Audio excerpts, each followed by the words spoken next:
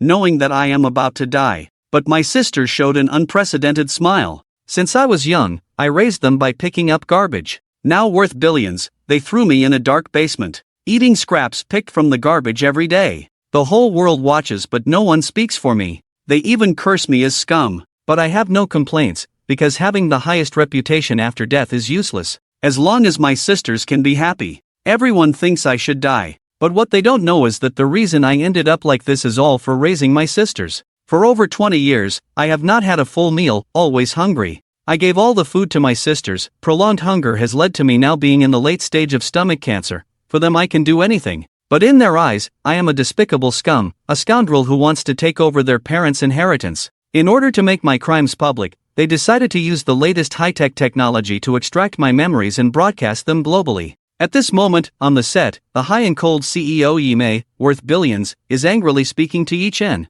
He is not worthy of being our brother, not because he was adopted, but because of his character. He not only wanted to take over our parents' inheritance, but also made us go hungry in our childhood, not even giving us food for several days. Once, a kind uncle gave us candy, but he immediately snatched it and ate it himself. At this moment, esports queen, the second sister Yilan, then said, "Sister, that's right, Yi Chen is just a scumbag. He doesn't even allow me to play games, or compete in esports. He's a devil, an unforgivable devil." The third sister Yizhu and the fourth sister Yiju couldn't help but complain as well. It made the audience below extremely excited, almost wishing to tear me to pieces. At the same time, in a certain basement, they were quite happy when I was adopted. But I didn't expect that the couple who adopted me were complete perverts. Whenever they wanted to hit my sisters, I would step in. They were the ones who caused all the scars on my body, but fortunately, they were taken away by a car accident. Just then, my consciousness began to blur, and I vaguely seemed to hear a voice.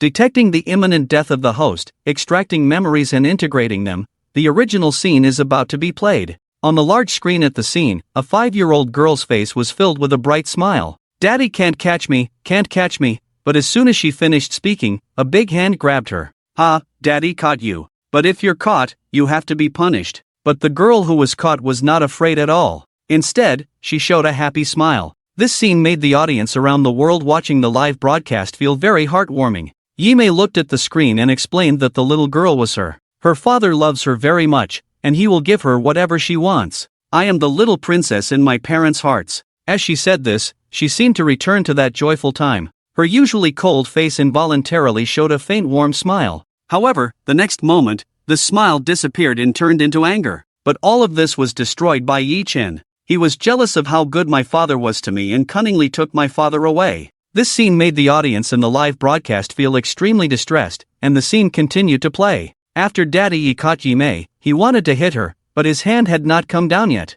Before he could do it, a small figure bumped into him. It was a delicate and handsome boy, only 8 years old, but you could tell that he would definitely, yes, be a very, very, very handsome guy in the future. He hugged Daddy Yi's hand and said, "Daddy, come and play with me." "Don't play with my sister. There's nothing fun to do with her. I have something good to show you." This piqued Daddy Yi's interest. "Oh, what good thing do you have?" Seeing this, the boy hurriedly said, "Dad, come with me and you'll understand." Upon hearing this, Mr. Yi didn't know what to think, but he still gently put down Xiaomei and said, "Xiaomei, be good. I'm going to see what your brother has for Dad." After speaking, he took the boy and left. This made Xiaomei's eyes turn red all of a sudden. It's always like this, every time. Dad always favors Big Brother the most, and the feeling of disgust slowly emerged in her heart. And Yi Mei in front of the screen didn't even bother to conceal her disgust. She said coldly, "This boy is our so-called brother, Yi Chen. I will never forget this scene, because this was the last time I saw Dad.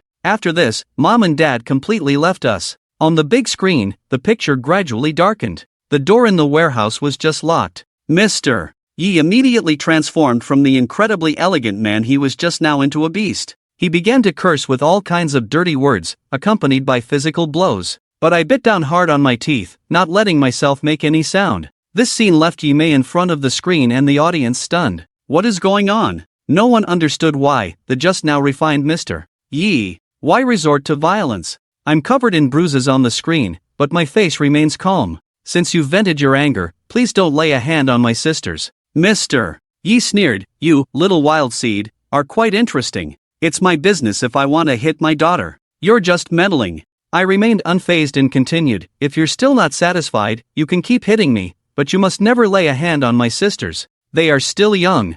I don't want them to have a dark childhood." Upon hearing this, Mr. Yi slapped me again. "I'm tired of hitting you. I'll spare you for now. But who do you think you are? How long can you protect them?" He then left after saying this. Watching him leave, I murmured to myself, "As long as I'm here, I will never let you harm my sisters. My sisters are so dependent on our parents. If I report this, they won't have parents anymore. But if this continues, it's really difficult. I'll think again. There must be another way." The 4 sisters in front of the screen are all in a bad state. It's impossible, absolutely impossible. Dad couldn't possibly want to hit me, and Yi Chen couldn't possibly protect me. He must have done something wrong to make Dad angry, leading to his punishment and harsh words. At this point, they suddenly thought of something. "By the way, he just said there must be other ways. What other ways? Could it be because Dad hit him, made him hold a grudge, so he orchestrated the car accident to make our parents leave us forever?" This reasoning quickly gained the approval of the majority of netizens. Yes, the goddess is indeed the goddess. From this small detail, she deduced the whole thing. It must be that Yi Chen was beaten and wanted revenge. He is just a psychologically dark person. After all, in people's eyes, looks are everything. Whatever they say is always right. They don't even think about how young I was at that time. The scene continues to play. Daddy suddenly received a call and left with Mom Yi. As time passed, 4 hours later, I received a call. Dad Yi and Mom Yi were in a car accident and both died after unsuccessful rescue. When we arrived at the hospital, the doctor was visibly stunned. "How come there are only you kids? Where are the other adults in your family?" I said quietly, "There are no adults left in our family, and no other relatives. If there's anything, you can tell me directly, Dr. Uncle. I can make decisions for everything." The doctor fell silent, his gaze filled with sympathy towards us, and then he called me to go with him. As for the 3 younger sisters, they were left in the care of the nurse. I still carried the youngest sister, Yi Ju, on my back. She was not even a year old and couldn't remember anything at all. I was quickly taken to the office, where 2 police officers were waiting inside. "Little one, your dad was driving under the influence, mistook the accelerator for the brake, which caused the accident." After understanding what happened, I told them that my younger sisters are still very young, and I asked them not to tell them these things. "I'm afraid they will have nightmares at night. Just tell them that Dad and Mom have become a star, flying up in the sky, watching over them all the time, protecting them is enough." Everyone watching the live broadcast fell silent at these words. What ridiculous logic. The faces of the 4 sisters turned red instantly. How could this be? Mom and Dad actually had an accident due to drunk driving, not caused by Yechen. At this point, Yume immediately said, "I remember when relatives came to take us back to take care of us, but he stopped them. Although he didn't want us to be sad, he did want to take over Mom and Dad's inheritance, so he didn't let the relatives take us away." These words once again gained the approval of the audience who value justice. Yes, Yechen is indeed ambitious, everything he does is for his own benefit, plotting to seize the family property, his scheming runs deep. On the large screen, a couple appeared, and the kind-looking man said he was the father's cousin. "They have been living abroad all this time.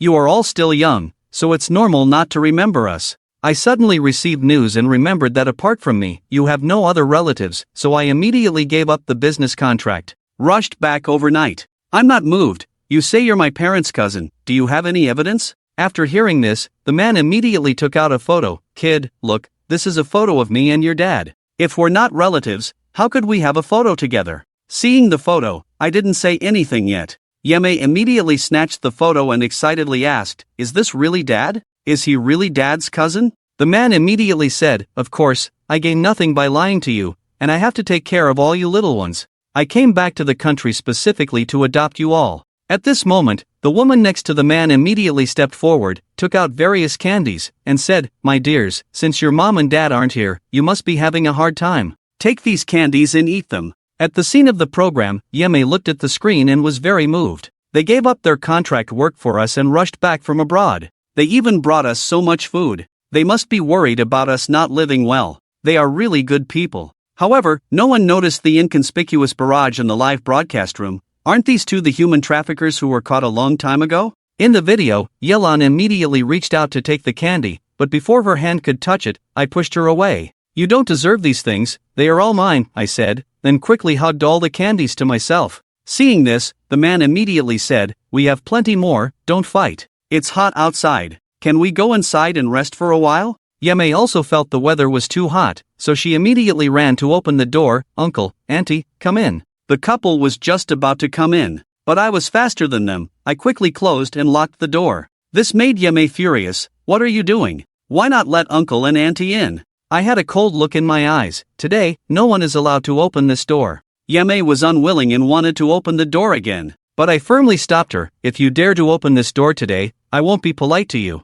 As I said this, I glanced at the youngest sister, Yeju, making my meaning very clear. Then I ran to the kitchen and took out a kitchen knife. In their terrified gaze, I opened the door with a fierce expression and walked out. Yemei still wanted to see what I was up to, but I had already closed the door and stood alone outside, facing the couple. The two of you leave immediately, or there will be bloodshed today, either yours or mine. At the scene, the four of them looked angry, making the audience feel pity for them. Yechin is so young and already using threats. There must be psychological issues. He will definitely be a social menace when he grows up. On the big screen, the couple faced this situation and could only temporarily retreat. They wanted to abduct the five of us, certainly without any mishaps. It wouldn't be good if we were caught by the police. After they left, I put the knife back in the kitchen, and I called the police. Just now, 2 human traffickers pretended to be our relatives, delivering things to us, trying to deceive us. I've already collected the things they brought as evidence. There's surveillance at my doorstep. They haven't gone far. You should act quickly. Inside the live broadcast room, the audience watching from all over the world seemed to disappear, and the barrage was blank for a moment. Then there was a collective outbreak, saying that the 2 couples were human traffickers, impersonating relatives, trying to capture the goddesses and sell them. So Yichin did it for the safety of the goddesses, not for anything else. Soon, the production team called the relevant department. A man's voice came from the phone. Hello, I happen to be watching this live broadcast. It's quite a coincidence. When that boy called the police, I was the one who answered the phone. At first, I thought it was a child from a family playing with the phone. Later, we investigated the surveillance and indeed identified those 2, plus the evidence provided by the child. Drugs and fingerprints were extracted from those items. After that, a huge trafficking organization was busted. This was the first major case I received at that time. I remember it quite clearly. On hearing this, the 4 of them fell silent for a long time. Finally, Yemei asked the question everyone wanted to ask. Why didn't Yichin just tell us they were human traffickers instead of using this method? In a dark basement, I painfully clutched my stomach, my pupils filled with bloodshot veins. My lips were dry and even peeling. I hadn't eaten or drunk water for too long. Why take this approach? Because I want my sister's childhood to be free from so much calculation, and they don't have to think about how many bad people are in the outside world. I want them to stay in a safe environment. Those dirty and despicable things, it's best if they disappear forever from their sight. That's what I thought, but, alas, life is unpredictable. The burden on my shoulders is too heavy. I'm really exhausted. I closed my eyes, lost consciousness again. At the scene of the program, the clever host's brain was working rapidly. Goddess, have you forgotten that he was also young at the time, and he was also a target? So don't blame yourselves. He's only doing it for himself. After all, he has seen the face of the human trafficker. The human trafficker will definitely not let him go. Rather than say he's saving you, it's more like he's saving himself. Sure enough, his words made everyone who had just felt a little guilty suddenly feel relieved. Yes, Yi-chan is selfish. Everything he does is just for himself. Yimei sat on the sofa, her stunning face looking cold. I also think that's how he is. Not only to save himself, but also scheming to seize our family's property. She almost gritted her teeth as she said this. The other 3 sisters were also very excited. Yes, for him, our survival is the greatest benefit. After our parents died, they left behind a large fortune, as well as the Yi Corporation. As soon as we come of age, we will be able to inherit it. Although I was young at the time, I still remember my father telling me that even though he adopted Yi-chen, he was not registered as a family member. So legally speaking, Yi-chen has no right to inheritance. The only way for him to get the inheritance is to take it from us. Speaking of which, the 4 sisters were all frightened for a moment. They all believed that the reason they could survive in the hands of this demon was entirely because I coveted their parents' inheritance. At this moment, the on-site production team, with the high-profile and cold CEO Yimei, is furious. Obviously, he is not worthy to be our brother, not because he was adopted, but because of his character. Not only did he want to take over our parents' inheritance, but he also made us, who were growing up, go hungry. He didn't give us any food for several days. After our parents passed away, the family still had a large villa and several luxury cars, which together were worth millions, but he didn't even give us any food. I remember when I was a child, I was still sleeping in my bed, and Yi-chan suddenly burst in, pulled me out of bed without a word, and threw a suitcase at me, telling me to get out of the house. That's how he drove all of us out and made us live in a dark and hopeless alley. As soon as the words left my mouth, the audience erupted in anger, rebuking me. Just then, a memory fragment played. In the footage, I was leading them in a pitch-black alley. Yeme was clamoring to go home, but I remained indifferent. You don't have a home now, you'll live here from now on. Who said we don't have a home? You're the one who drove us out of our home. Without saying more, I pulled them into a dilapidated, cobweb-covered little house. Seeing this, Yeme immediately exploded. I don't want to live here, I want to go back. I blocked the door. Where do you want to go? I've already sold your mansion. Now, you only deserve to live here, or you can go beg on the street. They've been princesses since birth. How could they agree to beg? In the end, they had no choice but to submit and live here. Watching the sisters tidying up, I sighed deeply, muttering to myself, bankruptcy froze everything, now I have no money left. I must quickly make some money. This left everyone at the live broadcast site dumbfounded. What's going on? Didn't he sell the mansion? How could he have no money? The four sisters were also very puzzled. The family was clearly very wealthy at the time, how could they have gone bankrupt? At this moment, the large screen rotated, and a wave of my memories played out. In the video, law enforcement officers found me. The money obtained by your foster parents is all illegal gains, so now your assets will be frozen. But don't worry, we will send you and your sisters to the welfare home. I refuse. I and my sisters will not go to the welfare home. I can support my sisters. This made the law enforcement officer frown. But you are so young, how can you? Then tell me why you don't want to go to the welfare home?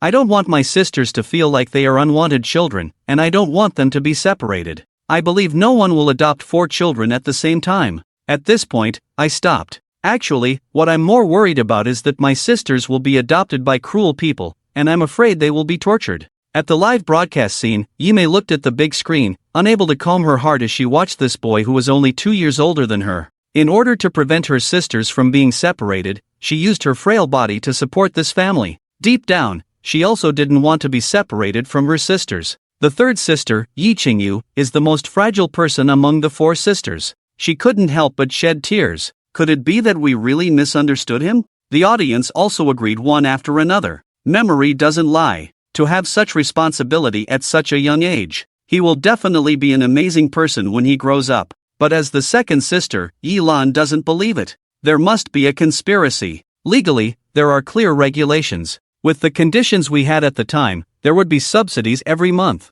But I have never seen it. The subsidy was definitely taken by him. Otherwise, why were we hungry all the time back then? And my older sister and I saw it with our own eyes. He would come out of the internet cafe every day. So the reason why Yi Chen didn't let us into the welfare home is not the reasons he mentioned. Instead, he wanted to swallow our subsidy, take it to play games online. Kids love to play games. He must have planned it this way. At this moment, the host suddenly remembered something. Right, Mimi mentioned before that a kind uncle gave her a candy to eat, but it was snatched by him. When did that happen? Hearing this, Yeme frowned. It was at that moment. Not only that, he also slapped me. Because of that slap, I fainted and went straight to the hospital. This made the talents and the audience explode again. The feeling of being angry was like hitting their own faces. The scene instantly descended into a chorus of curses. As for me in the basement, I couldn't help but look at my hands, with a hint of nostalgia in my eyes. At this point, the skin of my hands is as thin as paper.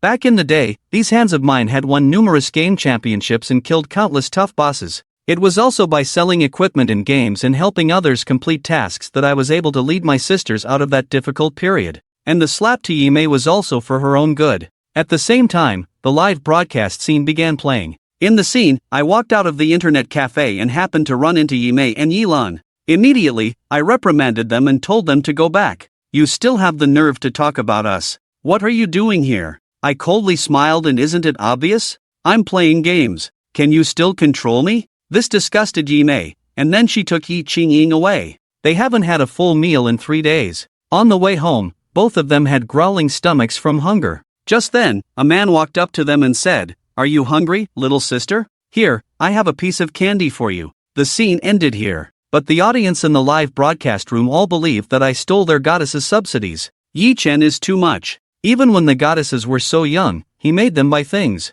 And he took the subsidy money to the internet cafe to play games. He even snatched the goddess's candy to eat. He's really not a good person. Yi Mei's eyes were full of nostalgia. The uncle at the end of the scene was the one who gave me the candy, and it was because of his existence. It was only then that I realized not everyone in this world is as bad as Yi Chen. I just realized that there are good people in the world. I really miss this uncle. If he is watching this live broadcast now, I hope he can contact the production team. I want to thank him in person, and I also want to repay him within my ability. There is a sense of nostalgia and emotion in my tone. Meanwhile, in a mahjong parlor, a man in his 50s watches the live broadcast, extremely excited. What? Yi Mei, the billionaire CEO, wants to repay me? It's like a pie falling from the sky. This greatly shocks the friends nearby. You, the guy who hits women, are the one mentioned by the goddess Yi Mei. When did you become so compassionate? Soon, he took out his phone and called the program's hotline.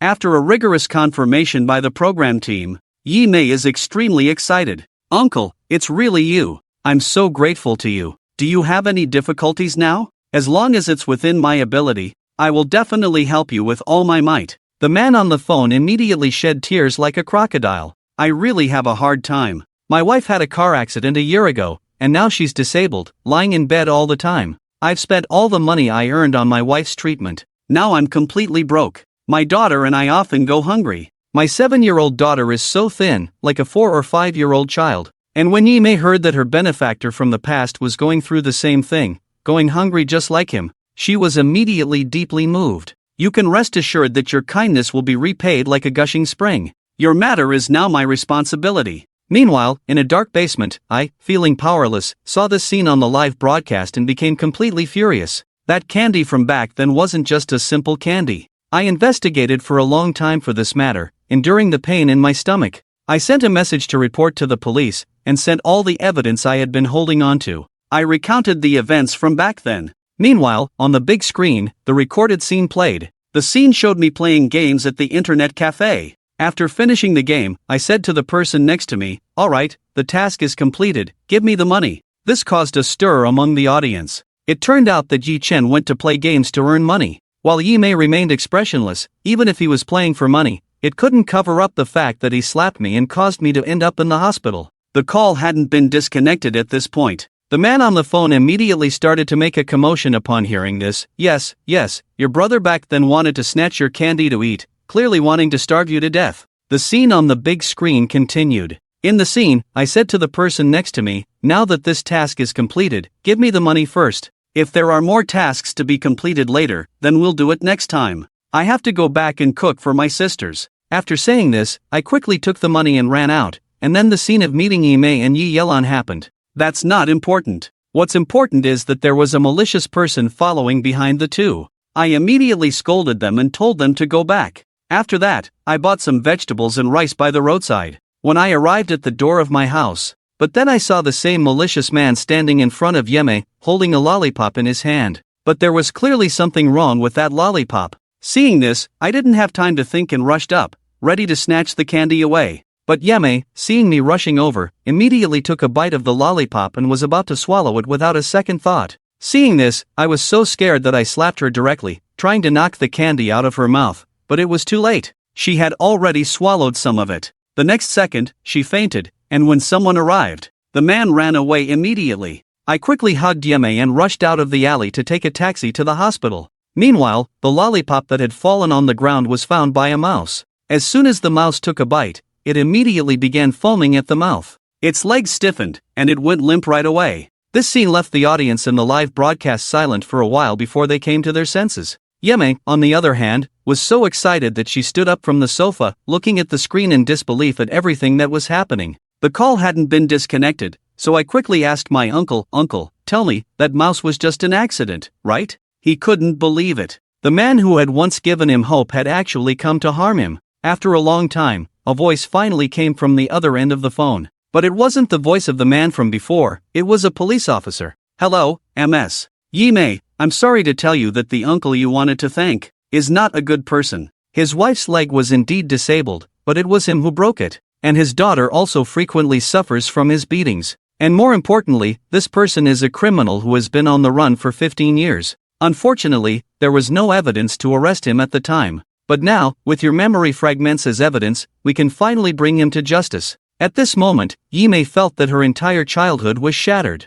Destroying a boy's childhood only takes one sentence: there are no Ultramen in this world. And to destroy Yimei, it only takes one sentence from the uncle who gave you candy: he actually wanted to harm you. The uncle who once gave him candy was the last glimmer of warmth and hope in his childhood memories. But now, it has completely collapsed, leaving him trembling, feeling that his childhood was no longer beautiful. Although I was unconscious at that time, my consciousness was not completely lost. I faintly remember someone encouraging me. If it wasn't the person who gave me candy, then who was it? At this moment, the large screen continued to play. Yimei had just been pushed out of the emergency room, having already escaped danger. However, her brow was furrowed, looking as if she was trapped in a nightmare, sleeping uneasily. I stood by her side, holding her hand. I know you must hate the current life, not as carefree as before. But what's done is done, and it's irreversible. If you want to change the status quo, you have to rely on yourself. No one is born with everything going smoothly, and no one can keep smiling all the way to the end.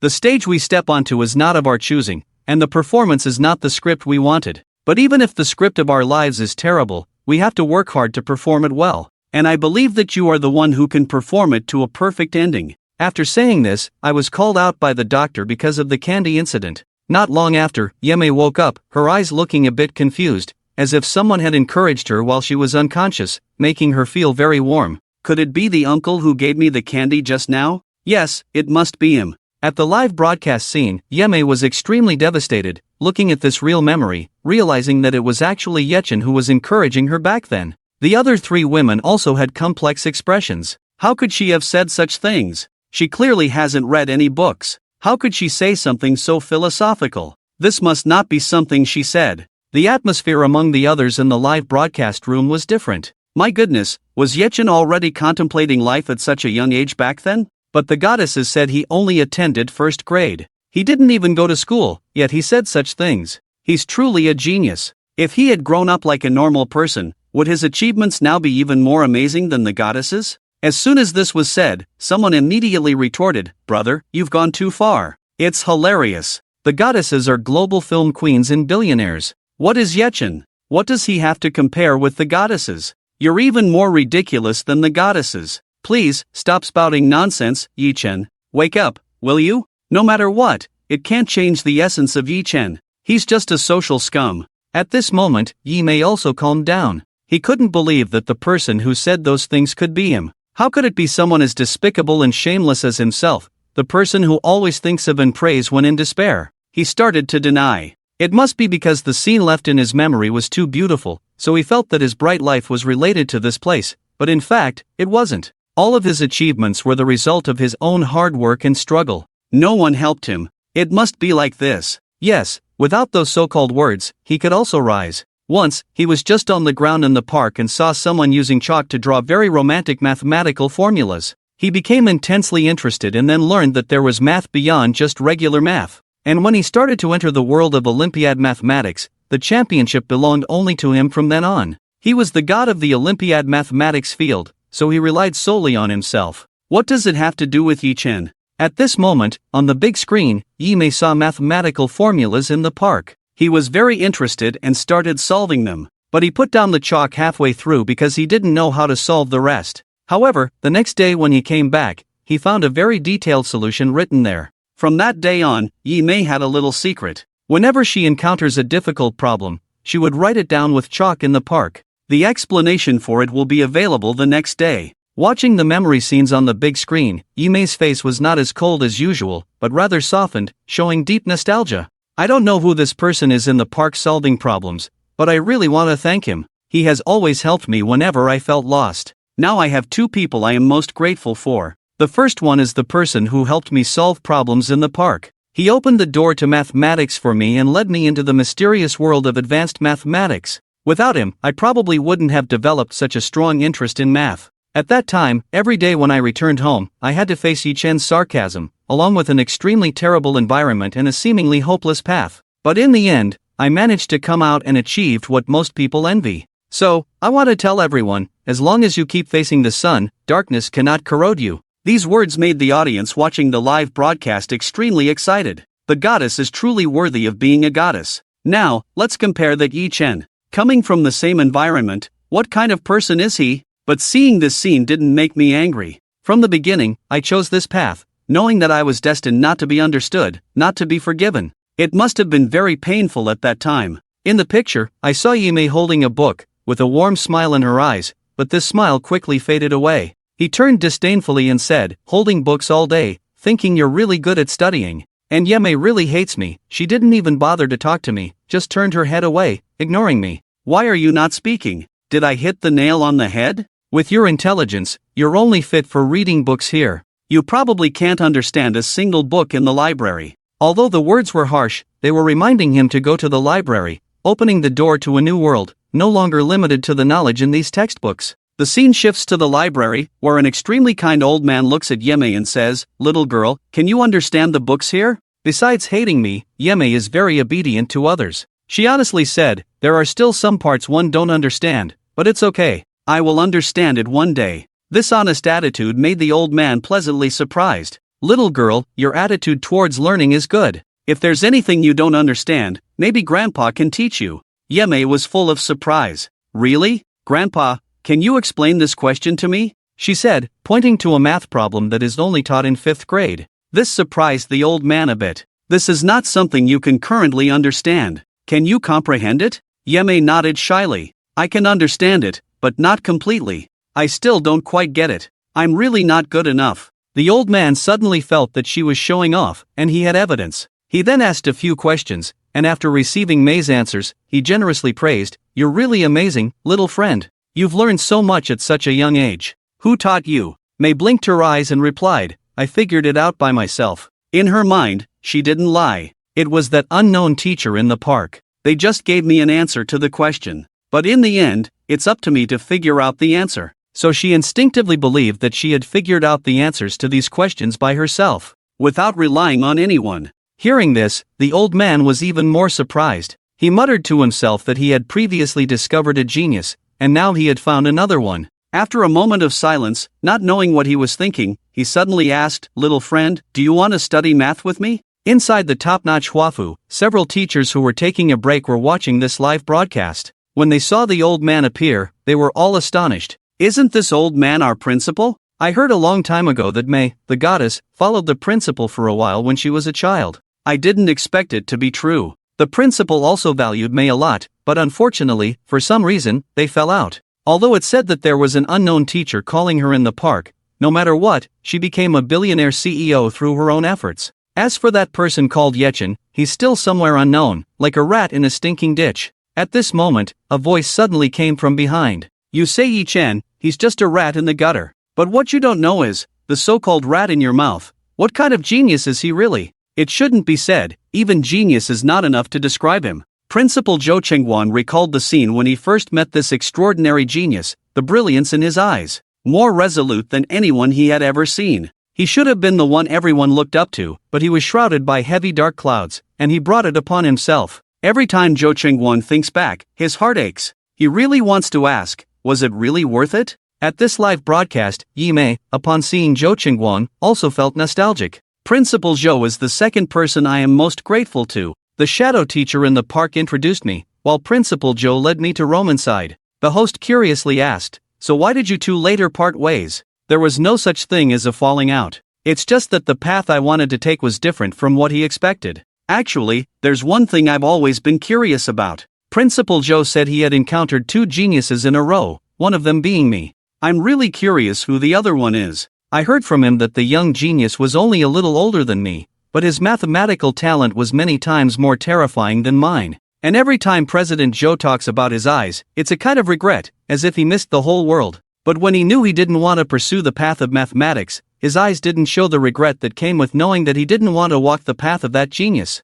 This made Yimei very dissatisfied. Among the students taught by President Zhou, Yimei said she ranked second, but no one dared to rank first. How could there be someone more powerful than her? This made the audience very curious. Someone jokingly said, "It can't be that scoundrel Yechen, can it? Ha, Yechen, he's not even worthy of carrying the goddess's shoes. Can you please not mention Yechen and the goddess's name together? It's disgusting just to hear it." Among the various comments from the crowd, the big screen continued to play. In the picture, I appeared in that park. At this time, There were brand new numerical formulas written on the ground in chalk, which were exactly what Yimei had written down an hour ago. I looked at the question. This little girl, she can't even solve such a simple problem. That's what I said, but my eyes were filled with satisfaction. Then, I carefully wrote down the solution to this problem on the side, halfway through, suddenly remembered something, and quickly erased it. No, this solution is too advanced. My sister still can't understand it. Then I wrote it out again with a new approach,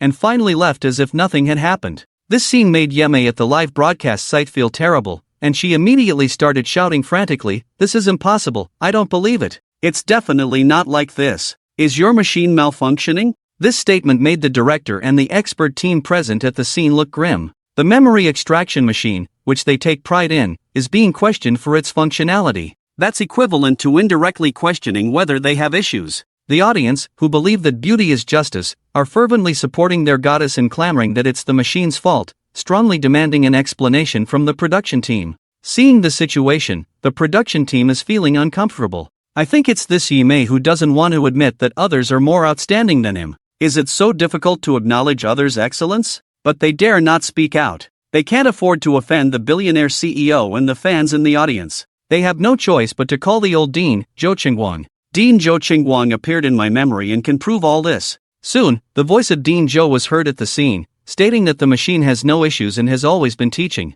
The mentor who guides you is Yi Chen. This statement made Yimei unable to accept it. He still refuses to believe it. At this point, Dean Zhou continued, "I have never seen a genius like Yi Chen. He is just too intelligent. I am already unable to express his talent in words. I have always felt regret about it until now." Speaking of this, Dean Zhou's tone changed. "May, do you know? In fact, there aren't so many coincidences in this world. Many times, what you think is a coincidence is actually someone else's careful design. For example, our meeting might not be a coincidence at all." This leaves Yimei feeling a bit puzzled, as she recalls her memories, as if she has understood something. But if all of this was carefully designed by him, then how intricate his mind must be. Just then, the large screen image rotates, and a wave of my memories is being played. In the picture, I have been tracking director Zhou Qingguang, recording his activities, until 5 days later. Zhou Qingguang accidentally discovered that I was writing formulas on the ground in the park. It was then that he knew everything I had done.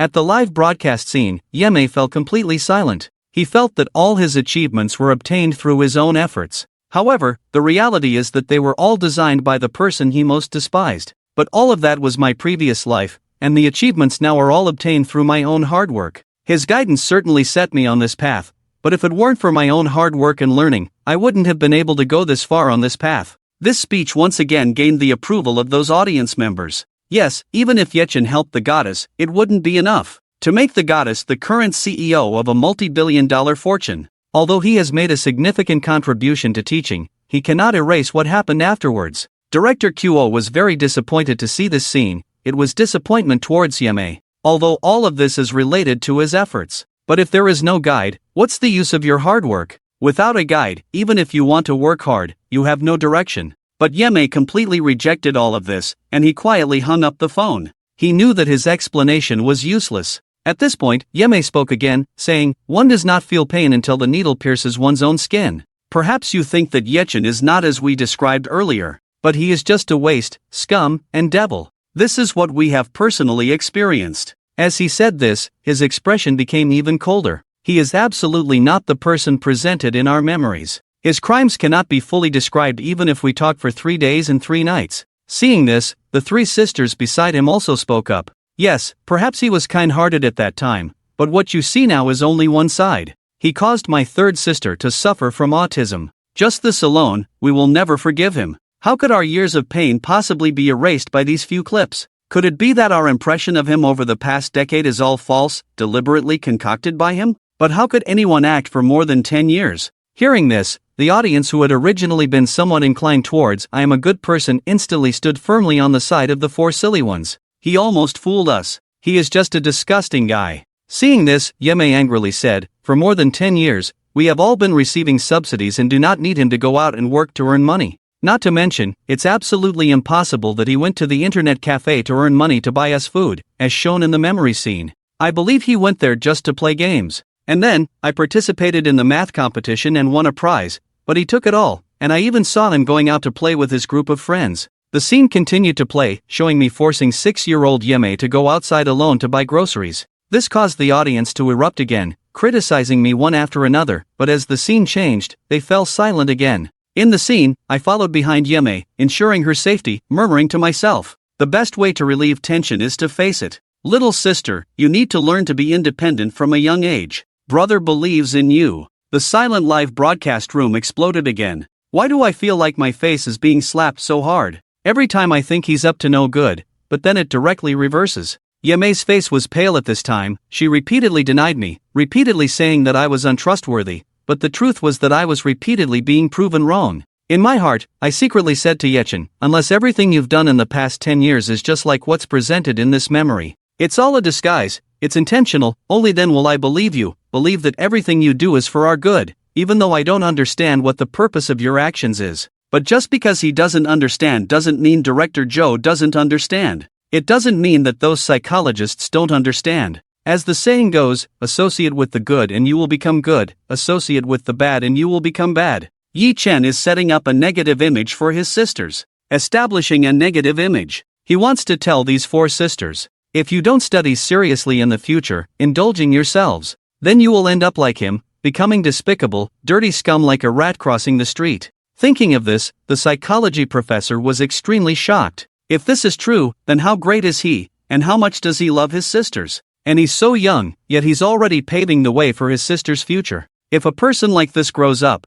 they will definitely become someone everyone looks up to. But he voluntarily gave up his life for his sisters. The scene continues to play. I followed behind Yi Mei, protecting him from a distance. Suddenly, Yi Mei was stopped by a few hooligans, and the little sister came to chat with her brothers. Yi Mei was so scared that he kept backing away, biting his lip tightly and not daring to speak, but suddenly he bumped into something. It turns out that I saw the situation was not right and rushed over, although I was still young at the time. But my momentum was extremely fierce, my tone was cold, and I stared at these hooligans expressionlessly. And when those hooligans saw me, they suddenly felt tense all over. "Oh, we were just passing by." "Yes, just passing by." After saying these few words, they all scattered like mice seeing a cat. "You came here on purpose to watch me make a fool of myself." Yi Mei glared at me with red eyes, full of anger. But I could see his fear, his fists involuntarily clenched, his face darkened for a moment. Then, with a mocking look, he said, "My friends here won't do anything to you, they just want to chat with you." Hearing this, Yi Mei trembled with anger, turned and rushed back, but a faint sob could be heard in the wind. This scene exploded among the live streaming audience. Those bastards turned out to be Yi Chen's friends, so it's no wonder Yi Chen is fundamentally scum. The host also directly said, "Did everyone see that? Yi Chen did it on purpose, intentionally sending the goddess out to buy groceries, and then letting his friends scare her. Now you understand, right? Understand why I've always thought he's a bad person. I was only a few years old at the time, who could have known how scared I was inside? How could he have done such a thing?" His eyes were red, full of grievance, and the barrage in the live stream was all cursing at me. But there was one inconspicuous barrage that slowly floated by, without attracting anyone's attention. "Yi Mei, just give it a rest. We were more afraid of Yi Chen back then. That guy was simply inhuman." The scene is still playing. At that moment, instead of going home with my sister, I arrived at a doorway and kicked it open. When I saw the blonde youth, I slapped him. But the blonde youth didn't dare to fight back.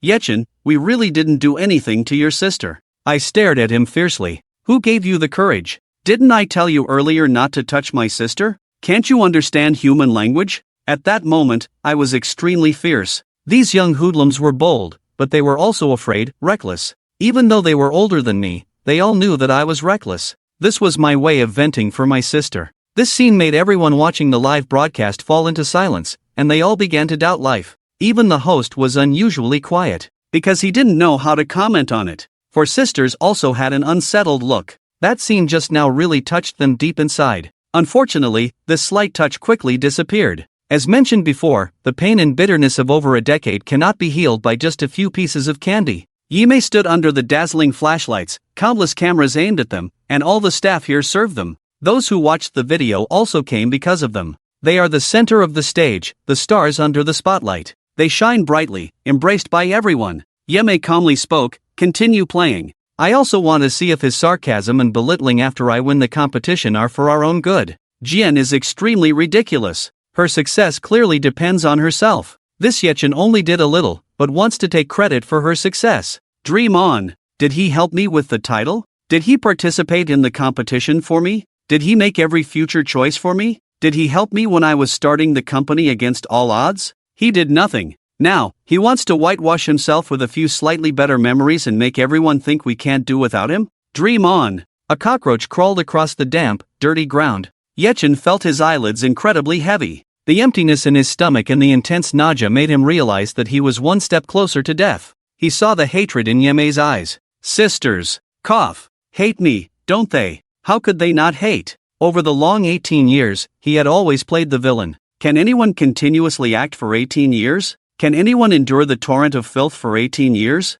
Yechin could. And the source of all this drive was his love for his sisters. Love can dispel everything. Yechin made an effort to lift his heavy eyelids and continued watching the playback of memories. The recent weather is not as rainy as before. The sun is high, and the clouds lazily float in the sky. Today is undoubtedly a good day. It is the day Yeme participates in the math competition. Although Zhou Qiguang is her teacher, he has another role this time. He is the judge and invigilator of the competition. As a judge, fairness is the most important. Because of this, Zhou Qiguang cannot enter the venue with Yeme. Yeme has to go to the competition venue alone. But when the twins found out that she was going to participate in the math competition, they insisted on going to support her. Although Yujie is only 1 year old, she also likes to join in the fun. Grabbing Yeme's hair, she babbles and calls out. Her little legs swing, obviously wanting to go alone. In the end, Yechin went to the venue with the sisters. Although this math competition is small scale, many people participate.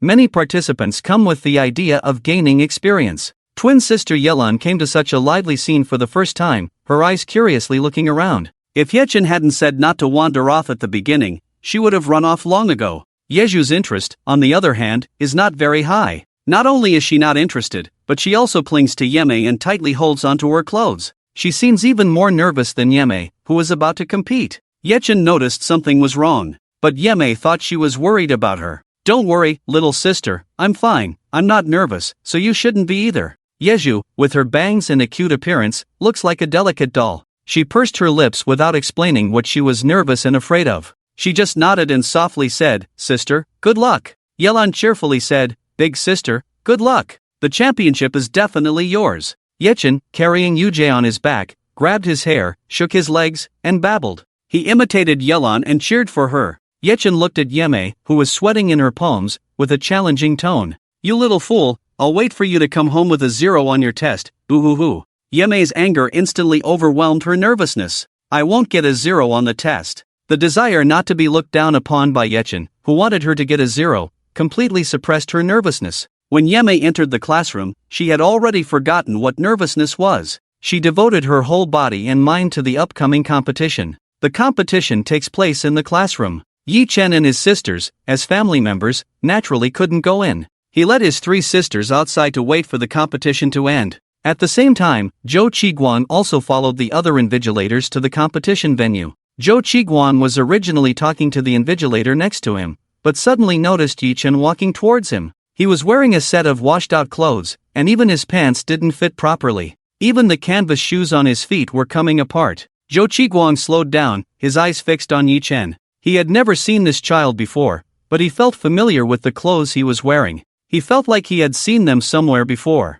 Yi Chen, with his 3 sisters, approached him. Zhou Qiguang's brain was racing. Finally, he remembered. Although he hadn't seen the child's face at the time, the child writing mathematical formulas on the ground in the garden was indeed wearing this outfit. "Are you the child who was writing formulas in the park?" Yi Chen was very alert and also noticed his gaze. But feeling that the gaze was not malicious, Yi Chen wanted to ignore it. However, he was stopped by Zhou Qiguang. Yi Chen subconsciously moved to protect the 3 girls behind him. Zhou Qiguang, with surprise and curiosity, asked, "Are you the child who was writing formulas in the park?" Yi Chen, expressionless, replied directly, "No." He quickened his pace and soon disappeared in front of Zhou Qiguang. Zhou Qiguang felt a bit embarrassed. He hadn't expected to mistake the person. His colleagues next to him looked at him in confusion. "Vice Dean Zhou, do you know that kid from earlier?" Zhou Qiguang shook his head. "No, I mistook him for someone else." But he couldn't help but look back at Yi Chen. Did he really mistake the person?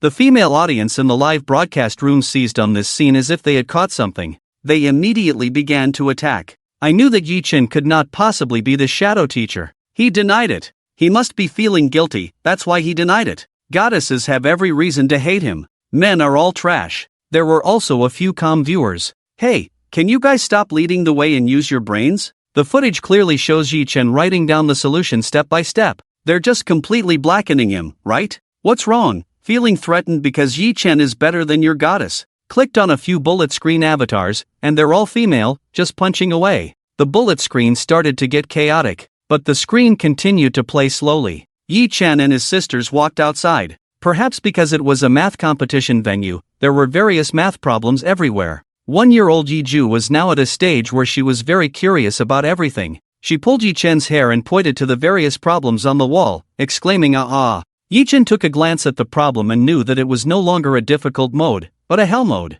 This problem should not exist here, but in a research institute. However, Yi Chen looked down at her very interested expression. What's wrong? Do you like it? Because she was moving around on his back, Yi Chen simply held her in his arms. Yi Ju couldn't speak yet, chubby fingers pointing at a problem on the blackboard, and calling out with her mouth, do you like it so much? Yi Chen showed a warm smile. Then, shall I explain this problem to you? Yi Ju tugged at his hair.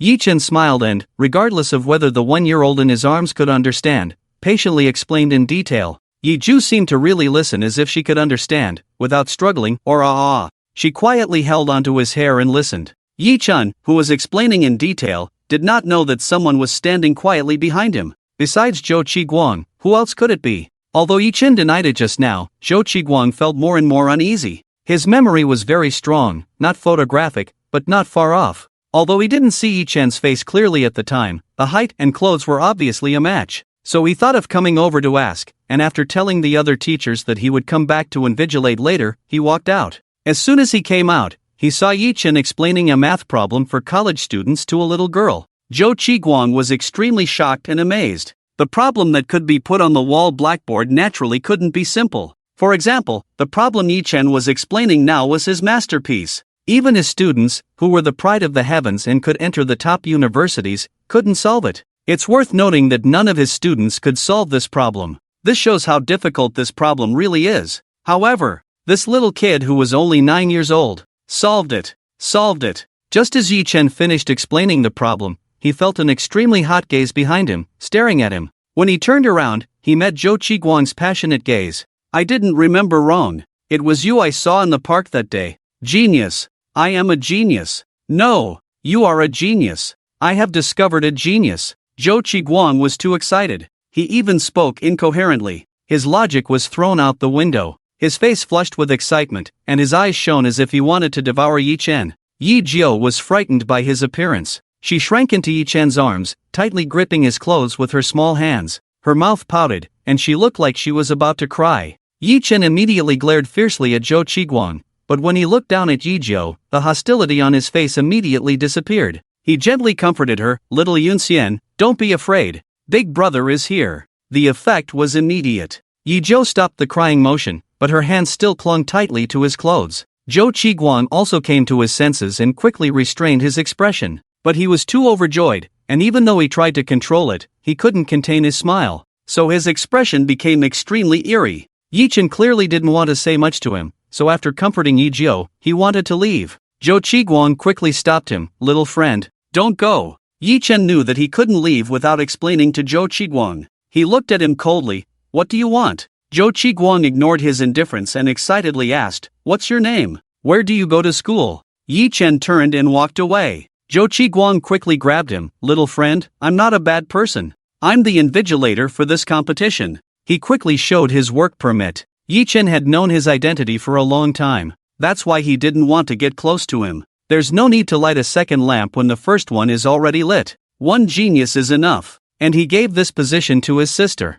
So he didn't want to deal with Zhou Qiguang. Afraid that he would run away, Zhou Qiguang began to blurt out, "Little friend, why didn't you admit that you were the one who wrote the formula in the park earlier? But luckily I'm smart. I still found a clue." "No, that's not the point. The point is, little friend, are you interested in being my student? You can also be my apprentice." "Little friend, don't go." "Hey, if you don't want to be a student or apprentice, you can also be my grandson-in-law. My granddaughter is about your age. She's so cute and smart." "Little friend." Yi Chen twitched his mouth. He now seriously doubted whether Zhou Qiguang was reliable. What was he talking about? Zhou Qiguang caught up with Yi Chen. Or rather, Yi Chen didn't continue walking and stopped to look at him. He really couldn't stand the old man's words anymore. Zhou Qiguang gasped for breath, just about to continue speaking, but Yi Chen interrupted first. I know what you want to say to me, Yi Chen said calmly. I won't agree to be your student because I have no interest in the field of mathematics. You don't need to keep staring at me. The decision I made cannot be changed by anyone. Zhou Qiguang's words were stuck in his throat. He stuttered for a long time before asking, why? Yi Chen repeated, because I have no interest in the field of mathematics. His eyes were extremely firm, and his body stood straight. He was not joking, nor was he giving a casual answer. After Yi Chen finished speaking, he ignored Zhou Qiguang's reaction and walked away. Zhou Qiguang was stunned for a moment and shouted, Kid, I can at least know your name, right? Yi Chen, he replied, completely disappearing into the crowd. In the top academic institution, the teachers watching the live broadcast were utterly confused, questioning their life choices. The person in front had a disgusting appearance, and the person behind looked bewildered, with eyes reluctant to part, resembling a pervert. Was this really the stern-faced Dean Zhou who usually seemed to say, I'm not in the mood today, don't talk to me? More importantly, he even said he wanted to introduce his granddaughter. Who is Dean Zhou's granddaughter? She's at a goddess level. Her looks are only surpassed, not inferior. Moreover, isn't Dean Zhou doting on his granddaughter the most? She's like a precious treasure, handled with care and cherished. No, wait. The point is, at that time, wasn't Zhou the goddess only 8 years old? Zhou Qiguang didn't expect to bring up this memory. His face turned red instantly. He was too excited at that time, and his rationality temporarily left him. In order to stop Yi Chen from leaving, he blurted out everything he could. Embarrassed, being scrutinized intentionally or unintentionally by everyone, Zhou Qiguang stared back fiercely. What are you looking at? Everyone quickly averted their gazes, tacitly shifting the topic's attention. Ahem. But speaking of which, why did Yi Chen's explanation of that problem look so familiar? Yes, I also noticed that. It seems like I've seen it somewhere, but it's been a long time. I remember. Isn't this a problem from our research curriculum? Later, Dean Zhou simplified it into a problem, but at that time, no student could solve it. Ah,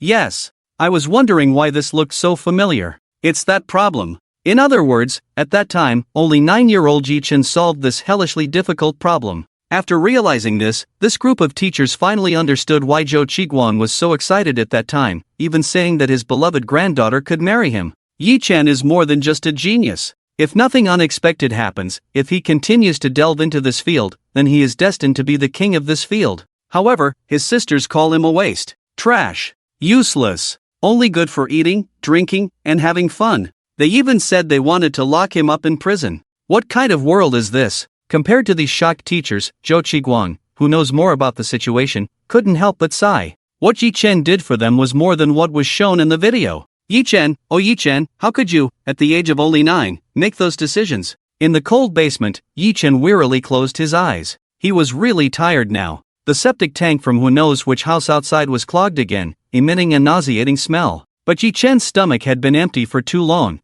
and even if he wanted to vomit, he couldn't bring anything up. He had already vomited all his bile. Let me just close my eyes and rest. Let me rest for a while. The audience in the live broadcast couldn't understand the problem on the blackboard, and the souls of the keyboard warriors began to burn fiercely. What is Yi Chen doing? Is he really solving the problem? Can he understand it? Don't be funny, okay? He doesn't understand anything about solving problems. I guess he's just making it up for the goddess Yun Xian to listen to. After all, at that time, the goddess Yun Xian couldn't understand it at all. It's hilarious, he really made it up so convincingly. The smoky barrage discussion went on for a long time. The teachers of the highest institution naturally could see it. They just laughed out loud. They picked up their phones, opened the keyboard, and fought back one after another, mocking those people. Don't expose your intelligence. This question was set by Dean Zhou of the highest institution. When it was set, not a single student could solve it. Ignorance is not your fault, but if you come out and make a fool of yourself, that's your fault.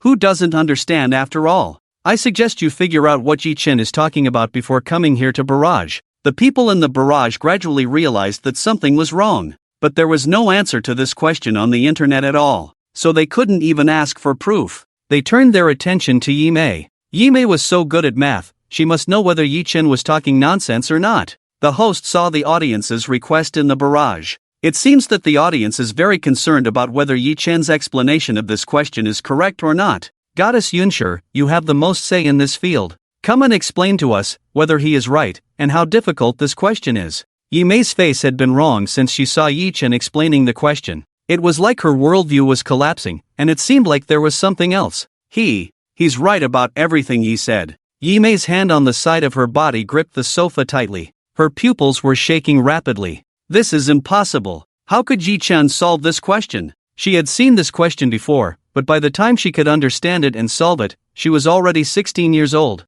But Yi Chen could solve it at the age of 9. The gap between them is deeper than the Mariana Trench. So, he really is a genius. But why? They never knew about his talent. And even though he had such talent, why did he become what he is now? A gambler, a heavy drinker, bad-tempered, like mud, can't hold up at all. Yi Chen, what are you hiding from us? Why are you doing this? Yi Mei couldn't understand, and didn't want to think about it, because all of this couldn't affect her disgust for Yi Chen. Yi Mei retorted loudly, but, so what? Does that mean he's a good person? Just because he's smart, and these few fragments can prove that he's good to us. Just like my previous question. Why did he take my prize money at that time? And even went to play with his friends with my money? The female audience in the live broadcast room exploded when they heard these words. What? He actually took the goddess's scholarship money to play with his friends. Oh my god, this is too much. I actually thought he was a genius before, thought he was a good person. Sisters, don't be fooled by this kind of man. Don't think he's a good person just because he's occasionally kind to you once or twice. Yeah, don't bully your sister, and then turn around and bully her yourself. This kind of man is really disgusting. The host was also indignant, so now, let's see how Yi Chen, this waste, bullies the goddess. On the big screen, the memory began to play. Yi Mei finally finished the exam. When she came out of the exam room, she looked very relaxed. She could basically do all those questions. If there were no accidents, her performance in this competition would not be bad at all. The twins saw her coming out and immediately surrounded her. Sister, have you finished the exam? Sister, how do you feel? Yi Mei patted the twins' heads, with a confident smile on her face. I feel very good. Yilan immediately added, Sister must be the best. This time's competition, Sister will definitely get first place. Yi Zhu tugged at her clothes softly. I feel the same way. Yi Zhu, who had already fallen asleep, heard her voice and squinted her eyes open.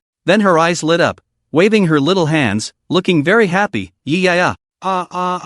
When Yi Mei saw Yi Chen, her face instantly fell. But she quickly ignored him, turning to look at Yi Zhu in his arms, and smiled. Xian, come, sister will hold you. She didn't want to see her sister in the arms of this waste and garbage. Yi Zhu didn't understand anything, but seeing her wanting to hold her, she happily reached out her hand to her. After Yi Mei picked her up, she told her 3 sisters to go home. Then the 4 sisters left Yi Chen behind and walked ahead on their own. Not a single person called for Yi Chen to catch up. It was already sunset. The sunlight appeared dimly yellow. The clouds in the sky were also covered with a dark gray. Those who could come here for the competition were basically parents bringing their children. Everywhere there were groups of 3 to 5 people, with laughter and parents' care for their children. But only Yi Chen was alone. Only he was abandoned by everyone, eroded by the gradually engulfing sunlight. He was shrouded in shadows, blending into the darkness. He was the one abandoned by them. He was considered waste and garbage in their eyes. At just 9 years old, he should have been the most vibrant and spirited youth. But he seemed to have been worn down by the long years.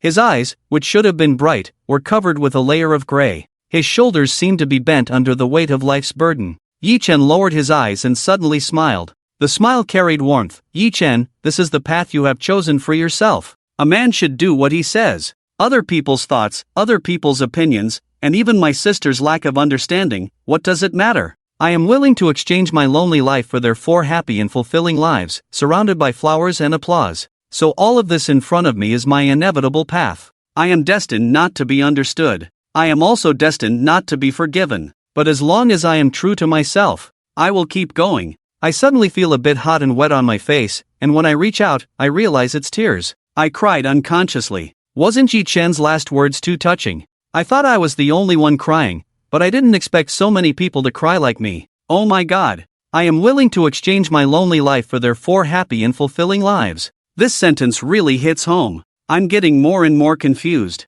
Who is Yi Chen really? Is he a good person or a bad person? Help! I suddenly feel like I've fallen in love with Yi Chen. Someone, please wake me up. Wait, how many peanuts did I eat in front of me? How did I get drunk like this? Yi Chen is just a scumbag. Scumbags don't deserve love. To be honest, I don't think Yi Chen is a scumbag at all. I actually think he's really responsible. When you were criticizing Yi Chen earlier, did you ever think that he's only 9 years old? So what if he's 9 years old? Does that mean it's okay to bully him? Spoiled kids are raised like this. But the problem is, Yi Chen is not a spoiled kid. The barrage in the live broadcast room was about to get noisy. Everyone had different opinions. Inside the live broadcast room, it was chaotic, with everyone sticking to their own views. And at this moment, the scene continued to play. The timeline jumped forward several days, directly to the moment when the competition results were announced. The results of the competition had to be seen on the spot. Without a doubt, the 5 siblings went to the scene together. When they arrived at the scene, a crowd had already gathered. They were all waiting for the announcement of the results. Yi Mei, with her super memory, quickly checked the answers in the book on the way back. But at this moment when the results were about to be announced, she was still extremely nervous. The twins held her hands, one on each side. Sister, you will definitely get first place. Sister is the best. Yi Mei tried to calm her breathing. Finally, it was time for the results to be announced. A group of parents crowded forward to see where their children ranked. Yi Chen looked at the crowded crowd and quickly protected his sisters. Fortunately, although these parents were eager and crowded, they controlled themselves and there were no trampling accidents. Ah, my child only got 18th place. How come my child is only second? Who is this Yi Mei who got first place? Why does the name Yi Mei sound like a girl's name? Can a girl get first place? Now they didn't need to push forward. The parents had already called out Yi Mei's name. Yi Lan was the most excited and grabbed Yi Mei's hand. Sister, did you hear that? You got first place. Now, everyone's attention was focused on them. At the same time, Zhou Qiguan led several teachers onto the stage. His gaze happened to meet the parents' gaze and he noticed Yi Chen. Yi Chen felt someone looking at him, turned his head and made eye contact, but quickly looked away. He was not the protagonist and didn't need to attract too much attention. But he thought so, and he needed to ask Zhou Qiguan if he thought the same. Zhou Qiguan's first reaction upon seeing Yi Chen was to rush over and catch him. But as soon as he took a step, he realized his current status. Even if he wanted to catch up, he couldn't do it in front of everyone. He suppressed his excited and trembling hands and tried to remain calm. At this moment, he saw Yi Mei standing next to Yi Chen. A hint of pride involuntarily appeared on his face. She was his student. In this math competition, she got first place. It really gave him face. The award ceremony officially began. The top 3 students were to receive awards. When the host announced the names of the winners, and when Yi Mei and the other 2 students went on stage, the other parents looked at her in surprise. It was because Yi Mei was so young. She was the youngest participant in the competition. Almost all the participants in the math competition were students in the 3rd grade or above. Most of them were 8 or 9 years old. Only Yi Mei was 6 years old. When Yi Mei stood on the stage for the first time, there were dozens of people standing below. She couldn't help but feel nervous. She tried to reassure herself, telling herself that there was nothing to be afraid of. When she went to the market, she could buy groceries by herself and there were more people in the market than here. So now, she didn't need to be nervous. After reassuring herself, Yi Mei was indeed less nervous than before. Zhou Qiguan took the certificate and the prize money and handed it to Yi Mei. Suppressing his excitement, he formally said, "Congratulations, little Yi Mei, for getting first place. You must continue to work hard in the future." Yi Mei, with a red face, replied, "Yes, I will definitely." She would definitely continue to work hard. She wanted to be the best, earn a lot of money, then take her 3 sisters away from Yi Chen, the despicable trash. After the award ceremony, Zhou Qiguan quietly slipped over to Yi Chen.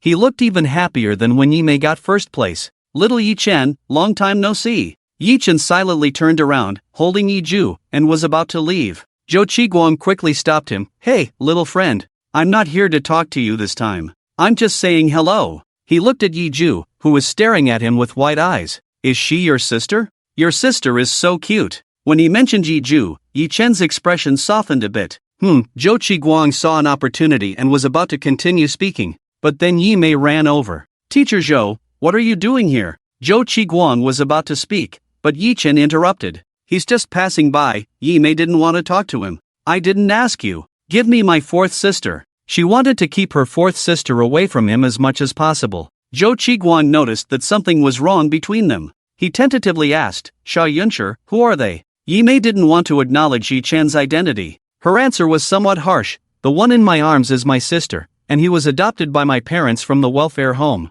She didn't even want to call him brother. Zhou Qiguang instantly understood that their relationship was not good. He had heard Yi Mei say that her parents had become stars because of a car accident. No wonder every time he saw Yi Chen, there were no parents around. So they were a family. He frowned and was about to speak when Yi Chen interrupted. Teacher Zhou, I have some questions to ask you. Can you come with me over there? When Zhou Qiguang heard this, he understood that Yi Chen wanted to talk to him privately. He agreed immediately. The two walked to the side. Yi Chen's expression was very calm. If possible, I hope Teacher Zhou can pretend not to know me. Also, don't talk about me in front of my sister. Please act as if you've never met me. Zhou Qiguang didn't understand. Why? Yi Chen looked at him quietly. If I don't answer your question, can you promise to help me keep it a secret? Zhou Qiguang had never seen such a look in a child's eyes. It was as if he was bearing a lot, carrying something heavy. It wasn't a look that a 9-year-old child should have. He shouldn't continue to ask. Against his better judgment, he answered, I promise.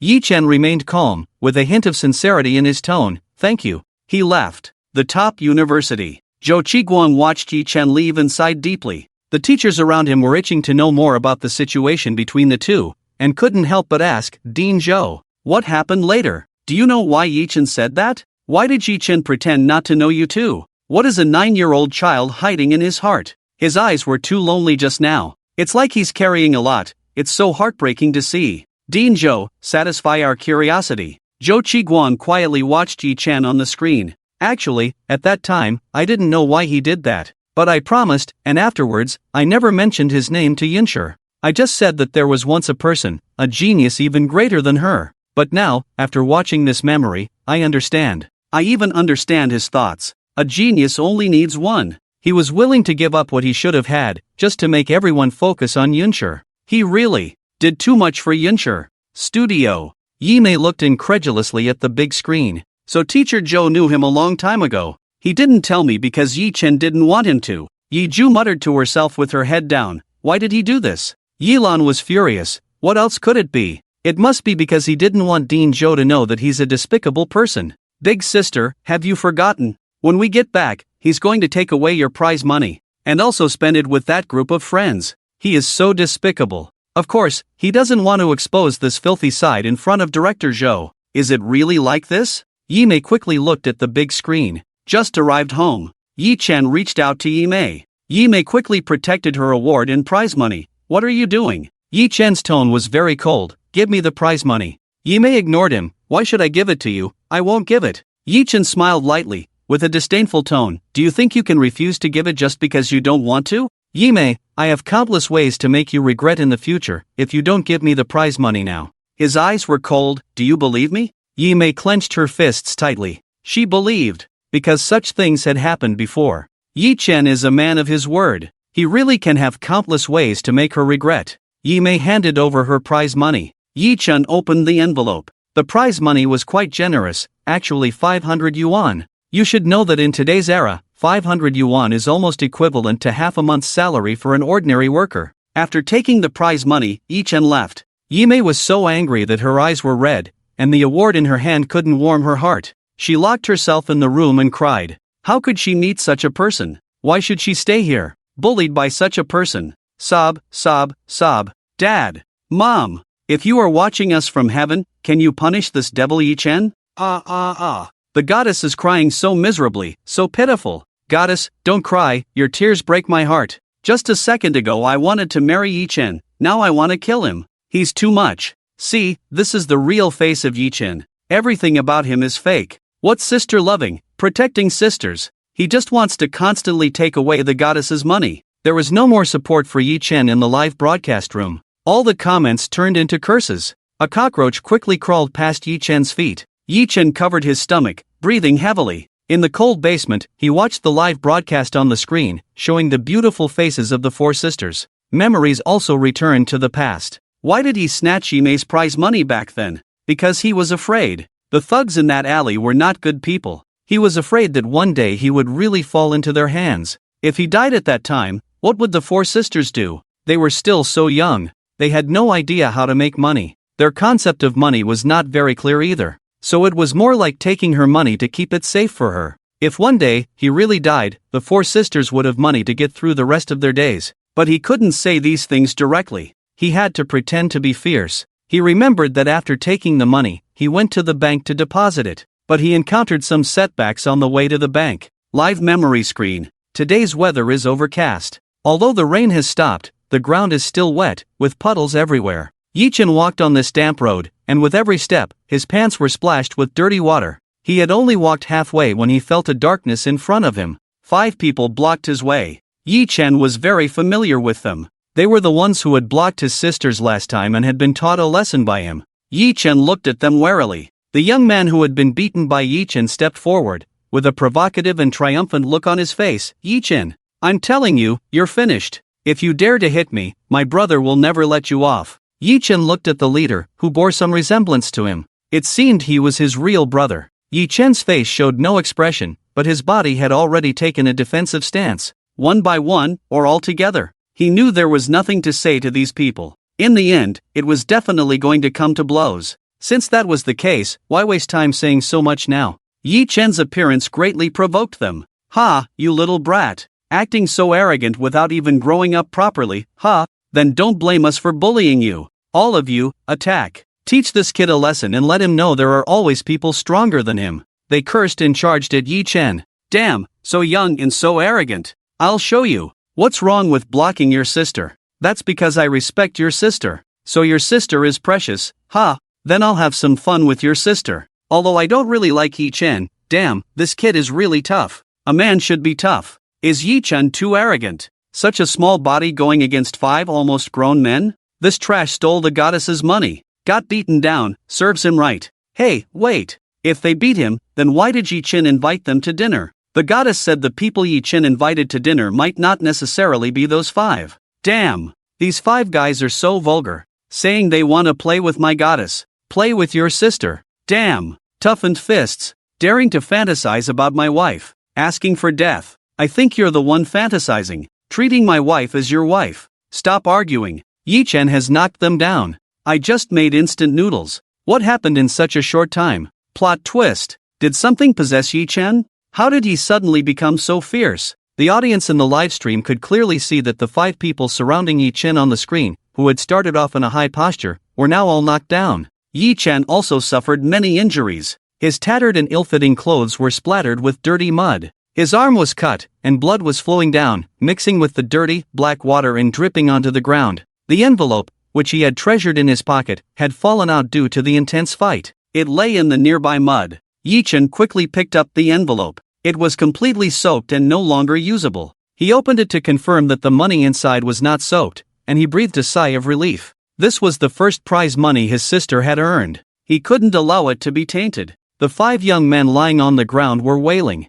His eyes were extremely cold, like a wolf locking onto its prey. Do you know why some people don't have a tongue? Because they talk too much, and their tongues get tied. At times like this, their tongues must be cut off to restore peace. Yi-Chen stood in front of them, exuding a cold and fierce aura, like a deadly dragon scale. Touch it and you die. He absolutely would not allow anyone to insult his sister. I'm not afraid to die, are you? At this moment, the others felt that the person standing in front of them was just a child. It was clearly a wolf. A fierce wolf eyeing its prey. If they made any wrong move, he would surely unleash his sharp claws and sever their arteries. The others dared not say anything more. The pain in their bodies made them nod. The 5 people helped each other up, struggling to catch their breath. Just as Yi-Chen ignored them and was about to leave, Yi-Mei's figure appeared around the corner. When she saw Yi-Chen, a hint of surprise flashed in her eyes. She had not expected to see Yi-Chen here. Soon, Yi-Mei noticed the wet envelope in Yi-Chen's hand and the 5 young men behind him. Among the 5 young people, she recognized all of them except for one. They were friends of Yi-Chen, as he had told her. Seeing the envelope that had been opened and dirted by mud, Yi-Mei had no more doubts. Her eyes turned red, like a wounded little animal. She looked fiercely at Yi-Chen. So you took my money, just to hang out with them. Yi-Chen, you are despicable. You are not my brother. I hate you, hate you, hate you. I will hate you for the rest of my life. She cried and rushed towards Yi-Chen, crashing into him. Yi-Chen was completely unprepared for her. The Yi-Chen who had just knocked down 5 almost adult-sized young people was now knocked down by the small Yi-Mei. He sat on the cold ground. The muddy water in the puddle soaked his pants. Yi Mei had already run away without looking back. The 5 young people looked at each other and quickly ran away after coming to their senses. They dared not linger here. What if Yi Chen felt ashamed and furious at being seen in this state, and then violently attacked them even more? Everyone had left. Only Yi Chen was left sitting on the ground. It started to rain again at this moment. The rain quickly soaked him through. Yi Chen finally seemed to come to his senses. He moved his fingers slightly, carefully putting the wet envelope and the 500 yuan into his own pocket, so the rain couldn't reach them. He tried to get up, but found that he had twisted his foot when Yi Mei pushed him down earlier. He couldn't stand up and fell down again. A woman with a child passed by him. The child pointed at him. "Mom, look, there's a little beggar here." The woman quickly pulled the child's hand back, looking extremely nervous. "Good baby, we shouldn't get too close to beggars. Let's go quickly." The mother and child walked away. The rain grew heavier. The pouring rain blurred the sky and the earth. The live broadcast room was quiet for a while, then the large screens were flooded with comments. "I just want to say that Yi Chen deserves this look. Humph. Let him steal the goddess's money. Don't pretend to care for your sister like that. Dirty beggar, stay away from our goddess. I want to give the child a thumbs up. He is a beggar." All the foul language, the darkest corners of human nature, were vented through this layer of screens. The live broadcast continued as usual. Yi Chen sat for a while, finally getting up from the ground. His foot was a bit swollen, but he could still walk. Yi Chen limped to the nearby eaves, looking up at the increasingly heavy rain, his expression unclear because he was covered in dirty water. Passers-by avoided him, as if avoiding a plague. Yi Chen walked under the eaves that could shelter him from the rain. Finally, he reached his destination, the bank. He walked to the ATM, skillfully entered the card number, and then carefully deposited the 500 yuan. The name of the account holder was Yi X Poetry. Yi Chen, who had been expressionless, finally smiled. "This way, even if I die, my sisters won't have to worry about not having money." The large screen in the studio froze Yi Chen's smile on it. The audience, who had been insulting Yi Chen just a few seconds ago, seemed to be choked by fate when they heard this sentence. They were speechless. This face had been beaten so much that it was swollen. Damn! What a shocking turn of events. Yi Chen didn't steal the goddess's money to spend it, but to save it for her. What is this? I don't believe it. Damn! This face has been beaten so much that it's making a sound. I don't know how to type on the keyboard for a while. So the problem is back to square one. Yi Chen is still a good person. According to the memories that are being played now, it seems that it is really like this. At the moment of knowing the truth, I suddenly felt angry at the scene where Yunshi pushed Yi Chen down. It's so infuriating. Please don't criticize me. The audience in the live broadcast room was almost going crazy. At the highest institution of learning, some female teachers were already in tears. Sob, Yi Chen is really pitiful. Everything he did was for his 4 sisters. How could the goddesses do this? Yi Chen was only 9 years old at the time. Why did he have to bear so much? These 4 goddesses will never know what their brother has endured for them. Zhou Qiguang kept questioning. Yi Chen, you have done so much and yet been so misunderstood. Do you really think it's worth it? In the spacious and bright studio, Yi Mei, dressed in a black professional suit for women, stared blankly at the big screen. Everything she had known in the past was shattered after these memories were exposed.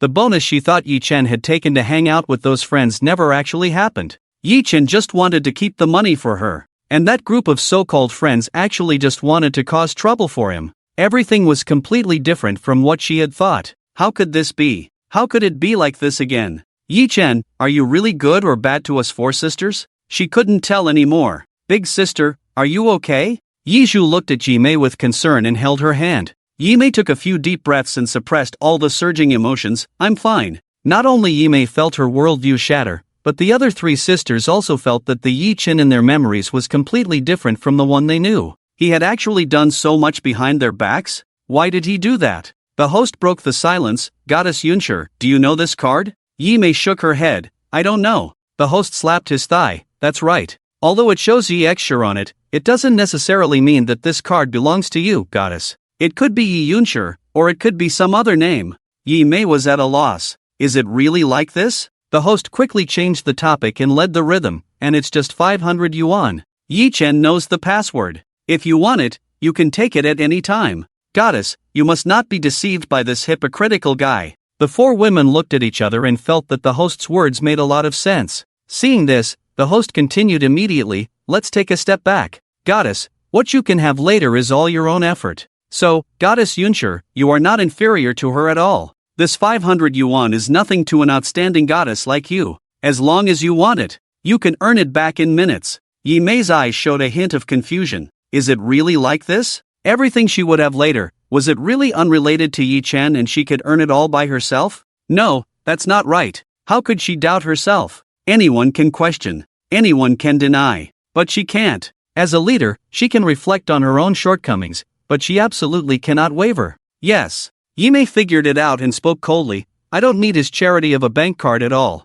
because I can earn money by myself. My company was built by my own hands. It has also developed into what it is today because of me. Yi Mei's face showed confidence again. She raised her chin slightly, and the bright spotlight shone on her cold face. She appeared even more radiant, with eyes shining like stars, fair skin, and lips like fire. The close-fitting black and white suit dress perfectly showed off her hot figure. What Mei is most proud of is not her mathematical talent, nor anything else. It is the billion-dollar company she now owns. She started her own business from scratch and built a billion-dollar company on her own. This Douyin company, which started with short videos, is where she stands. Her own greatest achievement. The barrage of comments in the live broadcast room. That's right. Yunshur Goddess doesn't need Yi Chen's bank card at all. She can earn a lot of money on her own. Thanks to Douyin. It made me rich. Douyin is really amazing. I accidentally spend hours watching short videos every day. And now the live app used by the goddesses is also Douyin. No matter how amazing Yi Chen is, can he create Douyin? Hilarious. No matter how good Yi Chen is at math, he can't make money. Douyin is still better. Let me say, Douyin is arguably the greatest invention of this century. Compared to the goddesses Douyin, what Yi Chen does is nothing. Yi Lan happened to be looking at the barrage. She saw all the comments from the netizens. At first, she thought that Douyin was her sister's own idea, and it was the result of her hard work and entrepreneurship. However, she suddenly remembered a sentence that Yi Chen said when she was 4 years old. The future will be dominated by short videos. It's time for that software to appear. At that time, she was young and completely didn't understand the meaning of that sentence. It just left a deep impression on her, so she remembered it. Now, thinking about everything, Yi Lan suddenly had a terrifying guess. Could that Douyin also be guided by Yi Chen? If that's really the case, when did he start guiding? Yi Lan quickly looked at the big screen. She wanted to know if her guess was true. Mei is now 7 years old. It has been a year since she participated in the math competition. At that time, Mei undoubtedly won first place in the math competition. It was because of this that 7-year-old Mei skipped from the 2nd grade to the 5th grade of elementary school. After the new semester started, Mei became the youngest student in the 5th grade. Mei felt that she didn't fit in with them. Not because of her age. It's because she couldn't fit in. Their chat topics were completely uninteresting to her. She would rather read math books than communicate with them. Another day after school, Mei packed up her books and left school. Other students came out in groups of 3 or 5. Only she walked out of the school gate alone with a small backpack. The golden sunset fell on her, adding a touch of loneliness to her. She crossed the road, walked through several streets, and returned home. After returning home, her slightly cold expression melted, and she smiled at Yi Ju. Did little Yun Xian behave well at home today? Yi Ju, who was only 2 years old, could already make simple responses. She sat on the floor playing with building blocks, waving her little hands. Behaved well, sister hug. Mei bent down and picked her up. Yi Ju tugged at her clothes, her eyes looking around as if looking for something. Mei noticed, little sister, what are you looking for? Yi Ju looked puzzled with her round eyes. Sister's badge. Mei was a little puzzled. What badge? Yi Ju made a big gesture. Class. Badge. Shiny star badge. She gestured for a long time before Mei finally understood what she meant. Yi Ju meant the class monitor's badge. Mei was amused by her. There's no such thing. Even if she were the class monitor, there wouldn't be such a thing. Yi Ju's originally cheerful waving hand stopped abruptly. The look in her eyes revealed a sense of grievance. No class monitor badge? Sister isn't the class monitor? Her delicate little face was full of disappointment. Even the strand of hair standing on top of her head seemed lifeless and drooping. Yi Mei couldn't bear to see her sister like this. Little Yun Xian wants the shining class monitor badge? Yi Ju nodded and shook her head. I want sisters. Yi Mei translated, you want the class monitor badge that belongs to sister? This time, Yi Ju joyfully nodded. Yi Mei thought for a moment and finally made her a promise. Then, sister will compete for the class monitor position and give you the badge, okay? Yi Ju clapped joyfully. Okay, want the badge. When Yi Mei put her down, Yi Ju ran into the kitchen with her short legs. In the kitchen, Yi Chen was preparing dinner. Yi Ju's eyes sparkled as she tugged at his pants. Brother, Yi-Chen stopped what he was doing and looked at her gently. What's the matter? Yi-Ju giggled and saluted. Sister promised. I smell a hint of ominous premonition. No way, it can't be happening again, right? Don't tell me, Yi-Chen is playing some role in this again. My focus is different. Didn't we want to see how the goddess creates the shadow battle? But this doesn't seem to have anything to do with the shadow battle? No. Did you forget what the goddess said? The first time she had the idea of creating the shadow battle was when she was 7. And before that, the goddess also said that there was something that had a big impact on her. It was running for class monitor, right? Running for class monitor? What does that have to do with creating the shadow battle? Many mysteries shrouded the minds of the people. So what exactly happened at this time that made Yi-Mei think about creating the shadow battle in the future? The audience in the live broadcast room couldn't wait to continue reading. Yi-Chen patted Yi-Ju's head. Little Yunxian is amazing. When sister gets the class monitor badge, you must take good care of it. Yi-Ju nodded heavily. I will. Yi-Chen took out a book and a candy from the nearby bag and handed it to Yi-Ju. This is a reward for little Yunxian being good. Yi-Ju happily took the candy, but didn't take the book. Want candy? Don't want book. Yi-Chen smiled, his eyes shining like stars. The book you don't want can be given to sister. Yi-Ju blinked and understood. Give to sister. She took the book and ran out of the hall, and quickly found Yi-Mei. Sister. Yi-Ju, with her short legs, held the book up to her. Give to sister. Yi-Mei took the book. Everyday management? What is this? She was about to ask Yi-Ju how she got this book, but could only see her running away with the candy. Yi-Mei had to put off her questions and eventually forgot about them. She had finished all the math problems for today and, feeling curious, opened the book. The next day, Class 5, Grade 1. A new semester naturally brought a new atmosphere. The homeroom teacher decided to select a new class monitor. This matter had been mentioned by the homeroom teacher a week ago. But until yesterday, Yi-Mei had never thought about running for class monitor. The reason was simple. She just wanted to immerse herself in the sea of books. Running for class monitor was too troublesome. Not only did it involve managing people, but it also required extra time for other things. Yi-Mei just wanted to read her books. But after yesterday, her thoughts changed. Because her sister Yunxian wanted her to run for class monitor. Whatever her fourth sister wanted, she would definitely work hard to get it for her.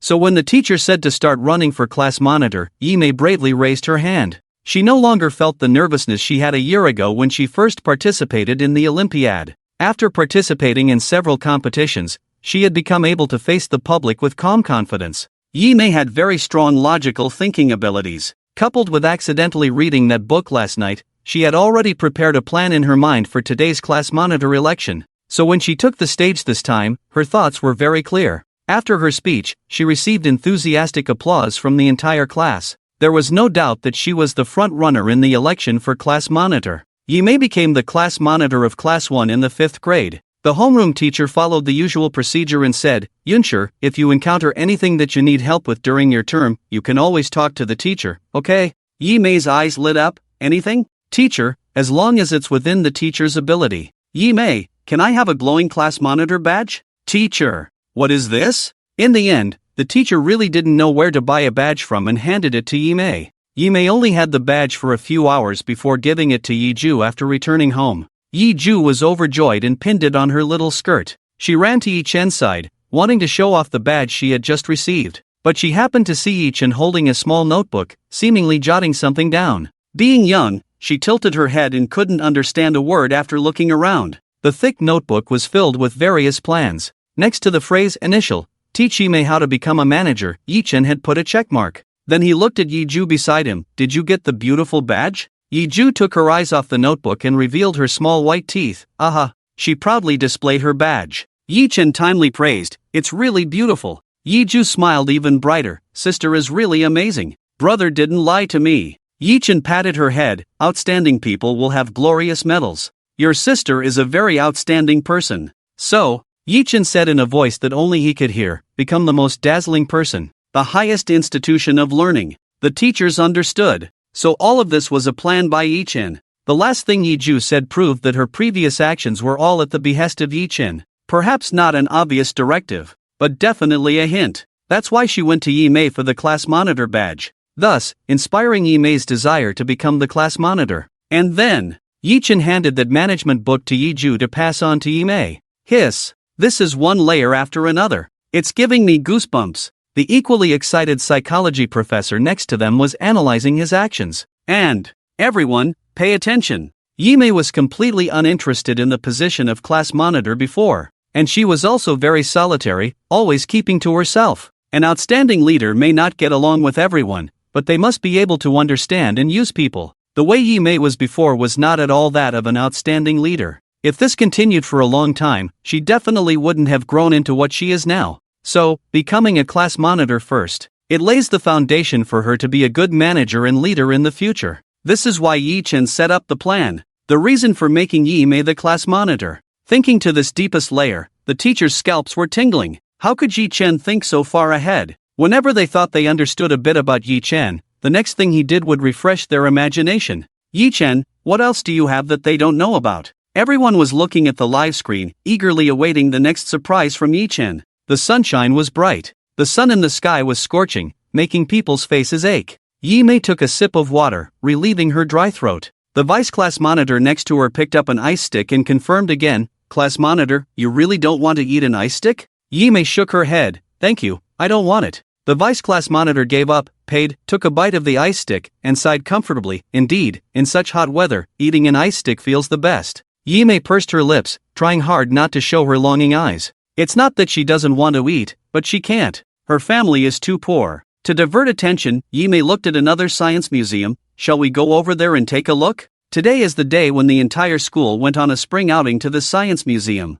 Yimei didn't really want to come because everyone going on the outing had to pay 150 yuan. She had no money. But when Yimei went to explain the situation to the class teacher, the teacher said the money had already been paid. Although she didn't understand who paid for her, she came with the idea of not wasting. This was her first time at the science museum. There were many things inside that opened her eyes. After a day of playing, the awe-inspiring starry sky in the Science and Astronomy Museum still lingered in Yimei's heart. When she got home, she shared everything she saw at the Science Museum with her 3 younger sisters. The twins looked longing. Yilan's eyes lit up. Wow, it must be fun, right? Yiju softly agreed, yes. Yiju, who was now 3 years old, understood more than before. She blinked curiously. Do you want to be astronauts in the future, sisters? Yimei, 4th sister, why do you ask that? Yiju's tone was innocent. Astronauts can see so many stars. This was something her brother had told her. Yilan was the first to shake her head. I don't want to be an astronaut. After astronauts go to space, it's a long time before they can come home. Yiju didn't say anything, but her eyes revealed a hint of longing. Can she be alone? That would be the most wonderful thing in the world. Yimei also remained silent, because she suddenly realized something profound. What kind of person does she want to be in the future? Astronaut? It's amazing that you can think of that. Yi Chen didn't know when he had walked over, looking at them provocatively. Just because you went to a science museum, do you think you can be an astronaut? There are many things in the science museum that go beyond reality. Do you also think you can do them? His eyes and eyebrows were sharp. For example, being able to talk to family members thousands of miles away through a phone. And also, through a phone platform, you can share what you see and hear. And again, you can sit here and let the whole world see what you're doing. Yi Chen smirked, his smile ambiguous. You can't do any of these things, and you still want to be astronauts? Yimei really found him annoying. What does it matter to you whether we want to be astronauts or not?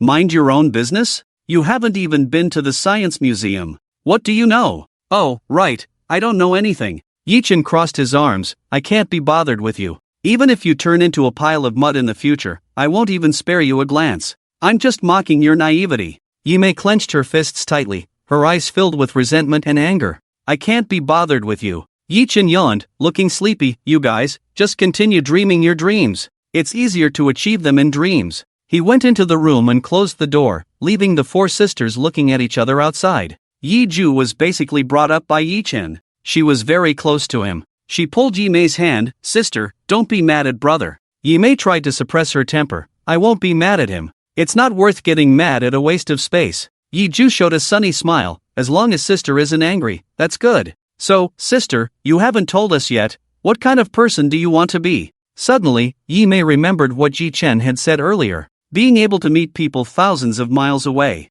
Sharing what she sees and letting the whole world see. In her mind, Yimei suddenly had a rough blueprint for the future. I want to become a reformer of the future. Perhaps because Yimei is still young and cannot fully understand the concept. But now, this seed has been successfully planted in her heart. just waiting for time to take root and grow into a towering tree. Shocked my mom for a whole year. The words Yechen just said. How is it so similar to our current video call, as well as Weibo and live streaming? Remove the word seems. It's definite. It's him. So, when Yechen was only 10 years old, did he already think of the big picture now? No. This is too unbelievable. This is more than just unbelievable. If he really knew that the future would develop like this, with his previously demonstrated super brain, wouldn't he be one of the 3 internet giants? What kind of person is Yechen after all? Help! I've been to the science museum before. But at that time, I just thought, wow, that thing is so shocking, that thing is so awesome.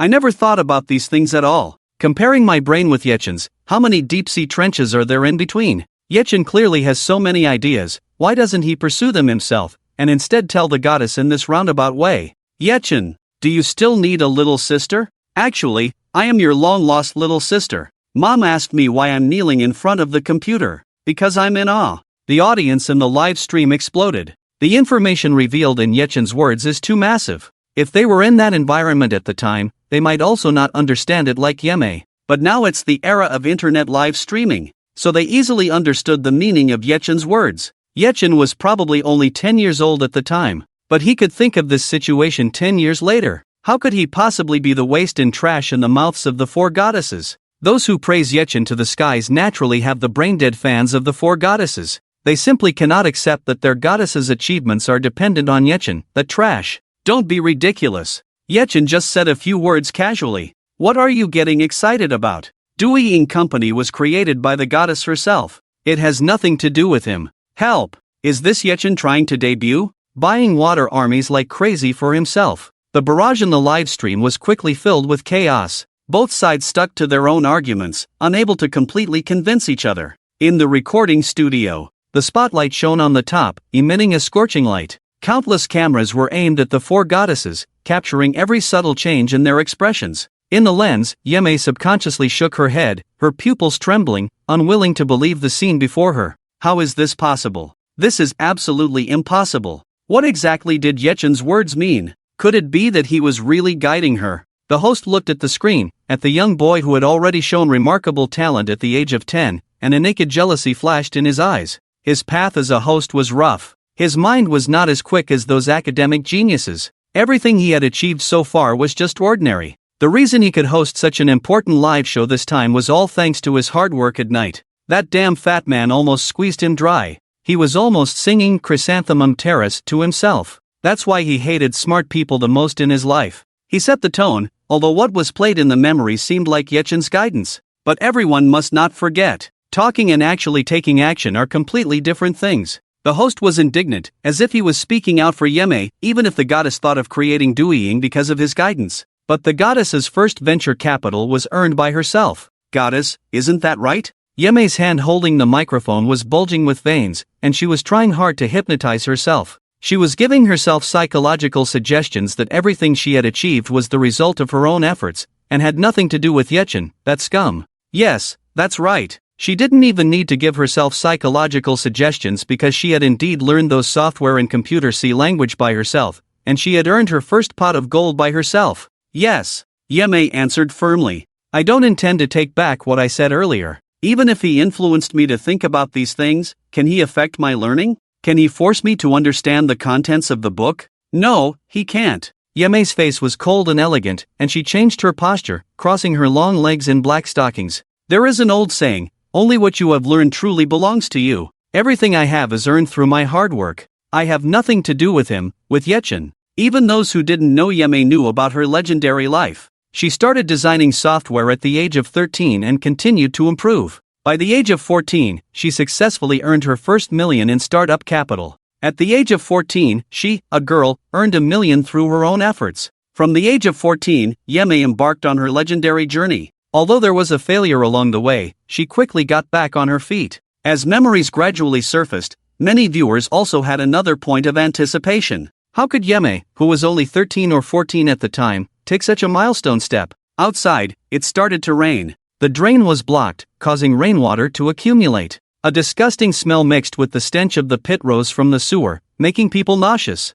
Yechen had already closed his eyes in exhaustion, falling into a half-sleep, but he was forcibly awakened by this smell. His head was splitting with a headache, and his stomach felt like it was burning. He struggled to breathe, opened his eyes, and looked at the screen where four sisters were shining under the spotlight, admired by countless people as idols. They were role models of the times, reformers of the times, and also the greatest four women. They lived a glamorous life, far from him. Cough, cough, cough. Do I have no relationship with you at all? Indeed, it should be so, because only you think so. Cough, cough, cough. When I die, you won't cry and feel sad. Girls are not pretty when they cry. He recalled the first failure of Yeme after she started her business. She cried like a child, which broke his heart. So he made great efforts and paid a huge price to finally save her from that failure. He looked at the screen. Would the memory of Yeme's failure be released this time? He didn't want to see Yeme regret, he just didn't want to see her cry in pain again. Yeme was already 13 years old. She had grown taller compared to before, and her twin ponytails had been cut into a neat, short hairstyle.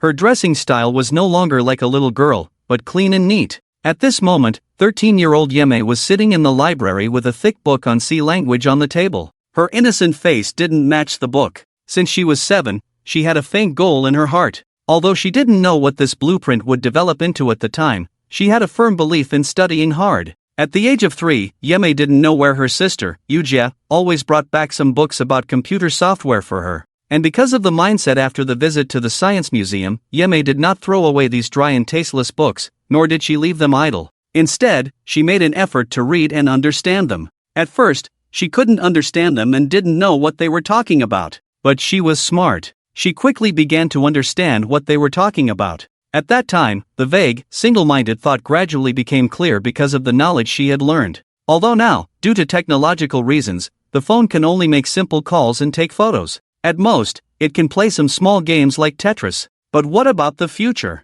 What will the future phone be like? Will it still be like it is now, only used for making calls? Or can we imagine boldly? Yeme picked up her phone and opened a contact named Dust. She quickly entered her thoughts. Dust is Yeme's pen pal. Shortly after she bought the phone, she received a text message from the wrong contact. According to Dust, this number used to belong to his brother, and after he passed away, the number was discontinued. Unexpectedly, she got hold of this number now. Dust felt that this was also a kind of fate and shared a lot of his stories with her. Yeme found that they had many common topics, and gradually, they became familiar with each other, becoming pen pals who exchanged text messages on their phones. Dust was both a mentor and a friend to Yeme. Whenever Yeme encountered any difficulties in her ordinary life or had any thoughts, she would go to him. Dust could perfectly teach her how to solve them and give her even better advice. So now, whenever Yeme had an idea, she would quickly go to Dust to talk about it. He would reply to her messages quickly. I think this idea is great.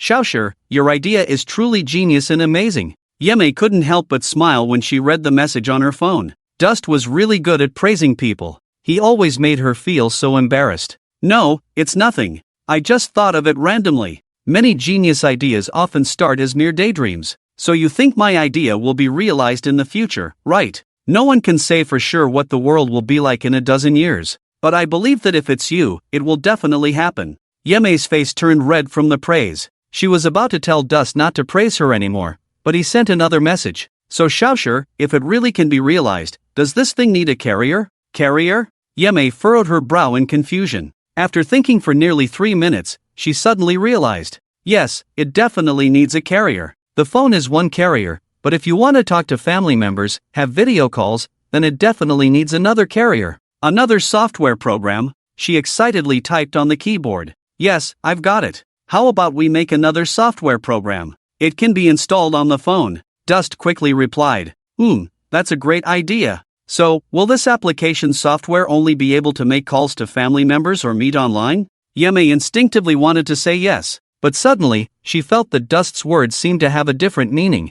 Yeme fell into thought again. What else did Dust mean by this sentence? But this time, she thought for a long time and still couldn't come up with an answer. Just as her thoughts were at a standstill, Dust sent a few more messages. Since you didn't reply to me, I guess that you must be busy, so I'm going to the department store to buy something. The department store doesn't have the other thing I want to buy, so I have to go to another store. I'm getting old, I really don't want to go through all this trouble. These messages are very ordinary, and Yeme is used to them, because this is the usual style of Dust in daily life. Yeme smiled and was about to send a message to remind him to be careful on the road. However, at this moment, She stared at the 4 big characters department store as if her brain had suddenly opened up. Yes. Why can that app only make calls or video chat? Can it have other functions? Such as what? Besides making calls and video chatting, what else can this app do? She briefly mentioned her confusion to Dust. What else do you think it can do? You're asking me such a profound question. Well, if it were me, I would share my happiness. Yeme was puzzled again. Share happiness? How do you share that? I don't know, but I think you, little poem, can definitely figure it out. Keep it up. I'm going to cook now. Dust didn't reply to the message. Yeme sat in the library, pondering deeply. How can I share happiness? The setting sun outside shone through the glass window onto her young face. She suddenly brightened up. The host looked at the big screen with great excitement. You guessed it right. This memory is the beginning of the design of the Dueling Shadows app by the Poetry Goddess. From this day on, the Poetry Goddess embarked on her legendary journey. Not only the host was excited, but also the staff and director behind the scenes were equally excited. The Dueling Shadows app is really amazing. It's so addictive. And such a great app was initially conceived in the mind of a 13-year-old girl. How could that not be shocking? How could that not be admirable? In this memory, Yeme regained her initial confidence. With a confident smile, she straightened her back. The legendary journey may be a bit exaggerated, but this milestone indeed had the deepest impact on me in the future. And the one I especially want to thank is my anonymous friend Dust. Yeme's face showed a nostalgic expression. He really helped me a lot. As you can see, although the idea had initially formed in my mind, at that time it was just a vague outline. There still needed to be added some framework, and I didn't have any big ideas in my mind. It was Dust who sparked my thinking. Yeme is really grateful to Dust. Perhaps without him, she could have thought of some things later on, but she would definitely have taken many detours. It wouldn't have been as smooth as it is now. The host felt there were many stories in it. Has the Poetry Goddess ever met him? Yeme shook her head, somewhat disappointed. I haven't met him, because not long after, he passed away. Host, passed away? Yeme nodded, her eyes slightly red. Yes, Dust was a 70-year-old grandfather, and we were friends despite the age difference. Although we kept in touch, we never met because of the distance. Later, when I wanted to go find him, his family told me that he had passed away. I originally wanted to pay my respects at his grave, but from that day on, his family disconnected the phone number. Until now, I haven't been able to contact him. Yeme was really sad. The grandfather who had been with her for so long, her friend, had passed away like this, and she couldn't even see him once. The audience in the live broadcast room also expressed their regret for Yeme. It's a pity.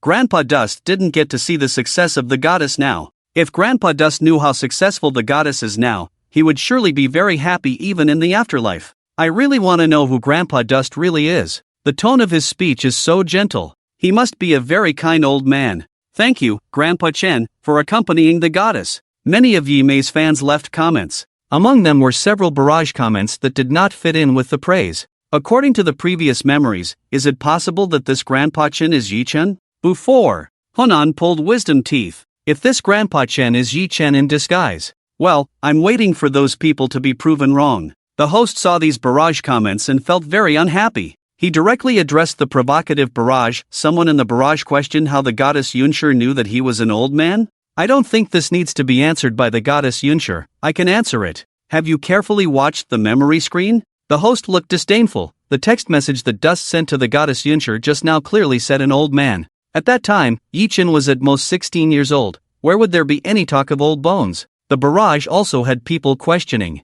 How can you know that this is not Yi Chen's disguise? Yi Mei was also paying attention to the barrage. She was very unhappy with Yi Chen at this time. This person has been like a demon standing behind her since she was a child. Thinking about when the sickle would fall. Yi Mei really hates Yi Chen. She has a rebellious mentality. Then let me answer the questions from netizens. The reason is simple. Every time Dust chats with me, it's very detailed, completely impossible to fabricate out of thin air. Every time I ask him something, he patiently replies like an elder. From his tone of speaking to me, his attitude, and his knowledge, I can judge that he definitely cannot be Yi Chen. And there are many more important things. For example, Grandpa Chen Dust knows many big shots in the business world. Strictly speaking, her first venture capital is inseparable from him. In order to increase the viewership rate, the host teased, if you want to know whether this Grandpa Chen Dust is really Yi Chen himself, then keep reading. Since that day, Yi Mei has read several more books. She has to work hard to enrich herself.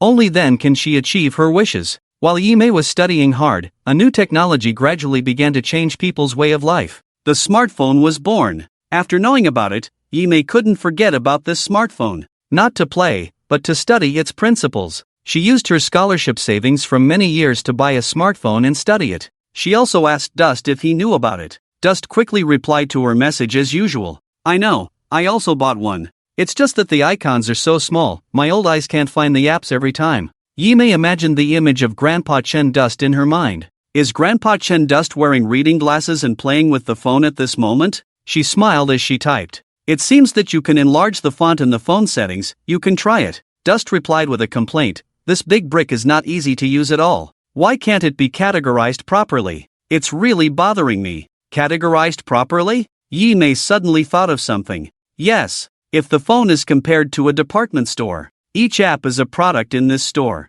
Then why can't these products be placed in a small grid according to one's own preferences? Yimei's mind was turning faster and faster. An idea emerged in her mind. Yimei locked herself in the room, her fingers flying on the keyboard. Is this memory scene now the first time the goddess wrote the code for the Desktop Organizer Master software? I bet it is. The goddess of rhyme poetry earned millions of initial venture capital through this software. I came from that era. I have to say that the Desktop Organizer Master software is really easy to use. Although every smartphone can now organize software by itself, at that time, this was indeed the first. Are you all shocked, leaving me the only one in tears? While others made millions at the age of 14, what was I doing at 14? Being a waste is my destiny, I understand. The live demonstration hall. The host frowned slightly, but soon relaxed and suppressed the disdain in his eyes, because just now, he received a message from the backstage director. They invited a special guest, but the host didn't like this special guest. He would make him feel the world's unevenness,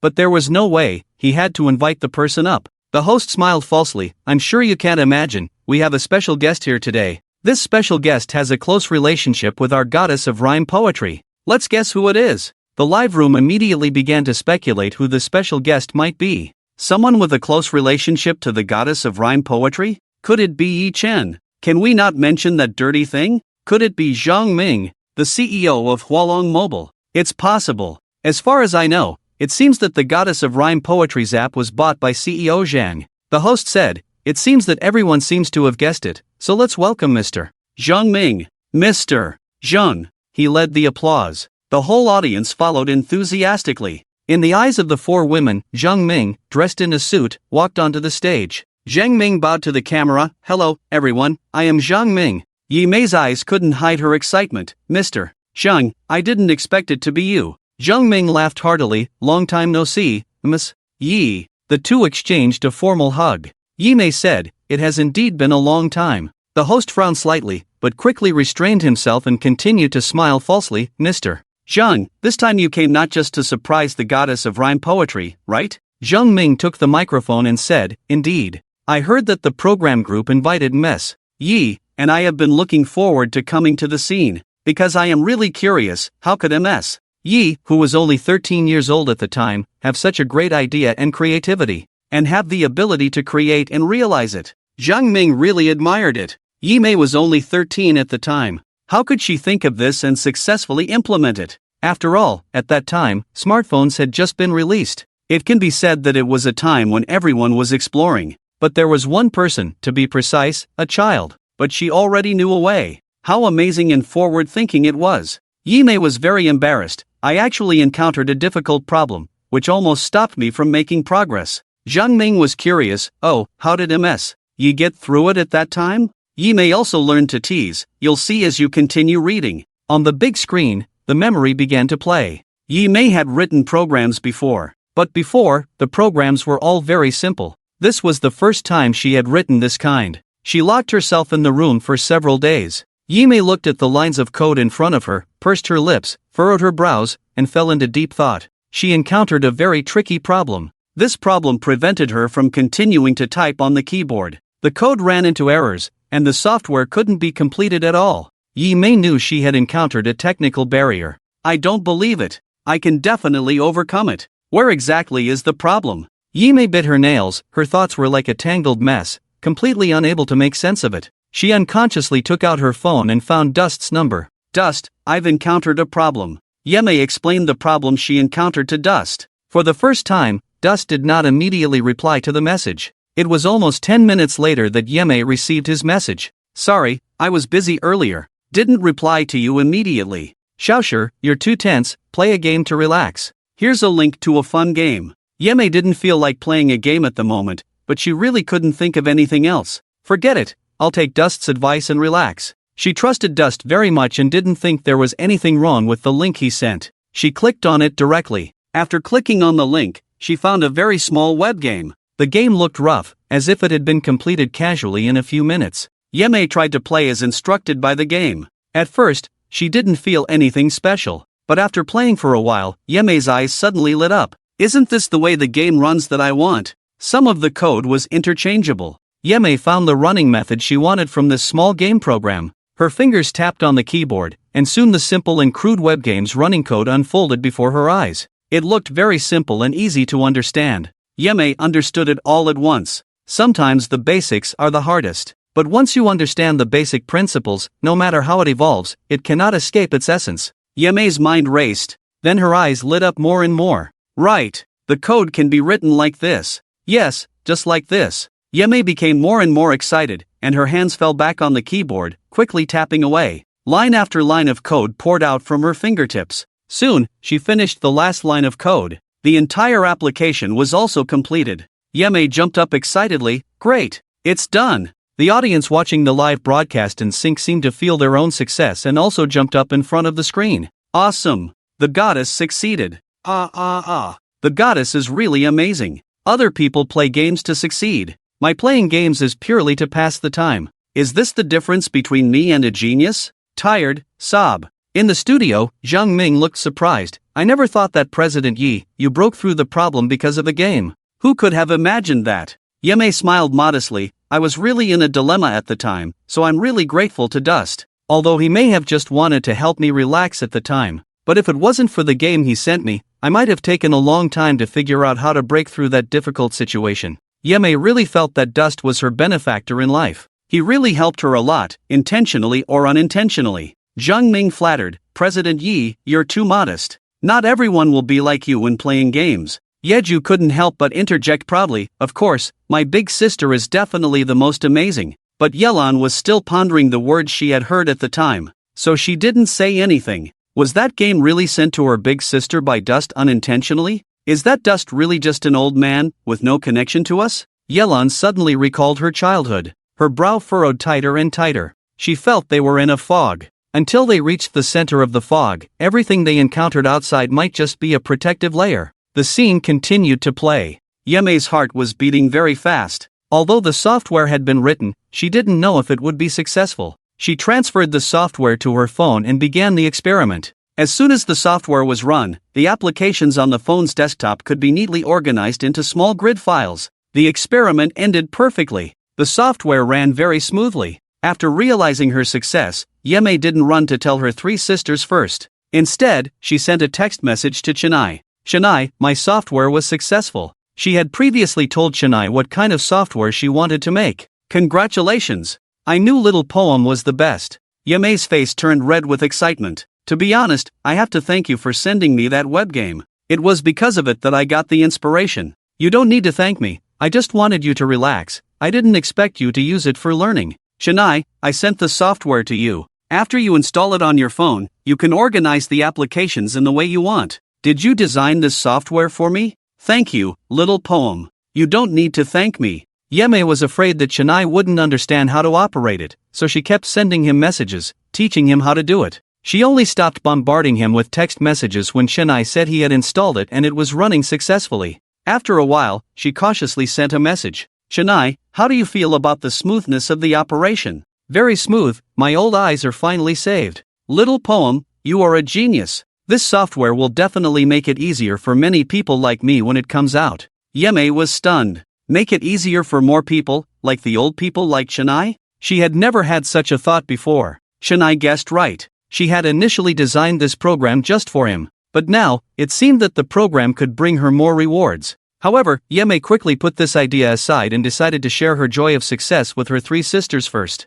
11-year-old Yeju, with her neat bangs and delicate little face, looked up at her admiringly. Sister is so amazing. Yeme modestly replied, "Not really, I also encountered difficulties in the process. But fortunately, I solved it smoothly. If it weren't for Chennai at the time, she probably wouldn't have been able to solve that problem." Chennai's position in Yeme's mind was becoming more and more important. At the same time, she completely conceived an image of Chennai in her mind. He had a kind face, wore gold-rimmed glasses, was knowledgeable, and resembled a wise old grandfather. Yelan said, "Sister's software is not just for personal use, right?" Yeme nodded, "Yes. I just thought of it. I want to sell this software." The three girls were shocked at the same time. "Sell it?" "Yes." Yeme scratched her head somewhat embarrassedly. "Actually, I initially wanted to upload it for free for everyone to use, but I gave up in the end." The success of this application software made Yeme more determined about the embryonic form of the blue ocean in her mind. But if she wanted to develop that software and implement her plan, the money she had was definitely not enough.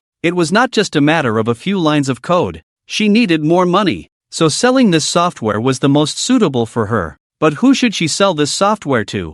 Yeme began to think. Hualong headquarters. Reception room. Yeme, who had just turned 14, sat in the reception room. Although she tried to make herself look calm and serious, her actual age was evident. The baby fat on her face had nothing to do with being calm and serious. Yeme was sweating in her palms as she secretly sent a message to Chennai. "Chennai, I'm at Hualong headquarters now, I'm so nervous." Chennai always replied to messages immediately. "Don't be nervous, I've already talked to General Zhang about your matter. He appreciates you a lot, so don't worry. Xiaoshi, you are the best. And you have a lawyer next to you, if there's anything in the contract, he will tell you." I don't know why. Clearly, she was extremely afraid. But when she saw the words from Chennai, Yeme put her heart back in her stomach. Yes, she is the best. Relax. Stay calm. After Yeme took another deep breath, the door to the reception room opened. Zhang Ming, who was just in his early 40s at the time, walked in. He looked around the reception room and his gaze fell on Yeme. "You are Yeme?"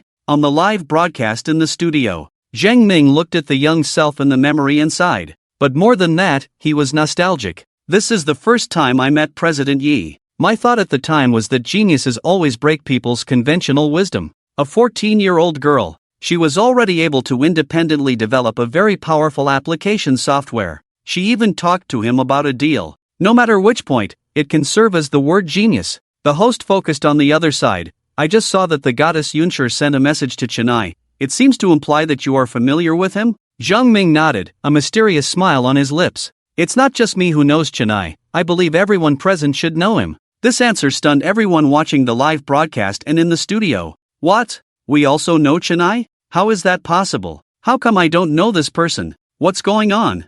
Yeme was very anxious and excited at the moment. "General Zhang, do you know Chennai's grandfather? Can you tell me who he is? I really want to thank him in person. Even if he can't hear it, I want to go to his grave and burn incense." A hint of inexplicable light appeared in Zhang Ming's eyes. "Who is he? Please allow me to keep it a secret. And I also want to ask him a question. What exactly happened?" That made him give up the hen that lays golden eggs in his hands. "Chennai, I just don't believe that at that time, you didn't know how valuable the thing in your hands was. So what happened to make you give up?" Zhang Ming looked at the big screen. Perhaps all the answers could be found in the memories of the four women. The negotiation went smoothly. After the lawyer confirmed that there were no other issues with the contract, the two of them signed it. From that moment on, that application software had nothing to do with Yeme. And in the blink of an eye, Yeme became a girl with 1 million in assets. Yeme kept her tense little face and left the Hualong headquarters. When she was alone, she couldn't control her excitement and jumped in place.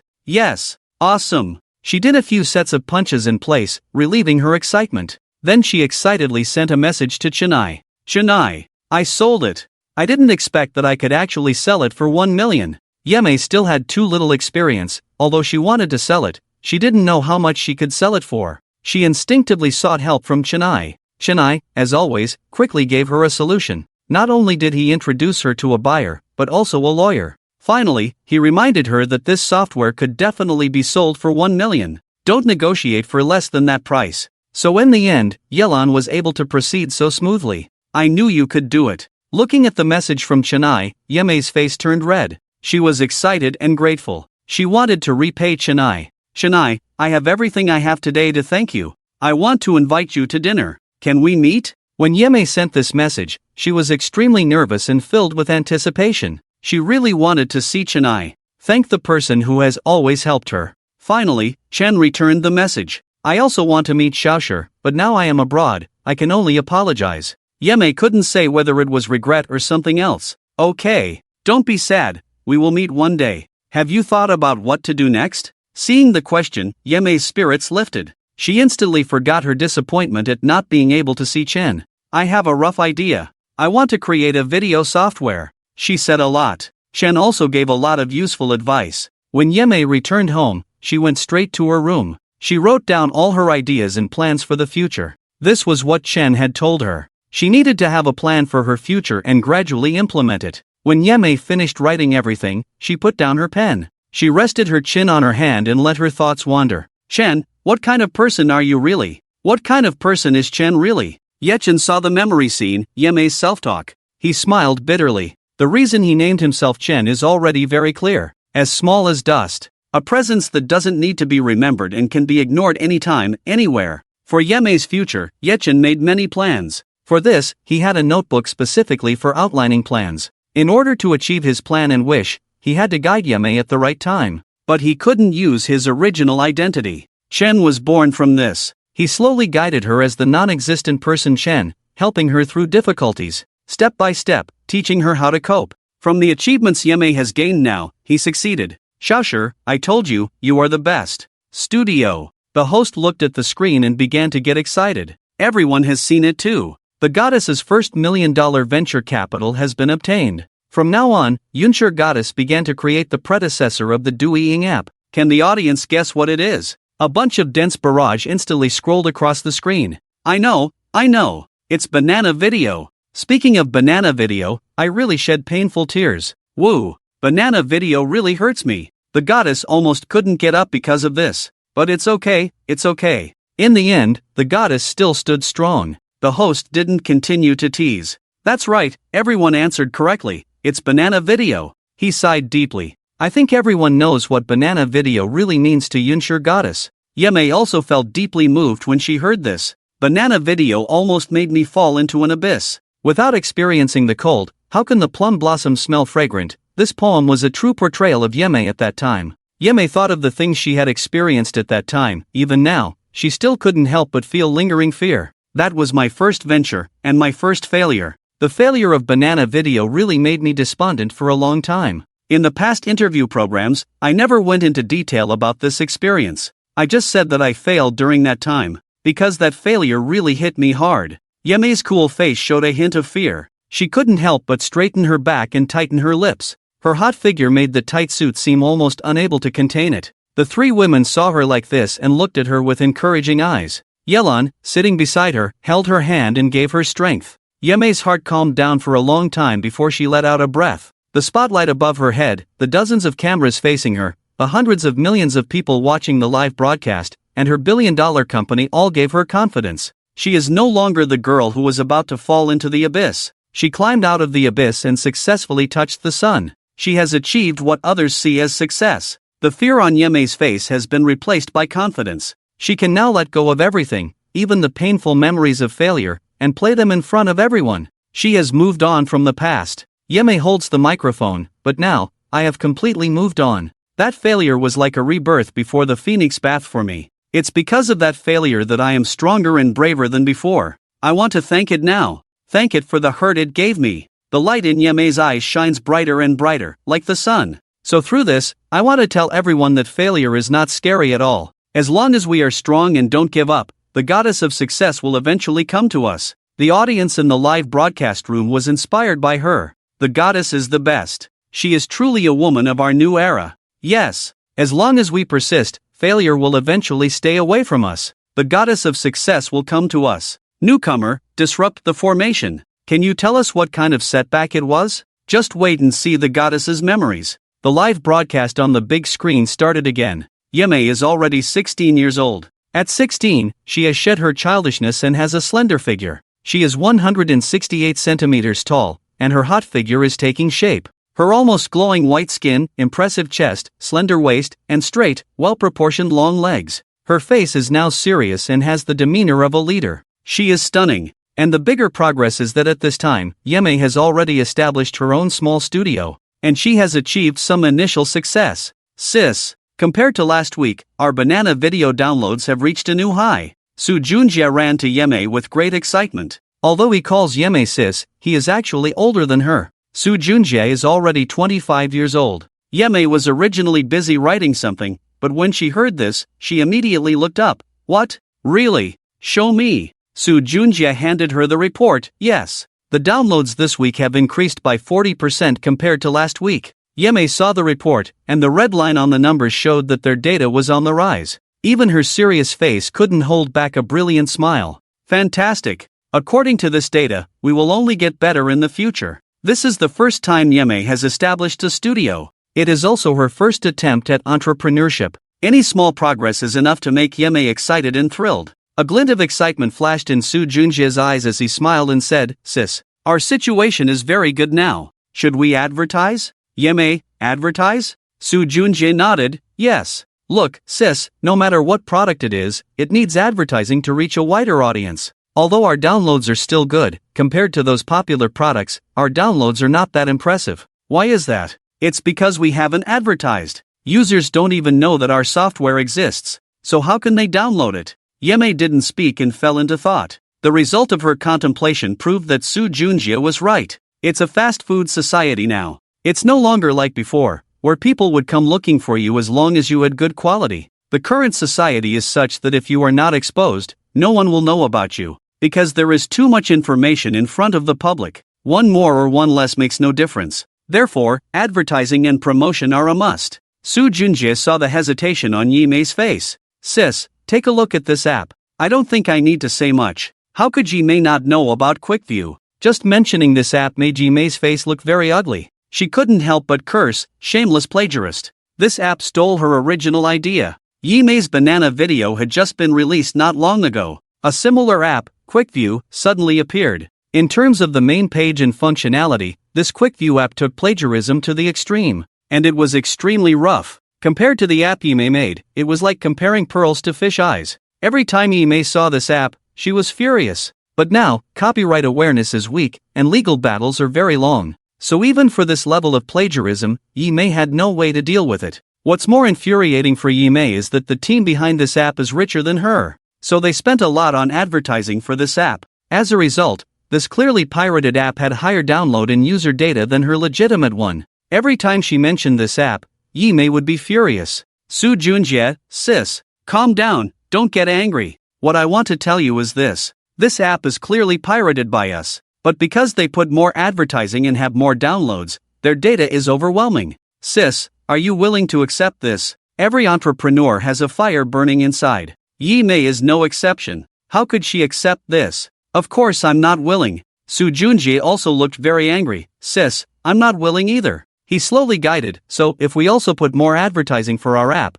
we will definitely succeed. After all, our app is better in every aspect compared to theirs. The features are more user-friendly too. Look at how this pirated product can achieve such beautiful data with advertising. What about us? We are even better. If we have a platform, we will definitely be a hit on the internet. Yeme's brain quickly turned. Then she realized that Soo Joon-jae was not wrong. You're right, I need to think about this carefully. Soo Joon-jae knew it was not the time to disturb her, so he decisively said, Sis, take your time to think. If you need me, call me. I'll go busy myself. Soon, only Yeme was left in the office. She frowned, obviously deep in thought. Yeme did not want to advertise. The studio had just been established and needed money for everything. Yeme thought of Chennai. She took out her phone to send him a message. Chennai, I have encountered a problem. There is an app that clearly plagiarized and pirated mine, but because it has more advertising, it has attracted more users to download it. Do you think I should also advertise?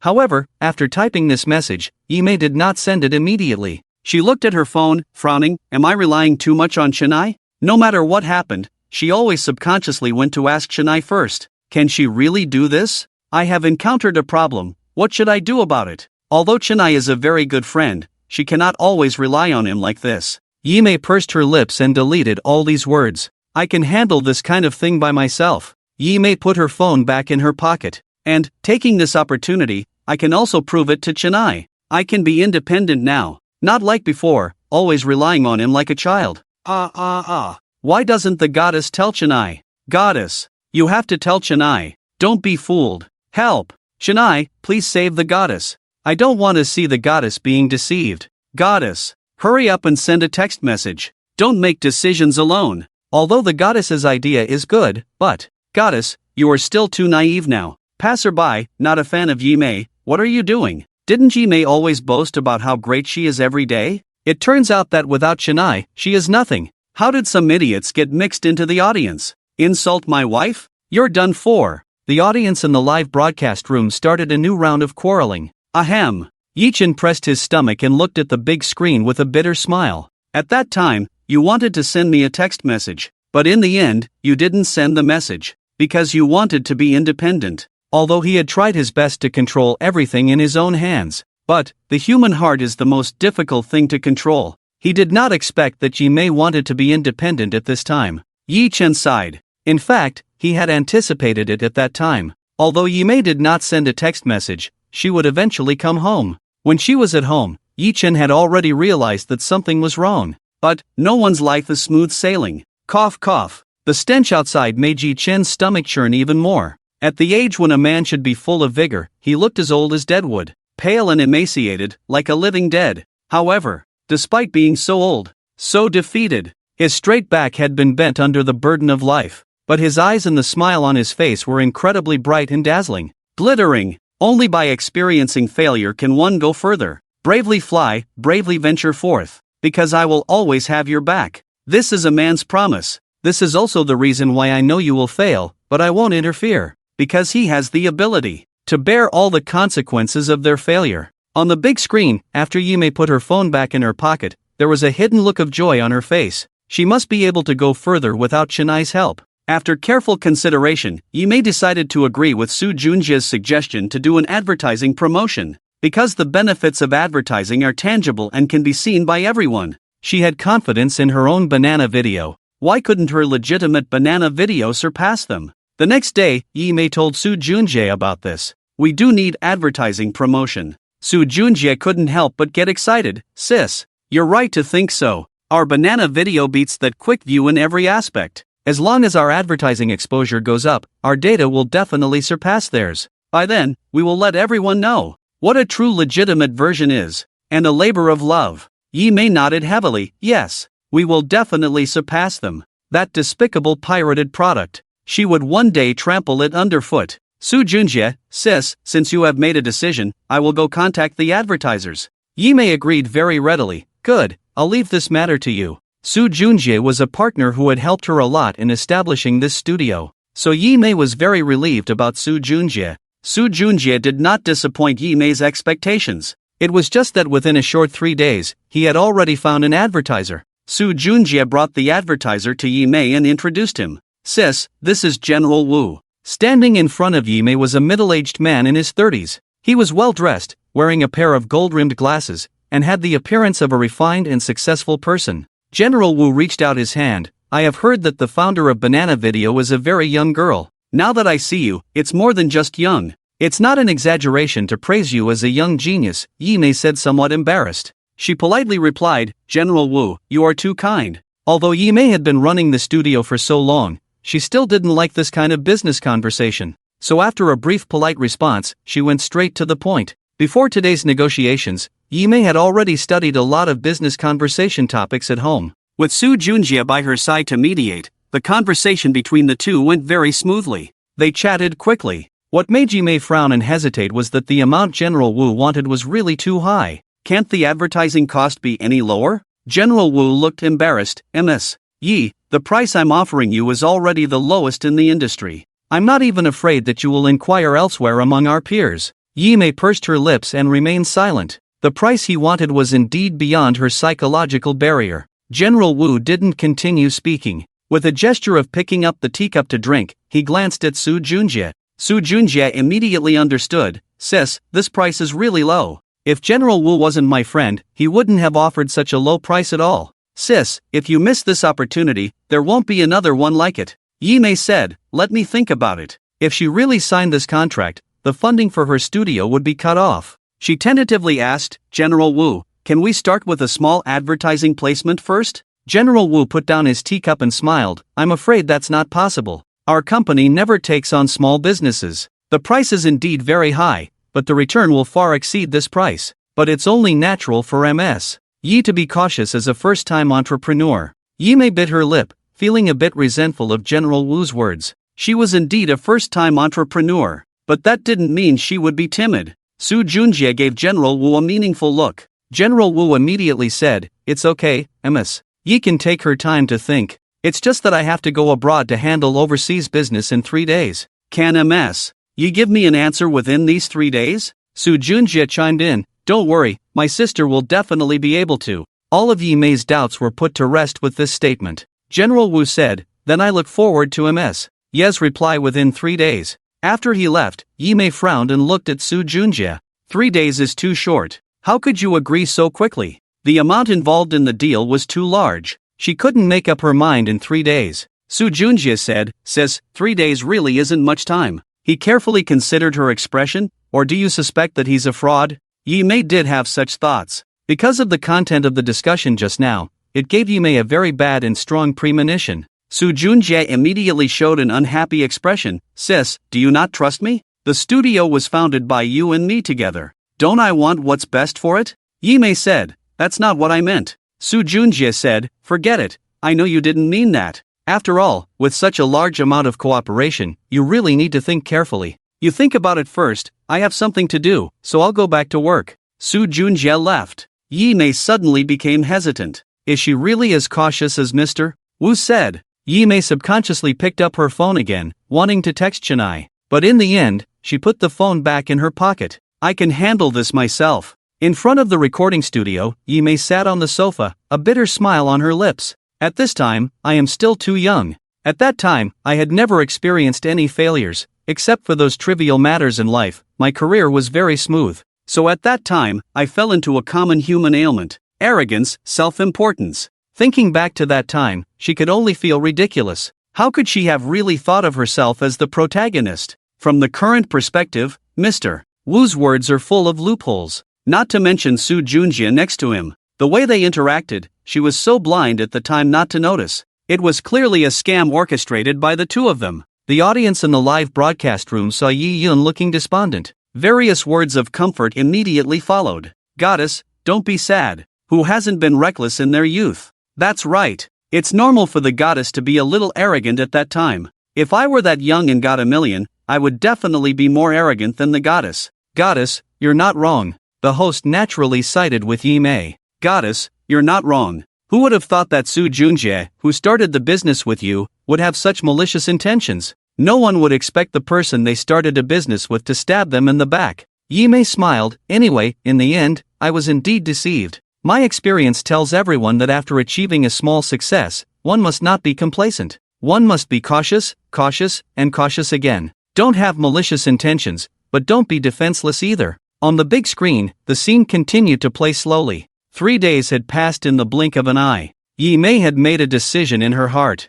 She was going to fight. At the age of 14, she had earned her first million with her own abilities. There is a saying that goes, the success of a group depends not on capital, but on the talent inside. As long as there is talent, no matter how many times this company is brought down, it can be restarted and thrive. And Yi Mei had confidence in her abilities. If Yi Mei still called the lawyer, the terms of the contract they signed, apart from the large transaction amount, had no issues. And this large transaction amount was only relative to Yi Mei. Both parties happily signed the contract. Mr. Wu smiled and put the contract into the nearby briefcase. "So I look forward to our cooperation. I hope I can have a pleasant cooperation with President Yi." This was the first time Yi Mei had signed such a large contract, and her calmness was all a facade. She suppressed the turmoil in her heart and reached out her hand. "Pleasant cooperation, Mr. Wu, then I'll wait for President Yi to transfer the funds to me, and I will start promoting immediately. Let me pay for today's meal. It's also a celebration of our first pleasant cooperation."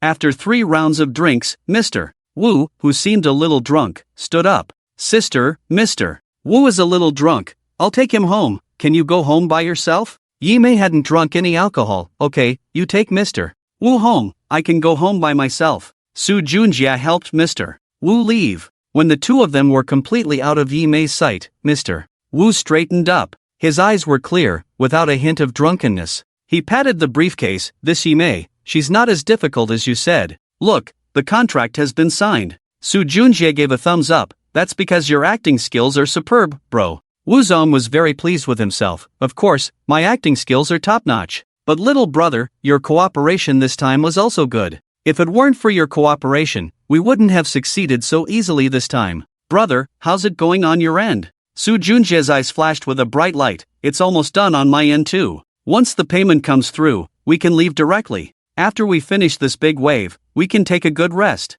The two of them left triumphantly. In the hotel, Yi Mei also took a taxi to go back. In the car, she kept flipping through her phone. Should I send Dust a text message now? But I just signed the contract, and the results haven't come out yet. If I send a text to Dust now, won't my original plan fall through? Forget it. I'll tell Dust after the results come out. Yi Mei put her phone back in her pocket and returned home. As soon as she opened the door, she saw Yi Chen. Yi Chen is now 19 years old. He is taller than her by a head. He was wearing clothes that cost a dozen or so yuan from a street stall, and wearing flip-flops. At the beautiful age of 19, his face looked haggard. There were visible eye bags under his eyes. His beard looked like it hadn't been shaved for days. He looked as sloppy as a beggar picking up trash on the roadside. Before she even got close to him, Yi Mei smelled the scent of smoke on him. It made Yi Mei feel nauseous. She was wearing well-tailored high-end clothing and high heels, and she looked at him disdainfully. Get lost. Yi Chen was nonchalant. I'm not leaving, what can you do to me? Yi Mei was so angry that her face swelled up. Yi Chen, don't push it. Yi Chen looked at her clothes and high heels, didn't reply to her, but frowned and said, what are you wearing? It's ugly. Take it off for me. But she was just a 16-year-old girl. Why was she in such a hurry to grow up? She put on adult clothes early. Yi Mei dodged his hand, frowning even tighter. Get your dirty hands off me. What right do you have to control me? She had grown up. She was no longer a child who could be bullied by him. Yi Chen, this trash, had no right to control her. Yi Chen, just take care of yourself. Drinking and smoking all day, why don't you just die outside? Yi Mei went straight back into the room and slammed the door shut. In the lobby, only Yi Chen was left. Suddenly, he started coughing violently. There was a burning pain in the bottom of his stomach. It felt like something was churning, making him feel nauseous and wanting to vomit. Yi Chen covered his mouth with his fist, trying not to cough out loud. But in the end, he couldn't hold it in. He hurriedly ran into the bathroom, closed the door, turned on the tap, and, using the sound of water to cover it up,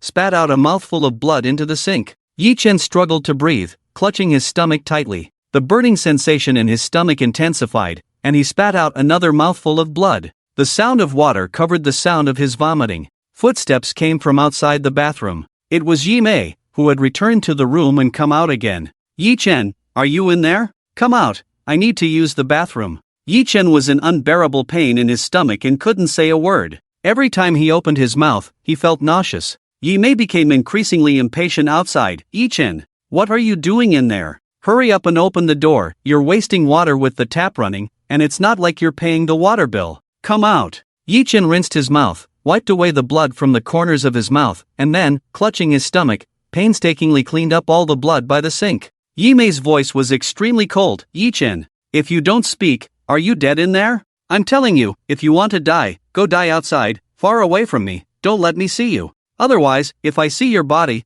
I'll just step on it a few times. I'll spit on it, and set off firecrackers outside the door. Tell everyone, you died so well. The malicious words were like needles, piercing Yi Chen's heart. Yi Chen suppressed the discomfort in his stomach and opened the door to leave the restroom. Yi Mei had wanted to continue scolding, but as soon as she opened her mouth, she saw Yi Chen coming out from inside. So you didn't die. Then why aren't you responding? She was so anxious that she pushed him aside and went into the restroom, forcefully closing the door. Yi Chen didn't stay at home, but instead covered his stomach and left. He found a secluded corner and struggled to catch his breath. The burning sensation in his stomach made it difficult for him to even swallow. He began to vomit, but couldn't bring anything up. On the other hand, after coming out of the restroom, Yi Mei ran back to her room with slightly red eyes. She had changed out of her professional attire and high heels into casual home clothes. Her skirt only covered her thighs, revealing her fair and straight legs. Despite thinking it over, Yi Mei was still furious and angrily tapped on her phone.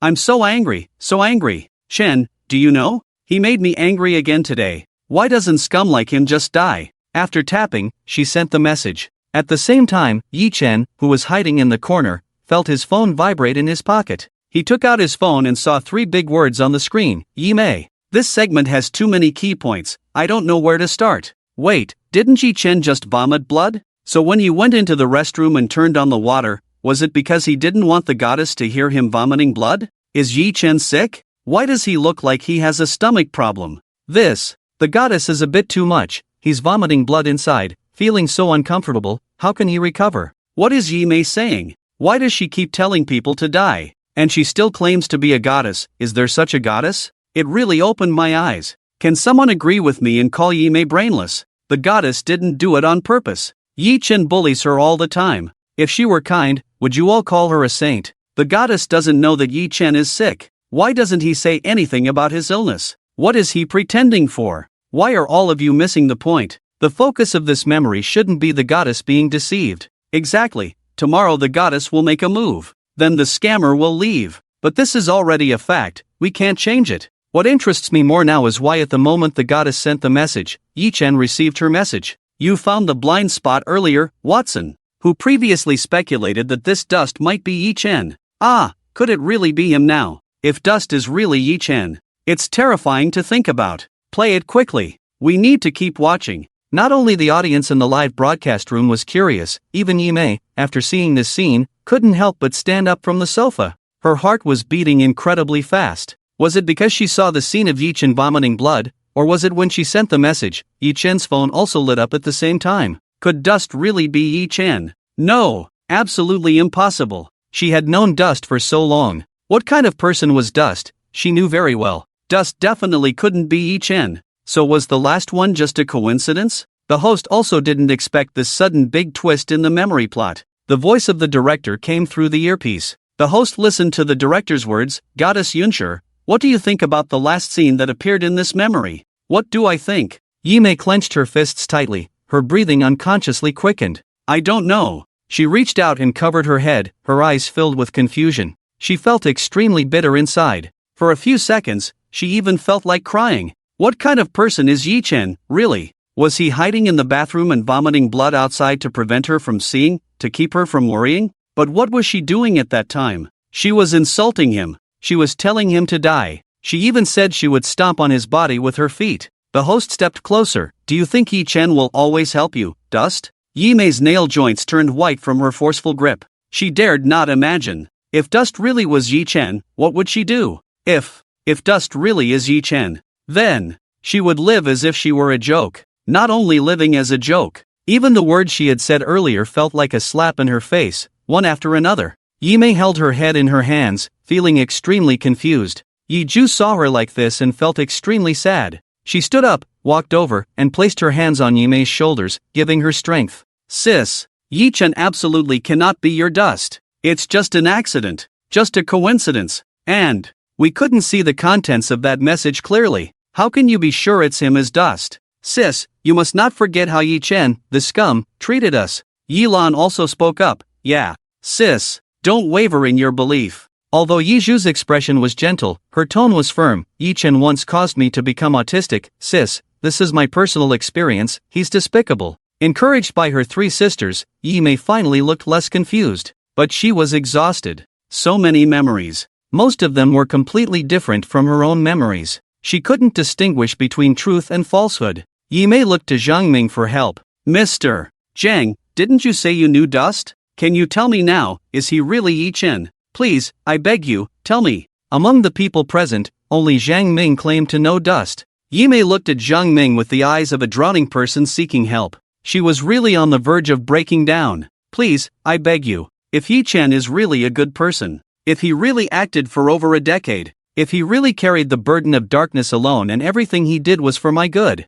then please tell me. I beg you to tell me. When Yi Mei said this, everyone's gaze turned to Zhang Ming. The audience in the studio also held their breath. I don't know why, but my heart is beating so fast right now. Is Yi Chen really Dust? I bet 5 cents he's not. Have you forgotten? Mr. Zhang said earlier that we all know Dust, but I don't know Yi Chen. But now through the live broadcast, we all know. Help! Mr. Zhang, please speak. You're making me so anxious. In the midst of the anticipation, Zhang Ming looked at the screen with a furrowed brow. For some reason, he let out a sigh and shook his head. I'm sorry, I can't tell you right now. Let's keep watching. As long as we keep watching, we'll find out if Yi Chen is Dust. The people in the studio almost wanted to curse Zhang Ming for continuing to conceal the truth. Would he die if he spoke up? They were itching with anger, but still couldn't help but wait for the screen to continue playing. Come out and tell us. Yi Chen, did you receive the message Yi Mei sent to Dust? Finally, amidst everyone's attention, the screen on the big screen began to move. The sun has completely set below the horizon, and the black night has enveloped the earth. Ye Mei lay in her room, fuming in bed. She was waiting for a text from Chenai. As usual, Chenai replied shortly after she sent a message. Ye Mei saw her phone screen light up, and her eyes lit up as well. She opened the message and read, "Is he making you angry again? It must be his fault. He hasn't done well enough, so he always makes you angry. Don't be angry, girls get wrinkles when they're angry." Although it was just cold text, it exuded a kind of tenderness and tolerance between the lines. It was like an elderly relative patting her head and telling her not to be angry, that it's his fault. Ye Mei felt warm inside. How could Chenai always say things that touched her heart? It was strange. Just a moment ago, she was very angry, but now she felt like a gentle breeze carrying the scent of sunshine, dispelling the darkness and cold. She no longer felt angry. A smile appeared on Ye Mei's cool face, like a winter flower blooming in an instant. "Okay, I'll listen to you. I won't be angry with him." The scene stopped there. Ye Mei looked blankly at the big screen. Is that it? What about the scene after Chenai picked up the phone? She looked at the host, her voice urgent. "Continue playing it for me." Was the old man Chenai, who had given her warmth countless times and helped her through difficult times, really Chenai? Ye Mei no longer had her initial indifference and confidence. She now had only one strong obsession. She wanted to know if Chenai was really Chenai. Offstage, the director looked extremely excited as he watched the expert team. Skip Ye Mei's memory and go straight to the failure of the banana video. How could the director not be excited? The decision to make this show a live broadcast from the beginning was to monitor public opinion and playback data and make adjustments at any time. Since the show aired, the ratings had been consistently high, but never before had the ratings surpassed 500 million. 500 million. What kind of concept was that? Even if this show was broadcast globally, the total global population was only over 6 billion. This was an astonishing figure.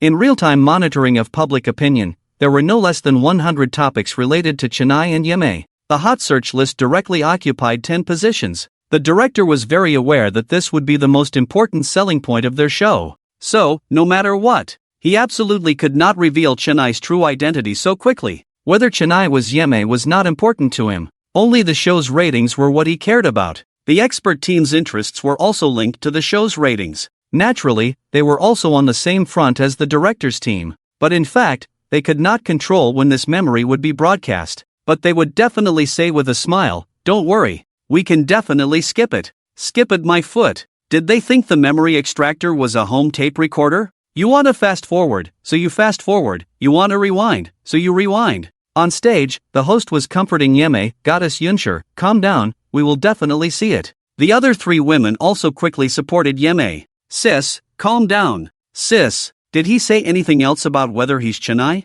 Don't be like this." "Yeah, maybe it's all just a coincidence." Ye Mei was as helpless as a child, crouching on the ground. She had shed all her hard shells, as well as all her confidence and halo. She was now like the 6-year-old Junshur who had lost her parents. In the vast world, she had no one to rely on. Ye Mei's eyes were red with sorrow. "You won't understand. You won't understand. You will never understand what dust means to her." Previously, she could numb herself, could psychologically suggest herself. All of it had nothing to do with Yi Chen. It was all her independent struggle. But only dust. Only dust. That was the true sun in her life. The true light. It was a sword piercing through the darkness. In Yi Mei's heart, the weight of dust even faintly surpassed that of her 3 younger sisters. She even admired him. If it weren't for the remaining sanity holding her back, Dust was a grandfather with a happy family. She really didn't know what she would do. Yilan watched her eldest sister fall into such grief, biting her lip tightly. She didn't know whether to say the words Yi Chen had once said. But all of this has not yet settled. Is Yi Chen dust or not? If Yi Chen is not dust, wouldn't that be disgusting to her elder sister? Endure a little longer. Endure and see. Memories don't lie, she can wait a little longer. Yi Mei's eyes were red. "I don't care how, just play it. Play it anywhere. Extract any memory. Please, I beg you. Let her see more clips about dust. Let her see more clips about Yi Chen. Even if the memories don't play, she will definitely find them. Find all the clues, find the evidence to confirm whether the two are the same person. In Yimei's almost pleading eyes, the screen finally started playing again. The weather in May was extremely hot. Not a cloud in sight, the sun hung high in the sky, scorching the earth as if it were about to burn a hole. Yimei paced in the office, her brow slightly furrowed. Whether it was because of the weather or other reasons, she felt extremely depressed inside. Finally, she couldn't hold it in any longer and made a phone call. However, the line was busy the whole time. What's going on? Why isn't brother Junjie answering the phone? At this moment, a bad premonition suddenly surfaced in Yimei's heart. Her face turned a little pale, and her heart rate began to increase due to the uneasy speculation. Could it be? Could it really be as I thought? Even though the air conditioning was on in the room, sweat still seeped from Yimei's palms. She absolutely couldn't continue to wait. Yimei wanted to go outside and ask if anyone could contact Su Junjie, but as soon as she opened the door, someone came running towards her. Their face was extremely pale, and they were panting heavily. Manager Yi. Something big has happened. The slight unease in Yimei's heart began to grow, and she tried to remain calm. Dust had told her that the more significant the event, the less she should rush, especially as a leader. Because a leader must show that they can take on and bear all responsibilities in front of others. Yimei took a deep breath and composed herself. What happened? Take your time to explain. If you listen carefully, you can actually hear a hint of panic in her words. The girl looked at Yimei's calm face and seemed to have found her backbone, her voice no longer trembling as much as before. Manager Yi, I always felt that something was off about the advertising deal you signed with Mr. Wu, so I asked someone to look into it. The investigation results just came out, and the result is, she bit her lip and her body trembled slightly. She didn't know whether to continue speaking. When Yimei heard the first half of the sentence, she already had some guesses in her heart. Her inner turmoil was not much less than that of the girl in front of her. Is that company just a front, or is it just a shell company? Yimei found it extremely difficult to say these words. It felt like there was a lump in her chest that she couldn't spit out or swallow. The girl in Yimei's sight nodded. They are a shell company. Yimei's suspicions were confirmed. She suddenly felt it difficult to breathe in that moment. A shell company. These 4 words were enough to prove everything. All the money she had invested had gone down the drain. She had nothing left. Yimei could no longer maintain her composure, feeling a dizzy spell in her head. She staggered back several steps and reached out to grab the table behind her.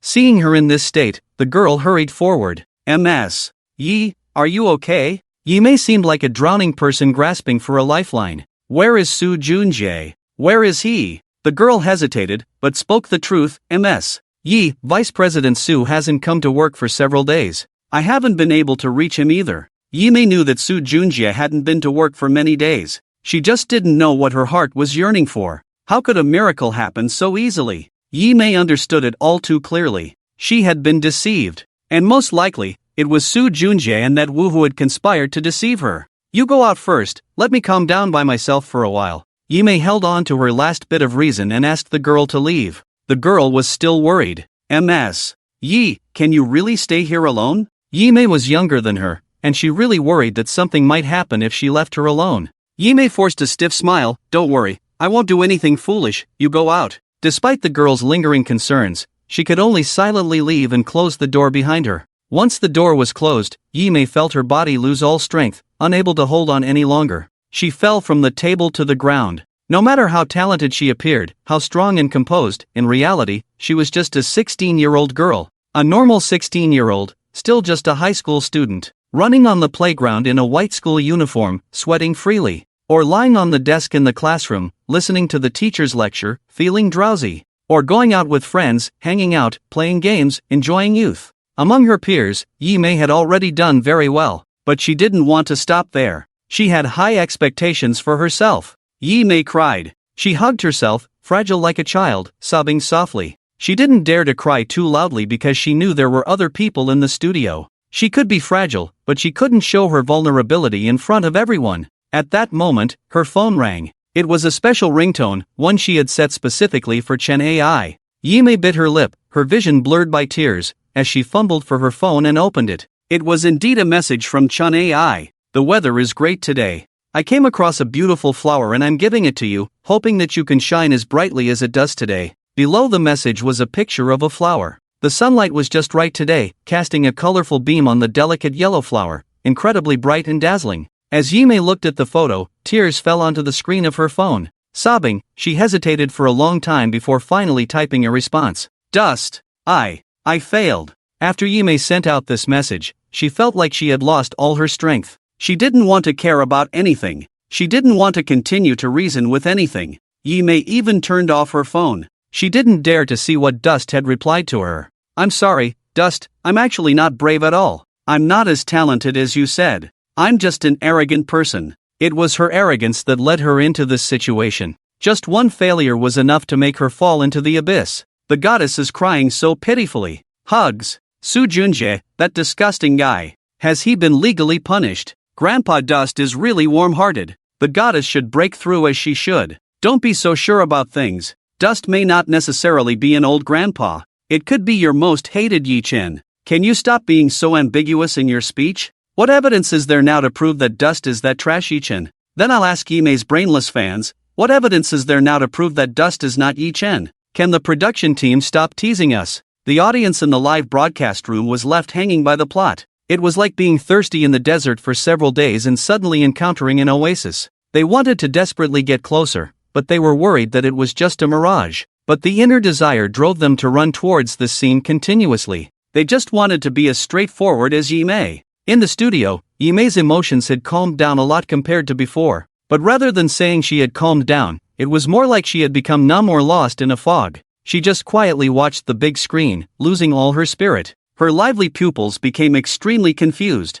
She was just waiting for judgment. Waiting for the blade of judgment to fall on her head. Yilan watched from the side, feeling extremely heartbroken. She also saw all the memories of her elder sister. She also knew clearly that Yi-Chen seemed completely different from their memories. But what could that represent? There was never anything in this world that everyone could empathize with. Perhaps Yi-Chen was good to her elder sister. But could that confirm that he was equally good to the three of them? Watching memories only took a short time. But what they had experienced was a complete 18 years. 6,570 days. 157,680 hours. Enduring mental and physical torture from a person for 18 years. Then he gave you a few candies, rewarded you with a few bowls of meat, and patted your head, and told you, I actually love you. Would you choose to forgive him with a smile like that? Do not advise others without experiencing their suffering. In Yilan's mind, Yi-Chen was still unforgivable. He was a complete scum. He was a rat in a sewer.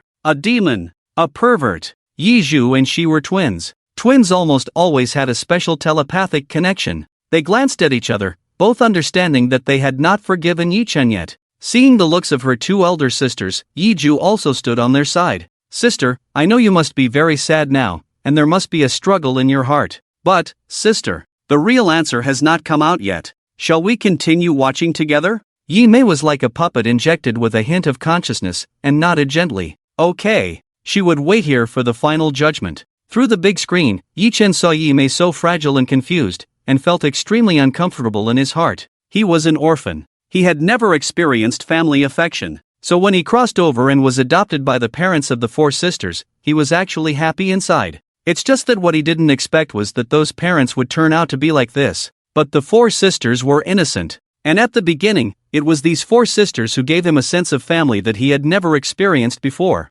For someone who had always been in the dark and never enjoyed the sunshine, once they touched the sunlight, they would become addicted to it. Yi-Chen was such a person who was addicted to the sunlight. Although the sunlight was fleeting, at least he had once possessed it. Don't cry. Cough, cough, cough. Girls are the least attractive when they cry. Cough, cough, cough. He coughed and spat out a large amount of blood, dark red blood clots. Yi-Chen knew that he wouldn't live much longer. Let me take a few more looks at them. Just a few more looks. On the big screen, it was still Yimei's office. She had been crying with her knees hugged to her chest for who knows how long, when suddenly there was a knock on the door outside. Yimei really didn't want to answer it, but she couldn't avoid it. No matter how broken she was, she couldn't just let things go. Yimei wiped away her tears, trying hard to make her expression appear calm, and then looked in the mirror. Her eyes were very red, clearly showing that she had been crying. Although her appearance was now very bad, the knocking on the door was urgent, and Yimei could only open the door with this expression.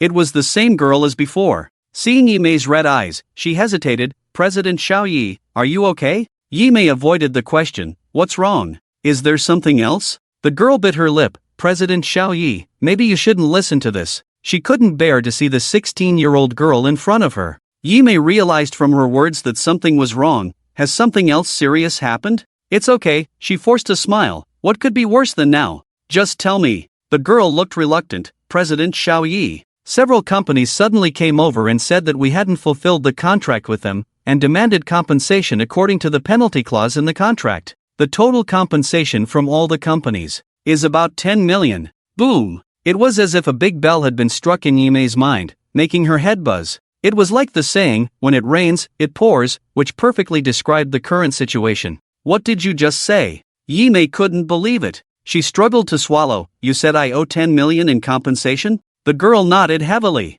Before Yi Mei could fully accept it, there was a noisy commotion outside the office door. Let your top leader come out and see me. The contract is clearly written in black and white. You have clearly breached it. What reason do you have not to pay compensation? Don't give me any excuses. Move aside. I'm going in. As the commotion grew closer, several people and security guards appeared at the door at the same time. The security guard looked apologetic. I'm sorry, President Xiao Yi, I couldn't stop them from coming in. Yi Mei took a deep breath. It's okay, let them in. The men in front of her were all unfamiliar faces to Yi Mei. You are Yi Mei, right? Yi Mei straightened her back. Yes, what's the matter? Chen Ai had said that she should be a responsible person. She would do it. The man looked at her with a slight smirk. It's nothing major, it's just that your vice president signed a contract with us. Now you haven't fulfilled the terms of the contract, and according to the agreement, you have to pay us a penalty. Yi Mei tried to remain calm. Why should I believe your word? The man said, then take a good look at this contract.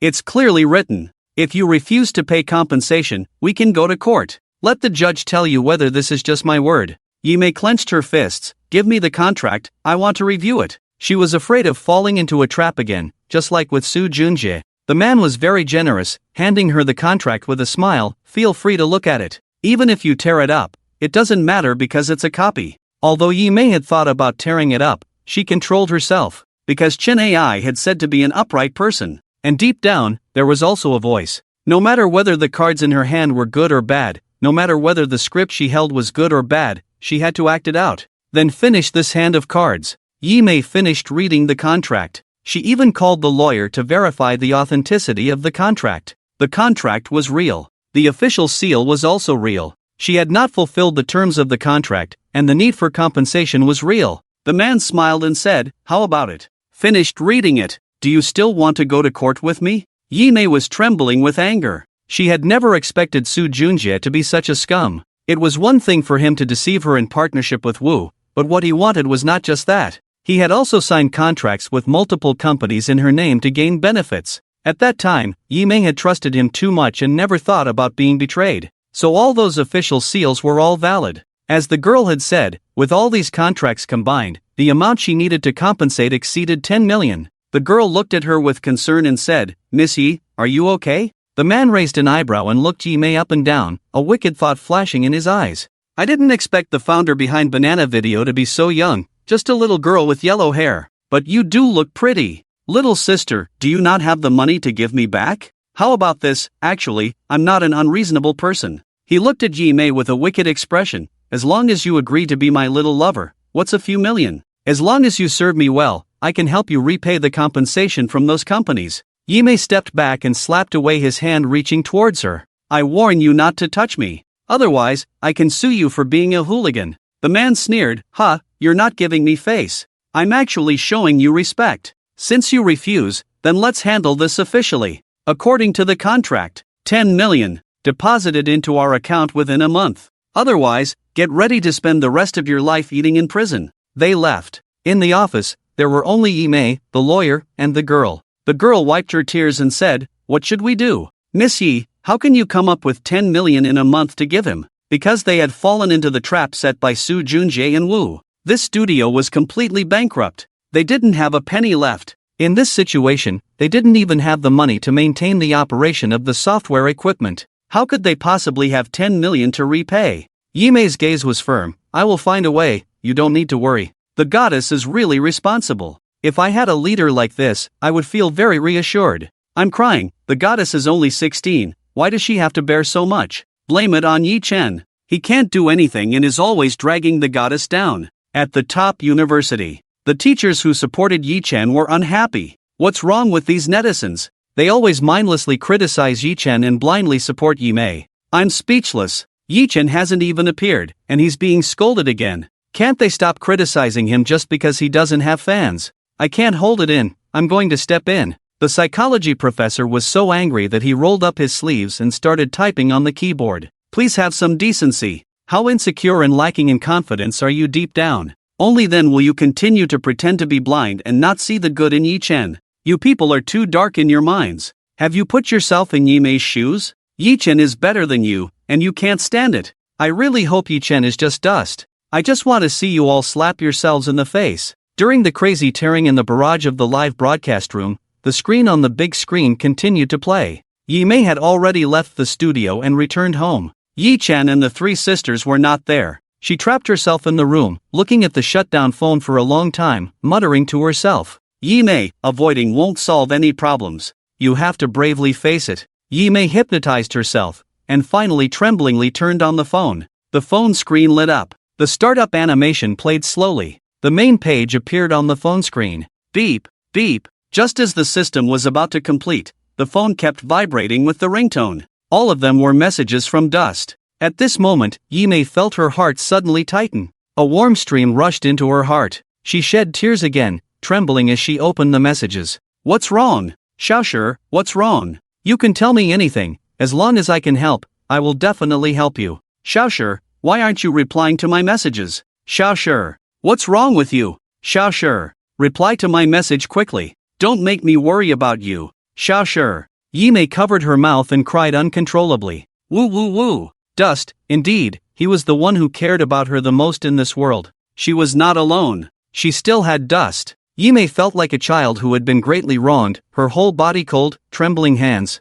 For the first time, she didn't reply to Dust's message. Instead, she opened his phone number and chose to call. The screen stopped there. The audience in the live broadcast room directly cursed. Does anyone understand this feeling like mine? This feeling is like biting into a worm while eating an apple, only to find that the worm is only half there. I have a friend who has a terminal illness. If he doesn't see the result, he will die with regret. My family sells razor blades, and I study how to slaughter pigs. It's meaningless. I just want to ask the director where the address is. Is it fun to keep freezing the screen? Director, come here, I have a big treasure to show you. Why are the barrage comments so harmonious this time? You didn't even curse Yi-chen. Now everyone is too busy to curse Yi-chen. They just want to know. Will Yi-mei's call to Dust go through? And after the call is connected, what will happen? The director didn't continue to tease. After inserting a segment of the so-called rest and relax your eyes advertisement, the broadcast finally continued. Yi-mei's heart was pounding like a drum. She didn't know why she suddenly wanted to make the call, but at this moment, she suddenly wanted to hear Dust's voice. Beep, beep, beep. Finally, after 3 rings, the other end of the phone was connected. Seeing the call time displayed on the phone screen jump from midnight to 0:01, Yi-mei's mood was like riding a roller coaster. Her voice was extremely hoarse. Is this Dust? There was a long silence on the other end of the phone, and no one spoke. Yi-mei held the phone tightly. She bit her lip hard, and a sense of anticipation arose in her heart at some point. She didn't know what she was expecting. The whole room quieted down. It was so quiet that Yi-mei could even hear the ticking of the second hand on the wall clock, and the soft sound of breathing coming from the other end of the phone. It was precisely because of this that Yi-mei could tell that Dust had not hung up the phone. But why isn't Chennai speaking? Is it because she's tired of her? Or is it because the call she made was too abrupt? Will Chennai ignore her from now on? Yi-mei's heart was beating incredibly fast, as if it wanted to burst out. She didn't realize that at this moment, her nervousness and fear surpassed even the news of bankruptcy and the burden of a 10 million compensation she heard today.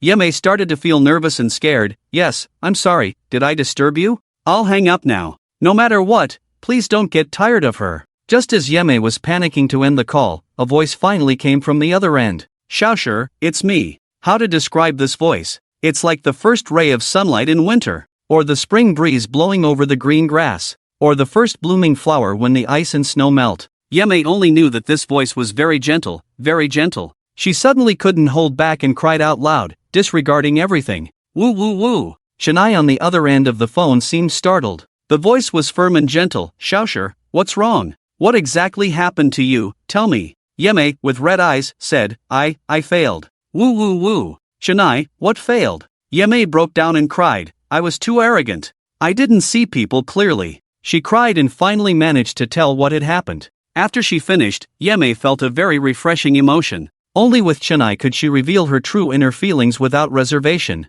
Yeme wiped her tears. Chennai, am I really so bad? I'm really not as good as you said. How could that be? Chennai's voice was very gentle, but with an undeniable firmness. Xiaoshi, you are not so bad. You have done very well. Yeme shook her head frantically. No, I haven't. If I really were as good as you said, how could I have fallen into this kind of trap? Chennai, I have let down your trust in me. Chennai didn't argue or comfort, but asked a question. Xiaoshi, tell me how you got the funding for your startup. Yeme was stunned for a moment and answered truthfully, because I developed the desktop organizer software and sold it to Mr. Zheng. Chennai affirmed, yes. Now tell me, how did you get your banana video? Yeme murmured, I spent day and night in front of the computer, coding it line by line. I put a lot of effort into it. Banana video was her first child. She had put in countless efforts for it. Many things she couldn't say to others, but facing Chennai, she could pour it all out like pouring beans. Yeme spoke in a fragmented manner, sometimes skipping many details,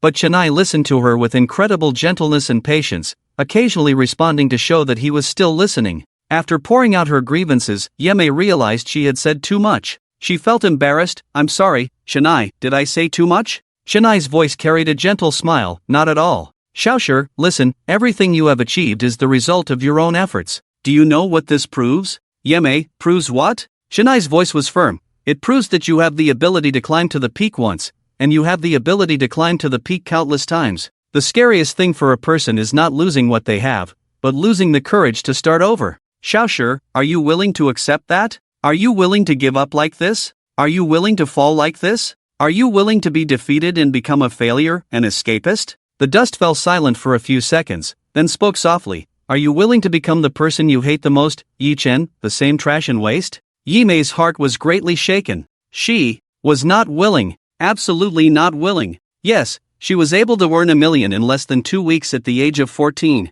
So now she's 16. What's the difficulty in earning 10 million in a month? People can't go back. And she didn't want to become the second Yi Chen. She didn't want to. Absolutely not. Yime's dark and confused heart was split open by a bright sword. She was filled with courage again. Dust. I understand. I will absolutely not be so despondent. Yime made a solemn vow. At this point, Yime could actually hang up the phone. But for some reason, she kept holding onto her phone and refused to hang up. This was the first time she had mustered the courage to call Dust. And the next time, Yime didn't know if she could muster the courage. Yime quieted down like this. And Dust on the other end of the phone didn't hang up either, quietly accompanying her. Yime felt a surge of security as she listened to Dust's breathing on the phone. She didn't know how long had passed. Dust finally spoke. Xiaoshi, I believe you can do it. My granddaughter is about to come back. I need to go cook for her, so I'll hang up first. Yime's heart shook. She clenched her fist. After a few seconds of silence, she finally spoke. Yes, you go cook for your granddaughter. I also need to muster the courage and overcome this difficulty. Dust, good. I'll wait for your victorious response. After hearing his words, Yime hurriedly hung up the phone. She slapped herself hard. Loudly. Yime looked up at the white ceiling. Yime, you need to wake up. You can't continue to be so despondent. It's just 10 million. You can definitely pay it back. She absolutely couldn't give up. She cheered herself on in place, starting to think about how to repay this money. However, inspiration is a fleeting and elusive thing. Sometimes it can come quickly. Sometimes, no matter how hard you try, your mind is empty and you can't think of anything. Yime sat in front of the computer for who knows how long, typing and deleting lines of code. No, my mind is completely empty, I can't think of anything. She shook her head frantically, holding her head. Dust said that if I can't think of anything sitting in front of the computer, then I should go relax. Yime felt that she was too impatient, so she stopped and decided to wash her face in the bathroom. Just as she opened the door, she happened to see Yi Chen coming back. Yi Chen was wearing a white t-shirt and jeans that cost 12 yuan at a street stall. He looked a bit thin, and his face was a bit pale. He was holding vegetables, obviously just back from the market. Yime's good mood disappeared instantly after seeing him. She lowered her face, resisting the urge to roll her eyes, and walked into the bathroom. She didn't want to see him at all. Yime quickly washed her face and then walked back to her room. As she passed Yi Chen, she caught a glimpse of his back out of the corner of her eye. His back was soaked with sweat, as if he had just done a lot of exercise. Yi Mei didn't look much, and withdrew her gaze. She slammed the door shut as she returned to the room. We still don't know who Dust is, but we can be sure that Dust is not Yi Chen. Yes. The voice that answered the phone was very old. It couldn't possibly be Yi Chen. My goodness, Dust is so gentle. Although I know he's an old man, I still fell in love. The scene was originally very beautiful. The goddess was able to rise again. But why did Yi Chen have to come out at the end to show his presence? The scene that was so beautiful was suddenly polluted by him. Yi Chen is not Dust. So he is scum. Ha ha ha. I didn't get slapped in the face. Mei looked at the big screen, her mind racing. She tried to find evidence that Dust was or was not Yi Chen. Dust's voice is very old, and it doesn't match Yi Chen at all. So she never thought before that Yi Chen and Dust were the same person. In fact, now she is also inclined not to believe it. But, Dust said he was going to cook for his granddaughter, and Yi Chen happened to come back from buying groceries. And why was Yi Chen's back so wet at that time? Dust had been so anxious to find her. No, there are still too few clues. Based on what she sees now, there are 10,000 reasons to explain. Yilan looked at Mei's expression, her brow furrowing tighter and tighter. The eldest sister's current situation is too wrong. And the culprit that caused her to suddenly become like this is Yi Chen. This waste scum. The appearance of a few videos is trying to completely whitewash it. It makes her feel as disgusted as if she had eaten a dead mouse. The top university. Half of the teachers watching the live broadcast have already been replaced. Some teachers have to go to class, while others have just finished class.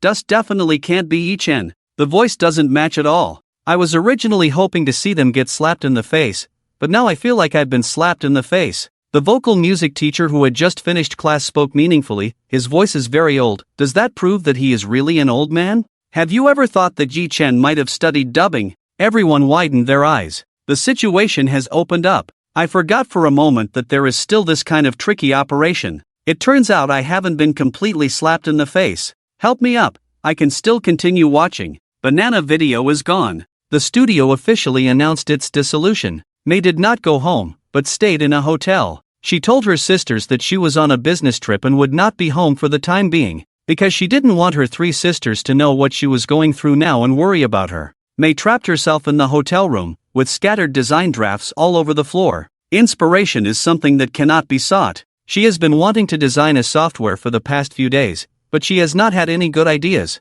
Mei grabbed her hair in frustration, sinking into confusion. Beep! A special ringtone sounded on her phone. Mei quickly picked up the phone. It was a text message from Dust. Today I took my granddaughter to the amusement park. She's only 5 years old. Why does she always like to run into the haunted house? She said her little classmates don't like to go to the haunted house, and she can't find anyone to chat with, so she feels lonely. A very ordinary text message. Mei couldn't help but smile. Dust's granddaughter is so happy. She was about to reply to the message when Dust sent another text. My granddaughter always does her own thing. A few minutes ago she was complaining that she didn't have anyone to chat with in the haunted house, and now she's complaining that she doesn't have anyone to chat with about Peppa Pig. She's now holding on to me and talking about Peppa Pig. Poor me, this old man can't understand. I just want to find someone who matches her soul to chat with her. In this way, we actually met by accident, but we also became friends who can chat with each other. Mei's hand on the keyboard suddenly stopped in midair. A person with a matching soul.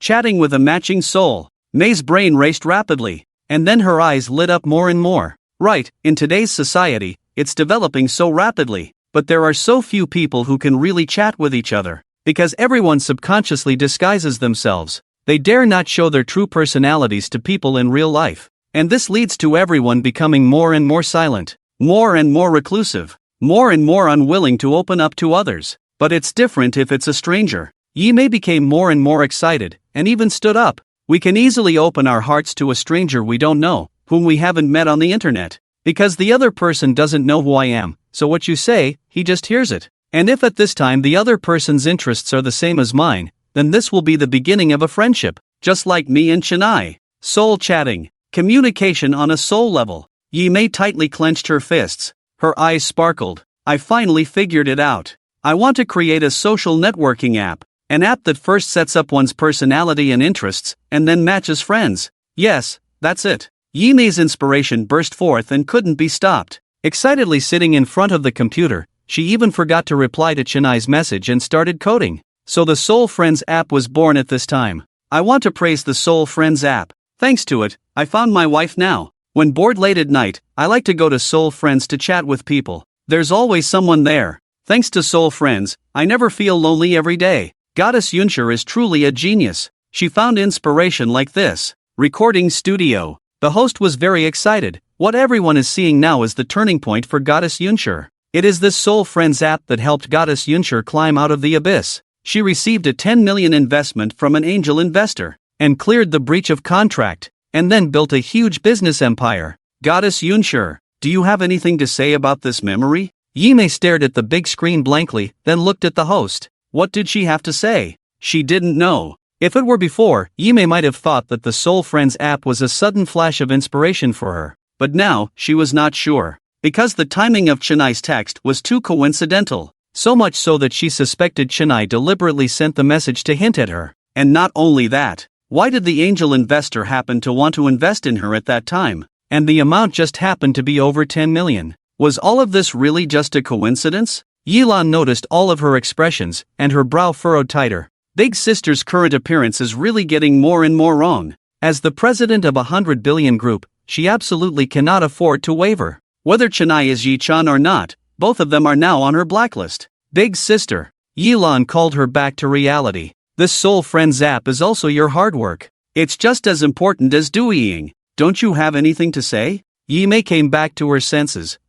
She took a deep breath and struggled to speak. Indeed, without the Soul Friends app, I might never have been able to climb back up. Yilan proudly continued, that's my big sister. Even if she falls into the abyss, she can climb back up on her own. I have always been proud to have a big sister like you. Big sister, you're really amazing. Yilan firmly held her hand. You are the best sister in the world. Even if no one helps you, you can definitely succeed in the end. Yizhu and Yiju, the two sisters, also nodded in agreement. Yes, big sister. You can't underestimate yourself. Sis, you have been my role model since I was young. Your confidence and optimism have always influenced me. Listening to the praise of her three sisters, Yimei finally regained some spirit. But she couldn't say anything, so she could only say, let's continue playing. She no longer knew what she was expecting. Little sister. Yi-chen held his stomach, feeling very uncomfortable. He hadn't expected that this scene would bring such a huge impact to Yimei. Since the day he swore to protect his sisters and ensure their healthy and happy growth,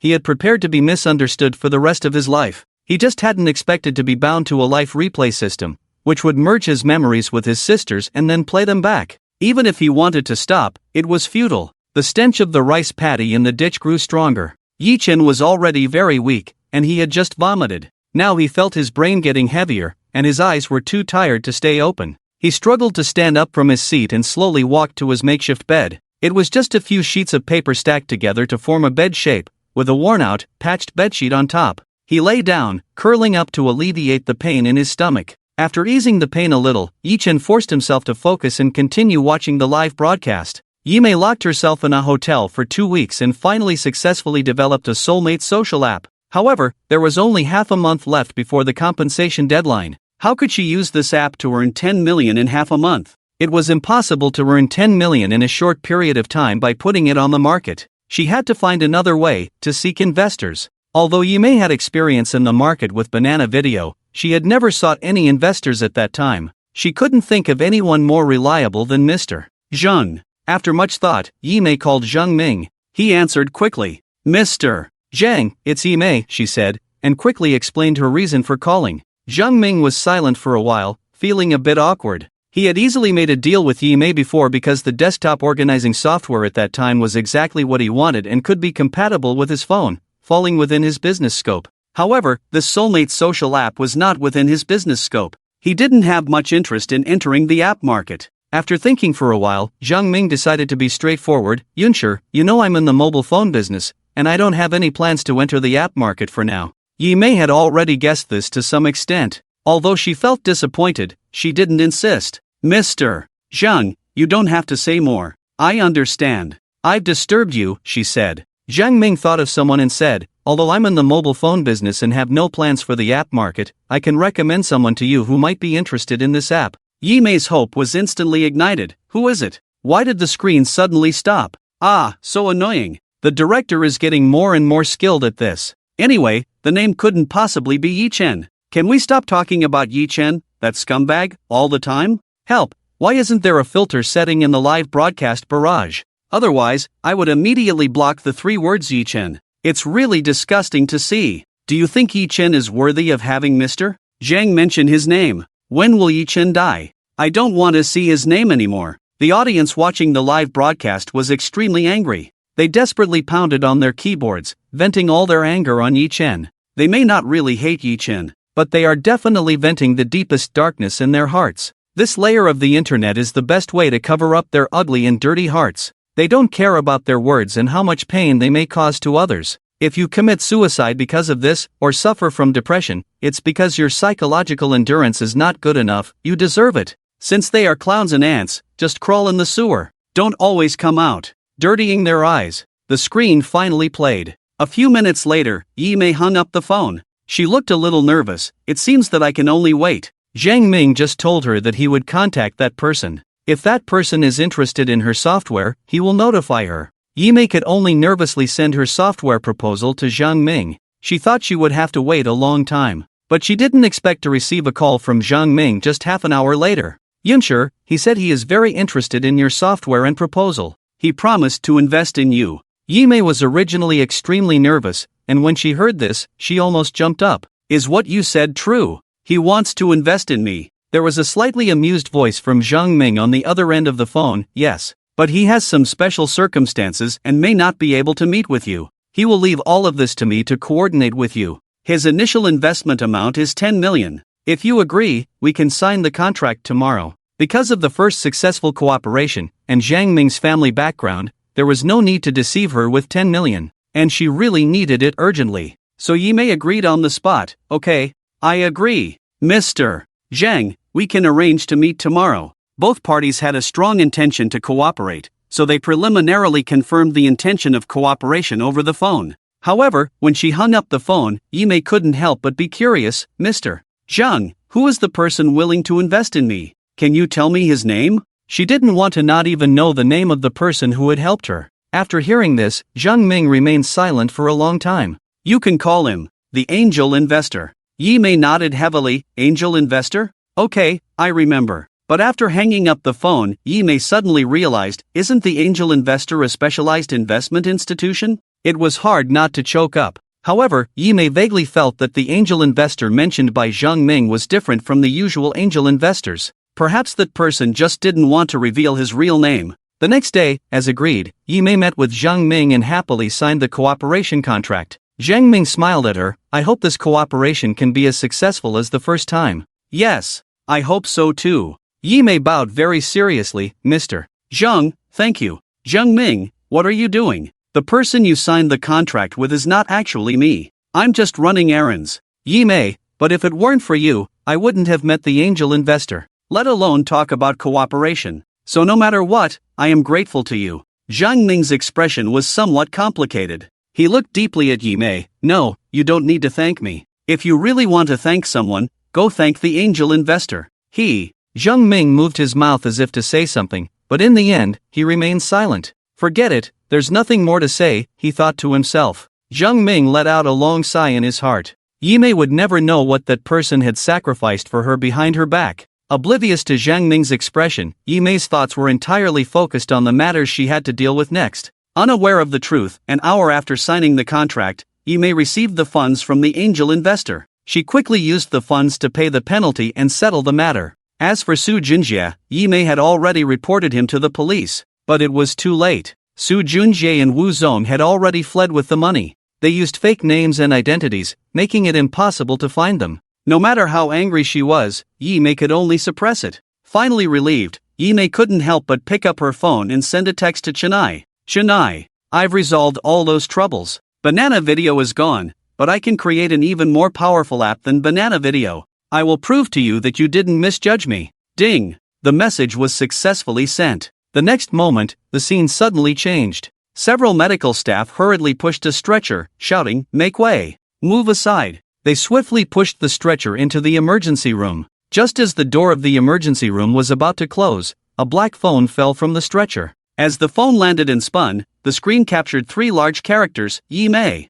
In the studio, Yi-Mei suddenly stood up from the sofa, no longer calm as before. Her heart raced, and a flush of excitement appeared on her face. That person. Is the person being taken to the hospital Chennai? It must be him. It's definitely him. But the previous scene only showed the medical staff pushing the stretcher into the emergency room, and there was no visible figure on the stretcher. At most, only a pair of black pants could be seen. But with just this tiny clue, it wasn't enough. She needed more. Just a little more. Is he really Chennai? If he really is Chennai, what has he been through? Why was he taken to the emergency room? Countless questions swirled in Yi Mei's mind. However, what remained unchanged was her strong desire to know the right answer. Yilan furrowed her brow. Sister, calm down. Yi Mei shook her head frantically. I can't calm down. I can't calm down at all right now. How could she possibly calm down now? That person was Chennai. She could deny everything, but she couldn't deny his existence. She began to consider another possibility.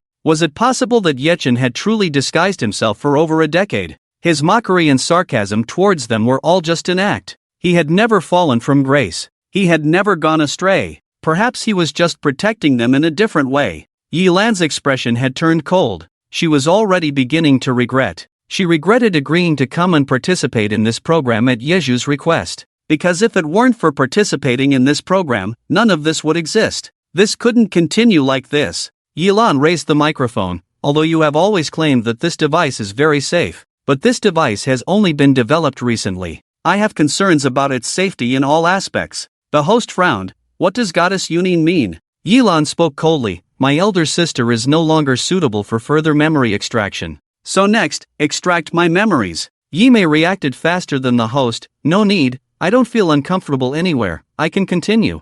Yilan's tone was unquestionable. No, you can't. Yi Mei was about to continue speaking, but Yilan interrupted in a very cold tone. Elder sister, don't you find all of this strange? Yi Mei was stunned for a moment. Strange? Yilan, yes, strange. She was dressed in a slightly cool black punk style, which formed a huge contrast with her Lolita face. Her logic was very clear. The machine only extracted the memories of the four of us sisters. So, according to normal logic, these memory images should be from our perspective. In other words, in places where none of us four sisters can see, there shouldn't be any memory images. But what is playing now? Yelan's tall ponytail swayed behind her. What is playing now is not a memory image of any of us four sisters. How did these memory images come about? Why did they suddenly appear? Elder sister, haven't you thought about any of this? Yeju and Yeju were also shaken. Yes, what the second sister said was right. The machine should have extracted the memory images of the four sisters. But why did images suddenly appear that didn't belong in their memories?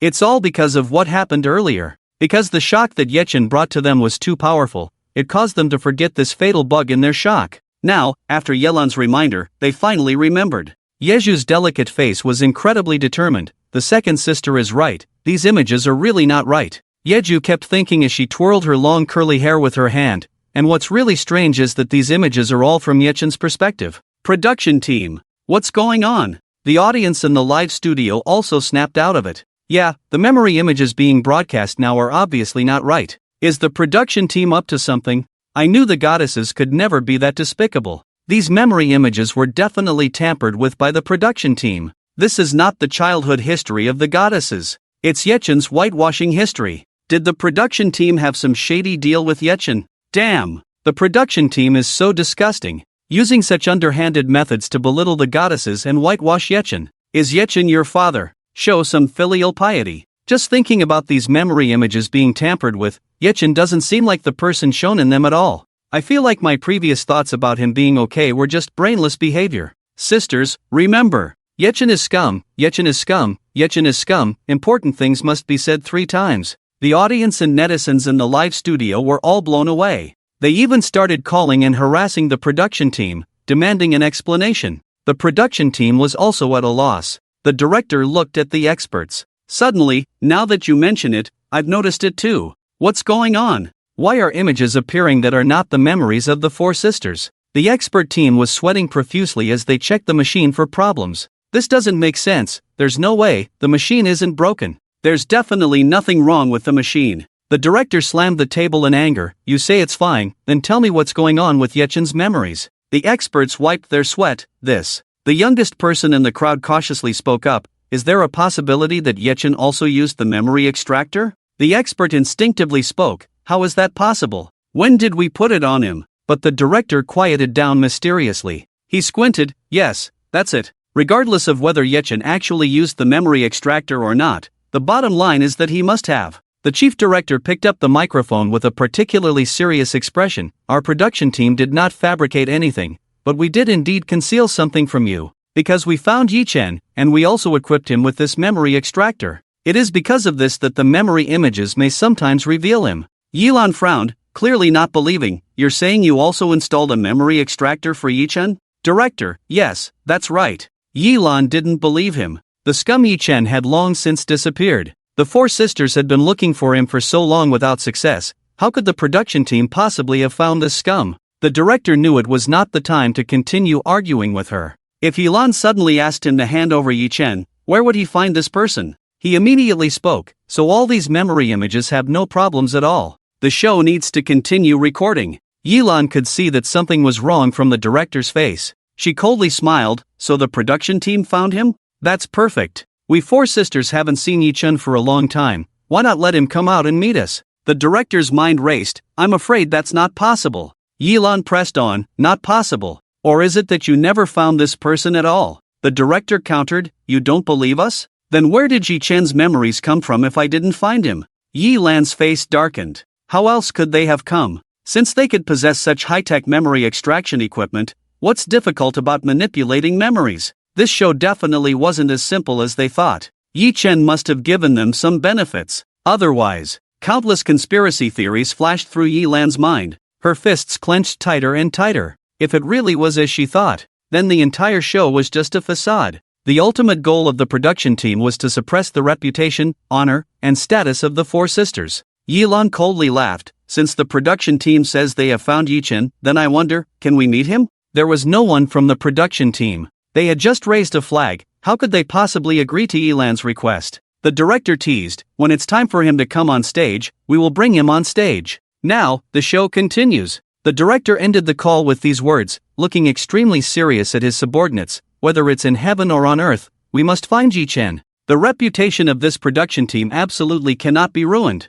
Otherwise, just thinking about the consequences made the director shiver. The expert teams also realized the seriousness of the situation, because this could very well be related to them too. We must find Yechen. Yechen, this scum, truly a disaster. Increasing our workload for no reason. On the stage, the director continued, and the host immediately said, since Yunshur Goddess cannot continue extracting memories, let's extract memories from Yunin Goddess. He straightened his back, his eyes filled with a hint of fanaticism. It is well known. Yunin Goddess is the queen of the esports world. Undoubtedly the first on the global competitive rankings. Of course, she also has another identity. That is the top voice actor in the dubbing circle. The audience in the live broadcast room became excited. Here comes, finally going to get Yunin Goddess's memories. Lowly face, mature voice, hee, Yunin Goddess is in my XP. Watching the show for Yunin Goddess. Above the stage, Yilan's expression remained very unpleasant, speaking with a grim face. I will not take back anything I said earlier.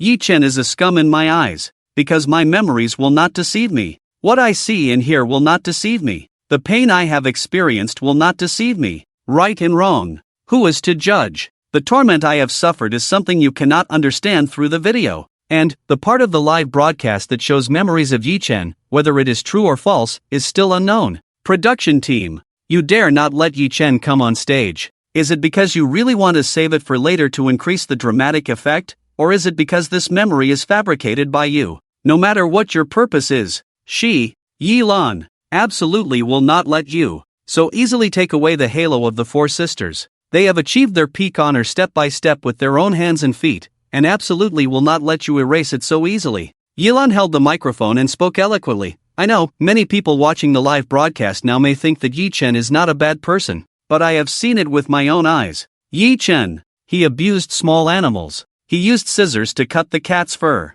and kept poking needles into the kitten. It was my cat. It was just a little milk cat, just over a month old. It doesn't even hurt when it bites, and it's all white, without a single strand of stray hair, especially beautiful. But, this heartless and crazy beast, scum like Yechen, was so cruel to a little cat. When I saw it, it had no good skin left on its body, and it was covered in blood, barely breathing. I couldn't save it in the end. When Yilan said the last sentence, her eyes were already red. Tears were swirling in her eyes. She will always remember the year when she was 5. It was her and her third sister Yuning's birthday. She met this little cat on the street and brought it home to raise it. But within a week, this little cat died at the hands of Yi Chen. This is what she saw with her own eyes. Although Yi Lan looks very lowly, her temper is indeed very hot. She stood up, excitedly saying, "Ask yourself, can scum like this who abuses animals really be the same as shown in the previous videos? The child shows the man. He dared to abuse animals when he was young,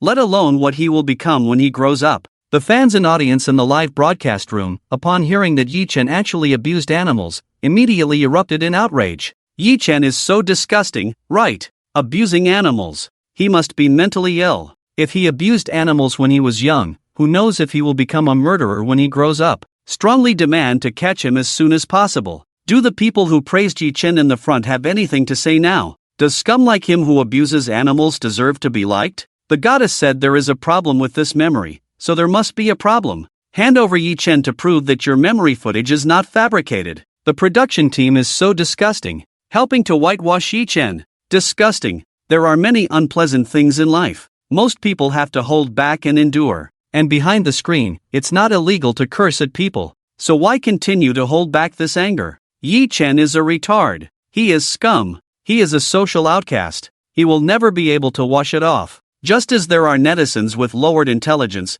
there are also rational ones. Rational viewers almost burst into laughter when they saw these comments. Damn it! Are these people brain dead? Didn't they see what Yi Chen has done before? Whatever Yi Lan says is true? Can't you use your own brain to think for a moment? Help! Are all the netizens now so intellectually challenged? Just mindlessly spraying. Even if Yi Chen dug up your ancestors' graves, do you have to curse him like this? In the barrage, two different forces began to spray each other. In the recording studio, Yi Mei listened with a pale face. Her mind was in a mess, and the memories of the past and the present reality kept colliding in her mind. This has made her current state of mind completely different from the beginning. Upon hearing Yi Lan's belittling of Yi Chen, she couldn't help but speak up. "Second sister, you shouldn't say that about him. Yi Chen is very likely not the person we imagine him to be." Although she couldn't prove it yet, whether Dust was really Yi Chen or not. But apart from the matter of Dust, what Yi Chen had done before was enough to prove that he was not a completely bad person. After hearing this, Yi Lan was very angry. "Elder sister, you actually stand up for him?" Yi Mei's cold and pale face was unusually firm. "I am just making a rational analysis. There were too many memories, too complicated." She needed to sort and analyze them carefully, whether Yi Chen's memories were real or fabricated by the production team. This time, she would no longer be bound by her past memories. Not extracting memories anymore was actually a good thing. While Yi Mei was pondering, Yi Lan's memories were being extracted. This was her memory from when she was 5 years old. At this time, it had been 2 years since her parents' death. Little Yi Lan appeared in the rain, running with big steps. The rain quickly soaked her hair and clothes. Yi Lan frowned, looked around, and found a shelter under the eaves to hide from the rain. As she caught her breath under the eaves, waiting for the rain to ease up, she suddenly heard a faint meow at her feet. Curious, she bent down to find the source of the meow. Soon, she saw a very small kitten in the corner of the stairs. The kitten was just over a month old, still unsteady on its feet, dirty all over, as if it had just crawled out of a garbage heap. When it saw Yi Lan, it seemed to sense a threat, growling and arching its back. But Yi Lan didn't find it ferocious at all, she just thought it was cute. She squatted down and gently said, "Kitty, how did you end up here? Are you lost?" She looked at the pouring rain outside. "Kitty, are you hiding from the rain here? Or are you like me, without a home?" She pursed her lips and reached out to touch the little kitten. Perhaps not sensing any malice from her, the kitten, which had been fierce towards Yi Lan, didn't move and let her touch it. "You're so good." The kitten let out a weak meow. "Are you hungry? But I don't have anything to feed you." After hesitating for a while, Yi Lan finally came up with a good idea. "How about I take you home? You're still so small, you might die if you stay outside." The kitten seemed to understand and licked her hand with its tongue. Meow. Yi Lan smiled. "I'll take that as a yes. Okay, the rain has stopped. I'll take you home." She carefully picked up the little kitten. The kitten didn't resist, but instead obediently nestled in her arms, no longer showing its initial aggressive behavior. 5 minutes later, Yi Lan returned home with the little kitten. Yi Mei immediately saw it and curiously approached. "Second sister, why do you have a cat in your arms? Isn't it cute? I just met it outside. It's too small. If I didn't bring it home, it might starve to death." "Starve to death?" Yi Zhu came over from somewhere, looking at the cat in her arms, her voice weak. It's so small. Yilan said, yes, it must be lost, or maybe abandoned by someone, otherwise it wouldn't be in the corner. Yizhu said, poor thing, let's take care of it. That's what I was thinking. What are you going to raise? Yi Chen walked out of the kitchen, carrying the freshly cooked meal. Perhaps because it smelled the food, the little kitten that had been lying comfortably in Yi Lan's arms suddenly started meowing. It was hungry. Yi Chen saw the dirty little cat. Where did you pick up the stray cat from? He frowned slightly, then placed the food down and reached out to Yilan. Give me this cat. This little cat looked dirty all over, and who knows how long it had been wandering outside. There could be countless invisible bacteria on its body. Especially for Yiju, who was so young, it would be troublesome if she got infected with the bacteria on this cat. Even if they wanted to keep it, they would have to take the cat to the pet hospital for treatment and vaccinations. Yilan became alert immediately. What do you want to do? I'm telling you, Yi Chen, I will never give this cat to you. He's a villain. If she gave the cat to him, who knows how he would torture it. She wouldn't do that. Yilan tried to rush into the room with the kitten, but she was no match for Yi Chen's agility. Yi Chen easily stopped her and his face turned very cold. I'll say it again, give me the cat. Yilan held the kitten tightly. I don't want to. But because of her posture, the kitten felt uncomfortable and scratched her. Ah! Yilan winced in pain and instinctively let go. The kitten fell from her arms and quickly ran into a corner. Yi Chen's heart skipped a beat. He quickly grabbed her hand. Your hand is scratched, you must. Before he could say get a tetanus shot, Yilan jerked her hand back. She looked at him with great vigilance. What do you want to do? Are you happy now that I've been scratched? Yi Chen's hand, suspended in midair, stiffened slightly. Yimei, feeling sorry for her sister, held Yilan's hand. Your hand was scratched by the kitten. Yilan shook her head. It's okay, just a little scratch. She bent down, getting closer to the kitten. I'm sorry, little kitty, I didn't mean to hold you so tightly. The kitten backed away, baring its teeth at her. Yilan was anxious. What should I do? It's ignoring me. She turned to Yi Chen. It's all your fault. If it weren't for you, the kitten wouldn't ignore me. Yi Chen had already withdrawn his hand at this point, looking indifferent. This just proves that you and this kitten have no connection. It doesn't like you. Yilan glared at him angrily. That's not true. It's because of you that it ran away. Yizhu, the most thoughtful of the sisters, had secretly taken a bit of fish from the meal and placed it in her hand. Then she approached the kitten. Kitty, do you want some food? Smelling the scent, the kitten's nose twitched. Although a little scared, it couldn't resist its hunger and tentatively approached Yizhu. Seeing that she meant no harm, it quickly lowered its head and bit the fish from her hand. Then it ran into the corner and started eating. Yizhu saw the kitten eating happily and a smile appeared on her face. Yi Chen noticed this and felt a hint of excitement in his heart. Yuning's sister smiled. Since an incident 2 years ago, Yuning's sister had rarely smiled. Yi Chen looked back at the kitten. This kitten had a good chance of helping Yuning's sister come out of that nightmare. Even if it couldn't completely free her, it could at least alleviate it. So, this cat had to be kept. Yi Chen deliberately asked, I heard you say you want to take responsibility for it? Then tell me, how will you take responsibility? Taking care of a cat is no small matter. What Yi Chen feared most was that they would only be enthusiastic for a short while. After the initial excitement passed, they would completely forget about the cat and abandon it. Regardless of whether it's this little cat or other small animals, they should not be treated like this. So Yi Chen wants to make them understand that cats can be kept, but they must be responsible for it. It can't just be for temporary fun. Yilan was about to retort Yi Chen, but at the moment of speaking, she froze. How can she be responsible for it? Isn't it enough to just feed it? Yilan wanted to answer like this, but as the answer was about to come out, she got stuck in her throat because she saw Yi Chen's provocative expression. Seeing the silent Yilan, Yi Chen felt a hint of disappointment in her heart, but did not show it on her face. The second sister is still too young and needs to be properly taught and reasoned with. Yi Chen's face showed a provocative expression. Can you take care of it and prevent it from getting sick? Can you love it well and not let it go hungry? Can you tolerate its messy fur and clean its litter box regularly? You can't be responsible for its life, so why do you say you want to keep it? Just because of your fleeting interest. Ah, damn it, what Yi Chen said makes me want to hit him. Who does he think he is? Has he done what he said? Exactly. Damn it, has he treated the four goddesses well? Saying such things, does he deserve to be slapped? If you can't be responsible for its life, then don't keep it. I want to hear this. How kind. But has this scum Yi Chen done it himself? This plot is really raising my blood pressure. When will Yi Chen die? So the memories in front of me are the real memories, right? Memories without the four girls present must be fabricated by the production team to whitewash Yi Chen. So disgusting. Yes, I'm talking about Yi Chen and the production team. The fans of the four goddesses in the live broadcast room were all furious. The keyboards in their hands turned into biochemical weapons and were sprayed onto Yi Chen. Yi Lan saw these real-time barrage comments. The anger in her heart was finally reduced a bit. But this is not enough. Yi Chen wants to whitewash himself through the production team, right? Well, she will let Yi Chen and the production team know what it means to beat the water in a bamboo basket. Do you think this is disgusting enough? Don't forget, what I said earlier was that Yi Chen abused small animals. When I arrived, he had already abused Xiaobai to death. Covered in bruises, bloodied, skin torn. It was still convulsing in my palm when it died. It's only a little over a month old. How could this perverted scum Yi Chen do such a thing?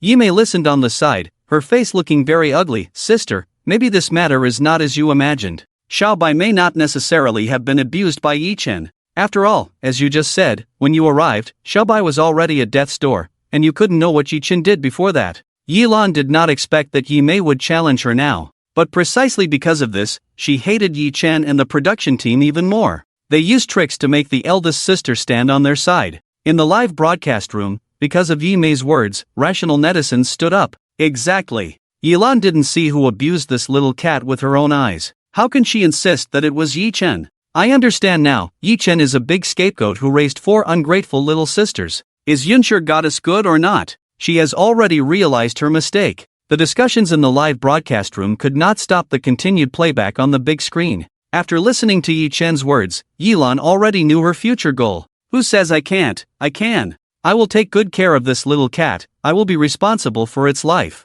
Yi Chen chuckled lightly, but his words were guiding. Am I listening to a joke? You say you will take responsibility for its life, but you can't even take responsibility for your own life. Do you know that if you get scratched by a cat or dog, you need to get a tetanus shot? Because if it's not handled properly, it can be fatal. But you completely don't know about this, and you think this wound is just a little skin break, a little blood, and it's not a big deal. You see, can you take responsibility for your own life? Yi Lan subconsciously touched her arm. Is it really so terrifying to be scratched by a cat? But she stubbornly said, who says I don't know? I'm going to the hospital later. Hearing her words, Yi Chen felt a heavy sigh of relief in his heart. As long as she gets the tetanus shot, it's fine. The top university. The psychology professor slammed the table. I understand. The words Yi Chen said earlier were all deliberate. He wasn't mocking Yi Lan, but guiding her to get the tetanus shot. And also teaching her to be responsible for anything. You can't just do things based on a momentary impulse.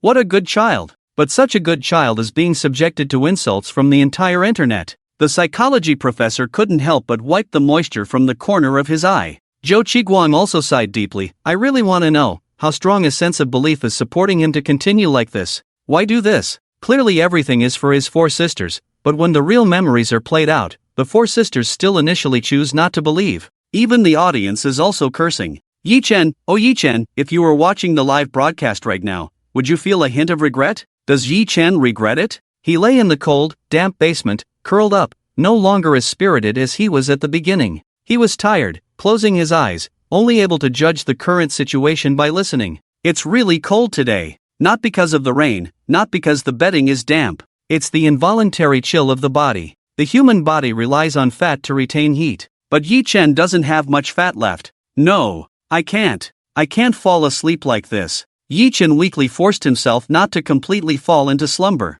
If he really fell asleep, he wouldn't be able to get up. But he wanted to watch a little longer. So he couldn't sleep. He had to hold on. The scene continued. It had been a week since Yi Lan brought the kitten home. Yi Lan did as she said. She took the little kitten to the pet hospital for a thorough checkup and got it vaccinated. After confirming that the kitten had no other health issues, she brought it home. She took very good care of it, and even gave it a name, Xiaobai. The little kitten no longer scratched her and, on the contrary, became very dependent on her. But no matter how dependent it was, Yi Lan couldn't be with it all the time. They still had to go to school. Yi Lan stood at the door and bid farewell to the little kitten. Xiaobai, be good. We're going to school now. We'll be back in the evening. You stay here and be good. Meow. Yi Lan patted its head, then glanced at the time and found it was running out, so she quickly put on her shoes, closed the door, and caught up with her older sister and three younger sisters. Wait for me. The scene shifted again. It was now Yi Lan and Yi Zhu returning home from school.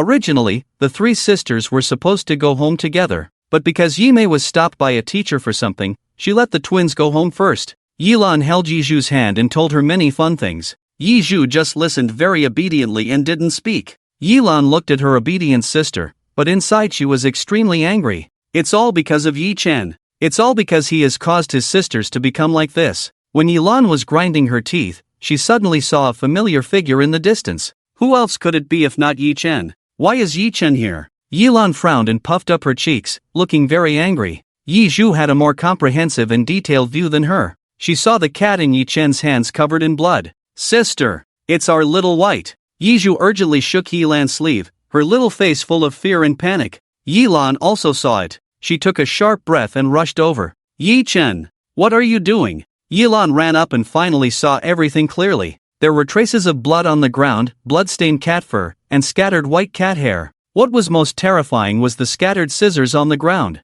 and the glinting needles. In Yi Chen's hands, there was a cat with blood-stained fur, with several pieces of cat skin missing, exposing blood-red muscles and tendons, with needles stuck in it. It seemed that Yi Chen did not expect her sudden appearance. Just like hiding evidence, she quickly hid the cat. Why are you here? Yilan was now engulfed in immense anger. Yi Chen, how dare he? She trembled all over, her chest heaving violently. Her whole body felt numb with anger, but tears were streaming down her face. Yi Chen's expression was very indifferent. Why should I give it to you? Yilan was furious. Unable to control her inner anger, she bit Yi Chen's arm directly, muttering, "Give me little white." She bit too hard. Yi Chen's face turned pale, but he still showed no intention of handing over the cat. Yizhu stood there feeling helpless. After thinking for a long time, she finally ran up and pulled Yilan away. Sister, don't do this. When Yilan let go, there was a deep bite mark on Yi Chen's arm. The top academic institution. The psychology professor was so angry that his chest hurt. Why did Yilan bite someone? How much hatred must she have to bite the wound like this? Zhou Qiguang's temples throbbed. Unable to bear it, he took a nitroglycerin and touched his chest. It really raised my blood pressure. Why can't she imagine another scenario, such as Yi Chen wanting to save the cat? No, I'm too angry. I need to calm down. They felt pain in their chests. The audience in the live broadcast room, on the other hand, felt very joyful. They couldn't help but start clapping and cheering. Goddess Yunin did a great job. Scum like Yi Chen should be bitten to death. Is Yi Chen too perverted? Does he really abuse cats like that? Oh my god, the bloody scene just now made me sick. What kind of psychological perversion does Yi Chen have to be so cruel to a little kitten? If Yi Chen is in my hands, is it too much to give him a knife for a curse? At this moment, Yi may happen to see this barrage. She was instantly furious. After this person's words were spoken, all the filthy language and curses came pouring in. The barrage in the entire live broadcast room was as dirty as a cesspool. The internet was like a huge bloody slaughterhouse. In front of reality, all those who dress and behave like elites, speaking politely and elegantly, have shed all their disguises here. They put on butcher's aprons, holding steel knives, treating everyone as prey they can slaughter at will. Rational people usually choose not to look directly at this situation, and they won't end up the same. Let those beasts in human skin bark inside. Yimei had known about this kind of thing a long time ago, but she really couldn't believe that someone could say such vicious words. She wanted to speak out against it. But at the moment she was about to speak, her face turned pale, because she suddenly remembered that before this, she had also cursed Yi Chen in the same way. Yimei clenched her fists, feeling a bit uncomfortable in her heart, and started to twitch. Before, she was just like these netizens, labeling the most disgusting words on Yi Chen. While Yimei was feeling complicated, the scene continued to play out. Yilan's eyes were red with tears, looking at Yi Chen as if he were the enemy who killed her father. What did you do to my little white? Yi Chen's tone was very cold. It's dead. Yilan trembled violently. What did you say? Yezhu's eyes showed fear, and she shrank directly behind Yilan, trembling. A touch of fierceness flashed in Yilan's eyes as she picked up the scissors from the ground. Even though her hand holding the scissors was trembling, she didn't put it down. Instead, she aimed the scissors at Yi Chen. She was sweating in her palm, and her heartbeat accelerated to the point of insufficient blood supply, making her whole body feel cold. But she still firmly faced Yi Chen. Give little white back to me. Otherwise. Yi Chen saw that her hand was trembling all the time, and it didn't look like she could hold it steady. The scissors were very sharp, and he was afraid that Yilan would hurt herself, or even hurt Yezhu behind her. However, the little cat's death was too miserable. He was worried that she couldn't bear to see it. After a careful consideration in his mind, he finally took a deep breath. I'll give it to you, put down the scissors. Yechin took out the little cat from his arms. When Yelan saw the cat, the scissors in her hand fell to the ground. At the moment she let go of the scissors, Yechin picked them up. Little White. Yelan rushed forward and tremblingly took the little cat from Yechin's hand. This little white cat, just over a month old, had no intact place on its body. It was even pinned with needles. Covered in blood, it looked extremely terrifying. However, after such cruel torture, its strong vitality supported it from dying. It couldn't even open its eyes, just lying softly in Yelan's hands, occasionally trembling. Yelan felt a great sadness enveloping her. She held it in pain. Little White. Little White, don't die. Sob. I can save you. Wait, sob. I'll take you to the hospital now. She cried in grief, carefully holding the little kitten and rushing to the pet hospital. Yechin didn't stop her. If he stopped Yelan at this moment, she might not be able to pass her own test in this life. Yeju glanced at Yechin, and the fear and horror in her eyes were palpable. She shook her head in fear, constantly retreating. Then she quickly chased after Yelan. All her actions and reactions were telling a fact. She was afraid of Yechin. Yechin is too scary. What has he done to Little White? Sob. Eaning Goddess is crying. My heart is breaking. I feel so sorry. What's wrong with Eaning Goddess? Why does she seem off? Have you forgotten? Eaning Goddess said before that she once suffered from autism because of Yechin. She barely came out of it. So what did Yechin do to Eaning Goddess? It actually made the goddess Yuning suffer from autism. I can't bear this 40-meter-long sword anymore. I want to kill Yi Chen, the scum. Vent my anger. You guys are going too far. Yi Chen is not as disgusting as you say. Exactly. I didn't want to come to this, but you guys have made the barrage too chaotic. What did Yi Chen do before, didn't you see? It's really speechless. Whenever something happens, you push it onto Yi Chen. He doesn't have fans, so he deserves to be scolded. The brain-dead fans of the four women are just too many, and they are everywhere in all walks of life. Rational people's comments are quickly drowned out in these malignant barrages. But at least at this moment, they stood up. In the studio, Yizhu sat on the sofa like a porcelain doll. She had a sweet and innocent face of first love. Her waist-length straight hair added to the feeling of youth, beauty, and heartthrobs just by sitting there. At this moment, her eyes were slightly red, as if she wanted to cry but couldn't. It was heartbreaking to see her like this, evoking a sense of pity. Yilan held her twin sister's hand and asked, "Sister, are you okay?" Yizhu nodded slightly. "I'm fine." She had already walked out of it. She wasn't afraid at all. Yilan clenched her lips, angrily picked up the microphone, and looked directly at the camera. "I'm sure everyone has seen how Yi Chun has been abusing our Little White. And those who are familiar with our sister's past know that my sister used to have autism. Some people guessed it right. My sister's autism has a lot to do with Yi Chen. If my sister hadn't managed to come out of it in the end, there would be one less shining star in the world today. Do you think such a person deserves forgiveness? Deserves to be whitewashed?" The host immediately spoke, "Of course not. Yi Chen is a scum and a disgrace to society. How could such a pervert who abuses animals possibly be a good person?" The four female fans watching the live broadcast unanimously agreed. Anyone who can cruelly abuse a small animal is definitely not psychologically sound. Yilan said coldly, "And this morning, I had locked Little White in the house properly. How did it get out? I can't think of any other way except that Yi Chen took it out to abuse it. But is this really the case?" Yi Mei had serious doubts in her mind, because she, the second sister, really didn't see who abused Little White with her own eyes. She looked at the big screen, feeling a strange sense of anticipation and unease. "Yi Chen, please. Little White was definitely not abused by you, right? If Little White was abused by you, she really didn't know what to do." Yi Lan appeared on the screen. "Little White, be good. We're going to school now. We'll be back in the evening. You stay here obediently." Meow. This was the scene of her leaving home in the morning to go to school. She carried a small backpack, hurriedly closed the door, and caught up with Yi Mei and Yi Zhu. Unaware of the rush, Yi Lan didn't realize that she hadn't fully closed the door.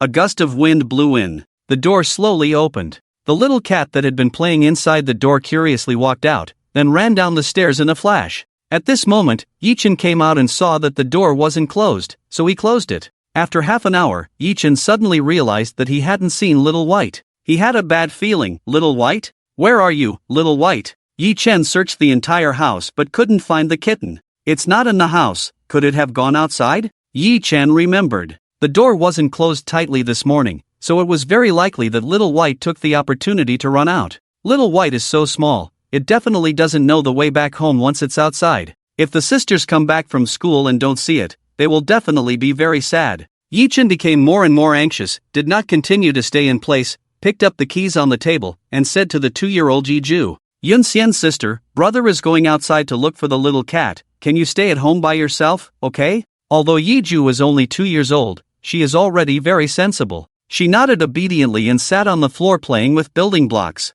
Wait for me. Wait for me. Yi-Chen patted her head and then left, making sure to close the door tightly. He didn't know where Xiaobai would run to. He could only search everywhere. He searched for a full 2 hours and finally, when passing by a place, he heard the pitiful cry of the little cat. Yi-Chen instinctively felt that something was wrong and turned in. When Yi-Chen entered, he only found a small white cat lying on the ground covered in blood, and 4 teenagers holding tools, just about to leave the dumping scene. Yi-Chen immediately recognized this as the little white brought home by Yilan. Xiaobai. He angrily looked at the 4 people. Did you hurt Xiaobai? The 4 people had never expected to be seen while dumping the body. The tools in their hands also made it impossible for them to deny it. They looked at each other and then ran away. Yi-Chen wanted to catch up, but he was also worried about the injuries on Xiaobai. In the end, he could only give up chasing the 4 people and ran to Xiaobai, squatting down in front of him. Xiaobai, I will take you to the pet hospital now, hold on. At this point, Xiaobai was already on the brink of death.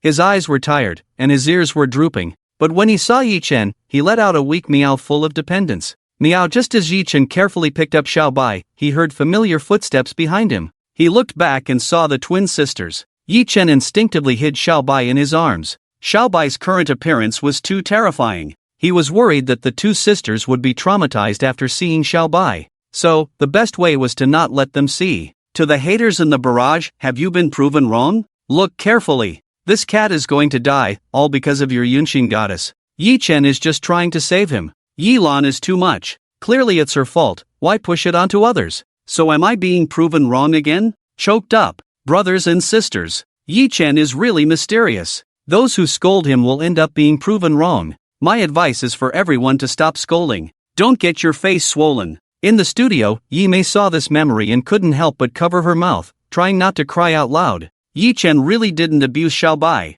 He was innocent. So, everything he did was for their good, but they misunderstood him. Yilan looked at the scene, feeling like her throat was being choked, unable to speak. Xiaobai's death was actually because of her? If it wasn't for her being in a hurry in the morning and not making sure to close the door properly, Xiaobai wouldn't have run out. If Xiaobai didn't run out, he wouldn't have encountered those scumbags. Naturally, he wouldn't have experienced such a terrible thing. So in the end, the person who caused Xiaobai's death was her. No, that's not right. This memory scene itself is problematic. It's very likely that the program team deliberately set it up like this to whitewash Yi-Chen and discredit them. She wouldn't believe it. Yilan saw the criticism of her in the barrage. She pursed her lips and picked up the microphone. I just saw some viewers in the barrage saying that this is my fault. I am not someone who doesn't admit mistakes. If this is really my fault, I will admit it. I will also apologize. But the premise of this matter must be that the memories being played are true. The experts were stunned.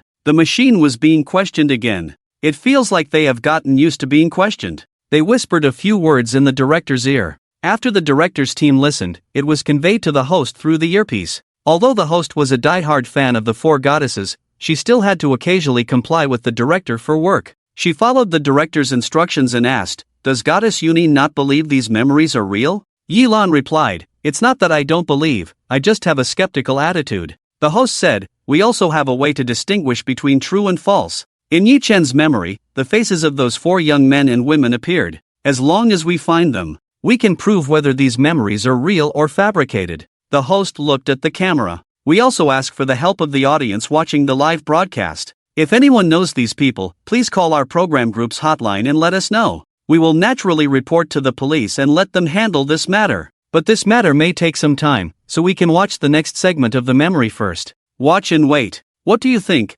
Goddess Yunin? Yilan said, "Okay, I agree. I believe the police will be fair and impartial. As for my next memory." When Yilan said this, she looked a bit embarrassed. Well, there's really nothing to hide. After all, those who know me well know. I was rebellious when I was young, and I was a very rebellious girl. Yilan was not like Yi Mei. She had a reputation as a child prodigy at a young age and even skipped grades. Countless teachers vied to have her as their student. If Yimei was seen as a good child in the eyes of others, and as the kind of look at others that others often said, then Yilan was her strong contrast, a direct antithesis. The host naturally had some understanding of Yilan's background. Goddess Yunin was indeed a bit mischievous when she was young. Yilan laughed carelessly. This is nothing that can't be said. I also admit that I was a very headache-inducing presence when I was young.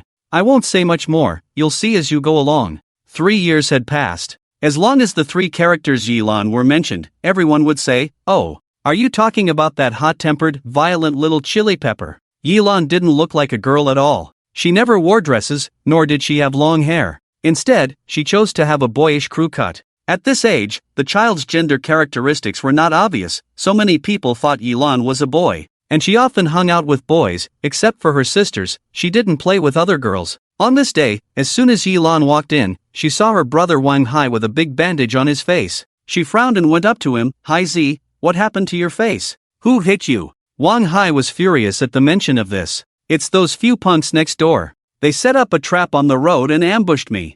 I was caught off guard and got beaten by them." He gritted his teeth and said, forgetting about the injury on his face when he got excited, and grimaced even more when he touched the wound. When Yilan heard that her brother had been bullied, how could she bear it? "How dare someone bully my brother? Hai Zi, don't worry, I'll go and settle the score for you tonight." Yilan really meant what she said. After school, she directly took Wang Hai to find the people who had beaten him. As the saying goes, when enemies meet, they are particularly hostile. As soon as they met, they didn't say much and just started fighting. Yilan's fighting style was very fierce, completely reckless. But in the end, she was still too young and not strong enough. She was quickly beaten down by the few people, covered in injuries. Naturally, Wang Hai couldn't avoid it either. Both of them were beaten down on the ground. The few young men sneered. "Wang Hai, I see you still haven't learned your lesson. How dare you find someone to attack us? Even more ridiculous, the person you found is such a shorty. Ha ha ha." Yilan spat out the blood from her mouth. "You're not allowed to insult my brother.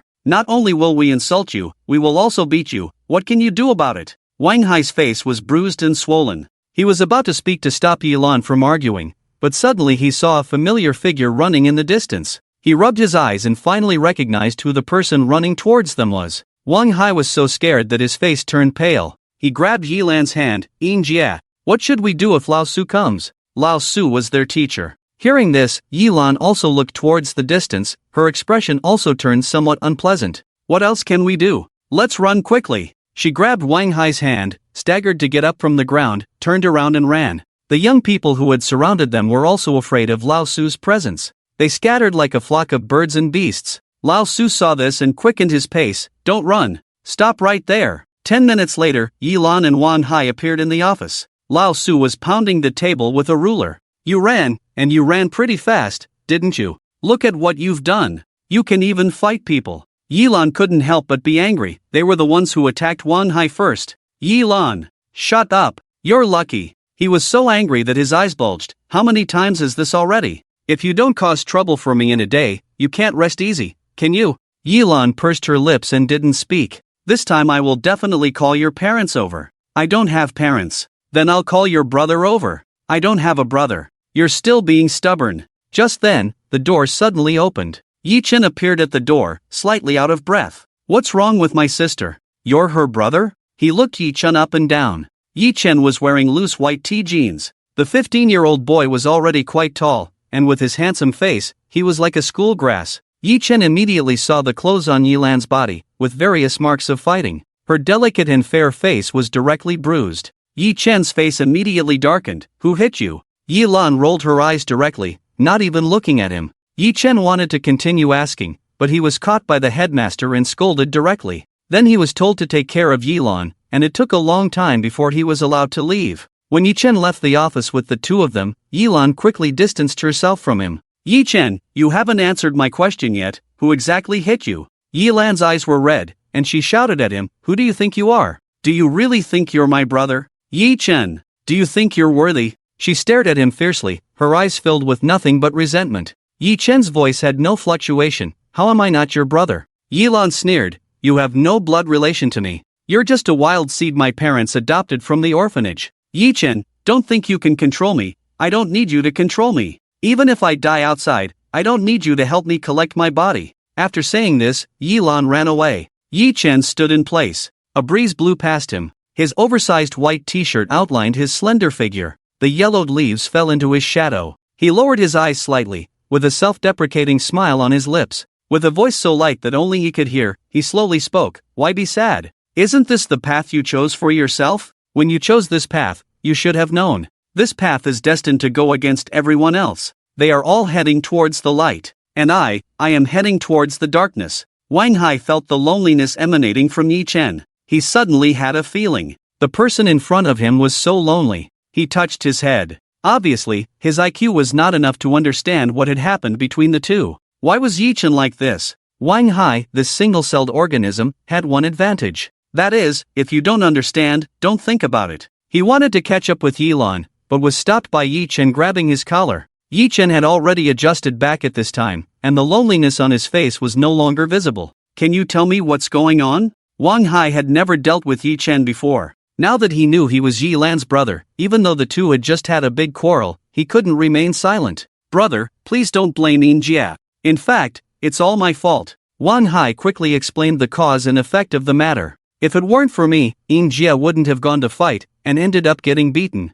He was very regretful. Why didn't he stop Yi Lan at that time? As a result, the headmaster knew about this matter. Yi Chen fell silent for a while. You shouldn't have gotten involved in this kind of thing. Wang Hai, huh? Yi Chen suddenly smiled, his eyes very gentle. Good children should always be good children, and bad children's matters should be left to the bad children to handle. In the future, if you encounter this kind of thing, don't tell my sister, tell me. I will handle it. Wang Hai was stunned for a moment before cautiously speaking. Big brother, do you mean you will help us? Yi Chen patted his head. As a brother, isn't protecting your sister a matter of course? Don't continue to get involved in this matter with her. There are more important things in your lives than fighting. Fighting is ultimately not good. Yi Chen was worried that Yi Lan would suffer. And not just suffer, what he was most worried about was that Yi Lan would become a person with violent tendencies from then on, and then play with some bad kids. If that's the case, it would be even more of a headache. Yi Chen learned about those few people and their photos from Wang Hai.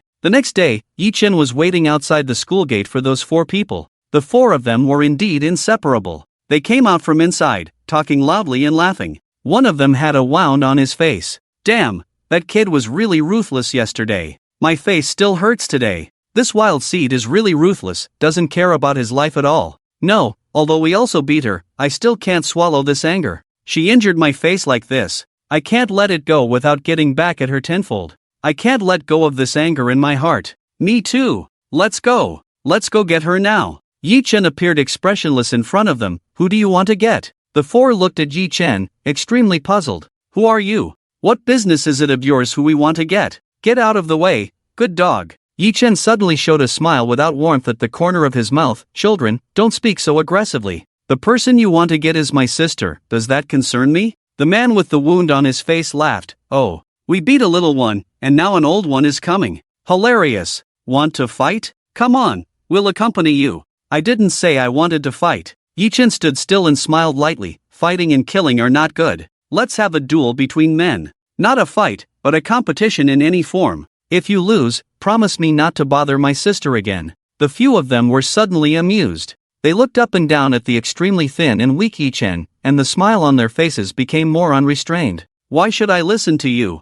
Yeah, who are you? Why should we listen to you? Hilarious, get lost. It's a waste of time talking to you. Yi Chen remained motionless in his place, but he took out an iron rod from his backpack. It seems like you don't want to resolve this peacefully. Then we'll have to use force. Yi Chen also grew up from this age and naturally knew that people like this had a kind of inexplicable stubbornness. Today you hit me, tomorrow I must reclaim my dignity and hit you back. As long as I don't submit to you for a day, this conflict will never end. So the only way to completely put an end to this is to make him submit. Whether it's through fighting or other means, he must submit. Ha ha, you're cracking me up, trying to scare us with an iron rod. I learned to use this thing when I was 3. Funny, do you think we're afraid of you? Yi Chen listened to their words without speaking up. He just placed the iron rod horizontally in front of his chest, then gripped each end with his hands. With force, the iron rod slowly bent in the middle. Then completely, it bent at a 90-degree angle. Yi Chen had a gentle smile on his face. Shall we begin now? Several people. There's no need for this. Stop. We are the successors of the new society. We can't resort to violence like this. We have to live up to the bright scarves on our chests. Perhaps there are other more suitable methods. In the terrified eyes of the group, Yichen smiled gently and spoke softly. So you want to resolve this peacefully? The group nodded in agreement. Yichen satisfactorily put the bent iron rod back in his backpack. The prepared props indeed came in handy. Well, let's settle this with a game. How do you want to compete? The group looked at each other, scratching their heads. They didn't know what to compete in when suddenly, a frightened voice from a boy nearby interrupted. Hey, move out of the way. Yichen caught a glimpse of a basketball flying rapidly towards them. He quickly reached out and blocked the basketball. It fell to the ground and bounced away. The boy with the injury brightened up. I've got it, let's play a game of basketball. Yichen's expression turned somewhat strange. Are you sure you want to play basketball with me? Basketball. Since winning the world championship in his previous life, he hadn't played again. Thinking about it now, he felt a bit nostalgic. His strange expression was mistaken by the group as fear. Yes, let's play basketball. If you win in basketball, we won't bother your sister anymore. But you have to win against us. Yichen didn't want to bully the weak. Are you sure? I can tell you, I'm very good at basketball. The boy with the injury said, don't underestimate us. We're also very good. That's right. We've been practicing basketball for 2.5 years. Bring it on. The basketball court cleared out. Yichen looked at the 4 boys in front of him. Are you attacking or defending? The boy with the injury proudly raised his chin. You're alone. It's a bit unfair for us 4 to defend. So to prevent you from regretting later, we'll defend and you attack. Yichen's face showed a strange expression again. Are you sure you won't regret it? His specialty was attacking. We won't regret it. But wait, didn't we forget to mention what you have to do if you lose? Yeah, if we lose, we promise not to bother your sister anymore. But if you lose, what will you do? Yichen casually replied, anything, because he wouldn't lose. The boy with the injury squinted. If you lose, you have to kneel down and shout 3 times, Dad, I was wrong. Yichen smiled faintly. You can talk after you win. Ha, arrogant. Ha, overconfident. Ha, what the heck? Before they could finish their taunts, Yichen took 3 steps, jumped in place, and directly threw the ball into the basket. Perfect 3-point shot. You're not playing fair. We weren't even ready yet. Yichen has already taken the ball back into his hands. The villain dies from talking too much. Several people were annoyed. We need to take this seriously. You won't get another point from us. As soon as he finished speaking, Yichen had already dribbled the ball to their front, faked a shot, then quickly turned around and jumped in place. He shot. Swish. Another 3-pointer. This is just a fluke. You won't have another chance to shoot next. Swish. Yet another 3-pointer. Several people felt their faces burning with anger. They wished they could slap themselves hard in the face. However, this was just the beginning. The next 5 minutes felt like Yichen's personal basketball show. Fadeaway jump shot. 360-degree spin dunk. Layup off the backboard. A series of fancy moves dazzled everyone's eyes. In the end, the 4 people even forgot that they were supposed to be defending. They just watched helplessly as Yichen went crazy with his shots. As the final whistle blew, Yichen also ended his personal show. He was breathing heavily, his body was exhausted, and even his stomach was a little sore, but he felt incredibly relieved in body and mind. You lost. Thud. Suddenly, all 4 people knelt down in front of him. Dad, can you teach us basketball? Dad, we were wrong. Dad, as long as you teach us basketball, we can do anything, even go through fire and water. Dad, I'm your son who's been wandering outside. Teach your son how to play basketball. Yichen. He didn't have so many good sons, thank you. The barrage in the live broadcast room started to liven up. I have to say. Cough cough. Yichen looks so cool playing basketball. Help, isn't he the basketball prince in my ideal school? I have to admit, although Yichen is a scumbag, he looks really handsome. Yichen is not a scumbag. It's obvious in this memory segment that he wanted to protect Yilan. At the highest institution of learning, the physical education teacher jumped up excitedly. Yichen's jumping ability is so strong. And his core strength. His hang time. He's a good seed for professional basketball games. He slapped his thigh hard. What a pity. What a pity. He lamented, why didn't he notice him back then? Otherwise, the basketball games now would be a whole different story. In the recording studio, Yilan smiled coldly and said nothing. Yichen, you really are good at scheming. You actually thought of using this method to whitewash yourself in the show, modifying this memory segment to look like this. But, Yichen, do you know where your biggest mistake lies? It's that you don't understand basketball at all. Yilan picked up the microphone. I'm sure everyone was very moved by what they just saw. They must think Yi Chen is truly a good brother, coming to help me solve this problem when I was being bullied. I have to say, this memory segment was fabricated flawlessly. On one hand, it shows his love for his sister, and on the other hand, it showcases his basketball talent. Just with this short clip, he's turned into a flawless person. The host was a bit puzzled. What does Yilan mean by goddess rhyme? Yilan sneered. My point is, hasn't it already been made clear earlier? All these memories about Yi Chen are fabricated lies. I don't believe it, because there's a huge mistake in this memory segment. The host's curiosity was completely piqued. Where is the mistake? Yilan said confidently, the huge mistake is that Yi Chen doesn't understand basketball at all. From the beginning of my memory, I've never seen Yi Chen touch a basketball. These shooting moves in the memory segment clearly require long-term practice. Yi Chen has never even touched a basketball, how could he possibly play such beautiful shots? Yilan has a point, not only that, sometimes he even gets out of breath from running a little faster. With his weak physique, can he really handle playing basketball so well? The host looked at the other three sisters. Have any of the three goddesses seen Yi Chen play basketball? Yeju nodded. No, I have never seen him play basketball. Yemei was still troubled by the memories, looking quite disheveled. She had indeed never seen Yi Chen play basketball, but at this moment, she didn't want to respond to the matter. She neither nodded nor shook her head. Yechu remained silent. Among the four sisters, she had been closest to Yi Chen and had the most intimate memories. It seemed like there had been such a shadow in her memory. Yi Chen had once taken her past a basketball court. At that time, Yi Chen seemed to have let her sit on the side and played a game of basketball with her, but at that time, Yechu was really too young. She couldn't remember clearly. Yilan looked at her in confusion. Fourth sister? Yechu snapped out of her thoughts and bit her lip. I haven't seen him either. That memory was just too blurry. Since she couldn't remember clearly, it wouldn't hurt to go along with her second sister. Although Yilan was unhappy with Yemei's lack of response,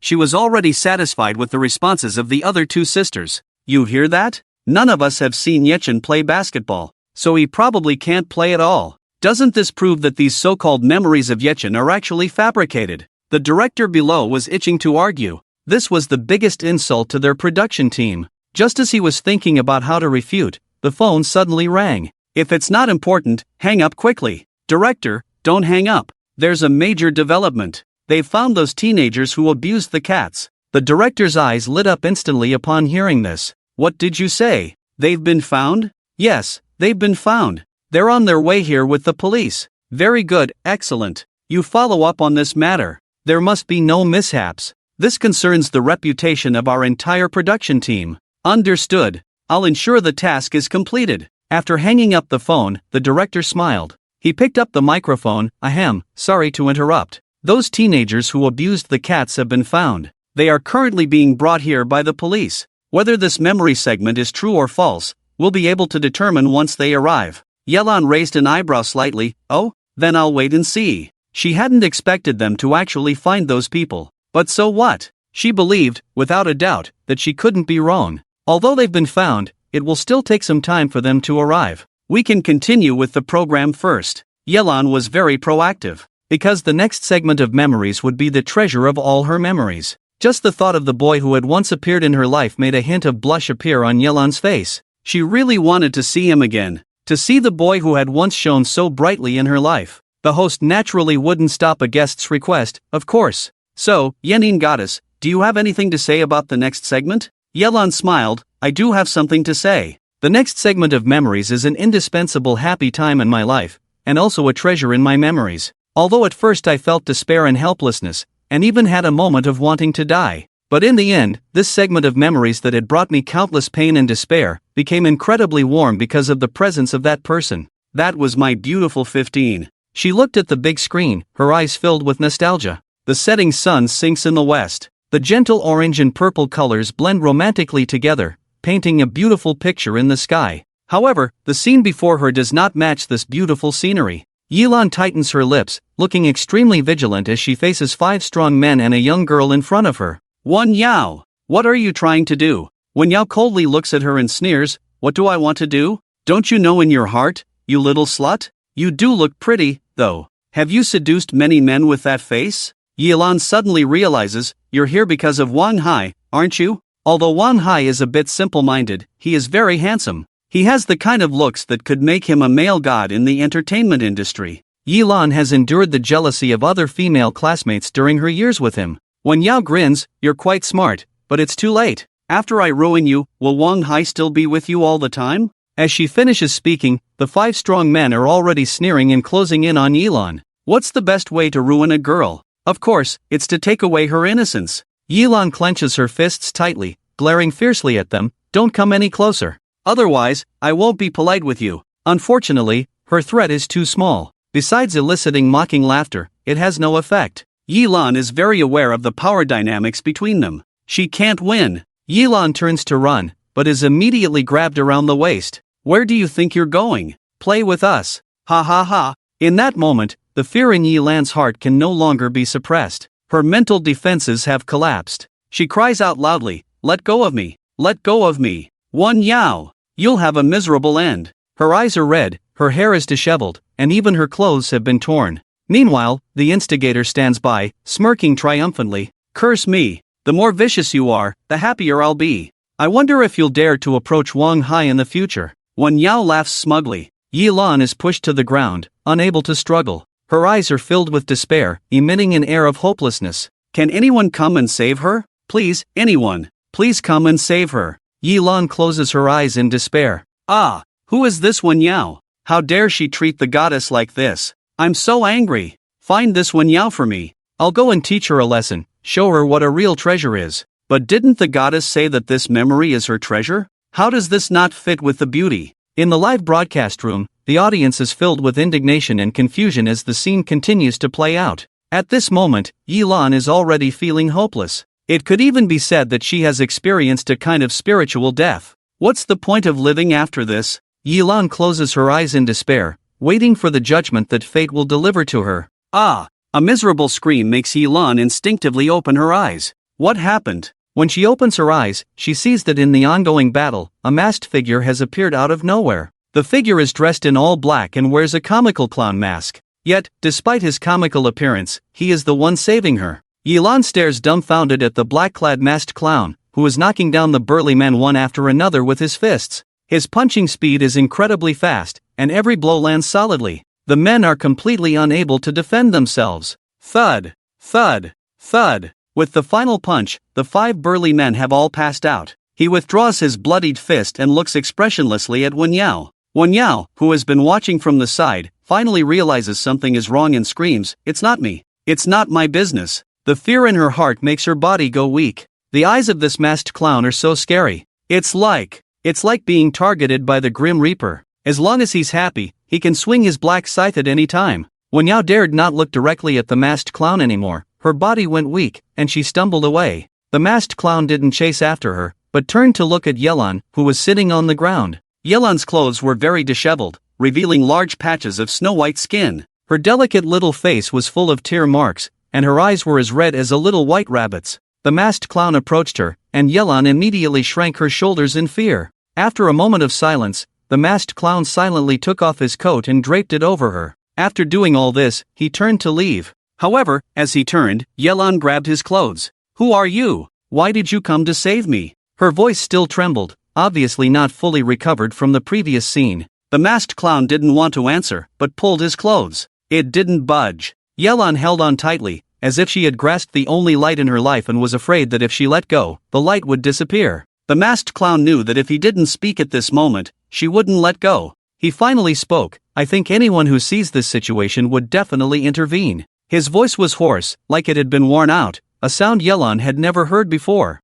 "Put on your clothes." Yilan subconsciously moved to obey him, but as she let go, she continued to hold on to him tightly. "Don't leave." The masked clown glanced at the 5 strong men lying unconscious on the ground. "Don't worry, they won't wake up." Yilan still held onto his clothes tightly. The masked clown seemed to sigh, and his hoarse voice softened even more. "Okay, I won't leave." Yilan burst into tears of joy. She quickly straightened her clothes and put on the masked clown's coat. The girl was as beautiful as a flower, and even more pitiful in her disheveled appearance, making people want to hold her and cherish her. "Whether you are kind or just acting on impulse, I want to thank you for saving me. Can you tell me your name?" The masked clown remained silent for a long time, and in the pleading gaze of the girl, he slowly spoke, "You can call me Clown." In the studio, Yelan looked at the big screen, where a black-clad figure wearing a clown mask showed a hint of shy expression. This is the first time I've seen him. And from that day on, he forcefully occupied my heart. The host next to her seemed to have stumbled upon a big secret. I remember.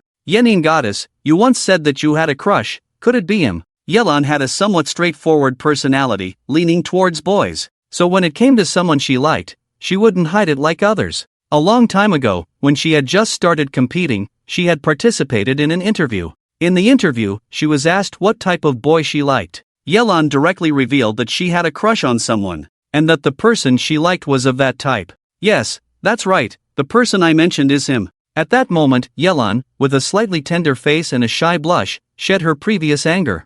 I don't even know his real name, he has never told me, he just said his name is Clown. Even though I've known him for a long time, I've never seen his true face under the mask. But he was my first and only crush. He helped me a lot. And he's the one who introduced me to the world of esports. Yelan suddenly became excited. At first, my skills weren't very good, he taught me. Without him, there wouldn't be the current global esports ranking first, Yelan. In the barrage, Yelan's fans were heartbroken one after another. Although I have heard the goddess Yunin say that she has someone she likes, I always thought it was just something she made up. I used to think it was some man, but you told me he was wearing a mask. The goddess hasn't even seen his face clearly? Goddess Yunin looks very hot-tempered, but she is actually just a person full of girlish heart. I don't know why, but I have a strange feeling that this clown might be Yechin. The one in front. Shut your mouth, thank you. No one will think you're mute if you don't speak. Yelan saw this barrage. She couldn't help but sneer. Someone actually said the clown might be Yechin? Are you kidding? The clown just spoke earlier, and his voice is completely different from Yechin's. How much did Yechin pay for the water army? How much did he give you? If you have money, don't hide it. Let's all make money together. The clown is the most important person in her life, apart from her three sisters. He is also the only person she has ever liked. She absolutely will not allow anyone to smear the clown. It is even more unacceptable to associate with Yechin, this scum. Yelan's style and tone of speech are always very sharp. So when everyone heard it, they didn't think there was anything wrong. Instead, they just thought she was straightforward and honest. Yelan continued without hesitation. By the way, have those few boys and girls who abused cats not arrived at the scene yet? The director quickly picked up the microphone. They are already in the car, and there is a bit of traffic on the way, so it may be a little slow. The host tried hard to get back on track. So, shall we continue watching? Yelan sat back in her seat. Of course, you can continue. What you will see next may be one of the few times I acted foolishly. She also missed the clown a little. Since losing contact with him, she had never seen him again. It's good to see him in her memories now. No one knows. When Yechin in the basement saw this live broadcast, he was deeply shocked. Yuin likes me? No.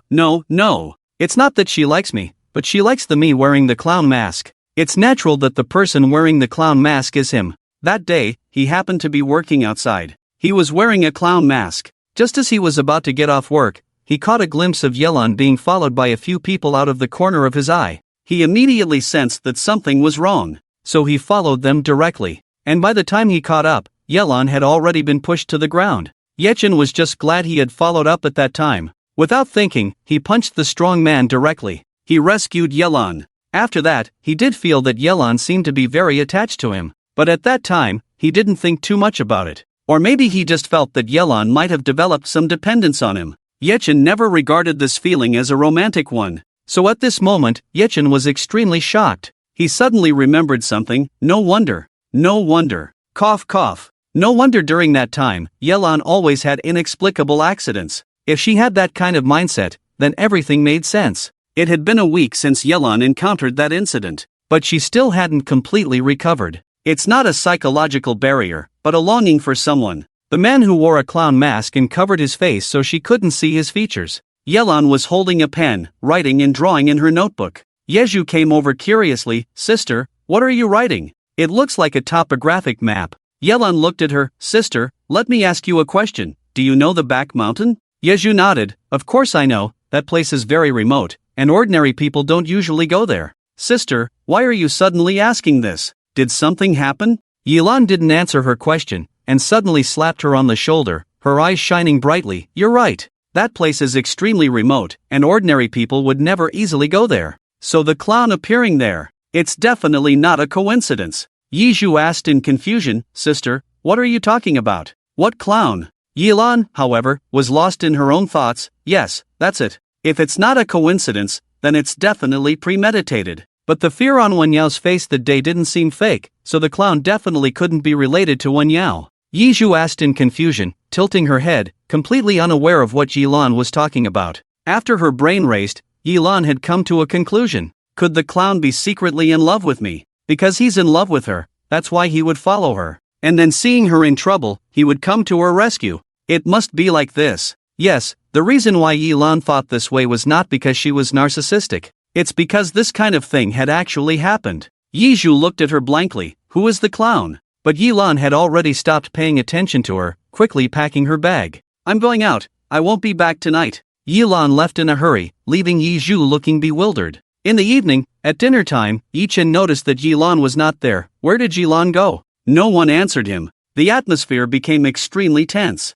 Yichen said, you don't have to answer, as long as you're not worried about her. Yiju put down her chopsticks. Stop jinxing, second sister will be fine. She just went out to have fun. Yichen looked at the clock on the wall. Went out. Where did she go? But the next moment, he didn't need to guess anymore, because Yilan came back dejectedly. When she ran out, Yilan was indeed very excited. But after wandering around for over an hour, she found a fatal problem. In her speculation, the clown was someone from the school. But now everyone had already gone home. He might have gone home too. So she came back. Yizhu was somewhat surprised to see her. Sister, didn't you go to find the clown? She guessed somewhat metaphorically that Yilan might be looking for someone called the clown, which was why she asked. Yilan was distressed. He might not be following me now. It might be pointless for me to go looking for him. Yichen suddenly interjected. What are you going to look for? Yilan rolled her eyes directly. What's it to you? You talk too much. She flicked her ponytail and walked straight into the room, leaving Yichen lost in thought outside.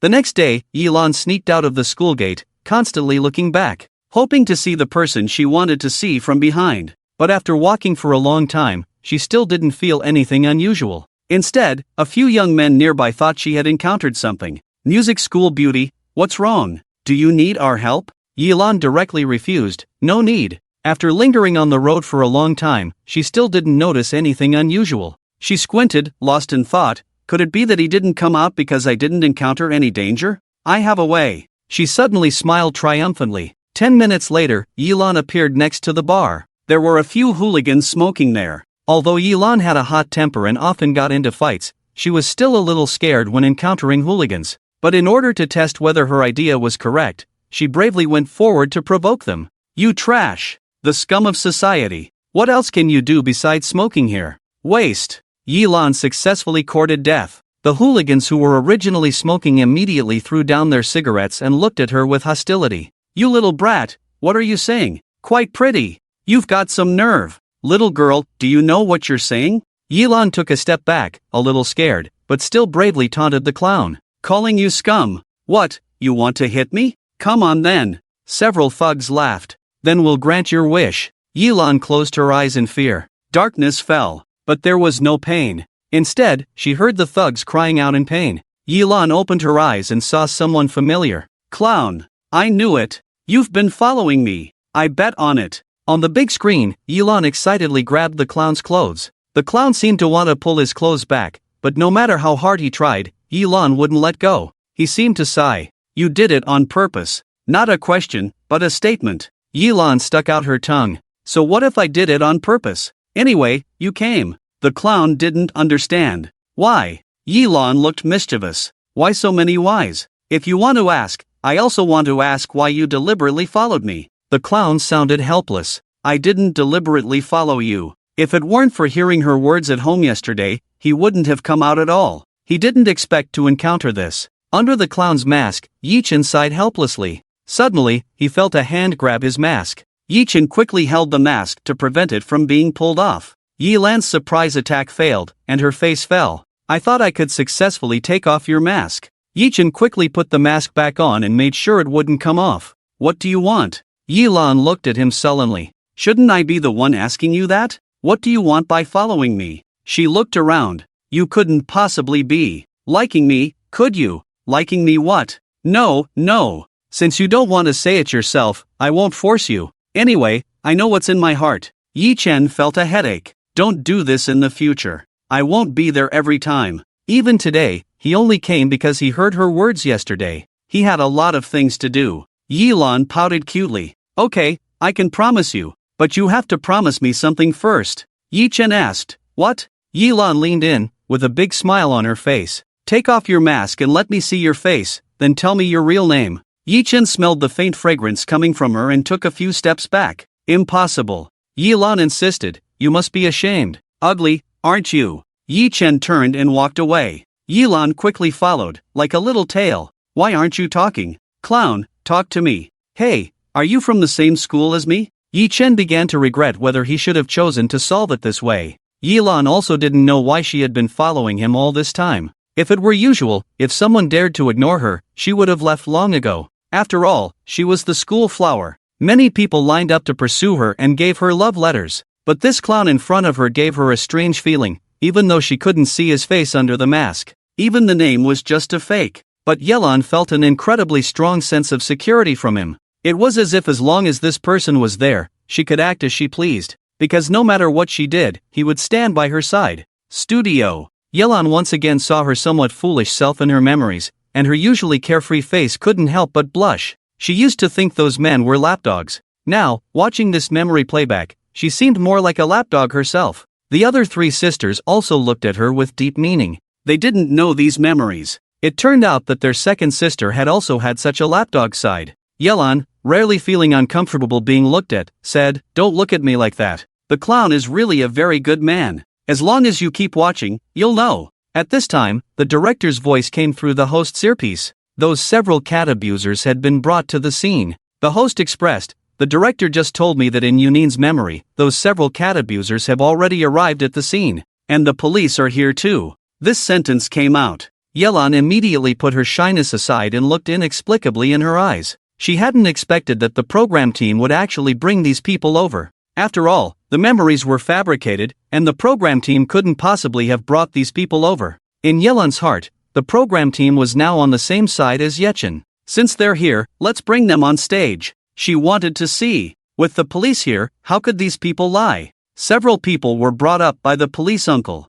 This incident happened more than 10 years ago. They were now in their 30s. Partying in the bar, they never expected that they would be reported and arrested for a cat abuse incident from more than 10 years ago. What's wrong with abusing cats? It's not like it's bothering anyone. It's not like they killed someone. They're just a few animals. Why do these people like to meddle in so many trivial matters? They felt indignant but couldn't resist. More than 10 years had passed, and their appearances had naturally changed a lot. But they could still vaguely see some shadows. The police spoke in a very fair tone. "We have compared the previous photos and identity data with several people, and it is indeed them. So, let's begin now." The police took out a screenshot from the memory scene, which was a scene of several people abusing cats. "I now ask you, do you acknowledge the behavior you carried out in this picture?" Several people looked at each other. Then they all spoke together. "We don't acknowledge it. We never did such a thing." Rewind to an hour ago. Several people were partying in the bar as usual.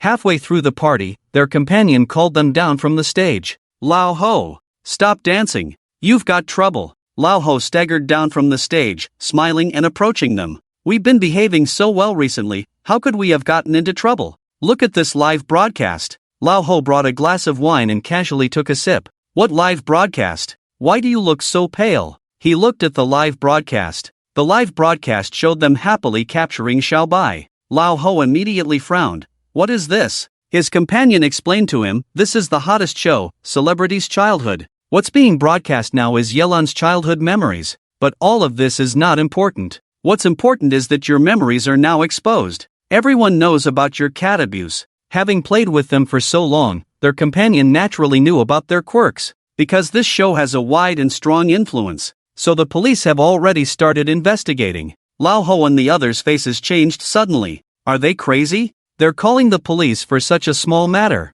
The companion was very worried. Now is not the time to talk about this. They are coming to get you, and they will definitely bring you to the show. Old Ho was annoyed. "Damn, what is all this about?" "Brother," the glamorous woman next to them spoke up, "this can be easily resolved. We just need to hide and not let them find us." A glint appeared in the companion's eyes. "No, I think it's best for you not to hide at this time," the glamorous woman said. "Not hide? Are you trying to get us killed? The companion said, don't worry, listen to me. This Yelan obviously doesn't believe this memory is real. When you go on stage, all you have to do is deny it. She will definitely believe you. Old Ho still didn't understand. So what? What's in it for us? The companion looked at them helplessly. Are you guys stupid? This show is so popular right now. The live audience reaches 500 million. As long as you show your face on this show, you will be noticed by countless people. Don't you have your own live room? After this incident, your fans will definitely increase. Then you can easily get endorsements and advertisements.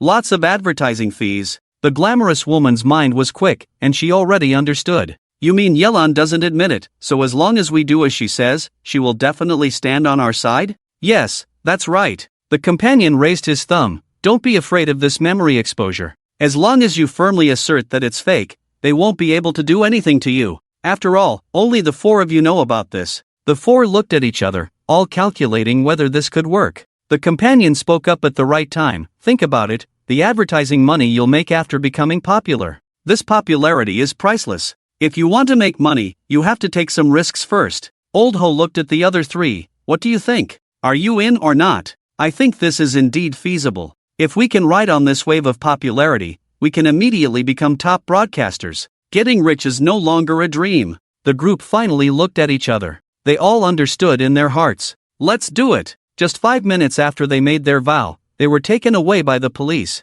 Watching their backs, the companion ordered a cocktail from the bartender. He took a sip leisurely and sneered, idiots. How could you believe me? You're so stupid, you deserve to be in jail. Once I get rid of you, I can ride on this wave of popularity and become a top broadcaster. Money like this is just within reach, isn't it? Ha ha ha. Back to the present. Studio. Old Ho and the others looked particularly righteous. This is definitely slander. We are all good young people in society, and we definitely couldn't have done such a thing. This is a blatant insult to our character. It's definitely a case of altered memories. Every time they spoke, Yelan's smile couldn't help but brighten. See? Her analysis was correct. These extra scenes were the show's attempt to whitewash Yechen. These four have already admitted it. They admitted that they didn't do that thing. Yelan picked up the microphone with a smile. When I saw you, I didn't think you were the kind of people who would do such a thing. The show's team is really too much. They actually slandered you like this. The show's team can't get away with this without an explanation. Old Ho was delighted. Indeed, Yelan was on their side. So as long as they stick to their denial, no one can do anything to them. The glamorous woman instantly became dramatic. Little sister, it seems like you're a good person. You know we've been wronged. We four have always been law-abiding good young people, and have never done such a thing. We have no idea how this could happen. Why would someone frame us like this? Sob. The seductive woman shed tears. The other three also followed suit. Yes, we have always been law-abiding, and we especially love small animals. It's impossible for us to be so cruel to them. There are several cats in my house. If I were the kind of person who abuses cats, why would I keep them? We never expected that we would be falsely accused like this. Little sister, you have to speak up for us. Yelan looked at the production team. You heard how they all spoke. Now that things have come to this, do you have anything else to argue about? Both the director and the experts were infuriated. The director was naturally upset about this groundless accusation. And the experts were angry because Yelan suspected them of using high-tech means to collude with the production team. The director insisted, we did not fabricate these memories. These are all Yi Chen's memories. Yelan sneered, oh, is that so? Then bring Yi Chen here and let me see him wearing the memory extractor. The director. Yelan coldly laughed. What's wrong? Can't you bring him on stage? Why not? The reason is simple. It's because these memories were originally fabricated by you. You and Yi Chen are in this together. The expert group was really furious. They snatched the microphone and said, you say we fabricated these memories? But in Yi Chen's memories, there is Dean Zhou, and the person who was caught as evidence. Even if memories can be falsified, can we make them lie for us? Yelan said, 7 parts truth, 3 parts falsehood, is the easiest to deceive people, because it makes it hard to distinguish between truth and falsehood. The production team and the expert group were furious. They had never seen such shameless people. Just then, a weak voice slowly sounded. Is there a possibility to put the memory extractor on these people? The expert group suddenly turned their heads and saw a staff member cowering at the back of the crowd.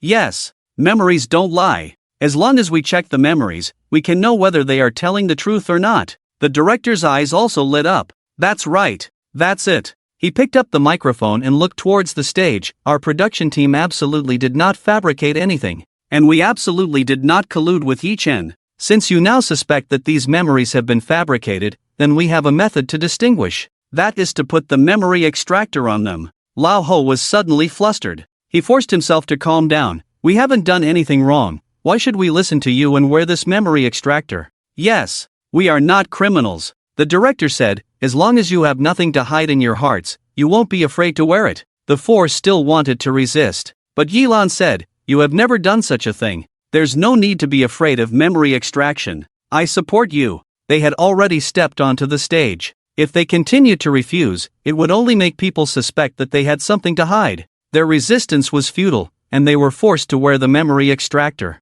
The memories of their actions appeared on the big screen. It was an abandoned house. On a table, a small white cat was tightly bound by them. The young seductive woman held a needle and walked over with a smile. Kitty, let's play a game. The following scenes shocked and angered everyone. These four people were completely mentally deranged, subjecting the small cat to various forms of torture. It was simply cruel and despicable. Watching the extracted memories, the faces of the several people turned pale. After half an hour of torture, they left the barely alive small white cat in a remote place and left with a laugh. When the memories finished playing, all the audience fell into silence. Then suddenly erupted. Oh my god, these people are too twisted. How could they treat a cute little cat like this? Their behavior is simply despicable. I strongly suggest they be humanely destroyed. Disgusting. It's too disgusting. Yilan's expression was equally bad, even one could say it was pale. She looked at them with a cold look. You lied to me? How could Lao Ho and the others dare to admit it? The enchanting woman was the first to react. It's a mistake. We're innocent. Since the production team has long wanted to smear us, create those fabricated memories, then they must have also prepared these memories of cat abuse. We didn't do such a thing. Lao Ho also realized, yes, that's right, these memories are not ours. This is a setup by the production team. We absolutely did not do such a thing. The production team and the expert group were once again furious. Indeed, shameless people are invincible. They actually want to deny what they have done. Yilan looked at them coldly. Did you prepare these false memories in advance? The director wished he could disembowel himself to prove his innocence. You're talking nonsense. Why would we do that? The expert group also slammed the table in anger. We absolutely did not fabricate memories like this. At this moment, the director and the expert group secretly reached a subtle understanding. They had to stand with Yi Chen. Alright, stop. The police spoke. Whether it's true or false, we will investigate. Don't engage in these pointless arguments. Yilan looked at the four people. You can rest assured. You have been wronged. I will not let them succeed. I will seek justice for you. The four of them breathed a sigh of relief. Indeed, as long as they firmly deny having done these things, then even with memory extraction, there is nothing to fear. They exuded a fiery light in their eyes. Once this matter is over, they can attract fans with this heat. They can even sell a wave of sympathy and strive for goodwill. The calculations in their hearts were very loud, and they almost couldn't help but burst into laughter on the spot. The production team was itching with anger. The director's head was spinning even more. Investigation. Investigation. Investigation. Who knows how long this investigation will take? By the time the results come out, the daylilies will have cooled. Are they really going to watch these despicable people succeed? When they were itching with anger, the nearby staff suddenly jumped up excitedly. Director, we're saved. Look at this real-time hot search. The director said impatiently, hot search. What hot search? I don't have the mood to look at hot searches right now. No, director. This is our hope. The staff held up the phone to the director. The director looked over impatiently. On the phone screen was a live broadcast. The expression of the live broadcast host looked very anxious. Everything I just said is true. I also wanted to call the production team and provide my clues, but my call never got through. Helplessly, I started the live broadcast to increase the heat, to make the production team notice me and answer my call. Please, if anyone is at the scene, can you tell the director for me? I really have very important evidence to prove that they did not lie. Those four people are habitual cat abusers. The director was extremely excited. Is what he said true? Does he have evidence? Quickly contact him. Let him bring out the evidence. The staff received the message and immediately went to execute the task. The response was very quick, and several photos were sent out to prove that he was not lying. After seeing these photos, the director felt a sigh of relief. Okay, these people are teaming up to play me. Ha!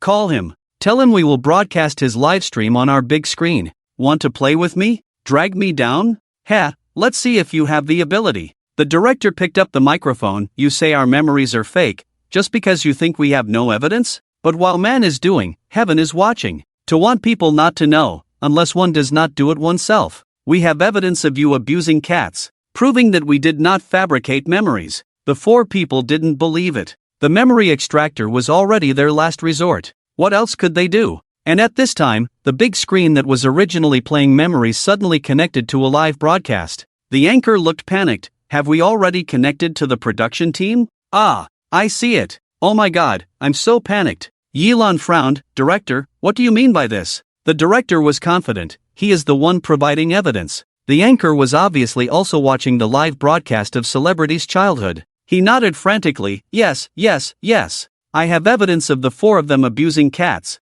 I will prove that all 4 of them are lying. Lao Ho was shocked. Lao Sun, you little traitor. What do you want to do? Damn, you're playing betrayal. The anchor justified himself. What betrayal? I am standing on the side of justice. In fact, I know the 4 of them. So I know they have a disgusting little habit, which is to abuse cats and dogs. I secretly filmed them abusing small animals. I used to consider handing it over for inspection, but they are my friends after all, so I have been hesitating and struggling. But now, the anchor Lao Sun's face was full of righteousness. I think by doing this, I am promoting their evil ways. I am reporting them with my real name. Next, I will show everyone the process of them abusing small animals. If anyone feels psychologically uncomfortable, they can close my live broadcast. He took out his phone, opened the video inside, and started playing it. In countless videos, these people have been abusing small animals. The twisted expressions, as well as the tools and methods of abuse, were exactly the same as the images extracted from the memories. When all the videos were played, the anchor took back his phone. These videos of mine have not been synthesized or faked in any way. I can hand them over to the police for verification. At the same time, I also want to say something to my past self. We cannot let our friends or family make mistakes. Reporting to the Public Security Department in a timely manner is still the best result for them. Lao Ho and the other 3 were completely devastated. Lao Sun, you despicable person. You brought us here, obviously with ill intentions. I should treat you the same way I treat those animals. They wished they could rush into the live broadcast room and drag Lao Sun out to beat him. And their behavior just happened to prove that all of this was true. The police immediately stepped forward and restrained them all. If you have anything to say it at the police station. Take them all away. The director shook hands with the police comrades. I will leave the next steps to you comrades. I believe that justice will never be absent. The police, we will naturally handle the case impartially. The 4 were taken away. The studio returned to silence. Yi Lan's expression at this time was indiscernible. Those memories were not fabricated. What did this mean? It meant that there was indeed someone else abusing cats, and Yi Chen did not do anything to Xiao Bai. At that time, he was really just rescuing Xiao Bai. Yi Lan's heart was shaken for the first time. Could it be that Yi Chen was really like he showed to the eldest sister? Everything he did was for their good? No, the 3rd sister was made autistic by him. Just this alone, Yi Chen could not be whitewashed. And while Yi Lan was thinking, Yi Mei patted her on the shoulder. 2nd sister, I'm going to the bathroom. Yi Lan nodded. Okay. Yemei expressed her apologies to the audience and then left the stage. However, in reality, Yemei did not go to the restroom after leaving the stage. She looked a bit pale, even her delicate red lips had lost their color. They knew too little about Yechen. Or perhaps, they simply didn't want to know him at all. In their stereotypical impression, Yechen was always a scum and a waste. So when those things were broadcasted, their instinct was to choose not to believe. Denial after denial, mockery after mockery.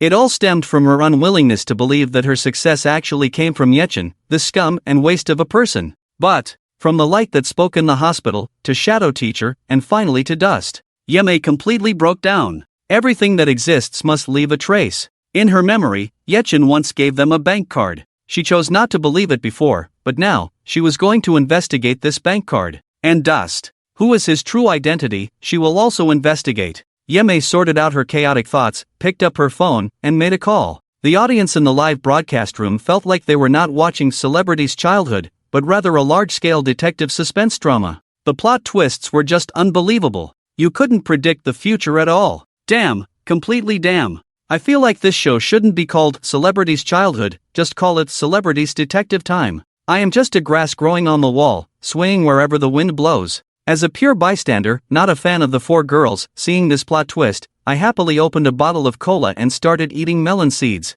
From all the memories I've seen so far, Yechin is not a scum, just a big victim. Raising these four ungrateful sisters. The one before, I really like your barrage, remember to DM me. The fans of the four girls were shocked, so at this time, they did not come out to type on the keyboard. Let's shout keyboard. The rare rational netizens occupied the barrage. Studio. The host saw Yelan's confused look and felt a little worried. Goddess Yunin, are you okay? Yelan suppressed her chaotic thoughts. Of course, I'm fine. Host, can you continue? Of course. Yelan paused for a moment. I said before, the clown has helped me a lot, not only because he brought me into the esports circle, but also because he led me out of the darkness. And before that, to describe me as ignorant and incompetent, there is nothing wrong with it. The host obviously also understood this point and immediately said, I heard Goddess Yunin say before, you were very confused at the age of 15, right? Yelan's eyes showed a hint of reminiscence, and she self-deprecatingly smiled, yes. And not just confused,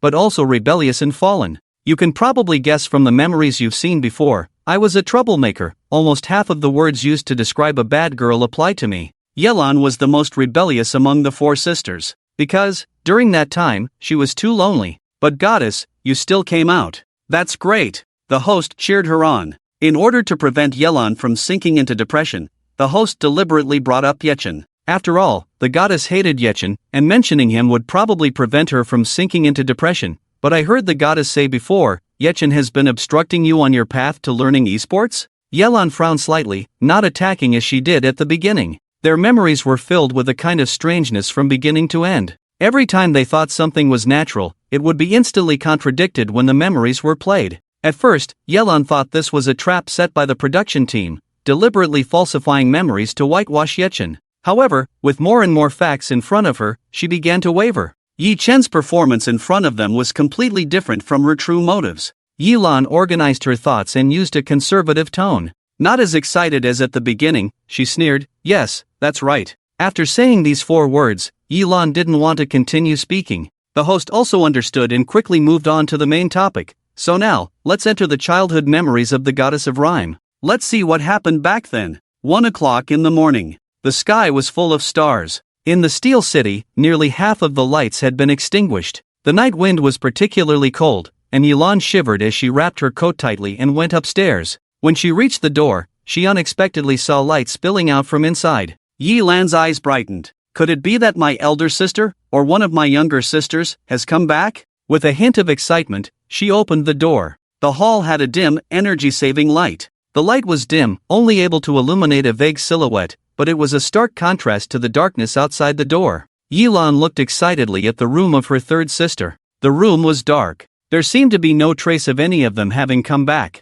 The light in Yelan's eyes dimmed instantly. They didn't come back. That's right. My sisters are all so busy. How could they have time to come back? I used to be the one who was abandoned. Ha! Yelan knew that her elder sister was very busy. Busy with her studio, it was possible for her not to come back for a month. And her third and fourth sisters were also very busy. They entered the entertainment industry together and were in a period of development and struggle, even busier than her elder sister. Among the four sisters, the one who was the most idle, the most aimless, turned out to be her. Yelan sneered and laughed, not even wanting to change her shoes, and went straight to her room. At that moment, a door opened. In the dim light, Yelan saw clearly the person who opened the door. Yi Chen. The 22-year-old youth was incredibly tall. The dim light still couldn't hide his handsomeness. You're back. Yelan's drooping fingers moved slightly, and her nose felt a little sour. Although she disliked Yi Chen, at this moment, she suddenly felt grateful and touched that at least someone was waiting for her at home.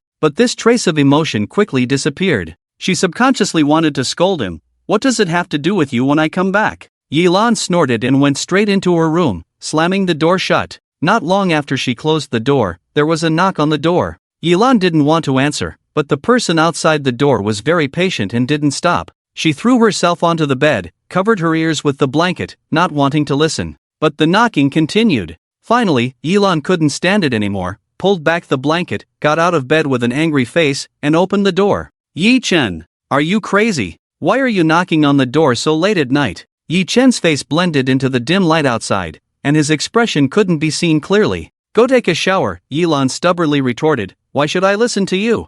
I won't shower, I won't shower. Yi-chen, you stink. Yilan was furious. Yi-chen, what did you say? You're the one who stinks. What she couldn't tolerate the most was others saying that she stank. Yilan angrily went to the wardrobe, took a set of clean clothes, and walked back to the door. Get out of the way, I'm going to take a shower. Yi-chen stepped aside, and Yilan snorted, then ran straight into the bathroom. She turned on the tap and buried herself in the bathtub. Then, she couldn't help but cry. Her voice was suppressed, and the sound of water covered her crying. Damn it, why am I so useless? I'm not good at doing business like my eldest sister, not good at acting like my third sister, and not good at writing and composing like my fourth sister. I used to be a waste. Sob. I never thought that the goddess of rhyme would doubt herself like this. In fact, no matter who it is, standing in the position of the goddess of rhyme at that time would also collapse. Among the sisters, I am the most useless, it's too painful. Yes. I would also have a bad attitude if I were in your shoes. Studio. The other two sisters never knew that the second sister had such doubts about herself. They were really too busy at that time, so busy that they had very little time to go home. So they had no time at all to pay attention to Yilan's mental and emotional state at that time. And Yilan never told them about these things. In their eyes, Yilan has always been like a boy, with a carefree personality, as if she doesn't care about anything. The second sister felt very guilty. Second sister, I'm sorry, I didn't realize how much you were suffering at that time. Second sister, I'm also at fault, I was too busy writing and composing, and I ignored you. Yilan waved her hand indifferently. These things have passed, there's no need to dwell on them. I know you have me in your hearts, and that's enough. But, Yilan glanced at the stage below. The eldest sister said she was going to the bathroom. Why hasn't she come back for so long? Where is Yi Mei? Naturally, she is waiting for news in the rest area. Every minute and every second sitting in the rest area is torture for her now. She doesn't know what she is waiting for, or rather, what result she is hoping for. But, Yi Mei knows that she must know the truth. Just then, Yi Mei's phone suddenly rang. The person calling her was the subordinate she had sent out to gather information. Yi Mei's heart suddenly started beating faster. Looking at the phone in her hand, she felt extremely anxious. Answer, or not? The phone kept ringing tirelessly, and Yi Mei kept adjusting her breathing. Finally, she made up her mind, and with sweaty palms, she answered the call. Putting it to her ear, has the result come out? Is there a bank card in my and my sister's name? Yi Mei's voice trembled. The other person said something, and Yi Mei's face suddenly turned extremely pale. The phone in her hand also fell to the ground because she couldn't hold it. Then, she closed her eyes, and tears streamed down her face. On the big screen in the studio, the footage continued to play. The timeline has now passed a day. Yilan slept in late. She yawned, ran her fingers through her messy hair, and went straight out of the living room in her white silk nightgown. There was no one in the house. Yilan was already used to it, and numbly went to the bathroom to freshen up. Her stomach kept growling. She wanted to cook a packet of instant noodles, but when she opened the pot, she saw dumplings inside. Yilan paused for a moment, intending to ignore it, but she saw a note next to the dumplings. The dumplings are mine, don't touch them. Yi-chen. Yilan's attitude, which was originally intended to ignore it, changed in an instant. Oomph, you say I can't touch them, then I will. Not only will I touch them, I will eat them all. Yilan couldn't help but feel triumphant at the thought of Yi-chen's wonderful expression when he came back and saw that the dumplings were gone. She set the instant noodles aside, heated the dumplings, and ate them all with vinegar. Yilan patted her satisfied, round belly. She didn't wash the bowl and chopsticks, leaving them on the table, afraid that Yi-chen wouldn't see them when he came back. Yilan, content, changed into a sexy black outfit and left the room. She hummed a song and headed to the bar, familiar with the route. However, halfway there, she suddenly stopped in her tracks. She stared blankly at the person standing at the corner. Yilan subconsciously bit her lip, and her emotions instantly overwhelmed her rationality. On the young and tender face, 2 tears streaked down. Yilan felt it and wiped them away forcefully. Then she looked at the person in front of her with great anger. Why are you here again? Didn't you say you wouldn't bother with me anymore? The person standing in front of her was dressed in all black, with a clown mask on his face, making it impossible to see his face clearly. It was none other than Yechen. The clown remained silent for a moment, then handed her a tissue. Don't cry, it's not pretty for a girl to cry. Yilan didn't take it. Who asked for your opinion? Anyway, you didn't want to bother with me in the first place. This is better. Yechen said, I never said I didn't want to bother with you. It was just because he had been too busy lately, he was a bit overwhelmed. That's why he had reduced his appearances in this role. Yilan didn't listen to him and turned to leave. She felt so wronged. She didn't have many friends to begin with, Her sisters were all busy with their own affairs, and that boy Wang Hai had recently found a girlfriend. She had become alone, so alone. And that damn clown. He never showed up. Didn't he like her? Who likes someone like this? Yechen had a headache. He didn't know how to deal with a rebellious teenage girl. He could only silently follow behind her. Yelan was angry and turned to leave. She had already made up her mind that as long as the clown explained to her and comforted her a little, she would forgive him generously. But this clown was still as awkward as before. He didn't know how to comfort people at all. Yelan had to stop in anger, intending to speak up awkwardly. But before she could say anything, she ran into some people from school. Several boys were very excited to see her. The beauty of the music school. The beauty of the music school, what a coincidence. We actually met on the street. Yelan instinctively frowned. She didn't like these boys at all, and didn't want to talk to them. After greeting her, the boys saw Yechen wearing a clown mask. Then, they looked at Yelan, whose eyes were red and frowned, and instantly understood what was going on. They immediately stood between the two of them. Hey, you freak! How dare you follow our music school beauty? Wearing a clown mask in broad daylight? Can't stand to be seen by people? In broad daylight. You dare to stalk. Brother, you're bold. Ugh, are you looking for trouble? They spoke righteously, as if they had become righteous warriors in that moment. But in reality, what they were thinking was, music school beauty. Did you see that? Did you see my upright and righteous figure? Let me be your boyfriend. I will definitely protect you. Yechen didn't say anything, but Yelan was about to be driven crazy. Get lost. What's it to you? He's my friend, not some random person like you guys said. At this point, Yelan didn't even have time to be angry, and she directly hugged Yechen's arm. Clown, let's go. Don't pay attention to these people. She pulled Yechen away. The remaining people looked at each other. Wait, who is that clown? How could he get so close to the music school beauty? You're not getting the point. The music school beauty just hugged him. Am I going to be heartbroken? On the other side, after they had walked away, Yechen quietly pulled his arm away. Yelan had hugged him tightly just now, and he had felt her warmth directly. The girl's fragrance lingered in his nose. When Yechen pulled his arm back, Yelan realized how inappropriate her actions had been. She coughed awkwardly and stammered, I just wanted to pull you away. Yechen, The atmosphere became awkward. Yelan suddenly didn't know what to say. But Yechen was thinking about something else. He had actually heard it last night. He had heard Yelan sobbing in the bathroom. He had heard her doubting whether she was a waste. And indeed, Yelan was not particularly talented in her studies. Yi Chen thought about her favorite thing was going to the internet cafe. A deep thought appeared in his eyes. Maybe he could let Yun Yin's sister learn to play esports. Yi Chen stopped in his tracks. Yelan, do you want to go to the internet cafe together? In the live broadcast room, netizens were expressing different opinions. Is this what Junin Goddess said? Did the clown bring her into the esports circle? Yi Chen is really excessive. He cooked dumplings and didn't let the goddess eat. Exactly. He should let her eat. He's so stingy. No, am I the only one who ate dog food in this memory? Who is this clown? If he's a man, he should take off his mask.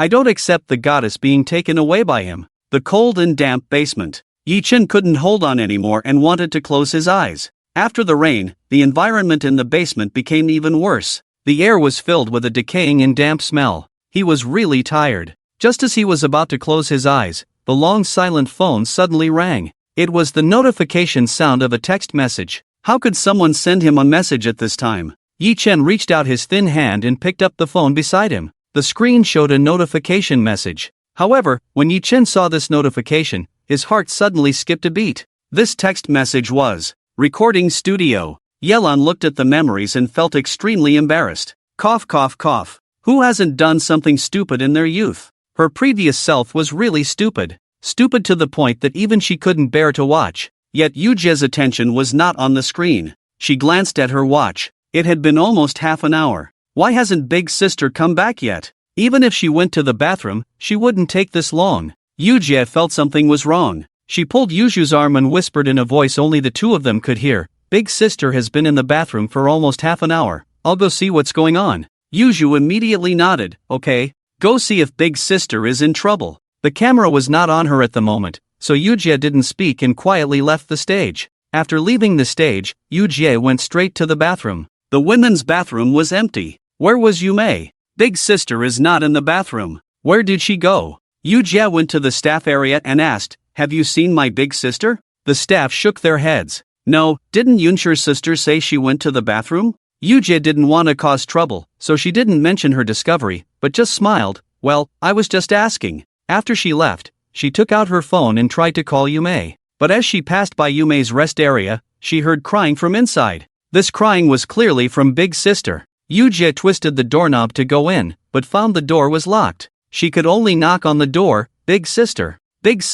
what's wrong? Open the door. The crying inside stopped for a moment. Then Yume's voice came, I'm fine. Yujie didn't believe it and knocked more urgently. Big Sister, please open the door. There was silence inside again. After a minute, Yume opened the door. As soon as the door opened, Yujie saw her big sister's face, which was as red as if she had been crying. After entering the room, Yujie quickly closed the door and looked at her with concern. Big Sister, what's wrong with you? Why are you crying like this? Yume bit her lip and forced a smile. I said, I'm fine. Yujie's brain was spinning rapidly. Is it because of Yi-chen? Now, only this person could make Big Sister's state of mind collapse like this. Yujie frowned. Big Sister, Yi-chen is just a scumbag. Why are you crying for such a scumbag? For the first time, Yume defended Yi-chen. Don't say that about him. Yujie was extremely shocked. Big Sister, what's wrong with you? How can you stand on Yi-chen's side? Have you forgotten how Yi-chen treated us? He constantly oppressed, mocked, and belittled us, and even caused our third sister to become autistic.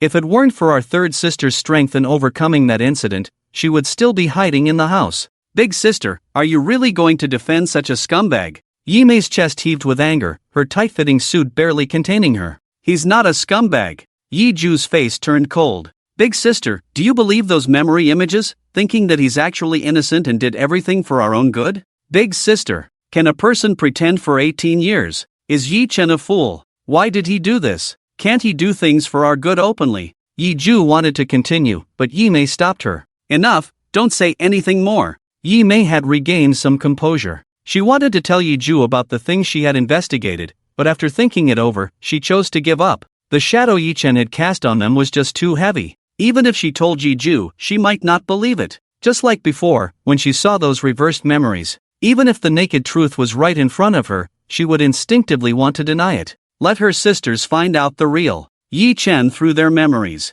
After organizing her thoughts, Yime exuded the powerful pressure of a CEO of a $100 billion company. I will investigate what kind of person Yi-chen really is. My memories have been extracted. I can skip the next program. You go to the program, don't mind me. After adjusting her attire, Yime left in high heels. Yi Ju was furious. That damn Yi-chen. Just because you used this tactic, don't think you can whitewash yourself. You may deceive Big Sister, but you can't deceive us, the three sisters. Just wait. I will definitely find out your hypocritical mask. On the big screen in the studio, the memory scene played again. Yi-chen took Yilan to an internet cafe and booked a private room. The room was small, with only 2 computers. Yilan hesitated at the door. Yi-chen looked puzzled. Yilan's delicate face blushed.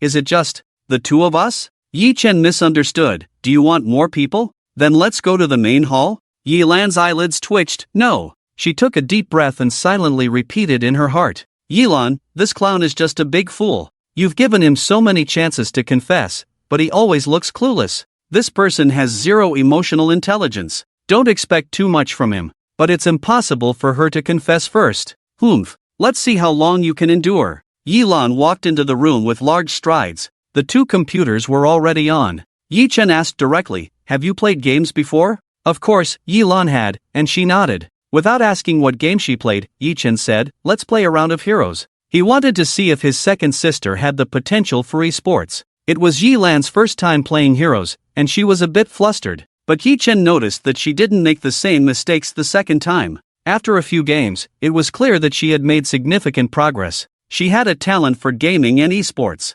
Yi-chen said directly, you're suited for esports. Do you want to give it a try? Yilan was puzzled. Huh? Esports? What's esports? In the studio, Yilan reminisced, that was the first time I learned about esports, and the first time I realized that playing games wasn't just a waste of time, but could bring glory to the country. Her life at that time was too dark. The other sisters all had their own careers. Only she is like a waste and a slacker, doing nothing all day. In the end, she can only numb herself with alcohol. She is a clown. The appearance of the clown brought a ray of light into her dark world. It was also him who led her into the dazzling world of esports. There, she finally found her second life. But Yi-chen, this waste, can't stand to see my second sister doing well. Yi-ju didn't know when she returned to the stage. Her little face was tense, and her eyes were filled with raging anger. As a sister, I was very negligent at the time and did not pay attention to my second sister's mental state. I am very sorry for this to my second sister. But Yi-chen,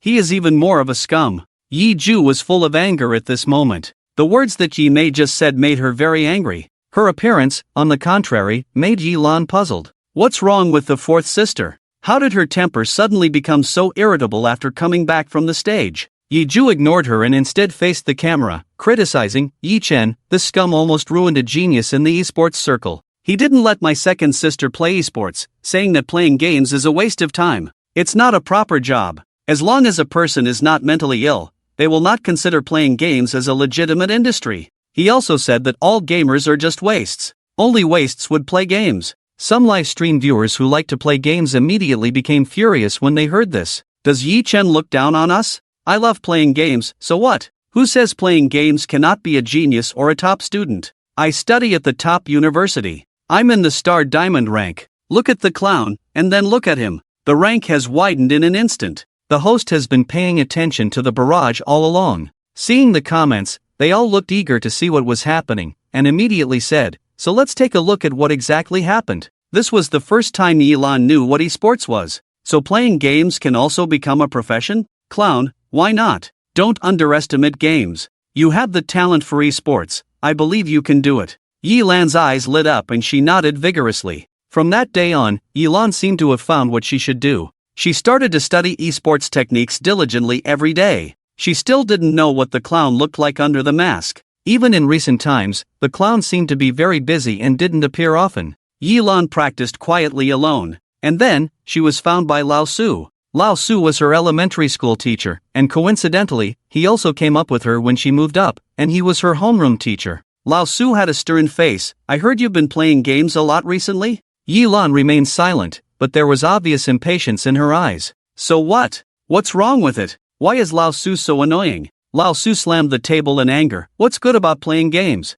Only wastes and trash play games. Can playing games make you eat and dress well? Can playing games elevate you as a person? Playing games only wastes your youth and wastes your time. Yi-lan, have you completely given up on yourself? Look at your sisters. Why can't you learn from them? Yi-lan was touched on a sore spot when he mentioned this. Enough. Can you stop mentioning them? I'm not like them. Why? Why does everyone have to compare her to her sisters? She knew in her heart she couldn't compare to them. But why do people always have to bring it up? Yi-lan shouted back, I'm not playing games, I'm just playing esports. Do you understand esports? It's also a profession. Lao Su sneered, don't joke around. Esports. Playing games is just playing games. Don't give yourself such grand excuses. Don't think I don't understand esports. Go and see how many girls can make it in esports. Yi-lan, can't you be more realistic? Yi-lan was so angry that she couldn't listen anymore. She turned around and ran out. Her eyes were red, tears streaming down. Why? Why? Why? She had been trying so hard to change, but why was she still being denied? She didn't play games just for fun. Yi-lan wiped away her tears, but in her mind, she was recalling what Lao Su had said. There are so many people playing esports, have you seen how many girls can make it? By some strange impulse, Yi-lan opened her phone's web browser and started searching. Then she saw, there were no female esports players. Could she be the exception? Could she, a waste who couldn't even compare to her own sisters, be that exception? From then on, Yi-lan gave up. You could even say she fell. She was still playing games every day, but her purpose was no longer the same. It wasn't to improve her skills, but simply to play. She didn't know how many days she wasted like this, until Yi-chen, wearing a clown mask, appeared again. At a glance, he could tell that Yi-lan wasn't practicing, just playing for fun. Why aren't you practicing your skills? Yi-lan, who was enjoying herself, was startled. When she saw Yi-chen, her first reaction was joy and excitement. But after a second, her face fell. She turned back to the screen. What's it to you? I'll play however I want. Yi-chen became more aware that something was wrong. Yi-lan, what's wrong with you? Didn't you say you wanted to become a master of esports? If you want to achieve that goal, you must practice constantly. As soon as Yi-lan heard this, she couldn't take it anymore, and she threw down the mouse. Esports master. Are you talking about me? She sneered. Can you see where I'm fit for it? I'm just a useless waste waiting to die. Esports master? Ha! Yi-lan threw the chair and left the internet cafe. When she got outside, the wind blew on her. She sobered up. The clown won't follow me, will he? It was so hard to see him again. There were so many things left unsaid, but reality was so cruel. Yelan waited outside for a long time, but she didn't see the clown come out. She laughed bitterly. If you don't come out, you don't come out. I definitely won't go in to find you. This time, Yelan really left. In the dark and damp basement, Yechin looked at the text message on his phone, silent for a long time. He had thought he was hiding well, but he hadn't expected to be found. He lowered his eyes and looked at his own appearance. Tattered, thin clothes, pants full of patches. He couldn't help but smile bitterly. In any case, a guest had arrived. He couldn't meet people in this appearance. Yechin struggled to get up from the bed. Then he picked out a set of clothes from the wardrobe, reluctantly decent enough to wear. He also tidied up his appearance a little. These were all very simple actions, but when Yechin was done, he felt out of breath. He suppressed the discomfort in his stomach and sat down at the table. He looked at the door as if waiting for an important guest. It was unknown how long had passed, when the door was suddenly knocked. Yechin's eyes showed a hint of nostalgia, and he took a deep breath. Come in, the door isn't locked. Because he knew he would die here, he deliberately didn't lock the door. After Yechin's voice fell, the door was gently pushed open. Yechin looked at the person standing at the door, and then gently smiled. Long time no see. I didn't expect that you would be the first to find me. The people at the door looked him up and down, then spoke up. It's been a long time, Shenlei, or should I say Yechin? Yemei insisted on leaving, and the production team couldn't stop her. She went straight to the garage, didn't even call the driver, and left in a hurry. The words from the phone call kept echoing in her mind. Mr. Yi, we have confirmed that there is indeed a bank card under your and your sister's names, and it does match the time when it was extracted from your memory. In other words, that memory wasn't fabricated. Yechin really opened such a bank card for them sisters. Yemei was full of worries as she drove quickly. Finally, she arrived at the bank. As a super VIP customer, when she arrived at the bank manager came over to serve her directly. Although the branch manager was puzzled as to why he saw her at this time. After all, just a few seconds ago, he was watching the live broadcast of the four sisters. Mr. Yi, how can we help you? Yemei forced herself to stay calm. I'm here to withdraw money. Instead of using the ATM outside, she came specifically because the amount was huge. The bank manager was very familiar with the process. How much would you like to withdraw, Mr. Yi? Yemei said, I want to try the password for this card first. Yechin never told them about this card. Naturally, they didn't know the password. The manager, although not understanding why the bank card password needed to be tried first, it was the customer's request, so they naturally had to try their best to accommodate. Yemei entered the card number, but when it came to entering the password, she hesitated. What password would Yechin have set? Should she try his birthday? But what was Yechin's birthday? Yemei knew nothing about it. The bank manager watched Yemei, pale-faced, still not entering the password. He was very puzzled. Mr. Yi, have you forgotten the password? We can help you with that. Yemei didn't even listen to what he was saying. Instead, her brain suddenly started to recall. She didn't remember Yechin's birthday, but Yechin seemed to remember the birthdays of the four sisters. The reason it seemed was because Yechin never directly said, happy birthday or anything like that. But Yemei remembered a detail. Every year on her birthday, there was always a dish she liked the most at dinner. Yemei's heart suddenly skipped a beat. No need. I think I remember. Trembling, she entered her own birthday. Then, with a complex mood, she pressed the confirmation button. Yechin, did you really use my birthday as the bank card password? Recording studio. Yelan looked at the passing memories, feeling mixed emotions. I don't know how many times I've been denied, because my sisters are so powerful, so others unconsciously elevate their demands of me. At first, I really wanted to study esports hard and let those who looked down on me know that I wasn't the waste they thought I was. But because of Lao Su's words, I started to doubt myself, and then I started to decline. Yeju and Yeju felt even more guilty after hearing her inner thoughts. They had been too busy with their own careers before, and had not paid enough attention to their second sister. The host followed with anger, so in this situation, Yechin is still mocking and belittling you. He really doesn't seem like a brother. Yelan fell silent, not immediately responding to him. If it were before, she would have agreed immediately, because Yechin was indeed mocking and belittling her. However, she remembered something more important. At that time, she had clearly given up, and even the clown couldn't spark her desire to continue practicing and become a professional esports player. But how did she suddenly change her mind? In the live broadcast room, some female viewers finally found a target to attack. They frantically pounded on their keyboards. How can he even call himself a brother? Disgusting. He can't even notice his own sister's emotions. And he's kicking her when she's down. The host is absolutely right. Yi Chen is not worthy of being a brother. Yi Chen is so despicable. Any girl who likes him must be blind. I hope he stays single forever. These barrage comments criticizing Yi Chen were everywhere. Occasionally, there were some rational comments that couldn't bear to watch, such as Yi Lan's two sisters also didn't notice her emotions, but they were relentlessly attacked by the others. After a few times, no one dared to speak up for Yi Chen anymore, so the barrage was directly dominated by them. At this time, the memory continued to play.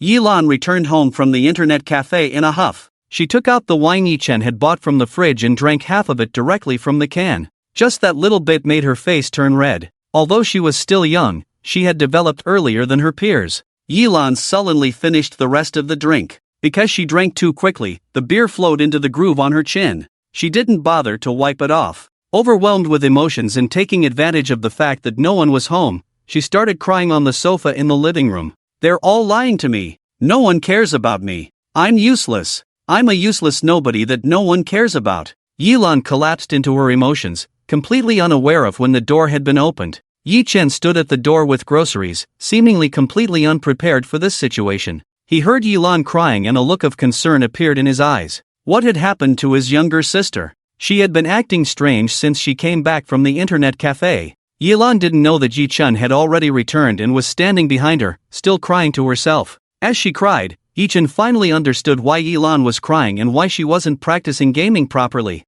Why did some people always like to meddle in others' lives and think that others should do what they say? And if they didn't follow their advice, they were not listening. Everyone in this world has their own personality and hobbies. Why does everyone have to be the same? Yi Chen's face turned cold, filled with anger, but he spoke with a mocking tone. Oh, let me see who's crying like a baby at this age? Yi Lan, who was crying uncontrollably, suddenly froze. But Yi Chen didn't think it was enough and continued. What's wrong? Is it because you're looked down upon for playing games?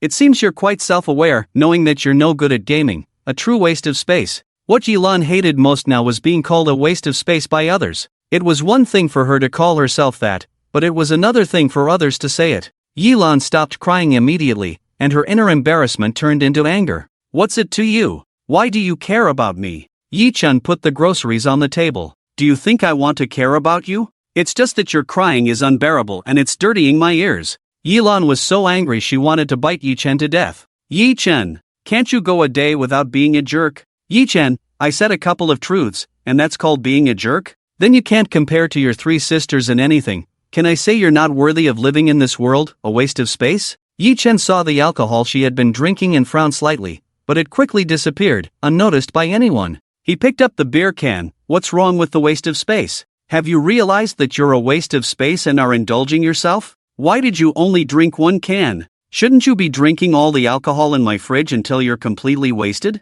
The more Yi Lan listened, the angrier she became. Do you think I'm like you? She would never drink herself into a stupor. She wouldn't be a waste of space like Yi Chen, a scumbag. All day long, just drinking. Yi Lan swore in her heart that from today on, she would never drink again. Yi Chen clenched the can in his hand and threw it into the nearby trash can. Bullseye. You're just a little waste who can't even play games well. What makes you think you're any different from me? He laughed. Actually, I really want to ask a question. Your three sisters are all so amazing. Why are you such a waste? Yi Lan was so angry that her blood pressure rose. She looked at Yi Chen with hatred, as if she had made a major decision, swearing with every word, I am not a waste. Who says I can't play games well? Yi Chen. I'm telling you, I will definitely stand at the top of the gaming esports world. Disdain you. Yi Chen stared at her straight for 3 seconds, then burst into laughter. Ha ha ha, did I just hear a funny joke? You, Yi Lan, at the top of the esports world?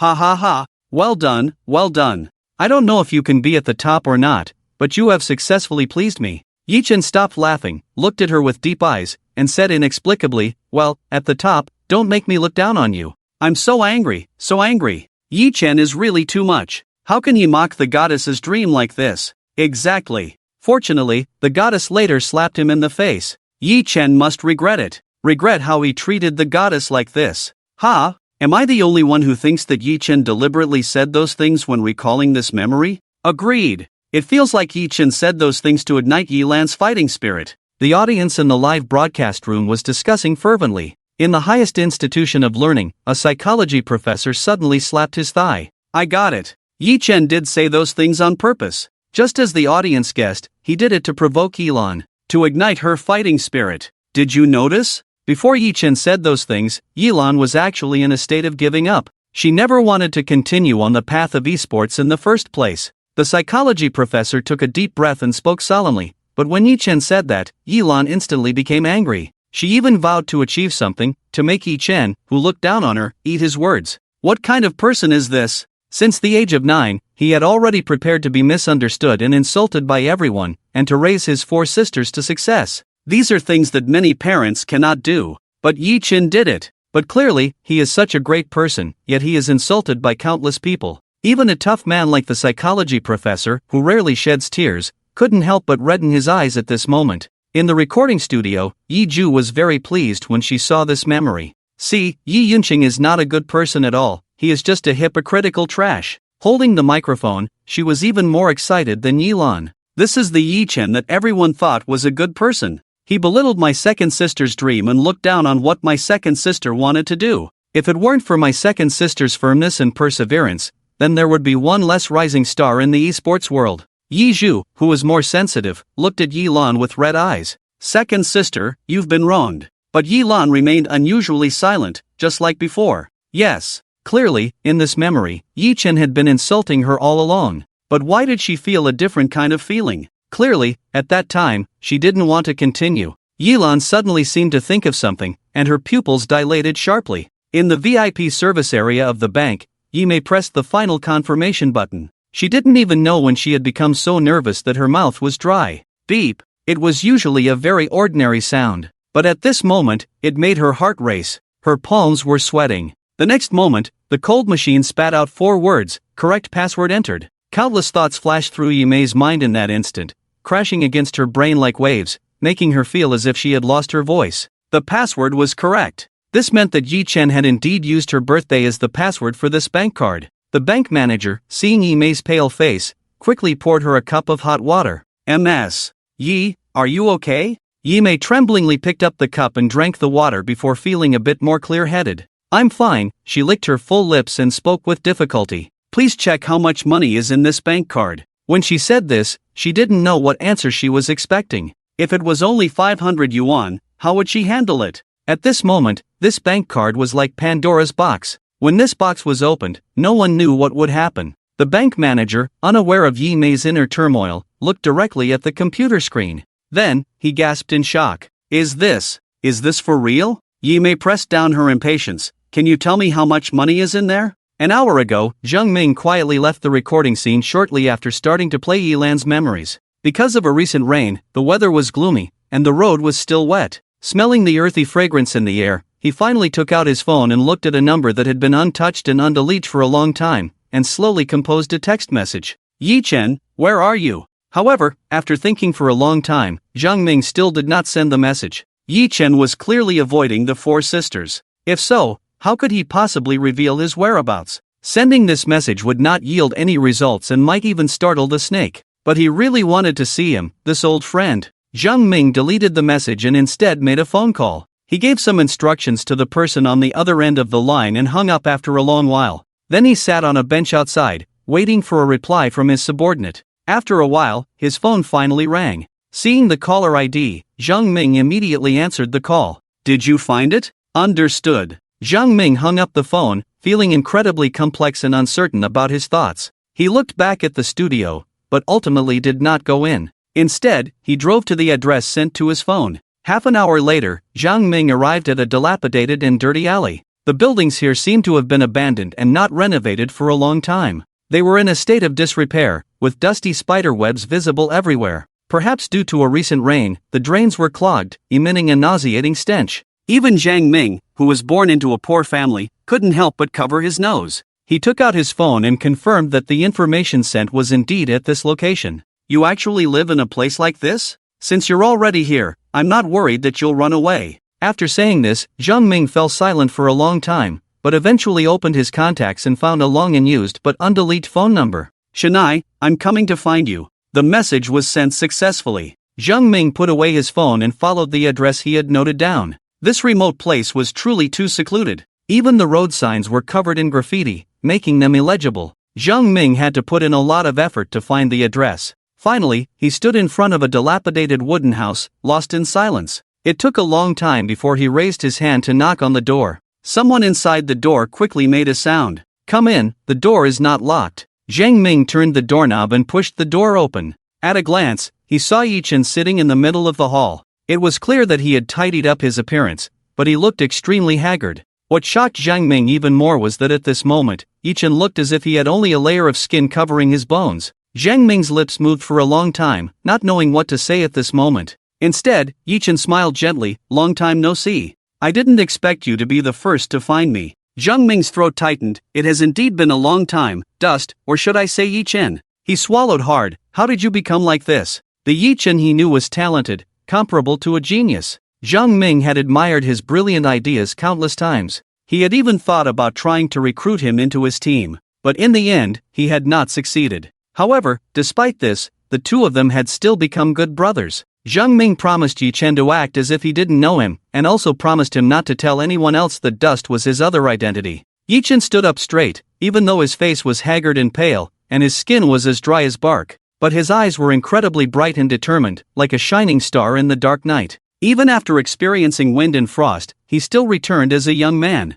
"Cough, I'm sorry for letting you see me like this. It's really nothing serious, just a little stomach problem, can't eat anything." Zhang Ming suppressed his anger. "You call this nothing serious, just a little problem with your stomach? Why don't you go to the hospital?" Yichen smiled gently. "I said it's just a little problem. I can get better without going to the hospital." Zhang Ming was infuriated by his appearance. "Yes, you can get better. And then go report to the King of Hell immediately, right?" The young man who had been so spirited and flourishing in the past had now become so miserable, worn down by the years. Zhang Ming couldn't hold it in any longer. He began to curse. "Yichen, do you think you're so awesome, so great? No, you're not, you're just a fool. And a fool who raised 4 ungrateful sisters." Zhang Ming stood up from his chair, pointing outside and speaking loudly. "Do you know how bad your image is in front of all the audience? They say you're scum. You're worthless. They all wish you were dead. Yichen, do you really think it's worth it to do this?" Zhang Ming asked the questions in the hearts of all those who supported Yichen.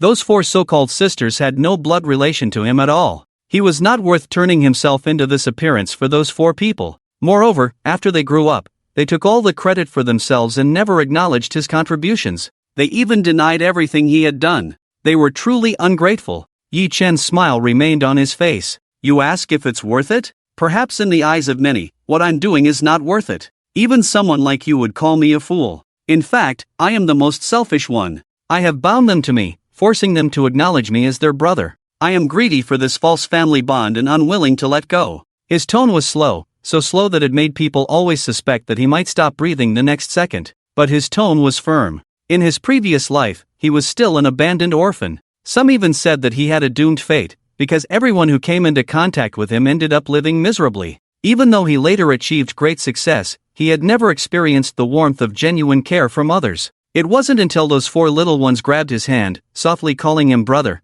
and even shared their favorite candy with him, flashing a brilliant smile. In that moment, he finally realized what it felt like to have someone care about him. He had been lonely for far too long. Zhang Ming couldn't bear to listen any longer. He gestured for a pause with his hands and said, "Enough, stop talking. Yichen, I don't care what you're thinking, but you need to come with me to the hospital right now." Otherwise, with his frail body, Zhang Ming was genuinely worried that he might die at any moment. Yichen fell silent for a moment and said, "I won't go to the hospital. I told you." Zhang Ming exploded, "Don't give me those excuses. Yichen, when will you start thinking about yourself?" Yichen finally spoke. "I have stomach cancer." He looked into his eyes. "Even if I go to the hospital, it can't be cured, do you understand?" That's why he chose not to go to the hospital. In the end, he was going to die anyway. What's the difference between dying in the hospital and dying here? It's all the same, cold and lonely. Zhang Ming saw the deep loneliness in his eyes. The 7-foot-tall man's heart couldn't help but ache.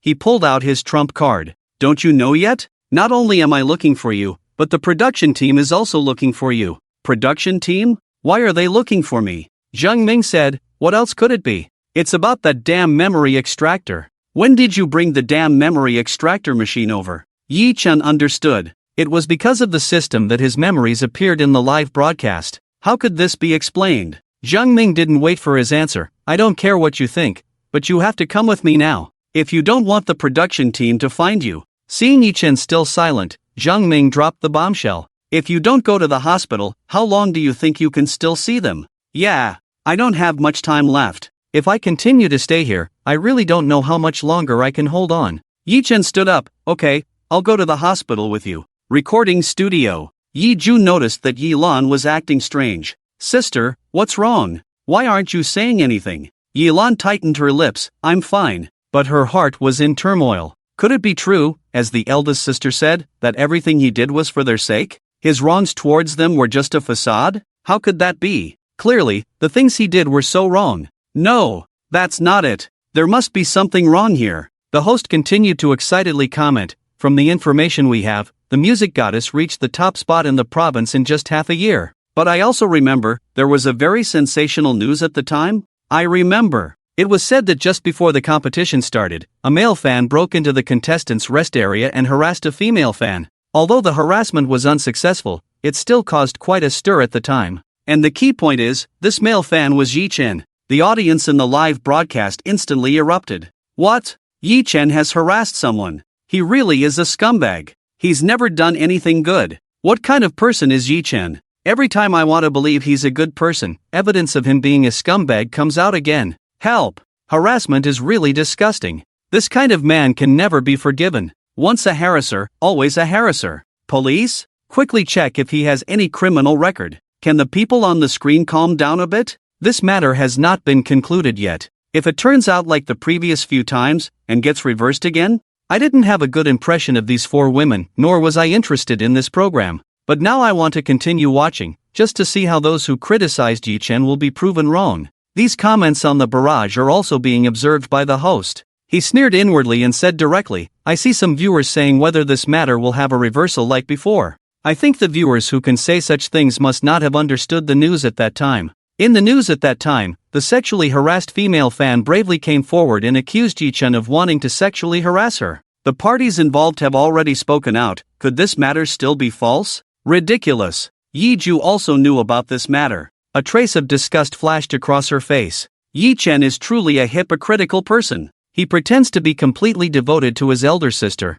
but behind her back, he is a scumbag who sexually harasses girls. What can be whitewashed about such a person? Yi Lan, on the other hand, was unusually silent at this time. She gradually recalled this matter in her mind and was equally angry at the time, so she was even more repelled by Yi Chen from the bottom of her heart. But now, thinking back to that matter, she always felt that something was wrong. Perhaps when the memory extraction is played, she will be able to know the truth. Yi Chen, are our memories of you wrong, or is all this your trap? 6 months have passed. Yi Lan is almost 16 years old. She is indeed very talented in the field of esports. In just half a year, she has ranked first in the city based on her strength alone, and she represents the city to compete for the provincial championship. Of course, she is not the only one coming to compete. Including her, there are a total of 5 very young players representing the city. Yi Lan has also chatted with them online, so they quickly became friendly. She was so excited that she drank a little more. When the event ended, she felt a bit dizzy and walked unsteadily. One of the male players supported her. You're drunk, let me take you back? Yi Lan shook her head heavily. No, I'm not drunk, I can walk by myself. Fang Wei disagreed. Hey, you can't walk, don't worry, I'll just take you back to your room, I won't do anything else. He wanted to continue supporting her, but Yi Lan had no strength to resist. However, just as Fang Wei reached out to support her arm, a pair of large hands crossed over and pulled Yi Lan into his arms. Fang Wei stared at the person in front of him with wide eyes. Hey, who are you? Put my friend down. Yi Chen looked at him expressionlessly. I'm her brother. I will take care of her, you don't need to take care of her. Yi Lan was already so drunk that she was limp, and Yi Chen simply carried her to her room. When he put Yi Lan on the bed, Yi Chen was still a little scared. Fortunately, he followed. Otherwise, judging by the way that kid was looking at his sister just now, she would definitely not be safe tonight. In the studio, Yi Lan frowned as she watched this scene. How could Yi Chen appear here? I remember that it was Fang Wei who took me back at that time. At that time, she was still very embarrassed. Because Yi Lan knew very well what she would become after drinking. It was like a demon from hell. So when she found out that it was Fang Wei who took her back, she felt very guilty. But now, why has it become Yi Chen? Where did the memory go wrong? After getting drunk, Yilan was even more troublesome than when she was sober. She vomited all over the floor and caused all sorts of trouble. After a long time of fussing, Yilan finally got tired and fell asleep on the bed. Yi Chen was sweating all over from her fussing. Seeing her asleep, Yi Chen let out a sigh of relief, covered her with a blanket, and took care of other things before leaving the room and locking the door. Outside the door, a fierce look flashed in Yi Chen's eyes. Yilan slept until dawn. When she woke up, she felt a splitting headache. She washed up and ran into Feng Wei as soon as she stepped out. Yunin, are you awake? Did you sleep well last night? Yilan's head was still foggy. You sent me back last night? Before Feng Wei could speak, several other contestants interrupted. It wasn't Feng Young Master who sent you back. You were probably causing a ruckus after getting drunk last night. Feng Young Master dealt with it for a long time. Isn't that right? Junin Goddess, you should thank Feng Young Master. Yilan looked gratefully at Feng Wei. You sent me back last night? Thank you so much. I'm sorry, I might cause some trouble after drinking too much. I really troubled you last night. After hearing this, Feng Wei swallowed the words he was about to say. It seemed that Yilan didn't know that her brother had come last night. Instead, she misunderstood it was him. In that case, what reason did he have to push this good deed away? He put on a different smile, ambiguous, neither admitting nor denying. It's okay, it was just a small effort. As long as you're okay, I'm happy. After this incident, Yilan's impression of Feng Wei improved slightly. Although she initially thought he was a carefree playboy second-generation rich, she didn't expect that he was actually a nice person in private, and she had been biased. But at the same time, Yilan also made up her mind. She would never drink so much again. After all, encountering a good person like Feng Wei was limited. The competition was 2 days away. Yilan began to immerse herself fully in practice. Finally, the competition began. An hour before the competition started, they were doing hand warm-up exercises. After hearing half of it, Yilan realized that Feng Wei was not here. Hasn't Feng Wei arrived yet? The competition is about to start. Why hasn't he come yet? The other three also noticed. Yeah, I haven't seen him. Didn't he say he went to the bathroom? Don't worry about him, he'll come back after he's done in the bathroom. After hearing this, Yilan didn't ask further and focused on the hand exercises. However, at that moment, they heard a commotion outside. Someone's fighting! Someone's fighting! The rapist is fighting! Help! Someone help! Yilan immediately stopped her movements and rushed outside. What's happening? Who's the rapist? Amidst the chaos, Yilan saw clearly. Yi Chen had run over at some point and was now beating Feng Wei mercilessly. His attacks were too brutal, his eyes looked extremely cold, as if he regarded people as nothing, causing those around him to hesitate to intervene. Standing next to the two was a frightened girl. Her eyes were red, and her clothes were disheveled. She huddled, looking very helpless as she cried. Yilan had experienced such a situation before, and she knew how lost and helpless the girl must be feeling. Her heart clenched, and she quickly stepped forward, took off her team jacket, and draped it over the girl, then hugged her. It's okay, it's okay. Don't be afraid, you're safe now. The girl looked at her with teary eyes and then hugged her, crying. Yilan felt the wetness on her shoulder. She turned to the group of people still standing there. What are you all still doing there? Quickly separate the two of them. The people around quickly stepped forward and pulled Yi Chen away. Feng Wei lay on the ground, curled up, making painful groaning sounds. He was covered in injuries, obviously beaten badly. There was only an hour left before the competition started, and such a serious accident suddenly occurred. The organizers would definitely come to investigate. And this was supposed to be a competition, with reporters and cameras everywhere. They swarmed in like cats smelling blood. Is there a case of molestation now? Can the parties involved please explain what exactly happened at that time? After this incident, will your competition still continue? The organizers could only temporarily suppress their anger and tried to calm them down. The competition will proceed as scheduled. We will investigate this matter thoroughly. Yilan watched as the organizers kept all these bloodthirsty reporters outside the door. The soundproofing of the door was very good. Finally, the hall became relatively quiet. The organizers' faces were extremely ugly. Can someone tell me what exactly happened? He had fought hard for this opportunity to be the overall planner for this game competition. But now, such a thing had happened. If the culprit was not caught and punished severely, he would not be able to let go of his anger. The people on the scene looked at each other in silence. In fact, they didn't know what had happened either. When they arrived at the scene, it was already chaotic. Yi Chen looked at the organizers and spoke clearly and firmly. On my way to the restroom, I heard a girl screaming from the room of this male contestant.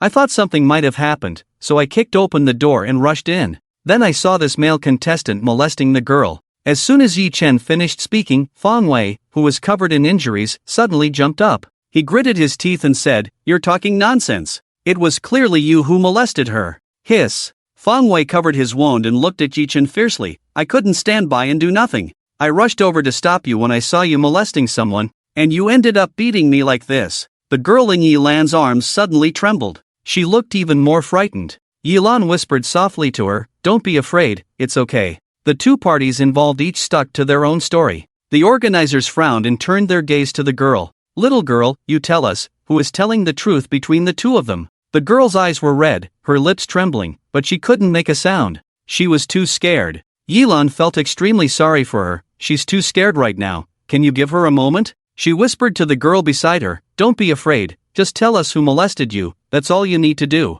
You don't want the person who molested you to get away with it, right?" The girl trembled and closed her eyes. She recalled the words he had said in the room just now. She clenched her fists tightly. After a difficult swallow, she pointed in Yi Chen's direction. Her voice trembled, "It's him." Just these two words seemed to drain all her strength. The girl closed her eyes and buried her head in Yi Lan's shoulder, crying in pain. She kept apologizing in her heart, but she really had no choice. When Yi Lan saw the girl pointing at Yi Chen, she was instantly furious. She turned to look at him, gritting her teeth. "Yi Chen, I thought you were already despicable enough. I didn't expect you to be even more shameless and depraved than I imagined." She had been treated like this too. She knew how desperate it would be at that time, and she hoped the whole world would just collapse. If it weren't for the clown at that time, because the clown came out and saved her. So now, Yi Lan was getting angrier and angrier. If it weren't for the need to comfort the girl at this moment, she might have gone up and slapped Yi Chen. Yi Chen looked at the girl in disbelief.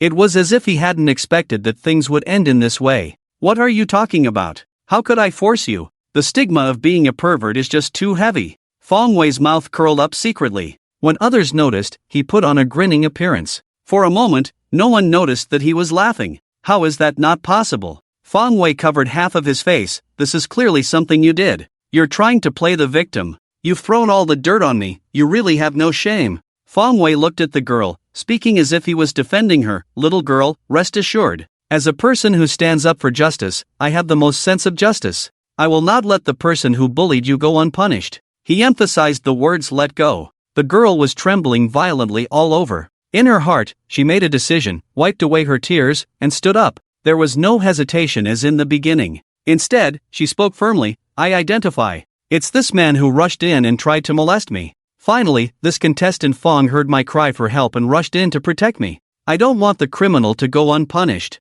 So at this moment, I bravely stepped forward. "It's him." This memory scene made countless female viewers applaud. Sisters, well done. When encountering such a situation, we cannot tolerate these criminals. We should bravely speak out. If you endure it once, there will be countless times after that. And the one who was wrong in this situation is the pervert. We are not at fault at all. So we must stand up and accuse him. Yi Chen is a scum. He even molested the little girl. If such scum is not sent to prison, what is he doing outside? In the studio, Yi Ju also looked furious. Yi Chen is extremely guilty. Through the memories of my second sister, everyone can see that my second sister has also experienced such a thing. And Yi Chen, this scum, he actually did the same thing as the person who hurt my second sister. Yi Lan, who had been silent for a long time, finally nodded slowly at this moment. Yes, Yi Chen this time, is really too much. His behavior can never be justified. This is something that the girl who was molested personally identified.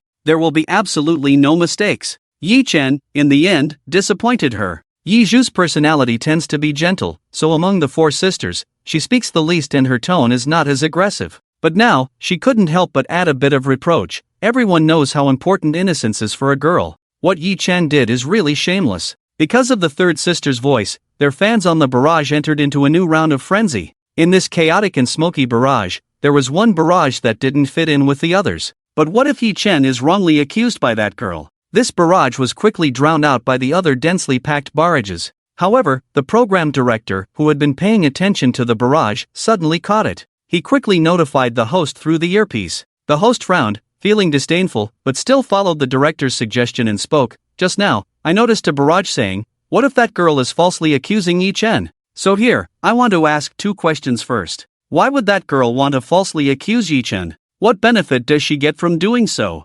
Goddesses, what do you think? Yi-ju sneered, my opinion is the same as yours. Who said that the girl wants to falsely accuse Yi-chen? This is simply absurd. They don't have any conflicting interests. Why did she falsely accuse Yi-chen? Host, let's not delve into this matter deeply. After all, we are here to see how Yinim Goddess wins the championship. So let's continue watching. Yi-chen appeared on the screen. He had a staff badge hanging around his neck. Sorry, can you tell me where the restroom is? The staff member he asked pointed in a direction. The restroom is over there. Yi-chen, thank you. As he walked over, he noticed that this path was unusually quiet. He didn't think much of it and continued forward. But halfway through, he suddenly heard a faint cry for help coming from a room. If it weren't for his very good hearing, he probably wouldn't have heard it. No! Help! Upon hearing this plea for help, Yi-chen didn't care about anything else. He ran directly to the door where the sound was coming from and kicked it open without hesitation. The door was kicked open.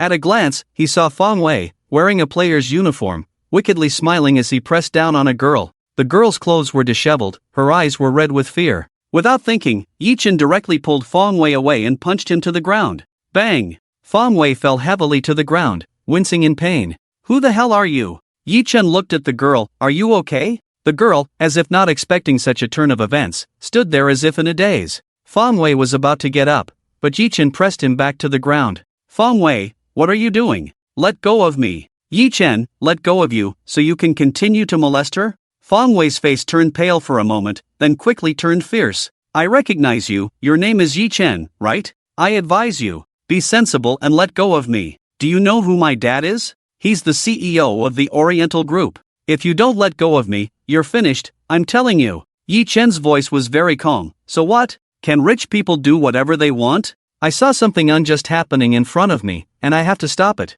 But I also understand why he was so arrogant. How dare he do such a thing in the players' rest area? It turns out he has a backing. And suddenly I remembered another thing. Yi-chen's eyes were cold. That night, it was you who wanted to take my sister to her room, right? What were you thinking at that time? Did you think I didn't know? Fong Wei stubbornly spoke. You're talking nonsense. I don't know. Anyway, that thought had only just occurred to him, and he hadn't had a chance to act on it. He definitely had to deny it. Yi-chen, you don't know, do you? Then let me help you remember. Without hesitation, he heavily punched him. Fong Wei screamed in pain. Ah, it hurts. The girl was trembling with fear from his screams. At the same time, their commotion finally attracted others over. What's going on? What's happening? Stop fighting. Seeing so many people gathering, Fong Wei realized something. His brain worked quickly, screaming while saying, help! The rapist is attacking. The girl was stunned. And then, they were brought to the hall for questioning. The girl stood up and pointed at Yi-chen.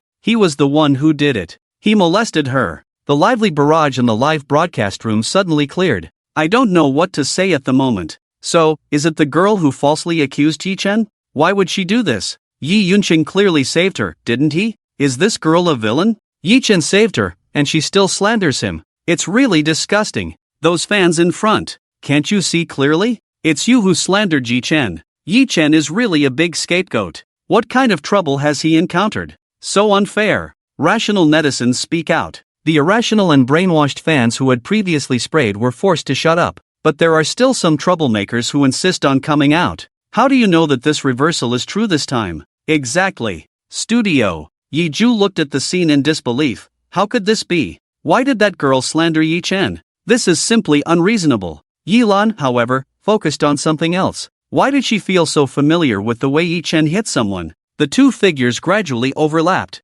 Yi Lan's face suddenly turned pale. She felt as if the world had collapsed. No, it's absolutely impossible. It must be impossible. How could Yi-chen be a clown? It must be impossible. It's just a coincidence that their body shapes are similar. That's why she had such absurd thoughts. It's absolutely impossible. Yi Ju suddenly noticed her sister's pale face. Second sister, what's wrong with you? Why is your face so pale? Yilan forced herself to shake her head. Nothing, just recalling some unpleasant scenes. Yi Ju interpreted it as her recalling the time when she was hurt. She held her hand with pity. She regretted it. Why was she so busy with acting and work at that time, neglecting her second sister? The director, who had been paying attention to the development of the situation, was thinking quickly. They still hadn't found Yi-chen, but the reputation of the program team must not be tarnished. He quickly informed the host through the earpiece about what he should do. The host was not happy about it, but for the sake of the job, he followed suit. I noticed that some people are still in doubt until now.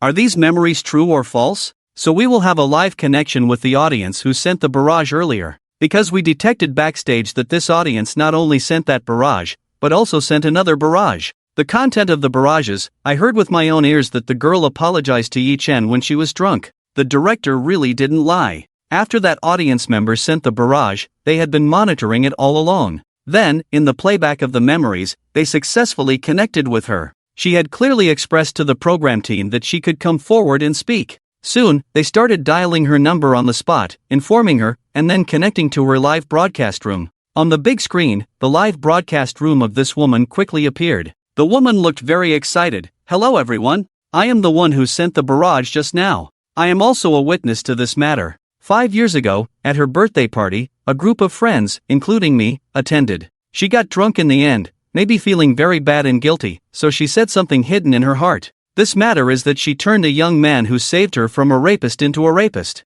At that time, because it was a birthday party, we had been recording videos all along. I will now release this video. It is my evidence." As the audience watched the woman's video, Yi Mei's face turned pale as she left the bank. She had learned the numbers in that card. It was an astronomical figure. Yi Mei staggered, not paying attention for a moment, and fell to the ground. But she showed no intention of getting up. The sky was gloomy, and a few drops of rain fell. Soon, it turned into a downpour, soaking her through. She sat on the ground, tears mixing with the rain. The bank manager hurriedly approached, holding an umbrella to shield her from the heavy rain. "Miss Yi, are you okay?" Yi Mei was still immersed in sadness. Everything is actually true. Yi Chen really gave them a card and stored money in it. Just as he said in her memory, he was worried that after he died, they would have no money. But why? Why? Yi Chen, why would you do this? Yi Mei began to recall. When Yi Chen first entered her house as a child, he wasn't like this later on.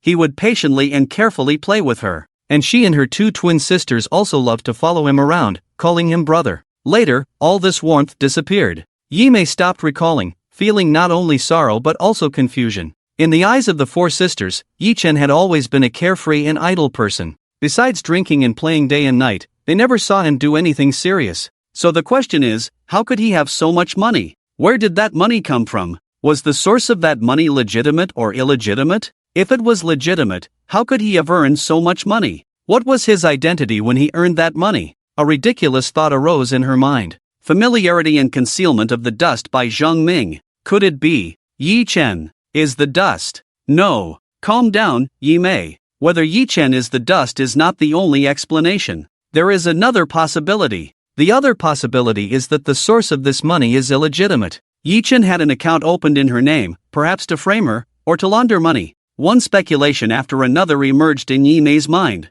No, she couldn't cry. She couldn't fall into this sad emotion. She had to investigate the truth of all this. As long as the truth is investigated, she will be able to know whether Yi Chen is a good person or a bad person. Yi Mei got up from the ground. The manager quickly helped her up. "Miss Yi, be careful." Yi Mei wiped away her tears. "I'm sorry to trouble you, to take me to my car." When the manager took her back to the car, Yi Mei immediately took out the phone that hadn't been soaked in her bag and started making a call. Studio. All the audience at the scene and those watching the live broadcast could see clearly the video played by the woman. It was indeed accidentally recorded at a birthday banquet. The girl was drunk, perhaps out of guilt, perhaps for other reasons. She hugged a pillow and drunkenly confessed her past wrongdoings. "I know he saved me. If it weren't for him, I would have lost my innocence. But, such a good person, I betrayed him at the last moment. I personally accused him of trying to force me." Sob. "I didn't want to." Sob. But the Feng family.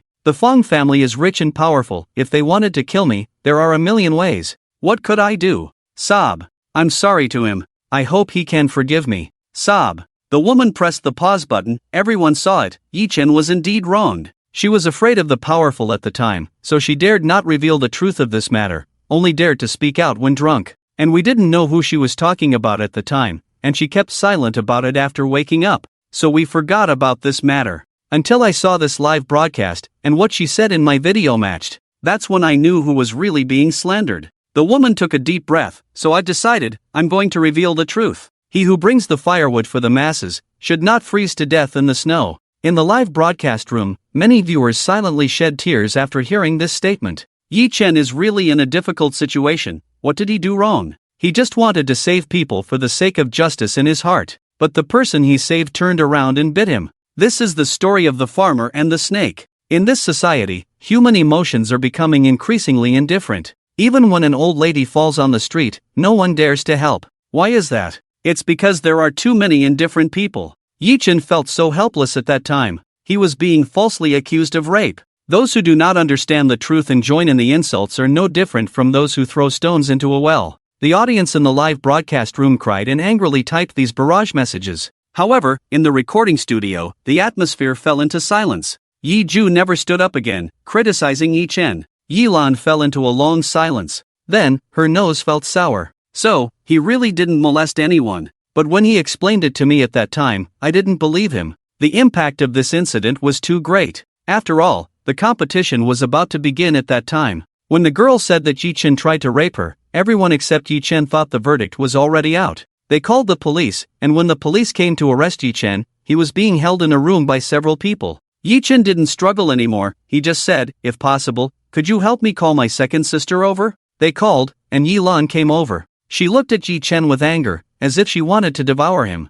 She forced herself to stay calm and said to the people in the room, "I want to talk to him. Can you wait outside the door? Please." There was no back door in the room, and he couldn't escape through the window. So the few people went out and considerately closed the door. When the door closed, Yi Lan couldn't suppress her anger anymore. "Yi Chen, do you still have the face to call me over? I wish I never knew you." Yi Chen's pupils were extremely dark. He looked at her for a long time, with a faint bitter smile on his lips. "So you also believe that I did this?" Yi Lan seemed to have heard a funny joke. She coldly laughed. "What, Yi Chen? Do you still want to deny it? What kind of person you are? How could I not know in my heart? You are a fighter jet in the scum. I don't find it surprising at all that you would do such a thing." After hearing this, Yi Chen remained silent for a long time. His voice was so low that only he could hear it. "So that's how it is." Yes. In the eyes of his sisters, he had always been seen as scum and trash. So they would have such thoughts, and it was already within his expectations, wasn't it?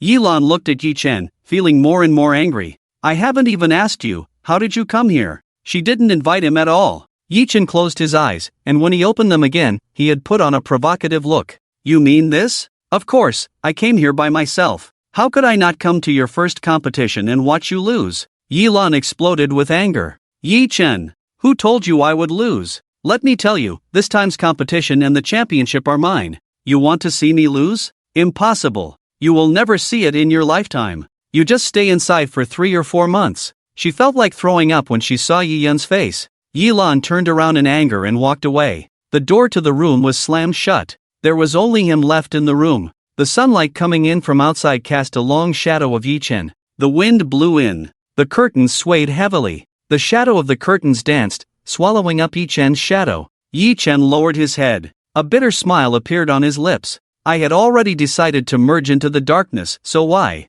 Do I need any good reputation?" The memory finished playing. The audience watching the live broadcast fell into silence. After a long time, someone finally sent the first barrage. I cried. From the beginning until now, Yi Chen has actually never done anything to betray the 4 sisters. It's all a misunderstanding. He is not a scum, nor is he a waste. He is just a good brother who wants to protect the 4 sisters well. Guochinga. In the studio, the 3 sisters were also silent. Yi Zhuzi was full of doubts. Why did the Yi Chen in the memory extraction appear so different from the person in their memories? But if Yi Chen is really a good person, really doing everything for the good of the 4 sisters, why did he cause her to become autistic? Why did he not let her act and keep her locked in the room? This is simply a paradox. The 3 sisters each had their own thoughts, so no one spoke for a while. The host spoke to ease the atmosphere. "I didn't expect the truth of this matter to be like this. The slander of that girl is something no one could have imagined. So, goddesses, don't blame yourselves too much.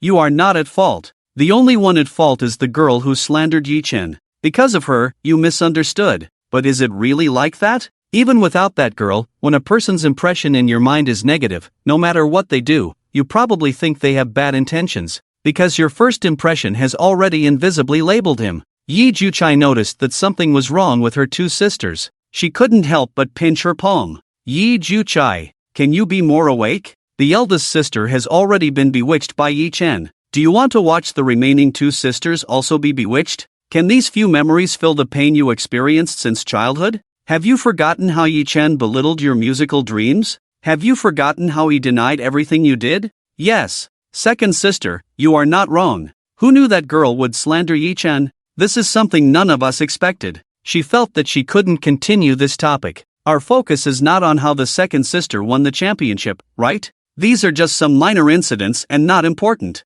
The host quickly added, that's right. These are not important. Now let's see how Union Goddess won the championship. After all, as far as we know, the goddess was about to lose this match. Later, she suddenly made a move and successfully turned the tables. Finally, she won the championship. Does Union Goddess have anything to say about this? Yilan remained silent for a long time. What I want to say has already been said earlier. That move was also a sudden inspiration that came to me. She adjusted her mood. After all, this was the memory of her first championship. No matter what, she couldn't face it with such a gloomy attitude. After adjusting her mood, Yilan showed a brilliant and confident smile to the camera. This is the first time I have won a championship in a competition, and this championship means a lot to me. If it weren't for winning this championship, she probably wouldn't want to continue firmly on this path. So, next, please share my glory with me. The scene began to play. Although the match was extended due to a harassment incident, it didn't last much longer. The match was held as scheduled half an hour later.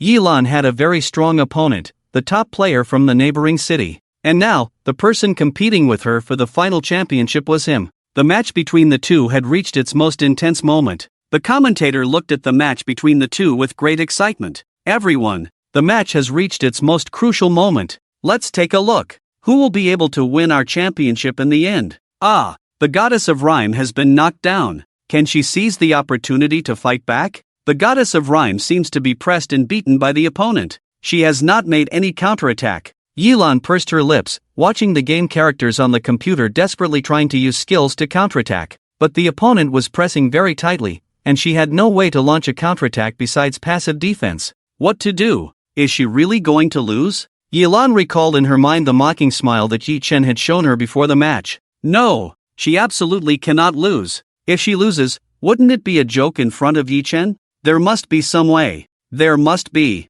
Yilan's mind raced, and suddenly she thought of a scene. It was a clown. The clown was demonstrating a technique. This technique is theoretically feasible, but I still haven't been able to fully use it. Yilan tightened her grip on the mouse. Perhaps she could try that technique. There was no time to continue thinking. Yilan simulated the actions in her mind at lightning speed, and then manipulated the mouse. A highly complex character movement was born at her fingertips. Even Yilan herself had not expected that she would succeed in one go. She had successfully broken free from the state of being constantly pressed. Yilan seized this opportunity and launched a rapid counterattack. In the end, she turned the tables and successfully depleted the opponent's health bar. She won. The entire venue suddenly erupted in cheers. Ah, Yilan! Yilan! Yilan, you're the best! Champion Yilan! Yilan stood on the stage, hearing the shouts of countless people, and a surge of excitement welled up in her heart. I won! Studio! Yilan looked at the scene of her championship victory on the screen, and there was still an unquenched excitement in her heart. In that match, she won cleanly and beautifully. And from that match onwards, she had never stepped down from the position of champion. She had always been the undisputed champion in the eyes of others. The host was very excited. I believe everyone seeing this scene will feel particularly passionate. Especially the technique the goddess used at the end. It solidified the goddess's position in the esports circle. And this technique was created by the goddess of rhyme herself. Yi Ju looked at her second sister with great admiration. That's right, this technique created by my second sister is her signature move, and also her finishing move. It later inspired countless people to learn it. Everyone who plays esports has their own way of playing. The most famous aspect of Yilan's playstyle was this technique, and someone had studied it. This technique was extremely compatible with Yilan, as if it was born for her. The barrage in the live broadcast room was filled with countless praises. However, Yilan did not seem very happy. She looked at the distant memory on the screen, her brain spinning rapidly. Did she really create this technique? No, she remembered. It was taught to her by the clown. But the clown had never successfully implemented it, and at the time, her brain was too excited after winning the championship. So when the host asked if this technique was her own creation, she instinctively answered yes. Since then, her brain had always subconsciously believed that she had indeed created it. However, when she revisited this memory, some long-buried truths were finally blown clean of the dust. Yilan remembered. This technique was taught to her by the clown. The host was still excitedly saying, after such a long time, seeing this memory again, what does the goddess think in her heart? The conversation turned to her. Yilan looked at the camera in silence for a long time, and a bitter smile appeared at the corner of her mouth. What do I think? My thoughts are that I deceived everyone. I remembered, actually this technique wasn't created by me, it was the clown who told me about its theory. After I won the championship, I was too excited, so I mistakenly thought that this technique was mine. These words from Yilan left the audience and those watching the live broadcast bewildered. It wasn't created by the goddess of rhyme? The goddess of rhyme has always been taking credit. Usually boasting about how great she is, looking down on others. She's just stealing someone else's achievements. The goddess of rhyme didn't do it on purpose. Didn't she just say that she was too excited when she won, so she forgot about it? And she has already admitted her mistake now. What's the point of blaming her? Fans always have various excuses to defend their idols. They are the most terrifying group of people, because in their eyes, their idols can do no wrong. Cheating, tax evasion, drug use, they can still defend and portray their idols as pure and flawless. Just taking credit for someone else's work, what does that matter? Yilan was watching the barrage. She naturally saw some negative comments. She didn't feel angry or wronged. After all, she was too excited and took credit at that time. Will the clown think that she is someone who seeks fame and reputation? So now, they haven't contacted her again. The host also never expected it to take this turn. He was stiff for a while, not knowing how to proceed. At this moment, the director's voice suddenly sounded, rescuing the awkward situation on stage. We now interrupt with an important message. After the video of the girl repenting was played earlier, the police immediately launched an investigation. They found that girl. And that girl also admitted that she did indeed slander Yi Chen back then. The director intentionally interrupted with this news. After all, they had been suspecting that his memory was fabricated. This message from the police was a great counterattack against them. This suddenly interrupted news made everyone calm down from the excitement of Yilan's victory and made them rethink how they had denied Yi Chen before. The director, who had been nitpicking at Yi Chen for so long, had secretly started to support Yi Chen. So he spoke up with great excitement. Although justice has come late, we must always believe that justice will prevail. The rational audience in the live broadcast immediately applauded and cheered. That's right, justice will prevail. What goes around comes around, it's not without consequences. The time has come. Yi Chen has finally cleared his name. He's been through so much. After the director interrupted with this news, proving once again that his memory was absolutely not fabricated, the program continued. Now let's focus back on our program itself. Let's see how Yilan embarked on the path of a voice actor. The host remembered. The goddess of rhyme is not just about esports. She also has another identity, that of a voice actor. He finally knew what to say. He chuckled and skipped over Yilan's self-repentance, moving on to the topic. So, goddess of rhyme, how did you come to transition from the esports circle to the voice actor circle? After all, these two circles are quite different. When the host said this, everyone was curious, including Yi Zhu and Yi Ju. They also didn't know why Yilan suddenly became interested in voice acting and later switched to become a voice actor. Actually, it's because of Yi Chen. When Yilan said the last half of the sentence, her tone was indescribably conflicted. In all those previous memories, it seemed that Yi Chen's every action was not out of malice. But this time, he clearly already knew that she had won the esports championship. Why did he still say those things? The host became more curious. Oh, what did Yi Chen do? After thinking for a while, Yilan decided to tell the situation at that time. After all, she did not fabricate or smear. I remember, it was when I brought back another championship trophy, and Yi Chen was watching TV in the living room. When he saw me holding the championship trophy, instead of congratulating me, he made sarcastic remarks. He said that I only had 1 or 2 years left as a champion. In the future, I won't even be able to enter the esports industry. Yilan tried hard to keep herself calm, but when the words came out, she found it difficult to stay calm. At that time, she was the most useless among the 4 sisters. Later, esports saved her from this abyss. But Yi Chen belittled all her achievements. He even cursed that she would never win another championship. Yi Chen, if he really cared for them, how could he say such cold words? How could he say such things when he knew that esports gave her a second life? Yi Chen, you really are so contradictory. Yilan's words allowed her fans and some irrational viewers to find points to refute. Did you all hear that? Yi Chen is not a good person at all. Would a good person belittle the achievements of a goddess? I think he's just jealous. Jealous of everything the goddess has. If he really is a good person, then why would he refute the goddess and belittle her? Yi Chen is dark inside. Yi Ju seemed to have found a way to vent. She rallied her spirits again. What? Second sister, he actually belittled you like that? After so many years, he really hasn't made any progress at all. You've already won the championship, why does he still say such things? Yi Lan also questioned in her heart. Yeah, Yi Chen, why? If you really cared for us, why did you say those things at the time? Outside, the rain was heavy. The lights on the road were obscured by the rain curtain, casting a yellow halo. Zheng Ming drove on the highway. He occasionally turned to look at Yi Chen in the passenger seat. At this moment, Yi Chen's face was pale, cold sweat on his forehead, curled up, trembling. He closed his eyes, the dim light outside casting a shadow on his thin face. He was struggling to breathe. Zhang Ming had a bad feeling, and anxiously patted him. Yi Chen, don't fall asleep. Can you hear me? I'll be able to take you to the hospital soon, hold on. However, Yi Chen did not respond at all. It was as if he had already fallen asleep. Zhang Ming became even more anxious. The wipers were desperately clearing the rain on the windshield, barely able to see the road. Zhang Ming no longer cared about speed limits. Yi Chen, hold on. Don't you want to see your sisters a little longer? This finally got a response from Yi Chen. He made a difficult sound from his throat. Zhang Ming heard him make a sound, and finally felt a little relieved. Just 10 more minutes. Hold on for 10 more minutes, and we'll be at the hospital. He stepped on the gas pedal, the roar of the engine unusually loud on the highway.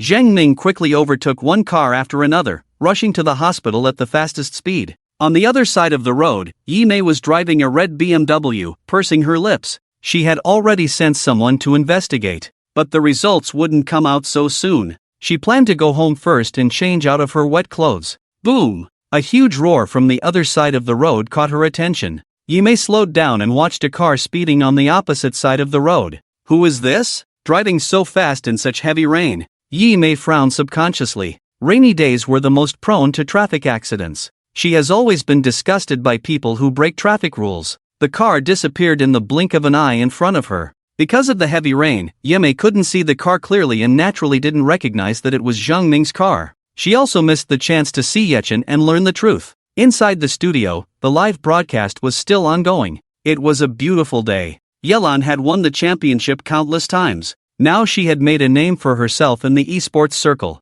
Many people called her the goddess of Rhine when they saw her. Yelan couldn't help but feel a little inflated in her heart. She was finally not a waste. Finally, she didn't have to be ignored every time the four sisters were mentioned. Yelan said a sarcastic remark to Yechen and went to her room with her trophy. Yechen unexpectedly teased her, and Yelan couldn't be bothered to deal with him. Yechen's words angered Yelan, and she responded angrily. Yechen's words worried Yechen, as esports was a young profession, and as one aged, their physical and nerve reflexes would inevitably decline. Yelan was furious and confronted Yechen. Yechen laughed at her and asked if she thought she was better than him. Yelan confidently recited a line, but Yechen laughed at her. Yelan was so angry that her face turned red. Anyway, it's better than you. Yechen suddenly stopped laughing and revealed the phone he had been holding. Is that so? Then why don't you listen to it? He didn't know what button he pressed, and the phone played the lines Yelan had just recited. Many times, when speaking, one would feel good about oneself, but only when listening back would they realize how terrible it was.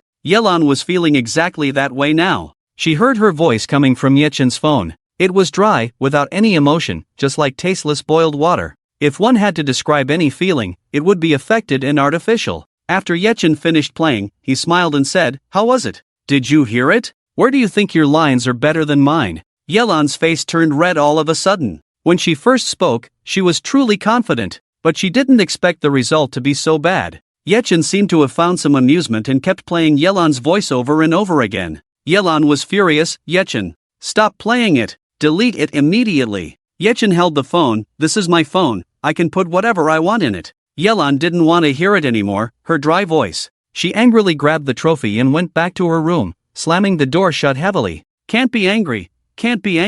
There's no need to be angry with Yechen, this scum. Yechen is too much this time. No matter what the goddess said, she still won the championship. Why is he belittling her so much? I'm so angry. When did Yechen become such a jerk? What he did before, have you all forgotten, or have you lost your memory? I admit that Yechen may have wanted to be a good person before. Maybe he was even a genius. But where does he look like a genius now? He's just a piece of trash. Yechen's recited lines are so greasy. What qualifications does he have to mock the goddess? The barrage in the live broadcast room is always full of brain-dead fans and rational netizens attacking each other. At the same time, on the other side, Zhang Ming had already arrived at the hospital. He asked the doctors and nurses to take Yechen to the emergency room. As soon as they entered, the doctors and nurses began resuscitation. They were complaining about why Zhang Ming had taken so long to bring Yechen to the hospital. It was as if he didn't care about the patient's life. Zhang Ming had been scolded for a long time, feeling very wronged.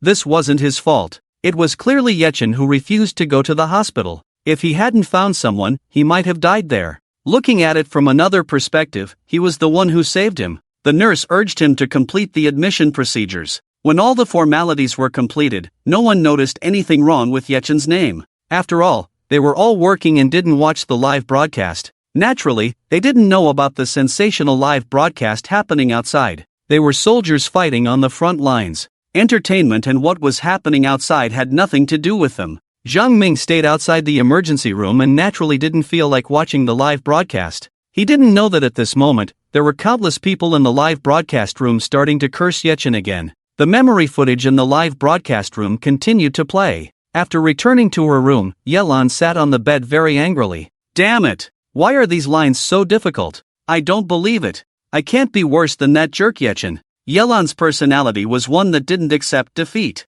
She was so angry that she couldn't sleep, so she took out her phone and started recording, trying to recite the lines with the feeling of the male lead in a TV drama. The cool breeze brings news, the autumn moon knows no bounds, though I am not a handsome man. She recited it countless times into her phone, but when she played it back, it was still very awkward. Dry, tasteless, even plain water had more flavor than what she said. The phone suddenly rang. It was Wang Hai, a childhood friend. He had heard that she had won another championship and wanted to go out and celebrate with her. In the past, she would have gone out immediately, but now, Yilan had the idea of surpassing Yi Qin in her mind. She replied with a simple "I'm busy." Not long after she hung up, the phone rang again. Yilan was annoyed. Didn't I say I'm not going? Why are you still messaging me? Angrily, she opened her phone, only to find that the messages were not from Wang Hai, but from the Joker. Yi Lan's mood suddenly became lively. Why is the Joker messaging me? The message indeed was from the Joker, with only one sentence. I found a very nice radio drama.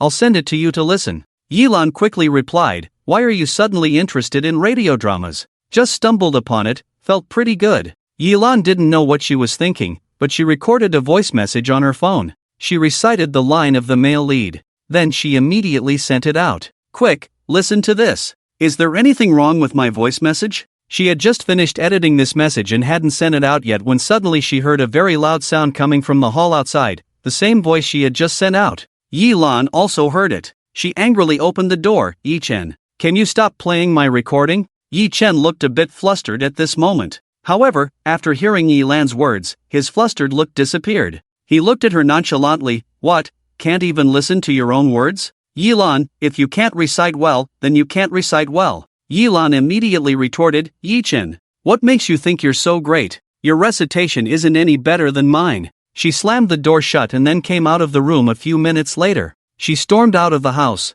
Yi Lan didn't want to continue staying in the same space as Yi Chen, breathing the same air. After she rushed out and was blown by the wind a few times, she finally calmed down a bit. At this moment, her phone rang. It was a message from the Joker. She quickly picked it up to read. Is this the line you recited? Very sincere. This high emotional intelligence response made Yi Lan couldn't help but smile. Half of the anger that had been stirred up by Yi Chen disappeared, and she deleted all the messages she had wanted to send, then re-edited them, starting to happily belittle herself. I recited so poorly. It's not good at all, stiff and without emotion. The Joker replied quickly, skills are easy to learn, but a sincere heart is not something everyone has. Yi Lan smiled even more. She patted her warm face, fanned it with her hand, trying to cool it down. The Joker is really good at talking. I'm not as good as he says. He. Yi Lan's mouth was about to curl up to the sky. The Joker sent another message. Why did you suddenly recite lines? Do you want to learn dubbing?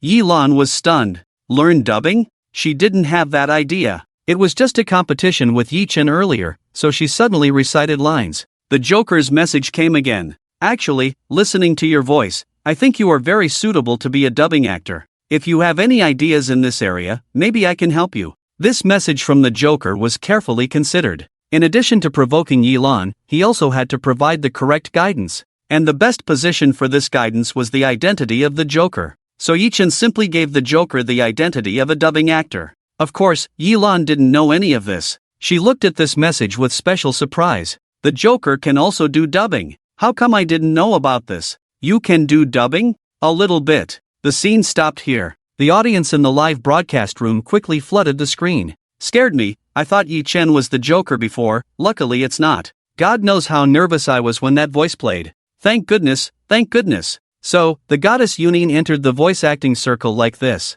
It's really a coincidence. No way. Am I the only one focused on the fact that the Joker said he would do the voice acting? You just reminded me, the Joker will do the voice acting, so is the voice he's using now really his own voice? Watson, you found the blind spot ahead. The Joker will do the voice acting. So if the voice he's using now isn't his real voice, but just his fake voice, then the question is, why doesn't the Joker use his own voice to speak? Family, have you forgotten? The Joker has always worn a mask and refused to take it off. What is the reason for this? I have a bad thought. The Joker is really Yi Chen, right? I think you guys are wasting your talents by commenting here. You're so good at speculating, why don't you go to the Research Institute to help with scientific development? Crazy. How many internet trolls has Yi Chen bought? He can come up with completely unreliable speculations like this. Yi Chen is desperate for fame, isn't he? Just as the rational audience had just discussed, they were quickly countered by the fans of the four women. The barrage started a new round of tearing each other apart under the scorching spotlight. Yilan's head was a little dizzy as she looked at the barrage in the live broadcast room. They were right. The Joker will do the voice acting, and he has always refused to take off his mask. What is the reason for this? She used to think that the Joker had a secret crush on her, and he would get shy and blush when he saw her, unable to speak. So he simply put on a mask to hide his blush. But is that really the case? Is his usual voice really his own? Could the reason he wears a mask be because he is someone she knows? For example, Yi Chen. At this moment, Yilan felt dry-mouthed. Her brain was so stiff that she couldn't think. At this moment, she suddenly empathized with Yi Mei. Dust had helped her sister a lot, a bright presence that her sister couldn't erase. And for Yilan, the Joker was the same. Yi Zhu was the first to notice that something was wrong with her. She held her hand, but only felt a coldness. Second sister, are you okay? What's going on? Second sister's face is so pale. Yilan shook her head with difficulty, but her breathing was clearly not smooth. In this situation, she couldn't even recall and think about the details of her interactions with the Joker.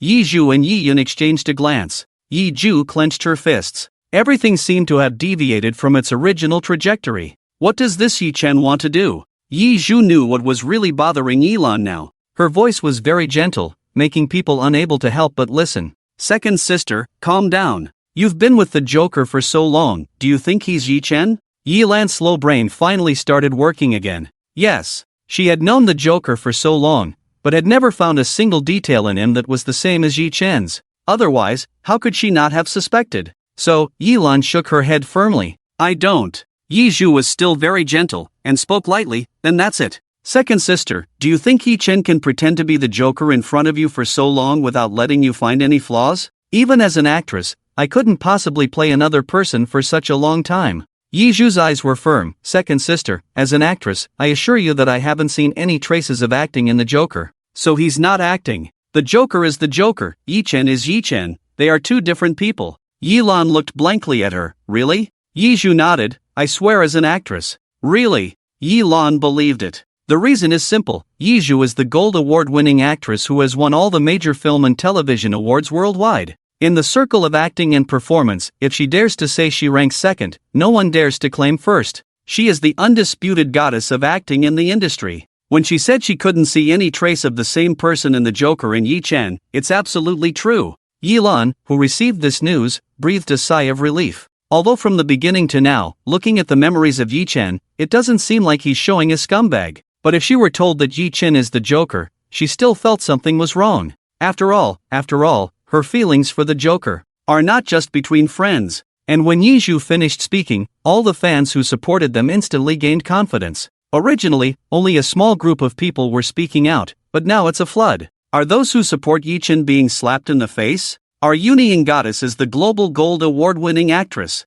She said she couldn't see that the two were the same person. Ha ha, keep being crazy. Keep having a problem with your brain. And there's only one person, me. If you don't understand, just ask. If you have a little bit of courtesy and know that you have a problem with your brain, is it difficult to say sorry? I have a problem with my brain. I support Yi Chen when sending barrage messages in the live broadcast room, but they don't want to admit that they're brain dead. How much money does it take to help Yi Chen wash his hands? Can we make money together? Sisters, if you have something to say more. At that time, when the teachers wanted to leave the literary world, I didn't agree. The barrage in the live broadcast room quickly became a source of joy for the fans. All kinds of malicious words were being crazily output. The host regained control. Ahem. It turns out that the goddess of Yunying has accidentally stepped into the circle of dubbing actors. But if you don't have a passion for it, you can't persist. So, goddess, you must also love this profession, right? This time, Yilan nodded without hesitation.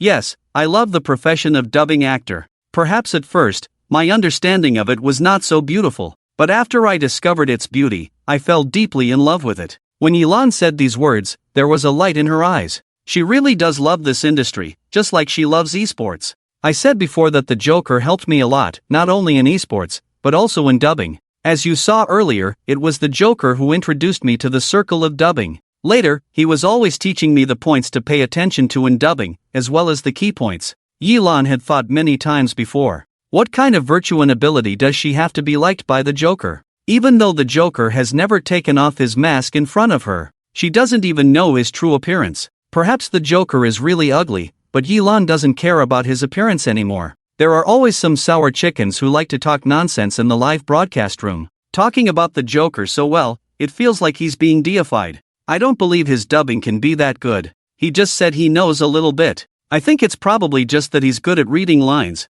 The Joker has never dared to take off his mask. I think he must be very ugly, afraid to show himself. And about this memory, Yi Ju can add a few words, because at that time, she was at home. During that time, my second sister was very diligent in studying things about dubbing, but Yi Chen was always causing trouble, always causing all kinds of interruptions. I think he deliberately didn't want my second sister to learn well. Yilan did not refute, because the fact is indeed so. When she was practicing lines, Yi Chen did indeed keep interrupting. After they finished speaking, the paused screen played again. Yilan did not become interested in dubbing. Just like her previous thoughts, she was just angry at Yi Chen for saying that about her, and wanted to retaliate against him. However, since the clown had already spoken, she naturally would not refuse. The two arranged to meet at the internet cafe the next day. As soon as Yilan entered the private room, she saw the clown watching an animated film. Clown, I didn't realize you were so childlike. Watching cartoons in an internet cafe?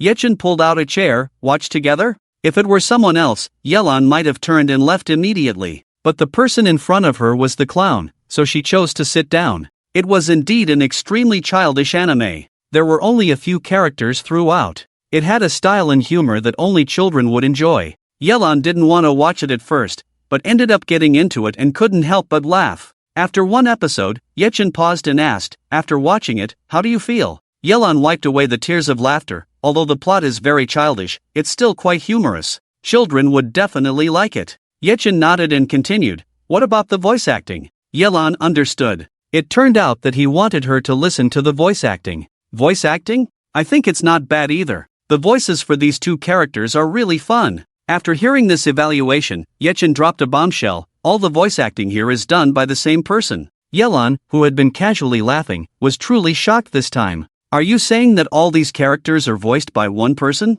Yechen nodded. Yilan couldn't help but click play and listen to it a few more times. No matter how she listened, she couldn't hear different tones or voices coming from the same person. Yechen saw her interest and continued, it's amazing, right? The next second, he suddenly changed his voice. The voice he was using now was deep and slightly hoarse, while the voice he was using before was bright and lively, like that of a young boy. This is the magic of voice acting. Yilan stared at him in a daze. If she hadn't heard it with her own ears, she wouldn't have believed that this voice came from the clown. Was that your voice just now? Yilan pointed to the lines he had just spoken. Say it again for me to hear. Yechen looked at the lines on the screen and recited them. He perfectly interpreted the youthful vigor and brightness. Just hearing this one line made people feel good. After listening, Yilan was silent for several seconds. Is this what you meant by just a little? This was not just a little. He could directly become a voice actor for TV dramas and movies. Yechen switched back to the clown's voice. It really is just a little. The barrage in the live chat exploded. What the pro said is, just a little is not the same as what I understand is, just a little. Hey, who was just criticizing the clown earlier? The clown is amazing. The haters are just jealous. Under the scorching spotlight, Yelan slowly spoke. It was because the clown showed me this anime and then demonstrated to me how amazing voice acting is. That's why I joined the voice acting circle and became interested in it. Recalling this incident, Yelan felt even more emotional. If she hadn't met the clown at that time, would she have embarked on the path of voice acting? No, it was highly unlikely. And not only the path of a voice actor, but even the world of esports, it was all because of the clown's presence that she came to know about it and firmly continued on this path. Perhaps at the time, she didn't realize how important the events that happened then were to her. However, after a long time, looking back on what happened, she realized that it was a turning point that changed her entire life trajectory and had a lifelong impact. Just like Yelan now, upon reflection, she increasingly felt that she owed the clown so much. She would never have achieved her current status without the guidance of the clown.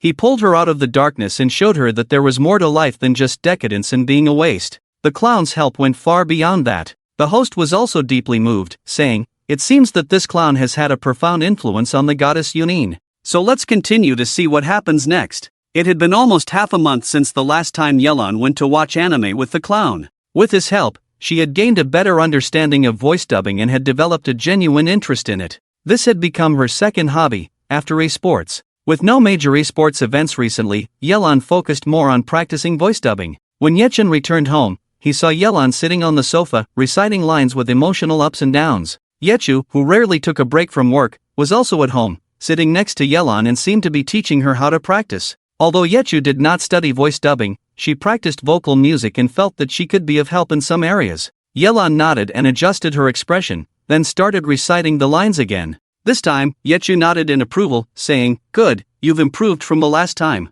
Yelan was excited and vowed to continue working hard. The two sisters were so engrossed that they didn't notice Yechen's return. Yechen stood behind them, watching their performance with a furrowed brow. What was all this? Yunxian had actually brought her vocal performance techniques here. Yechen didn't know whether to laugh or cry. Although there were similarities, the essence of the two was fundamentally different. Voice dubbing actors focused more on the emotions conveyed through their voices, while Yunxian's training emphasized stage presence and maintaining facial expressions for the audience. The two were fundamentally different. Yechen decided that he couldn't let Yunxian continue teaching, or it would be even harder to correct later on. He pulled out a chair, making a loud noise. The two sisters snapped out of their recitation and turned to look at him. Yechu frowned and asked, "Yechen, are you crazy? Do you need to make so much noise just by pulling a chair?" Yechen sat down and calmly said, "I just think the noise you're making is too loud. What are you doing?" Yelan put down her script and retorted, "What we're doing is none of your business."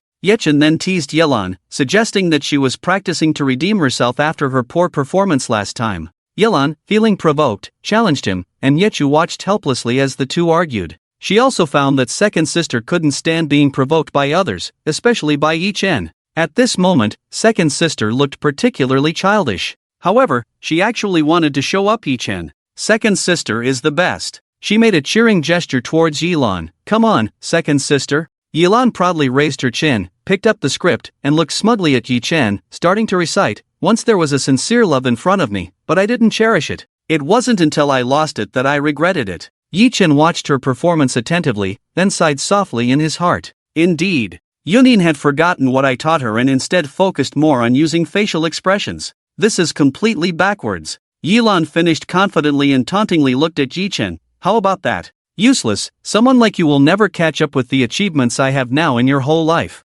Yichen almost laughed at Yelan's childish behavior. But in the end, he did laugh. "So this is the famous versatile songstress Yiju, and the esports queen Yelan, the results of their practice? Indeed not bad. If you two were to perform a pantomime, I would definitely be there to support you." Yelan suddenly realized, "What do you mean, Yichen?" She was asking him to pay attention to the lines. But Yichen, this useless person, was suggesting that she should perform a pantomime. What is pantomime? Pantomime is a form of storytelling using exaggerated body movements and no spoken words. But she was practicing dubbing. Yichen repeated heavily, "What's wrong? Can't understand? I said you are more suitable for performing pantomime." Yelan was about to explode. Yunin quickly stopped her. "Second sister, don't get angry. If you get angry, you'll fall into Yi Chen's trap. She calmed Yilan down and looked coldly at Yi Chen. What do you know, you useless person? Continue to waste your life. Second sister, let's go, don't stay here any longer. Yunin knew very well that if she didn't take second sister away, she would definitely get angry and leave. Sure enough, Yilan was increasingly unhappy after they left. Yi Chen is a scum. What does he know? He even asked me to perform pantomime. She was absolutely furious. Of course, Yunin stood by her side. Second sister, don't get angry for such a scum, you're right. Yi Chen doesn't understand anything, so we don't need to pay attention to him at all. He just can't stand to see you doing well, so he comes up with all sorts of ways to belittle you and undermine your confidence. We must not fall into his trap. We continue to practice our own. When you become the Qiao Chu of dubbing actors in the future, Yi Chen will know how much of a waste he is now. Yilan nodded along. She would definitely practice hard. Then she would climb to the top and mock Yi Chen. Look down on people. The prestigious university. The vocal music teacher noticed that something was wrong. Yilan has gone the wrong way. She should be practicing dubbing. Why is she paying more attention to facial expressions? The psychology professor remained silent for a moment, then suddenly brightened. Did you notice? In fact, just now Yi Chen had subtly reminded her. Zhou Qiguang watched the live broadcast and sighed deeply. Yi Chen has always been guiding her, but she doesn't know it. But now one thing is certain, the clown will do dubbing. That means he is very likely to be Yi Chen. The newly added physical education teacher also joined the discussion. When I suspected that the two were the same person, I had already been paying attention to their body shapes and behavioral details. Even though the clown always wears black, their body shapes are indeed very similar. But in terms of details, I couldn't find any similarities. There were no details that could overlap between the two. In this case, could it really be one person? Zhou Qiguang raised his glasses and his eyes burst with light. Do you think it's possible that Yi Chen can act? All the teachers were shocked. Yi Chen can act? But so far, there's no sign that he can act. If Yi Chen really can act, then how extraordinary must his acting skills be to make Yi Zhu unable to find any fault? You should know that Yi Zhu is a global award-winning actress. To be able to deceive her eyes. How outstanding is Yi Chen's talent in acting? Zhou Qiguan looked at the picture of Yi Chen, and a ridiculous yet full of possibilities conclusion emerged in his mind. He said word by word, I suspect that Yi Chen is not just limited to what he is showing now. He should also be able to act and write songs. Whatever the four sisters can do, he can do. All the teachers were shocked by Zhou Qiguan's speculation. If it's really like this, then how extraordinary is Yi Chen? And such an extraordinary person gave up all his honors for the four sisters. This can't be described simply as great. They continued to watch the screen excitedly, eager to verify this idea. Yi Zhu was originally going to continue teaching Yilan, but things don't always go as planned. Her phone suddenly rang, and her agent urgently asked her to come over to handle an emergency. There was no way. Yi Zhu could only apologize to Yilan. Second sister, I have work to do, so I can't accompany you for long. Yilan was used to their busy schedules. It's okay, you go, I can be alone. Yi Zhu, I'll contact you next time I come back. After Yi Zhu left, Yilan did not immediately start practicing. Instead, she recalled Yi Chen's words in her mind. She was very angry, but in her anger, she vaguely sensed something was wrong. What did the clown tell me? She pondered for a long time and finally remembered. The clown said that for dubbing actors, the emphasis is on the expression of the voice, so the voice must be full of emotion. It's the voice. But just now, she was more focused on facial expressions. Yilan quickly took out her phone, recorded it according to the feeling just now, and then played the voice. The lines did indeed have more emotion than before, but still seemed affected. Yilan read it again in the way the clown taught her. Clearly, there were no facial expressions, but the depth of the voice was greater. Yilan finally realized. So the problem lies here. She had been too focused on the movements of her face. After changing this, Yilan's practice progress clearly accelerated. In the recording studio, Yi Zhu looked at the different performances of Yilan with a somewhat bitter expression.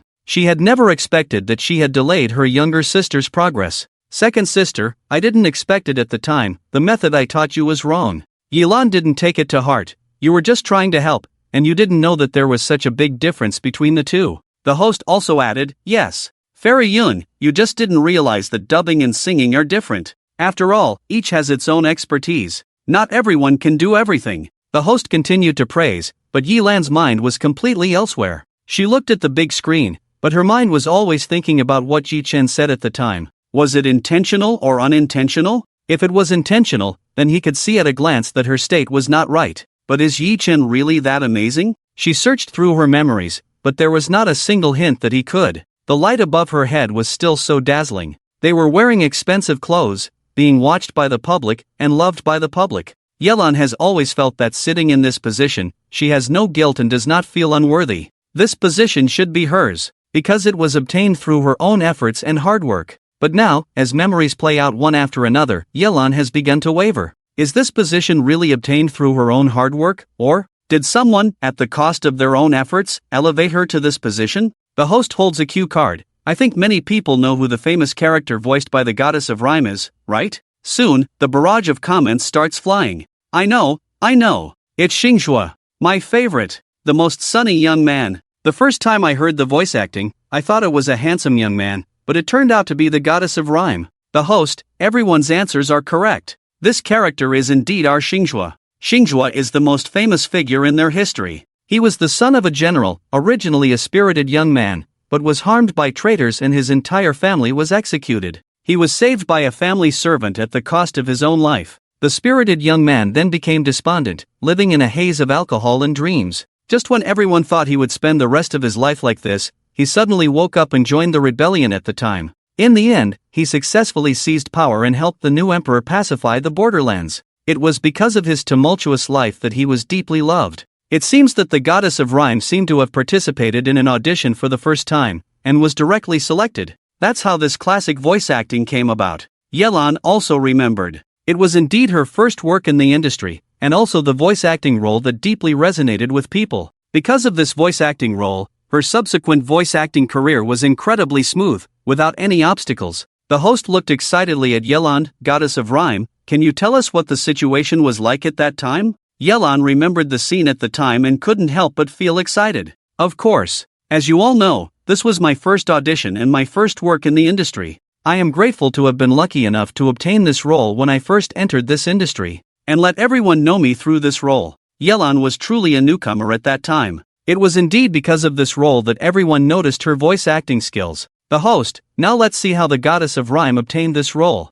After all, this character is a young man. The big screen showed Yelan. Compared to the last time, 3 months had passed. She had gained a better understanding of voice acting and had also met many people. Xinghua's character was introduced to her by the clown. Of course, Yelan knew who Xinghua was. She looked incredulously at the clown. Clown, are you serious? This is Xinghua. Yanquan's face was hidden behind a mask, making it impossible to see his expression. But his tone was very firm. Of course I'm serious. When have you ever heard me lie to you? Yelan grabbed her hair and looked somewhat uncomfortable. But this is a male character. Xinghua is a man. Yanquan remained very calm. So what? You've been practicing voice acting for so long. Don't you know that many young male characters are actually voiced by female voice actors? Yelan did know this, especially for characters with a youthful and boyish image. Yanquan sensed her hesitation. Are you not confident in yourself? If she knew at this moment that the person in front of her was Yanquan, she would definitely have loudly retorted. Who's not confident is a dog. But the person in front of her was the clown. Yelan hung her head. I've only been practicing dubbing for a short time. I'm afraid I won't perform well and will embarrass you. After all, this role was introduced to her by the clown. If she really didn't perform well, she would definitely drag down the clown. Yechen looked at her head and couldn't help but pat her on the head. If you don't want to embarrass me, then do your best to do your best. Exert all your strength. Even if you fail in the end, you will have no regrets. Yelan took a deep breath and then nodded heavily. I will definitely work hard. Work hard not to embarrass you. Yechen suddenly smiled and said in a very gentle tone, you won't embarrass me. Have you forgotten? You are the champion Yelan. Yelan, who is invincible in the world. Bring out your championship attitude. You are the most spirited Xinghua. Xinghua, this role must be yours. In fact, as the clown said, Yelan finally incorporated the spirited feeling of the young Xinghua into her championship. She easily got the role. Yunin Goddess is truly a goddess. The dubbing of Xinghua by Yunin Goddess is really amazing. No one in the circle can surpass the dubbing of Xinghua by Yunin Goddess. The feeling of the sunny and spirited young Xinghua, Yunin Goddess completely captured it. Many people have dubbed Xinghua afterwards, but the dubbing by Yunin Goddess is forever divine. This time, the fans in the live broadcast room were not just exaggerating, but many people really thought so. Even passers-by who were not fans of Yelan felt the same way. In the midst of these rainbow farts, there was a barrage that didn't fit in. but I have heard a version that is even better than the one dubbed by Yunin Goddess. In a group of rainbow farts, a traitor suddenly appeared, and the person who posted it naturally became the target of a group attack. Countless sarcastic barrages began to flood in. The person who sent the barrage got angry and immediately fought back. I was just a small up-and-coming creator at the time. I like to share my daily life. So when I heard that version, I recorded it and posted it online. If you don't believe me, you can go to my account and listen.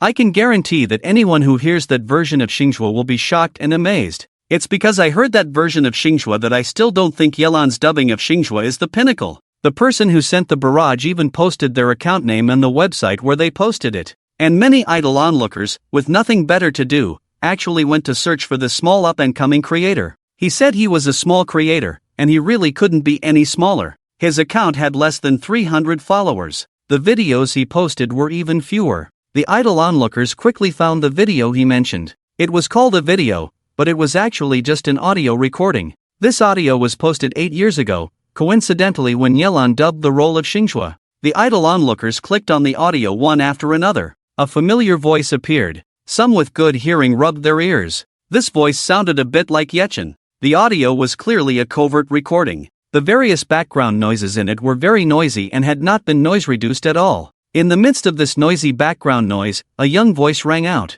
"Sheng, I've come to ask for a drink." Only the voice could be heard, but no one could be seen. But anyone who heard this sentence would conjure up an image of a young man in bright clothes and a spirited smile, walking towards them. Why the long face? Have you encountered any difficulties? Tell me, if I can help, I will definitely help. Another sentence that could only be heard, but not seen. However, the chivalrous and righteous spirit in the young man's clear voice had already allowed people to imagine a more specific image of the young man. This is a young man with a sense of chivalry and clear love and hate. There is a long pause of nearly 10 seconds in the middle, as if waiting for the response from the other side. Finally, the voice of the young man rang out again. This time, his voice was filled with anger. "What? How dare those thieves be so brazen? Ah Shang, rest assured. I will go and find their lair. I will kill all these thieves. Let them never burn, kill, or plunder again." These words carried an unmistakable murderous intent, yet also concealed a hint of the young man's righteousness.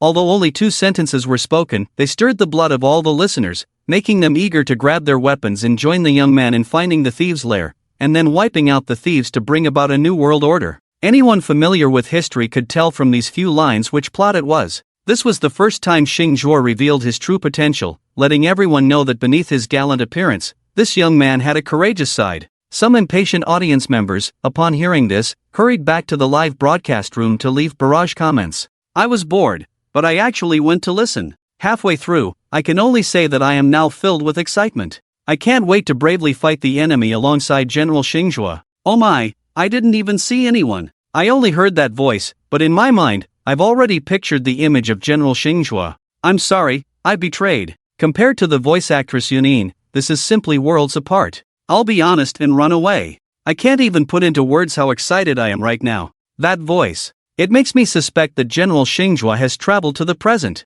It's just too lifelike. These listeners who were extremely excited halfway through clearly had their minds occupied by dopamine and had no spare time to think. Why did that voice sound so familiar to them? There were still many viewers in the live broadcast room who were not so bored and actually went to search for it. So when they saw the responses from those onlookers, many people who had not originally intended to do so were moved. No way, so many Water Army accounts? Is it really that lifelike? I'm almost starting to believe what you're saying, but my reason tells me that you're scammers, and I definitely won't listen. The production team, who had been paying attention to the barrage comments in the live broadcast room, also noticed this anomaly and quickly found the source of that little old lady. The director quickly reminded the host of this matter. The up host has been found. Bring up this topic and play the audio. Whether what the old lady said was true or not, this matter could increase the popularity of the show. Naturally, it had to create more topics for it. It wouldn't lose out anyway. The host looked at the barrage comments and said, "We've noticed that many people in the barrage comments are now saying that when the goddess played the role of General Xinhua,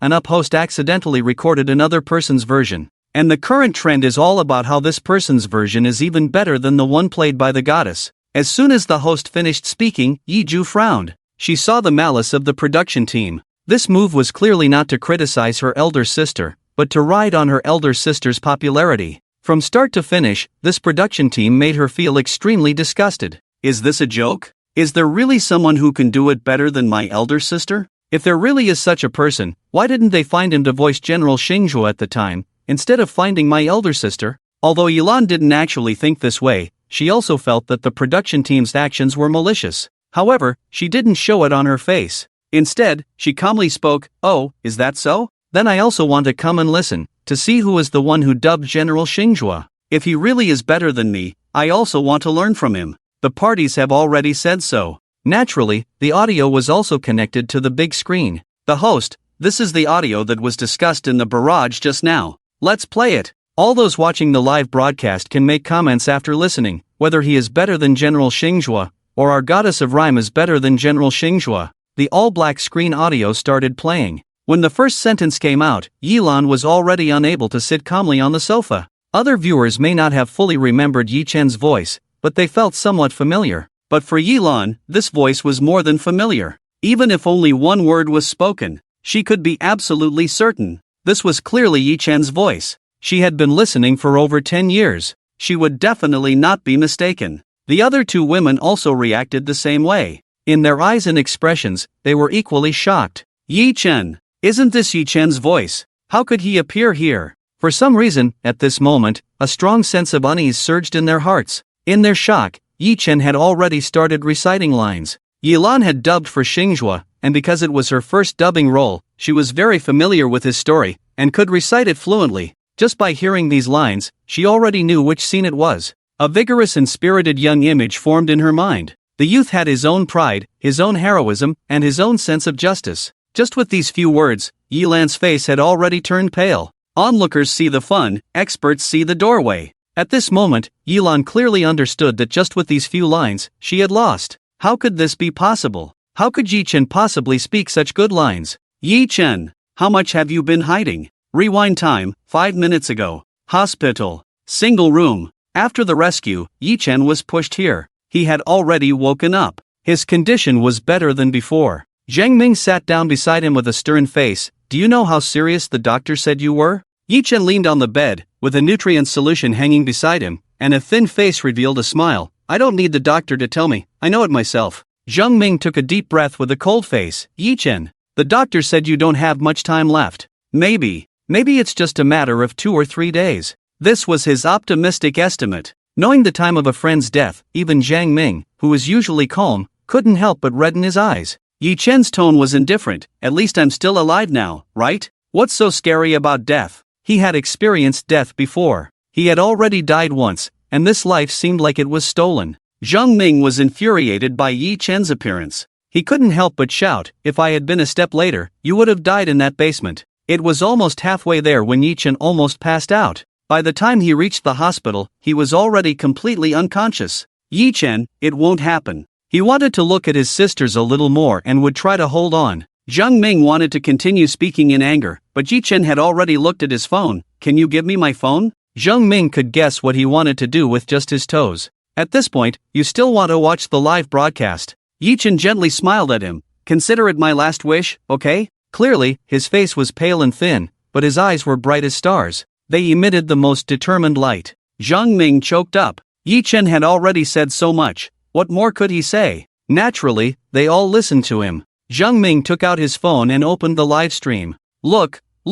Yi Chen took the phone and placed it on the bedside table. By this time, they had already finished listening to the first half. The three sisters had different expressions on their faces. Xingzhou was the first character dubbed by Yilan, so Yizhu and Yizhu had naturally heard it many times. It was precisely because they had heard it many times that they could now discover the differences between the two versions when listening to the interpretation in front of them. And they could also see that the current version was so much better than the one dubbed by Yilan. What it means to feel like the real person is reproduced after listening to it, you will know after listening to this version. Yizhu's mind was buzzing. She could be 100% sure that it was Yi Chen's voice. But could Yi Chen do dubbing? Was this audio really dubbed by Yi Chen? Yizhu subconsciously chose not to believe it. In fact, not only them, but even many of the viewers watching the live broadcast at this moment also did not believe it. Or rather, they were in a state of doubt and suspicion. I also felt that this voice was very familiar before, but I couldn't remember who it was. When the goddesses reminded me, I also felt that this voice sounded so much like Yi-chun. It can't be Yi-chun. He doesn't do dubbing. I think it's probably just someone who sounds similar to Yi-chun. Amidst the doubts of the crowd, the audio continued to play. Father, I won't leave. The young man's heart-wrenching voice seemed to pierce the sky. The strong sense of despair could be felt through the layers of screens. We haven't done anything wrong. Father, you didn't rebel at all. Why did the emperor want to execute our entire family? Each word was filled with tears and blood. Thud. It sounded like the sound of kneeling. Father, I won't leave. Mother, speak. The young man's voice became even more desperate. Compared to the previous spirited and bright young voice, at this moment, he seemed like a fledgling bird with its wings forcibly cut off. The bustling noise in the background seemed to turn into chaos at this critical moment. The situation became even more urgent. The sound of running, it seemed like the young man was being dragged away by someone.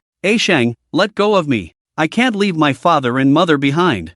I want to go back. Listening to this burst of sorrowful and desperate voice, Yilan couldn't help but speak, reciting Shang's lines. She was too familiar with this plot. Xingjue, calm down. If you go back now, do you want everyone in the general's mansion, including your parents, to die in vain? Xingjue, you are your father's only bloodline. Just as she finished speaking, Yi Chen's voice resounded in the audio once again. His speaking voice became extremely difficult. Aishan, we have been wronged. The young man's voice added a touch of lifelessness. It was as if he had no more strength to struggle. He was bound in a cage, surrounded by cold temperatures, with a dim night sky above. Yilan couldn't help but shed tears. Yi Chen's voice had directly brought her into Sheng's role. I know. Xingjue, everyone in the world knows. Yilan cried. It wasn't just her, most of the viewers watching the live broadcast couldn't help but shed tears. Everyone knew. The Xingjue family in history had never intended to rebel. They had been wronged, and everyone in the world knew they had been wronged.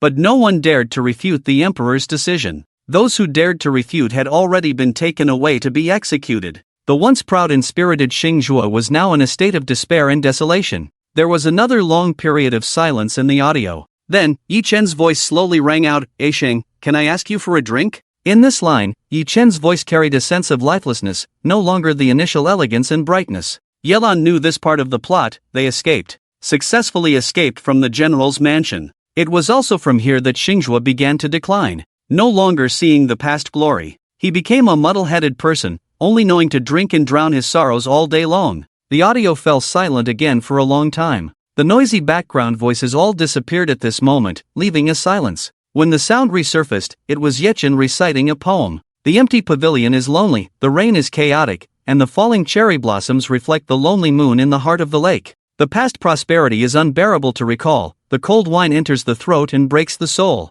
Ha ha ha. In this life, what does it matter to be sober? What does it matter to be drunk? It's just a big dream. Ha ha ha. This voice, with a sense of ease, faintly, but also with a hint of sadness. It's like having lived a lifetime, seeing through the world, and finally letting go of everything quietly. It's also like knowing that there's no way to turn back, so why not indulge in the pleasures of life? What does it matter to be sober? What does it matter to be drunk? Unable to escape from this sad outcome, unable to break free from this predetermined fate, might as well take it as a big dream. Everyone cried, especially Yeju. She is studying acting, and her heart is also the most delicate. At this moment, in her mind, she has already outlined the image and story of Xingjue, this historical figure. Once a passionate young man, now can only sit alone in a pavilion, watching the rain outside and the lonely moon reflected in the river, drinking the already cold wine, living in a drunken stupor. Such a powerful infectiousness. Yeju wiped away her tears, staring blankly at the black screen in front of her.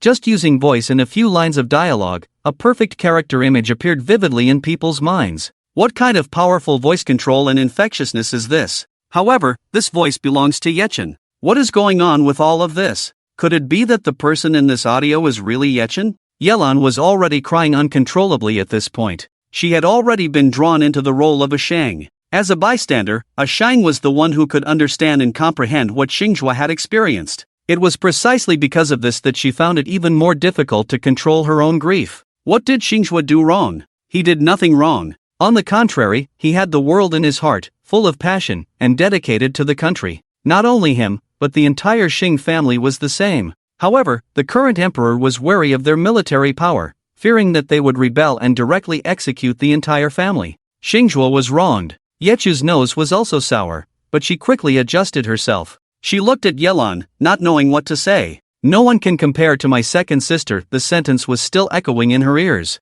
but now it was a slap in the face. Even she, who wanted to find fault, couldn't find a single flaw in it. Yelan said with a sob, I lost. I really can't compare to him. She once considered her portrayal of Xinghua as the pride of her life. But now, her pride had been shattered by someone who was even more powerful, and more importantly, that person was Yechen. The live broadcast room was also exploding at this point. Yelan admits she lost in person. I have to say, this portrayal is really too good. I, who have a low threshold for tears, cried so hard. Who said that only Yelan's portrayal of Xinghua is the best? I don't agree. After listening to this, I finally understand what the old lady meant. With this version, Yelan's version is really not the peak. No, can't anyone pay attention to the main point? Isn't the main point that this voice is Yechen's? Right, that means this is voiced by Yechen. Yechen can do voice acting, and do it so well. Does this also prove that the clown is very likely to be Yechen? The host heard the director's message in the earpiece and immediately said, we have contacted this up host.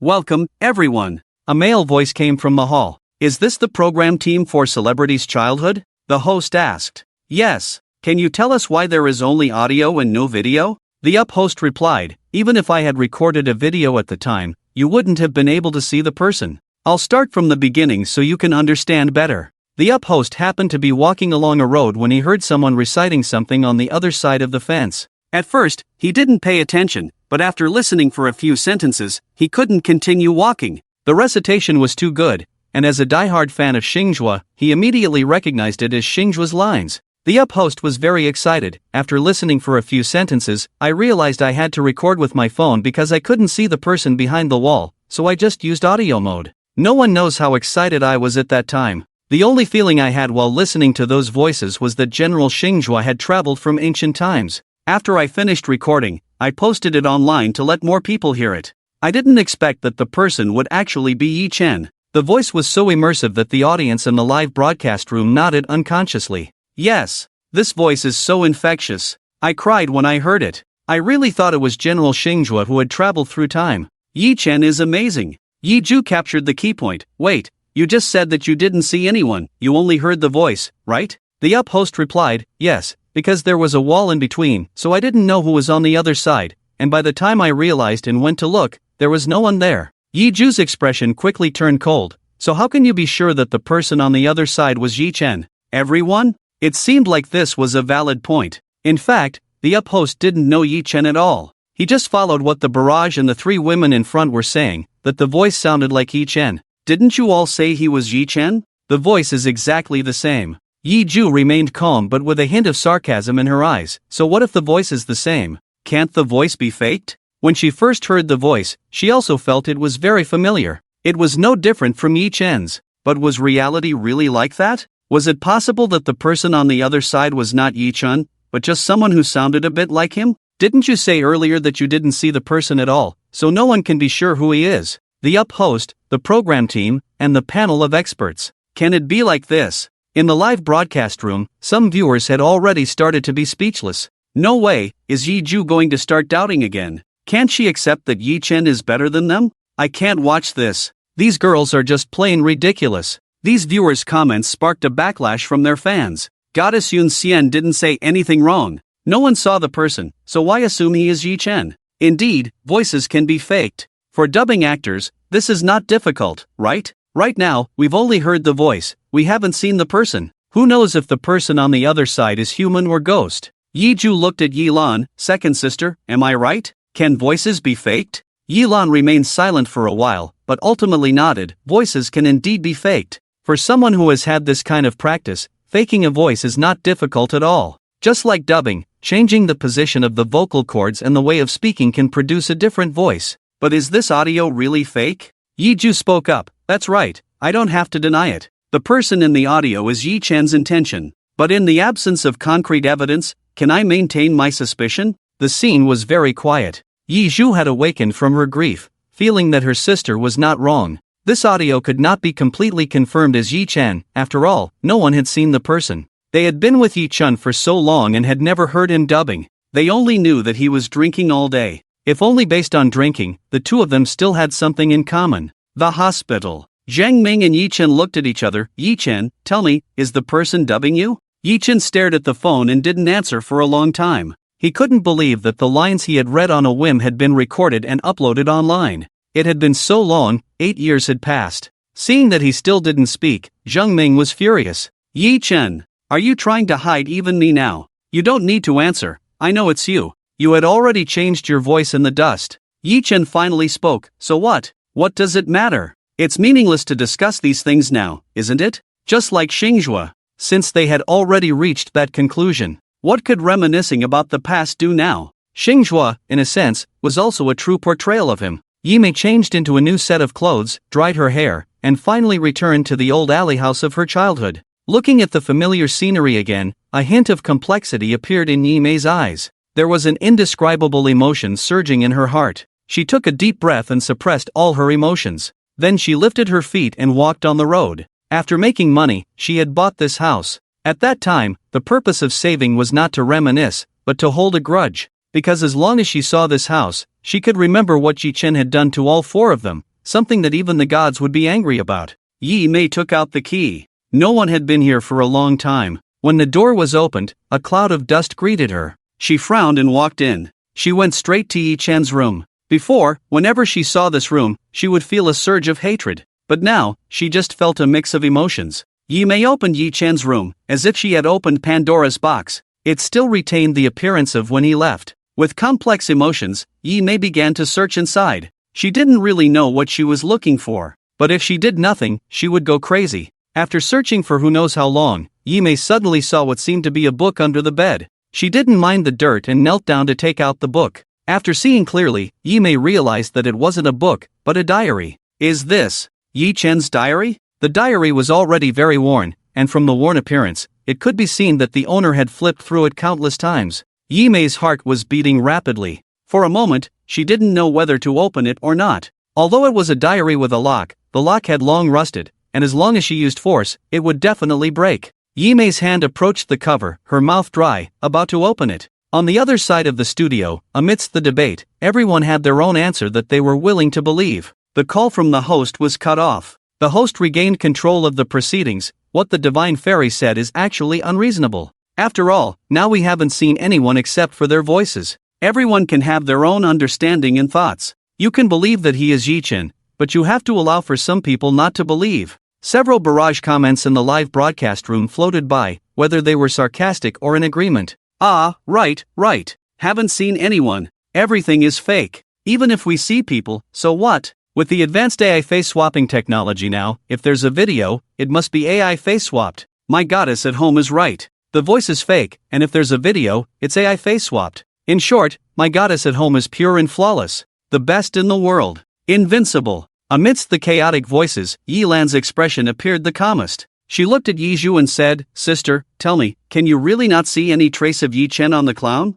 Yi Zhu was stunned for a moment, then nodded very affirmatively. "Second sister, I have no reason to lie to you. If there's any resemblance between them, I can tell. But the fact now is that apart from their similar body shapes, there is not a single detail in their walking posture or gestures that is the same." Yi Lan still had no expression on her face. "I understand," she said. But Yi Zhu frowned slightly. "Second sister, are you okay?" "I'm fine." Yi Lan's voice remained very calm. "But I need to go to the bathroom now." Yi Zhu had been observing her expression all along, and after not detecting any emotion on her face, she nodded slowly. "Second sister, go ahead." Yi Lan got off the stage expressionless, but she didn't go to the bathroom. Instead, she went to the safe passage, took out her phone, and after a long silence and hesitation, she still chose to make a call to someone. But there was no answer for a long time. Yi Lan silently put down her phone, without attempting to call again. She looked at the empty corridor, her voice somewhat desolate. "Big sister, did you find something? Or did you find out something?"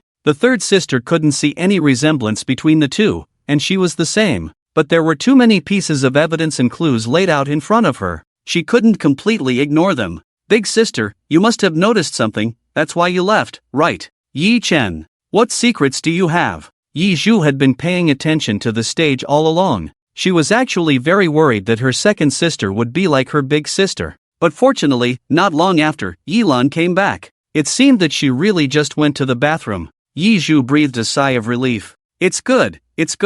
In fact, not only Yiju was also very worried. But she knew that soon, her second sister would not waver anymore. Because according to the procedure, the next step would be to extract the memories of the third sister. The fact that the third sister was made autistic by Yichen was one of the reasons why the four sisters hated him. As expected, the host spoke up. I believe that now all the audience have different thoughts about Yichen, but I hope everyone can remember one thing. Not all people can be whitewashed. The reason why scum is precisely because no whitewashing can erase the sins on him. It is well known. Our rhyme shadow goddess once suffered from autism in her childhood, and this autism was caused by Yichen. Just this point, Yichen can never be whitewashed. The host's voice was very excited and stirring. Especially after the fourth sister's fans heard this, they quickly sent barrage comments expressing their agreement. That's right. How can Yichen be whitewashed? Besides, there's no evidence to prove he's a good person. In my opinion, he's just scum. Don't forget,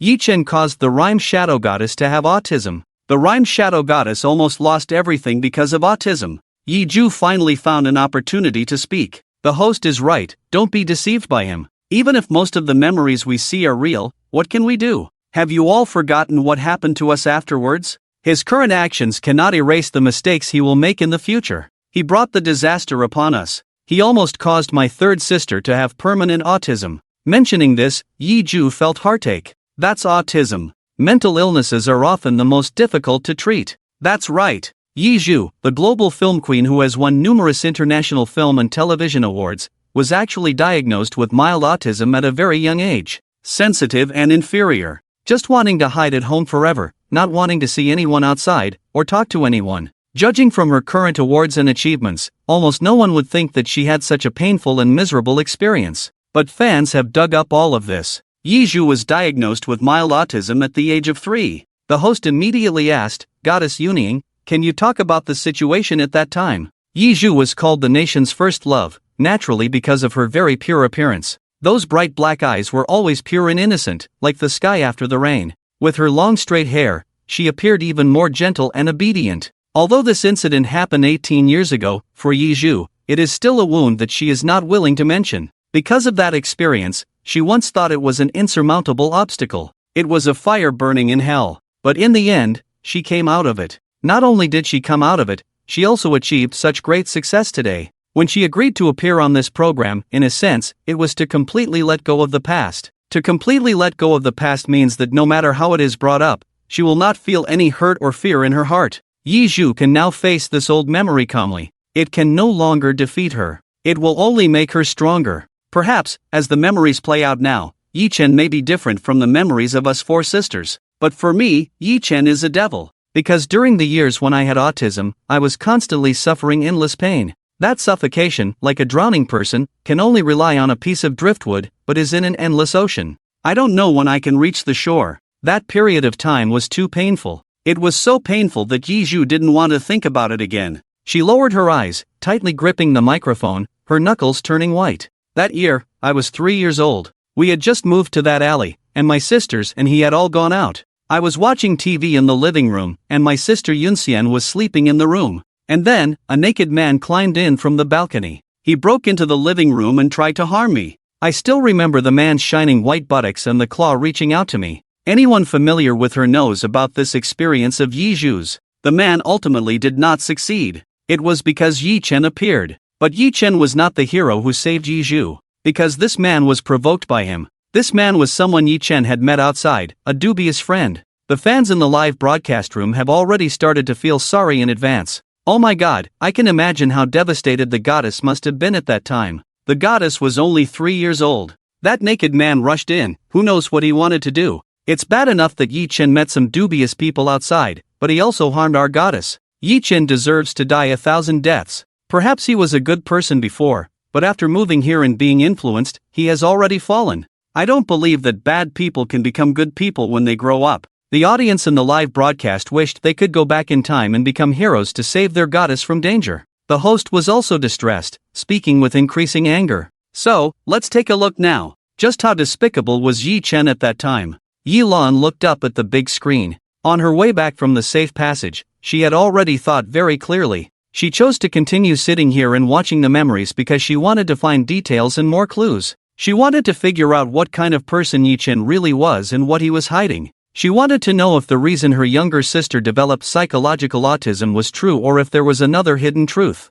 As everyone eagerly anticipated, the screen slowly played the footage again. In the hospital, the emaciated Yi Chen trembled as he picked up a glass of water, trying to quench his thirst. But just a second after swallowing the water, he vomited it all out. Cough, cough, cough. Yi Chen struggled to breathe, trying to calm the burning pain in his stomach. Zhang Ming quickly helped him. You can't eat anything right now, so don't force yourself. I'm fine. Yi Chen waved his hand, feeling guilty. His younger sister's autism. He had already tried his best to make amends. He had portrayed the drug addict as his own friend, just to minimize the psychological impact on Yi Zhu. He had redirected all the hatred towards himself and tried to ignore the incident itself. But he hadn't expected that it would still cast a shadow on Yi Zhu, leading her to develop mild autism. She became sensitive, insecure, and hid at home, almost falling into severe depression. He had put in a lot of effort to help her gradually overcome her childhood trauma and guide her towards becoming a successful actress. Zhang Ming also watched the live broadcast and asked with a furrowed brow,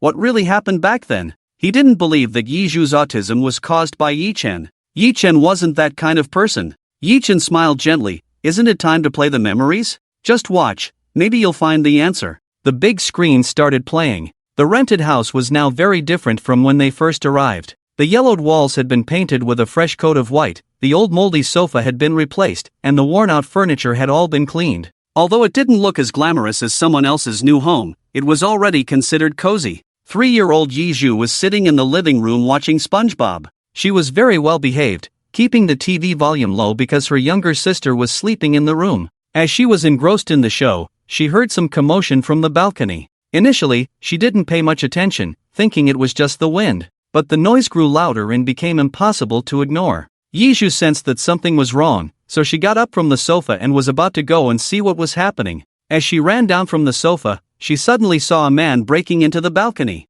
The man, who was less than 20 years old, was completely naked, with a sickly pale complexion and a diseased look on his face. He looked completely out of sorts. Anyone who understood would know that he was a drug addict. The man probably didn't expect anyone to be in the room, and when he turned his gaze towards Yi Zhu, their eyes met directly. Yi Zhu was frightened and burst into tears. She was too young and had never experienced anything like this before. Wah wah wah! The man was already somewhat disoriented, otherwise he wouldn't have climbed up naked. Instead of scaring the man away, Yi Zhu's crying only proved to him that there was no one else in the room. Otherwise, an adult would have come running upon hearing a child's cry. And more importantly, the man had already recognized Yi Zhu. It was impossible for Yi Chen to go unnoticed after moving here. It had long been known that there were only 4 little brats in this house, and no adults coming and going. Little sister, are you the only one in the room? Don't be afraid, I won't do anything to you, he said with a sneer as he rushed towards Yi Zhu. He reached out his claws, and Yilan was so scared that she shrank into the corner of the sofa, forgetting to escape. She shook her head desperately and called out loudly, wah wah wah, sister, brother, help me. Yi Zhu cried even louder, but it was no use. No one came to save her. The man approached step by step and had already grabbed her arm. Little sister, don't cry, you're annoying me. The man's fierce appearance and his threatening words made Yilan so scared that she closed her mouth. She just stared at him stupidly, but she stopped crying, and Yi Zhu in the room was awakened and cried loudly. The man was startled, almost thinking that there was someone else in the room. After hearing the child's cry, he squinted his eyes. I didn't expect there was another one in the room. He let go of Yi Zhu's hand, apparently wanting to go inside. Yi Zhu's worry overwhelmed her fear. She ran forward to stop the man. Don't hurt my sister. Her little face was pale, and her body was trembling, but her determination to stop the man was firm. The man smirked evilly. Oh, can I hurt you instead? He reached out his hand with a sneer. Just as the man was about to touch her, the door suddenly opened. Yi Chen's small but majestic figure appeared at the door. Stop it! The young boy seemed to have run over, with sweat on his forehead, a red face, and heavy breathing. When he saw the scene in front of him, his pupils suddenly contracted. The man was startled, but when he saw that it was just a little brat who had opened the door, he laughed wildly. I thought it was someone else, turns out it's you, Yi Chen. The man didn't care about Yi Chen at all and continued to rush towards Yi Zhu. Yi Chen directly picked up the fruit knife on the fruit bowl and rushed up without hesitation. If you dare to touch my sister, I'll kill you. At first, the man didn't pay attention to a child's words. It wasn't until the pain in his abdomen made him lower his head. There was a big hole there, and bright red liquid was flowing down. The pain made him slightly regain his senses from his confusion. Yi Chen stood in front of Yizhu like a fierce wolf. "Get out of here." He was only 9 years old now, and his face had not fully matured from its childishness. But now, no one would think he was an easy target. He was like a dragon that had awakened. A dragon has scales. Touch it and you die. The 4 sisters were his scales. The man had never expected that such a small child could be so ruthless. The killing intent in Yi Chen's eyes was genuine. Everything he said was serious. The intense pain made the man's dull brain clear up a bit. Yi Chen had chosen a good spot. If he didn't go to the hospital immediately, he would die from excessive bleeding. The man, clutching his abdomen, glared at Yi Chen fiercely. "Yi Chen, you'll pay for this." After saying that, he couldn't bear the pain anymore, covered his abdomen, and jumped off the balcony to leave. Yi Chen quickly went to close the balcony door and then turned to look at Yizhu. The little girl was completely scared silly at this point. Hugging her legs like an ostrich, she shrank into the farthest corner of the sofa, crying uncontrollably. Yi Chen put down the fruit knife and approached. "Why are you crying?" Yizhu ignored him, burying her head in her knees, unable to stop crying. Her small body trembled, like an abandoned stray cat or dog. Yi Chen's eyes showed a hint of concern and worry, reaching out in a hugging gesture. But soon, the concern turned into coldness. His hands were withdrawn, no embrace given. He forcefully lifted Yizhu's chin, making her face his eyes. In a cold and mocking tone, he said, "That person is my friend, and I have some issues with him. In the future, stay away from him when you see him." Yi Chen paused slightly. "Also, I didn't expect you to be such a coward. Just a little scare and you cry like this. It's really laughable." Yizhu stopped crying upon hearing these words. Panic and fear turned into anger. "He's your friend." Yi Chen looked down at her. "Yes, a coward." Yizhu pushed him away. "Bad person. You're a bad person." Yi Chen instinctively wanted to chase after her, but Yizhu had already locked herself in the room.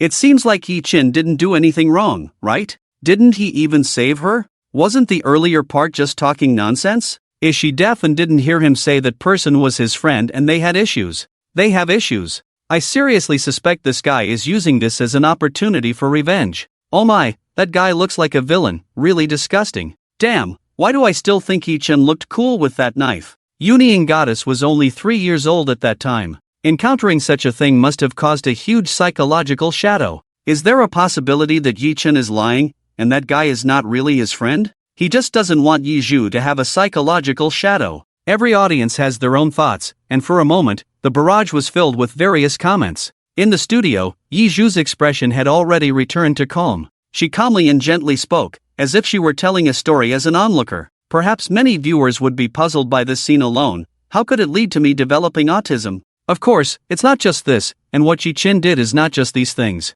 This scene at the time did indeed plant a shadow in her heart. However, it was far from enough to cause autism. She had experienced other things as well. The host immediately asked, "Does Union Goddess remember what happened at that time?" Yizhu half lowered her eyes. "Of course I remember." If she didn't remember, how could a shadow fall? That day was just the beginning. After that day, Yi Chen always liked to lock me and my sister in the room. No matter how I begged him at the time, he wouldn't let me out. When Yi Lan heard this, she felt extremely sad. She regretted not being there at the time. The host noticed her expression. Union Goddess wasn't there at the time? Yi Lan remained silent for a moment, and spoke truthfully. "Yes, neither I nor my older sister were there. Every time something happened, it was always a coincidence that they were out with her older sister. And at that time, the 4th sister was still a baby, with no memory of it at all. Naturally, it wouldn't have any impact on her." Yizhu looked up at the camera. Perhaps, some viewers already think that Yi Chen is a good person, and that person is not really his friend, just a lie he deliberately told to comfort me,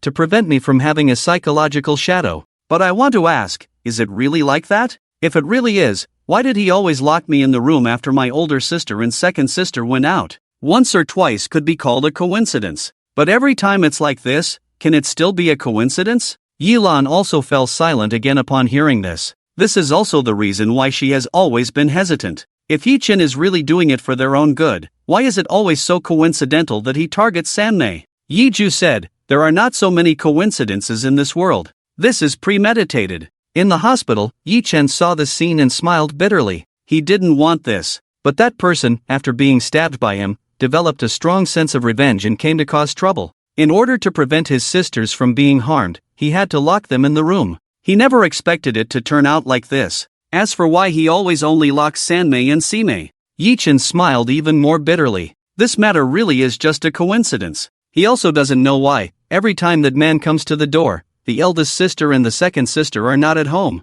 But no matter what, the consequences had already been caused. Although he had been trying his best to make amends, the harm had already been done. Now, it's up to others to judge. However, Yi Chen looked at the empty seat and his mind raced. The eldest sister had been gone for a long time. Yi Chen thought for a moment and guessed what she might be doing now. Perhaps she would have been worried about finding him before, but he was already here. There were no cameras in this place, so she wouldn't find him. Wait! Suddenly, Yi Chen remembered something and grabbed Zhang Ming next to him. Lao Zhang, I suddenly remembered something. Please, you must help me with this. At the same time, on a certain highway, Yi Mei held the steering wheel with a pale face, her palms full of sweat. More than 10 minutes ago, she went to the house where she had spent her childhood and found a notebook with a password lock in Yi Chen's room. She went through countless mental struggles at that time, and finally made up her mind to open this diary. But just as she was about to open the diary, her phone suddenly rang. This ring made her put down the diary in her hand.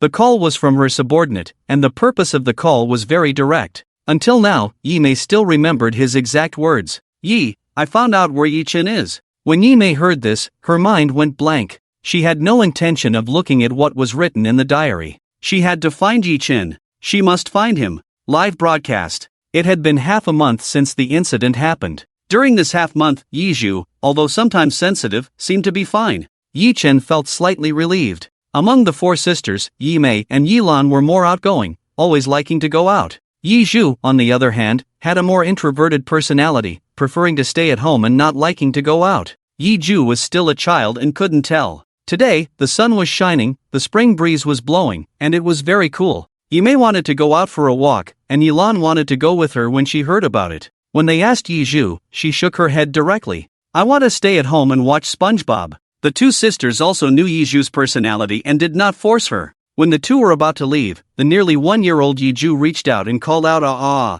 Yi Mei teased her, does the fourth sister want to go out for a walk too? Yi Zhu waved her little hand even faster, ah. Seeing this, Yi Mei picked her up and said, then let's go out and enjoy the sun together. As the three sisters were about to leave, Yi Mei asked uncertainly, Sanmei, are you really not going out? Yi Zhu shook her head firmly. For her, watching Patrick catch jellyfish was much more interesting than playing outside. Yi Mei said, then you stay at home and watch TV, we'll go out and come back after soaking up some sun. The three sisters left, leaving only Yi Zhu in the house. She was holding a very old doll and sitting very obediently on the sofa watching TV. Just a few minutes after she started watching, the doorbell suddenly rang outside. Yi Zhu was stunned for a moment. Could it be that my sisters are back? Did they forget their keys? After all, it had only been a few minutes, so the chances of it being her sisters coming back were higher. Yi Zhu jumped off the sofa eagerly. The doorbell rang urgently, and Yi Zhu, wearing slippers even bigger than her, ran even faster. Coming! Since the doorknob was quite high, Yi Zhu used a small stool as a step, then stood on the stool and opened the door. Sisters, why are you back so soon? Yi Zhu smiled as she opened the door, but when she saw the person standing outside, her smile froze and quickly turned pale. She didn't say anything, she just tried to close the door. However, a pair of pale, rough hands directly pressed against the door. The pale yet fierce face was so familiar. It was the man who had broken into the balcony half a month ago while Yi Zhu was at home watching SpongeBob. The man looked at her with a sinister gaze and smirked, little girl, why are you so impolite? When you see someone, don't you know you should greet them? Yi Zhu was so terrified that she couldn't speak, she just desperately tried to close the door. But she was too small and didn't have enough strength. No matter how hard she tried, it was futile. Her struggle greatly pleased the man. He licked his lips and forcefully pushed the door open. Yi Zhu was pushed to the ground by the force. No, no, don't! In her immense panic, Yi Zhu finally spoke, trying to get up from the ground and escape outside. But it was no use. She had just gotten up when the man pushed her back to the ground. Woo woo! Yi Zhu couldn't help but cry, Yi Chen is not here. She remembered what Yi Chen had told her last time. This man had a grudge against him, so he must have come this time to seek revenge on Yi Chen just like last time. Yi Chen? The man didn't know why Yi Zhu suddenly mentioned this little devil, but, I do need to find him too. The man stabbed him in the abdomen. This grudge must be avenged, the hatred is hard to dissipate. But for now, playing with something else is not impossible. Your brother isn't here, so I'll just take some interest from you first. He. The man had already grabbed Yi Zhu. Just as the scene was about to become unhealthy, the door opened. Yi Chen stood at the door with groceries, completely unprepared for the scene inside. If the first time he rushed back was because he heard someone say on the way that they saw a mentally unstable pervert climbing the building and didn't know where he was going, so he hurried back. This time, it was just a coincidence. "It's you again." The man obviously didn't expect to run into Yi Chen again. He let go of Yi Zhu and looked at him with a sinister look. "Wild seed, I didn't expect to meet again so soon." Yi Chen didn't care what the man said at all. The moment he saw him let go of Yi Zhu, he immediately ran up and pulled her up from the ground. To prevent her from being hurt again, Yi Chen quickly pushed her into the room and locked the door heavily. Yi Zhu sat weakly on the ground. The recent experience had left her mind blank. Even now, she couldn't fully come to her senses. Outside the door came the sound of intense fighting and endless insults. Bang! It seemed like something had been broken. The sound of shattering accompanied the man's angry curses. But Yi Zhu didn't want to continue listening. Or perhaps, she refused to receive any more information from the outside world. She trembled all over, climbed onto the bed, and covered her ears. This action successfully cut off most of the outside noise for her. She didn't know what had happened outside. "I don't know how long it has been." When Yi Zhu put down her hand covering her ears, there was no sound outside the room. "Is it over?" Yi Zhu's heartbeat gradually calmed down, and she tentatively got out of bed. However, when she tried to open the door on tiptoe, she found that the room door was locked from the outside. She couldn't open it from the inside. Yi Zhu tapped on the door. "Is anyone there?" It was extremely quiet outside. Yi Zhu gathered her courage a little more. "Is anyone there? Yi Chen, are you out there?" Still, there was silence. At first, she may not have felt anything. But as time passed, coupled with what had just happened, it was inevitable for Yi Zhu to feel scared being alone in the room. She was afraid of that man, or just like before, he would climb in from the balcony. Just the thought of it made Yi Zhu's tapping on the door more urgent. "Is there anyone outside? Help! I want to get out." Dead silence. Yi Zhu slumped against the door, helplessly tapping on it, occasionally looking fearfully towards the balcony. Countless details were telling her fear. If it were in the past, being locked in a room would not have caused any emotions for Yi Zhu. But now it was different. She was just too scared, afraid that someone would come in from outside the window. Even though she had locked the window, she was still afraid. Moreover, there was not a single sound outside. Overwhelming panic filled her heart. In the end, Yi Mei came back to rescue Yi Zhu. By then, it was already getting dark outside. She had been locked in the room for a full 4 hours. The audience in the live broadcast room couldn't bear to watch. The rhyme shadow goddess at this moment must be very scared. Put yourself in her shoes. If it were me encountering such a thing, and then being locked in a room for 4 hours, I would go crazy. Whether going crazy or not, there would definitely be psychological trauma. Yi Chen is too much. He caused the situation. And then he kept someone locked inside for so long. Yi Zhu looked back at this scene. Even though this scar had healed, it still ignited anger. I know, perhaps some people would say, it's just being locked in a house for a few hours, and there are still so many dangers outside, it might be safe inside the room. But have you ever thought, at that time, I was just a 3-year-old child? Yi Zhu's gentle appearance made it easy for people to feel pity as soon as she spoke. A 3-year-old child encountering such a thing and being locked in a room would definitely leave a shadow in her heart.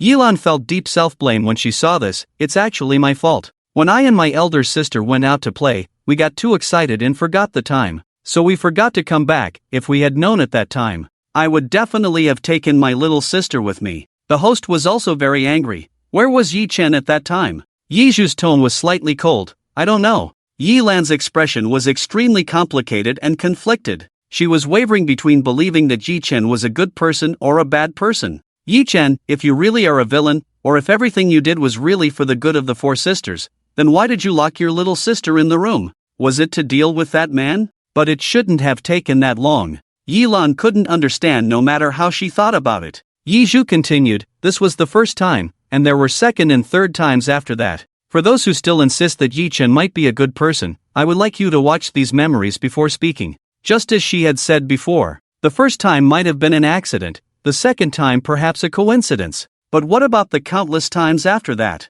In the hospital room, only Yi Chen was left. He watched the live broadcast and sighed deeply. Why did he leave for so long at that time? Because that man was just too difficult to deal with. He was only 9 at the time. There were already many restrictions, not to mention the need to consider the noise, which couldn't be too serious at the time. After all, his youngest sister was still in the room. He finally managed to lead the man outside. The process doesn't need to be detailed, but in the end, after dealing with the man, he quickly tidied himself up and hurried back to open the door for Yizhu. However, the three sisters had already returned and opened the door for her. As for what happened later, it's simple. The man found his accomplice and came for revenge. On the big screen, the scene was slowly playing out. Yizhu looked even quieter than the two previous appearances. She held a teddy bear tightly, curled up in the corner of the sofa. Even when looking at her favorite SpongeBob, her expression couldn't be considered happy. At that moment, the sound of keys turning outside the door was heard. Yizhu, who had been crouching on the sofa, suddenly became nervous and stared at the door. The door opened. It was Yi Chen, sweating. Although she disliked Yi Chen, seeing him made Yizhu's guard relax. But the next moment, Yi Chen walked towards her with a fierce look on his face. "Get out of here! Leave immediately!" Without hesitation, he pulled Yizhu. Startled, Yizhu refused. "I don't want to. Let me go." Yi Chen's face looked even more fierce. "I told you to leave, didn't you hear me?" He calculated the time in his mind, his expression becoming increasingly anxious. "No, there's no time. Those people are probably coming up. The youngest sister can't run out." Yi Chen didn't care whether Yizhu was scared or not, and forcefully dragged her into the room. This action made Yizhu have a bad premonition. "What are you going to do?" "I don't want to go in." But Yi Chen ignored her struggles and pushed her into the room. "Shut your mouth and don't make a sound." After saying this, he directly locked the room door. Inside, Yizhu desperately tried to open it. The door rattled as she shook it. "Yi Chen, let me out!" Bang! A more intense noise made Yizhu stop. She lay on the ground, observing through the crack in the door to see what was happening outside. Yi Chen had left. After locking her inside, he left. And this was only the second time. The third time happened quickly as well. This time, it seemed that there was a fight inside the room, accompanied by rough cursing. The fourth time, the fifth time, the sixth time. Yizhu had changed. If she used to be quiet and obedient, it was because of her good nature and understanding. But now, she was quiet and closed off. When she appeared again, the teddy bear never left her hands. She was extremely afraid to go out and couldn't get close to others. In her bright black eyes, there was no longer any light. Watching the live broadcast, all the fans felt heartache. "Oh my god, the light in Yuniying's eyes is really disappearing bit by bit. This is too cruel. What is Yi Chen doing? Is he a pervert? I can't take it anymore. Where is Yi Chen? I want to teach him how to be a human being. Yuniying is only 3 years old.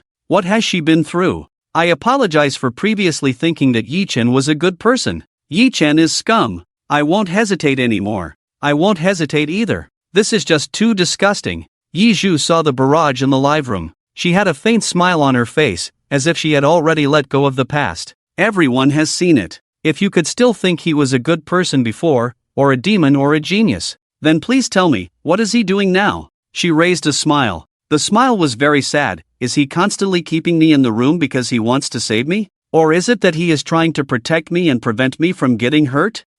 Do you believe in such nonsense reasons? Yizhu wore a white dress, making her look even more gentle and fragile. If I can still forgive him for doing this, and think he is a good person, then I am a saint. But I am not a saint. Yi Chen has done so many wrong things, why should she forgive him? The top academic institution. Several teachers looked at the scene in front of them, unable to speak. What's going on with Yi Chen? Why does he keep Yizhu locked in the room? If it's for fear of someone seeking revenge, he could just let Yizhu run away. Yeah, why is that? The psychology expert thought for a long time, and suddenly his eyes lit up. Yi Chen doesn't want to keep her inside, it's because he's running out of time. Did you notice? The first time, Yi Chen actually wanted to drive her out, but at that time Yizhu refused. That's it. He replayed the live broadcast, showing Yi Chen's anxious look outside. His eyes were clearly looking outside. His mind was completely not on Yizhu. It means that some danger is approaching. That's why he reacted like that. All the teachers suddenly realized.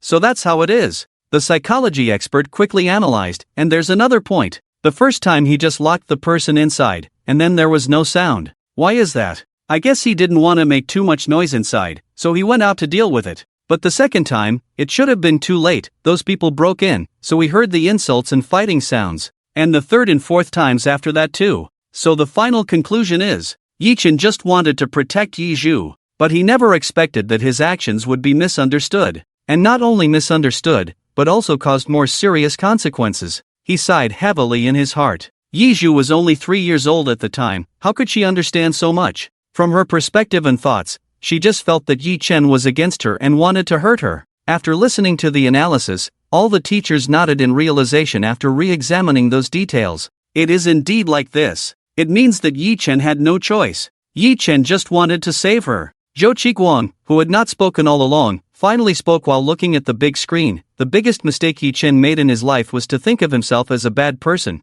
but he was actually doing good things. The 4 sisters he raised are all ungrateful. Clearly, you were wholeheartedly doing it for their own good, but the end result was like this. Yi Chen, why did you have to go through this? Yi Mei stopped the car. She looked at the alley in front of her, speechless. Did Yi Chen live in this place during his disappearance? Dilapidated. There were moldy fungi in the corner. Yi Mei didn't know what to think. In short, it was extremely complicated. She stayed in the car for a long time, wanting to get out several times, but couldn't muster the courage. Yi Mei, what are you afraid of? Although the investigation results of the money in that card have not yet come out, as long as I find Yi Chen, everything will be known. And, is he really dust? As long as I go down and find him, everything will be revealed. Yi Mei finally gathered the courage and opened the car door. As soon as she opened the car door, her face suddenly changed. It stinks. The stench in her nose was so disgusting that it made her stomach churn. Yi Mei also lived in such a place when she was young, but after founding the company, she never suffered like this again. She couldn't help but retch a few times. Just then, she heard the sound of a car in the distance. Yi Mei covered her mouth and nose, looking into the distance. Indeed, several cars were approaching. These cars stopped not far from Yi Mei, and then the doors opened quickly. When the people in the cars got out, both Yi Mei and the other party fell silent. Yi Mei coldly smiled and then looked at them expressionlessly. Why are you here? The other party. Help! How could we meet Yi Mei here? Yi Mei, no words? I can guess even if you don't speak. You're here to find Yi Chen, right? So, Yi Chen was never with the production team. That's right. The person standing in front of Yi Mei at this moment was sent by the production team to find Yi Chen. And coincidentally, Yi Mei knew one of the staff members there. The production team staff member did not answer whether he was there or not, and awkwardly said, Goddess, should we go first? Yi Mei sneered. Seeing that they were not prepared to answer her questions and did not continue to entangle, she walked briskly to the address given to her. The production team quickly followed. The closer they got to the target location, the more uneasy Yi Mei felt.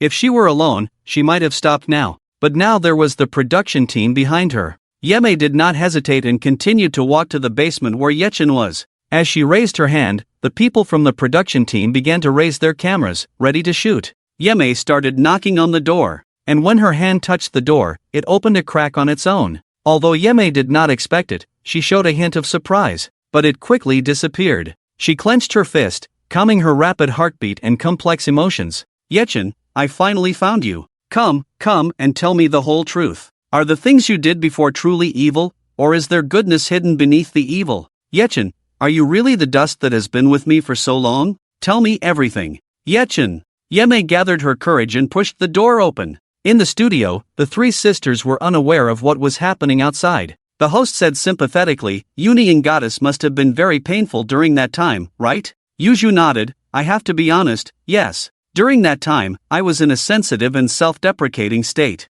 I think this feeling is something that people without autism wouldn't understand. I was like being trapped in a dark cage, surrounded by endless ruins. Yuju's tone was very calm as she said these words. It was as if she was telling someone else's story. But it was this demeanor of Yuju's that made people feel even more sorry for her. Yulan and Yujue both spoke guiltily. I wasn't good at that time. I didn't even notice that our third sister was not okay. I don't deserve to be her sister. Me too. I didn't notice that our third sister was always unhappy during that time. The host was a fan of the 4 sisters, so naturally, he stood on their side. He comforted them. Union Goddess and Yunxian Goddess, you don't need to feel guilty. Don't forget, how old were you at that time? You were so young, of course you couldn't understand these things. He said angrily, in the end, it's all Yi Chen's fault. Those people clearly came to seek revenge on him. If he hadn't provoked people outside, the incident of locking Union Goddess in the room and causing her to become autistic wouldn't have happened. This incident is the source. It's the original sin that caused everything. The fans in the live studio also agreed. That's right. This is the original sin. The goddesses were so young at the time, it's too normal not to notice anything wrong. However, Yi Chen was already 9 or 10 years old at that time. He was really too immature. The host felt a sense of achievement seeing that the barrage was overwhelmingly in support of him, and he became even more targeted in his remarks towards Yi Chen. So, Yi Chen is a scumbag who cannot be redeemed. If someone as bad as Yi Chen can be whitewashed, then there would be no bad people left in this world. Yi Zhu lowered her eyes and spoke in an even colder tone than before. In fact, what he did was not limited to just those things. During that time, he might have known that I was in the wrong, but he didn't offer me any comfort at all. Instead, he became even more ruthless, ordering me to do chores. If I didn't comply, he would mock me by my side. It was precisely because of this that her autism became increasingly severe. Upon hearing this, Yi Lan's long-buried memories were stirred. She remembered, at that time, did Yi Chen also push you?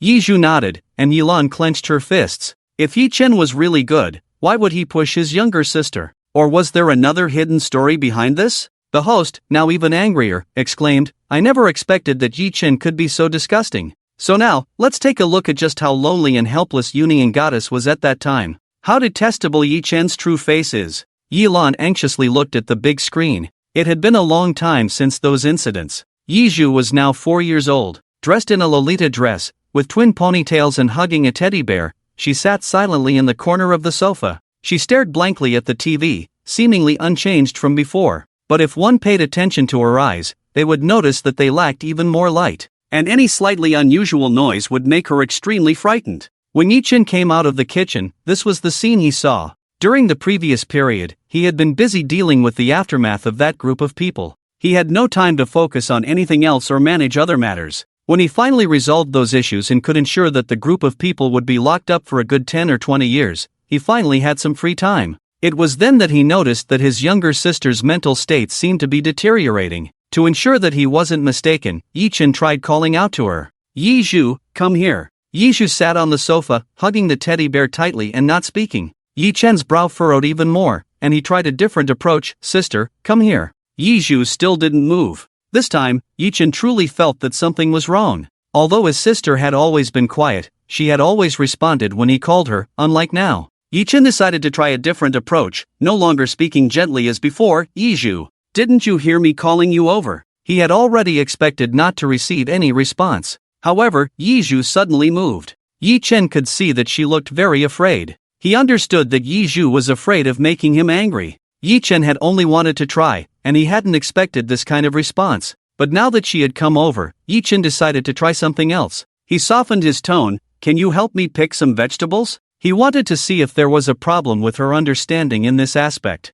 Yi Zhu stood in the corner hugging the teddy bear, seemingly unwilling to come forward and speak to him. Or perhaps she didn't understand what he meant. Yi Chen inwardly cursed. Could it be that his sister's cognitive abilities were also affected? He furrowed his brow in worry, thinking about what to do. Yi Zhu had been paying attention to him the whole time. Seeing his furrowed brow, her small body trembled. She remembered the incidents from a few days ago. Whenever Yi Chen furrowed his brow, he would hit and curse at people. Yi Zhu's face turned pale, and she hurried to the sink, holding a teddy bear in one hand and picking vegetables with the other. While working, she kept an eye on Yi Chen. Yi Chen realized that her cognitive abilities were not impaired. However, he wondered how she could pick vegetables while holding the teddy bear, as it would get wet. He walked over to her and said, "Put down your teddy bear." As he approached, Yi Zhu, in a panic, tried to avoid him, but she forgot she was standing on a small stool and fell over. Yi Chen tried to catch her, but she was afraid of his touch and fell to the ground. This incident was witnessed by Yi Lan, who saw Yi Chen reaching out and Yi Zhu falling, leading to speculation in the live broadcast room.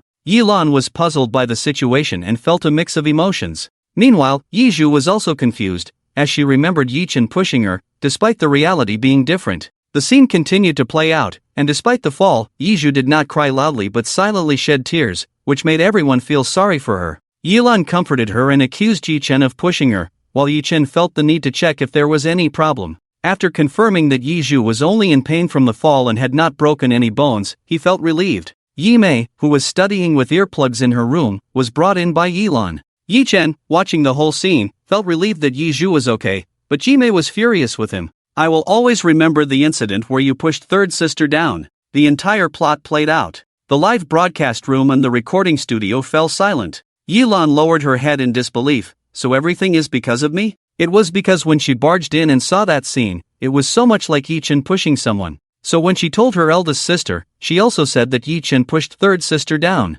So the eldest sister misunderstood. She never expected that it was actually Yi Chen who set her up at that time? Yi Chen never did such a thing. and Yizhu also fell into silence. In her memory, her brain was actually in chaos when this scene happened. Later, she would think that it was Yi-chun who pushed her down, because that's what her eldest and second sisters said. The memory in her brain was reconstructed in that instant, leading her to later believe that it was indeed Yi-chun who pushed her down. And when the real memory was restored, she realized that all of this was actually caused by errors in her memory and cognition. Rational viewers in the live broadcast room began to speak up. Oh, they've messed up again. Ha, why did I say again? Yi-chan, this poor guy is really pitiful. He was wrongly accused since he was a child, and now he's still being wrongly accused. Blaming Yi-chun for pushing her down when she fell by herself. It turns out she's been good at smearing others since she was young. The mocking comments in the barrage were seen by the three sisters. The twins had nothing to say, after all, they were indeed in the wrong in this matter. But Yi-ju was not convinced. It is true that we misunderstood you, Yi-chen. But what is the reason for causing this result? Have you all paid attention to the deeper meaning behind this? Why is my third sister so resistant to Yi-chen's contact? Isn't it because of what happened? The law of causality, without the actions he did at that time, how could there be this result? The production team listened in astonishment. This was no longer whitewashing. This was turning black into white. Her strong words were even more forceful than twisting the truth. But her words were praised by countless fans. The barrage started a new round of chaos. However, the director was not focused on the barrage. He was waiting for the call from the group looking for Yi-chen. In his anxiety, the phone finally rang. The director immediately spoke. How is it? Have you found Yi-chen? 10 minutes earlier. Yi-mei gathered her courage and pushed open the door. She had already made countless assumptions in her mind and simulated countless possible scenes. But when she saw the scene before her, she still couldn't speak. The environment in this basement could no longer be simply described as bad. It was downright terrible. It didn't look like a place where a person lived at all. The walls were damp, blackened, and covered in mold, and there was a very unpleasant smell everywhere. The furnishings in the room were very simple. There was only a table and a chair. That bed couldn't even be called a bed. It was just a piece of cardboard in the shape of a bed. And the sheets, pillows, and everything else were damp. Living here for a long time would definitely cause rheumatism. And those clothes. There were only a few hanging, with various patches on them. The place where Yi-chen lived was slightly better than a homeless person's. Yi-mei was completely stunned. Her emotions were so complex at this moment that she couldn't find any words to describe it. Yi-chen, is this really where you live? This dirty, rotten, dog-like place? How can you live in such a place? You, who have so much money. Why would you live in such a place? Yi-chen, what is going on? Yi-mei felt her brain in turmoil. Various emotions surged within her. For a moment, she lost her ability to speak. The production team followed behind Yi-mei and also saw the scene before them, and they too were incredulous. When they arrived at the investigation site, they were mentally prepared. However, they never expected the conditions to be even more difficult and desperate than they had imagined. They focused the camera on Yi-mei, capturing all of her reactions. After the initial emotional turmoil, Yi-mei's brain began to work rapidly. The layout of the room was immediately apparent to her. She didn't see Yi-chen here. Was it because she was in the wrong place, or because he didn't live here? Yi-mei tried to find items in the room that could prove to belong to Yi-chen, but there were none. These items were all visible everywhere, and she couldn't find any useful clues from them. The production team looked at each other. It seems that Yi-chen is not here. Did we make a mistake? Or is it that our information is wrong? Yi-mei heard their discussion in her ears. Did she really come to the right place? Does Yi-chen really live here? Or is this just a deception? Deep down, Yi-mei was unwilling to believe it. There is still a certain barrier between memory and reality. Until this barrier is completely shattered, she remains in a state of half-doubt. The production team turned the place upside down but couldn't find anything. After reporting to the director, they decided to leave first. Yi-mei also left with them. However, after getting on the car, she didn't leave immediately. Instead, she looked at the diary next to her. Perhaps there would be some other clues in this diary? Recording studio. Not long after Yi-mei finished speaking, the host had a sudden realization and said, "What the goddess Yun said is right. Ultimately, the problem lies with Yi-chen. If it weren't for him making some unsavory friends outside, how could these things have happened later?" Soon, there were a bunch of fans in the barrage agreeing. The host felt even more pleased and continued, "Goddess Yunying, I saw in the interview before the recording that when you were suffering from autism, Yi-chen did many excessive things. Besides what you mentioned, are there any others?" Yeju recalled the scene from earlier. She furrowed her brow and slowly said, "Indeed, there are. During that time, my autism was at its worst, but he completely disregarded it and arranged a pile of tasks for me to do every day. Yelan had also seen the task list. It was densely packed, just like ordering child labor. Outside, it was drizzling, the sky was somewhat gloomy, and the temperature was slightly cool. Except for Yeme going to school, the other three sisters were still in their dreams. The door suddenly knocked, and Yechen's voice sounded, "Get up! Don't sleep anymore." The twins frowned and didn't really want to get up. Yechen's voice became more urgent, and they had to wake up. Just after they finished washing up, they heard Yujie crying. Yelan hurried over. "What's wrong with the fourth sister?" Yujie, who was just over a year old, had red eyes, hungry. Yelan then remembered that at this time, Yechen would usually prepare milk for the waking Yujie. But today, Yechen didn't. Yelan was already getting angry. She rushed out of the room and looked at him fiercely. "Yechen, do you want to starve the fourth sister to death? Where's the milk?" Yechen, who was about to enter the kitchen, stopped in his tracks. His naturally hanging hand clenched into a fist. But soon, it relaxed again. He turned to look at the twin sisters, a cold smile appearing on his lips. "You eat mine, use mine, and still speak to me so loudly?" Yelan was so angry that she gritted her teeth. "Do you think we want to follow you?" Yeju's shoulders shrank slightly, and she subtly hid behind Yelan. Yechen saw Yeju's reaction and furrowed his brow even tighter. After realizing that Yeju's state was not right, he had already consulted a doctor. The doctor said it's best to have the person come in for a checkup in person, but it's impossible to do so. In the end, Yechen begged, and the doctor stopped asking further questions and provided the corresponding methods. Because of autism, external stimulation is needed even more. The doctor said it's best to give her a complete plan, arranging all the daily activities and schedules, and to go to lively places and play with other children more. Yechen looked at Yiju's condition and felt that it might not be very realistic to go out now, so he decided to take the first step. He made a daily activity schedule for Yiju to encourage her to speak and do more. Yechen suppressed all his thoughts and still maintained the same expression on his face. "You can leave if you don't want to sleep on the bridge." Yelan was so angry that she bit her lip but couldn't say anything. Yechen placed the hot water and milk bottle on the table. "Yiju is your sister. As her older sisters, you should take care of her daily needs. Do I have to do everything? Yiju, come here." Yiju was called out by name, and her expression became even more fearful and anxious. She reached out and tightly grabbed Yelan's clothes, clearly seeking help from her. Yelan protected her in front of her. "If you have any problems, come to me. Don't go to my sister." Yechen said, "I'm looking for her." "Yiju, you make the milk for Yiju yourself. If you don't, I'll take away the milk powder." Yelan said, "You." Yechen saw that she wanted to grab it and immediately raised the milk powder. "Give up, you can't get it." "What's wrong? Yiju, can't you even do this little thing? Or is it that you don't really love your sister?" Yiju was finally stirred up. With red eyes, she looked at Yechen and said, I'm not. Seeing her emotional state, Yechen felt relieved. As long as there are emotional fluctuations, it's good. Autism is most afraid of having no emotional fluctuations. Yechen placed the milk powder and hot water in front of her, but still maintained a frozen expression on his face. "Let's begin." Yiju approached with great grievance, her eyes red, and started to make the milk. Yelan wanted to help several times, but Yechen didn't allow it. Yiju had to do it herself. It was the first time for Yiju to make milk, and she had no idea how to do it. She was flustered for a while, and when she picked up the kettle, she almost scalded herself because she couldn't hold it steady. Fortunately, Yechen had been paying close attention and quickly grabbed the kettle, preventing the scalding hot water from spilling out. Yelan was even more nervous than Yiju and rushed forward. "Are you okay, sister?" Yiju's eyes were red and swollen, and she shook her head. Just as Yelan was about to get angry, Yechen spoke up.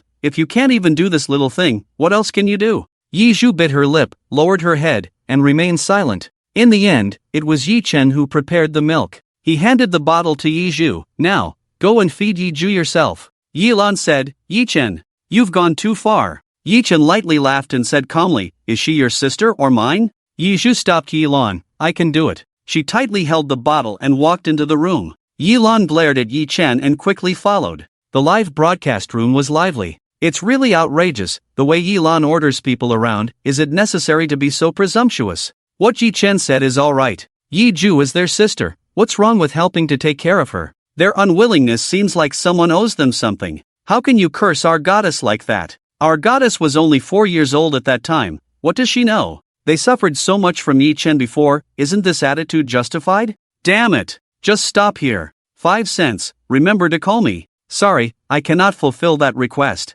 Yelan ignored him and looked at the barrage, the audience member who just posted on the screen claiming to be a child psychologist. Is what you just said true? Is everything Yechin did for the sake of saving Sanmei? How could that be possible? It's clearly exploitation. How did it become about saving people? The host was a bit bewildered. What was just posted in the barrage? Yelan still didn't have time to pay attention to him, but instead spoke up, please everyone, stop sending barrages for now. Let the child psychologist who just sent the barrage speak. The child psychologist who had just sent the barrage was obviously paying attention to the live broadcast. He quickly responded. Because of Yelan's words just now, the barrage was now in a vacuum period. The child psychologist's barrage, very prominently, appeared on the screen. Of course it's true. All of this is based on scientific evidence. For children with autism, if you want to improve their symptoms, you need to create a detailed daily schedule and get them more involved to connect with the world. Yelan couldn't believe it. So everything Yechin did was actually for Sanmei's benefit? Yeju also saw it. She felt it was absurd. You mean everything Yechin did was for me? Why not say that she won the Global Best Actress Award because of Yechin's guidance? The child psychologist angrily typed on the keyboard, everything I said is based on scientific and clinical evidence. I swear on my honor as a professor of child psychology at the highest medical school. Next, Yechin will not only implement it, but will also take you out according to this schedule. After sending this barrage, the child psychologist disappeared. He was really infuriated. Yelan was caught in a dilemma. Is this person claiming to be a child psychologist really reliable? Is everything he said true? Yeju pursed her lips. Second sister, you don't actually believe this, do you? Believe that Yechin did all this just to help me? To help me overcome autism? Yelan remained silent for a long time, closing her eyes in pain. I don't know. Sanmei, let's continue watching. Maybe by continuing to watch we can find the answers. Not only to find your answer, but also to find her and the eldest sister's answers. Everyone harbored their own thoughts and continued to look up at the big screen. In the memory, a month had passed. Yeju was 4.5 years old. She struggled to hang up the small clothes on the hanger. When she finished everything, she took a deep breath. Today's work was finally done. When she turned around, she suddenly found Yechin standing behind her. Yeju couldn't help but tremble when she saw him. Her small face was pale, and her body was in a defensive posture. Yechin noticed all of her reactions. His heart grew even more anxious, but his expression and tone were indifferent. Is everything done? Yeju nodded in fear, her hand holding the basket turning white from the force. Yechin said, since everything is done, come with me to buy groceries. Yeju's pupils dilated, every feature of her face expressing resistance. Although Yechin knew she was unwilling, he had no other choice. Sanmei had been increasingly reluctant to go out recently. Every time she went out, she would resist greatly. In the past, she might have spoken to her other sisters, but now, she hardly said anything. Yechin was worried that if she continued like this, her autism would become more severe. So, according to the doctor's advice, he had to make her interact more with the outside world and communicate more with other children. You have no room to refuse. Yeju's eyes were red, but she couldn't say a word of resistance, because in the time before, she had already known that resisting Yechin was futile. She could only put down the things, tightly grip the hem of her clothes, and follow Yechin closely. Yeju lowered her head and didn't look at the road, nor did she know when Yechin stopped. The next second, she felt something being stuffed into her arms. It was her teddy bear. Yeju hugged the teddy bear tightly and looked up at Yechin, but she didn't see his face. Yeju didn't know what Yechin meant, but she instinctively held the teddy bear tightly. She walked to the door and stopped. Her face was even paler than before. She didn't want to continue walking forward. Yechin noticed. What are you standing there for? Hurry up and go. Yeju took a step back, holding the teddy bear, her face full of resistance and rejection.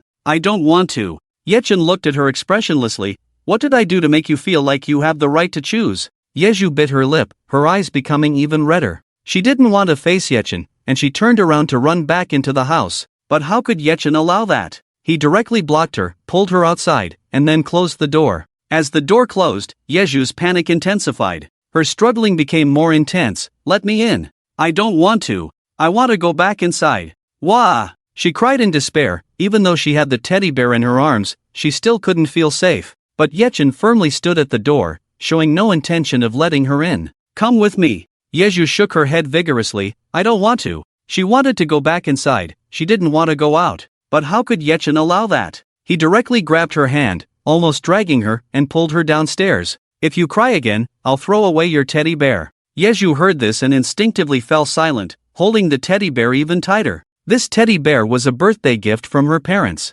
She didn't want it to be thrown away. There were many people outside, especially because they lived in this alley, and the people passing by were the kind that you didn't want to mess with. Yeju's breathing became rapid, and she subconsciously wanted to escape. But Yechen suddenly grabbed her hand. Yeju looked up at him in horror and instinctively tried to break free. But as soon as she moved, she stopped. Yechen was terrifying, but the people outside were even more frightening. Compared to the people outside, Yechen, whom she had been with for 2 years, felt safer. Yeju didn't struggle, but instead held onto him tightly. Yechen pulled her and walked into the crowd. Yeju became even more afraid, especially when she saw the young men. She would recall the shadow of that day in her mind. As the man in front of her approached, Yeju couldn't control her fear anymore. She broke free from Yechen's hand and ran back home in panic. Yechen quickly caught up. Yeju was in tears, her face pale, and her body uncontrollably trembling. I want to go home. I want to go home, Waya. She didn't want to stay outside anymore.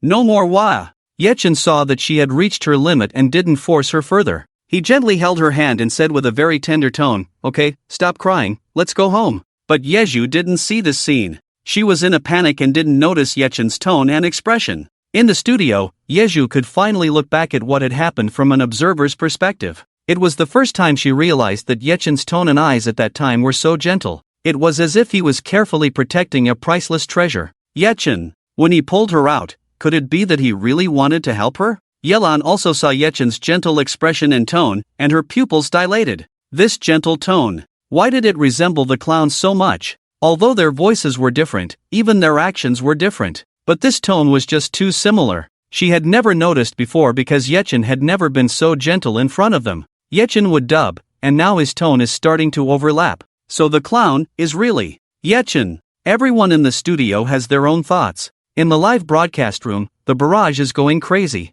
The child psychologist really hit the mark. Yechen really took Yeju out. And Yechen even took her hand initiative, to make her not afraid, right? When Yeju later ran back in fear, Yechen's tone of voice and expression were too gentle. Everything Yechen did was for the treatment of Yeju. Yeku frowned as she looked at the barrage in the live broadcast room. This is all too ridiculous. Yechen's exploitation and treatment of Sanjia can actually be said to be for her good. Is it really that simple now to be a good person? Is what Yechen is doing now really because he cares for us? Yeku's voice was cold, reminding her two sisters to stay calm and rational. Sanjia, have you forgotten that when you wanted to act, he locked you in the room? If he really cares for you, really for your own good, then why would he lock you in the room knowing that you have autism? Isn't that provoking you? Yeku's words made the fans in the live broadcast room and Yeju regain their composure. Yeju lowered her head, also not understanding. Yes, if Yechen really cares for me, how could he possibly, knowing that my autism was caused by being locked in a room, lock me in again?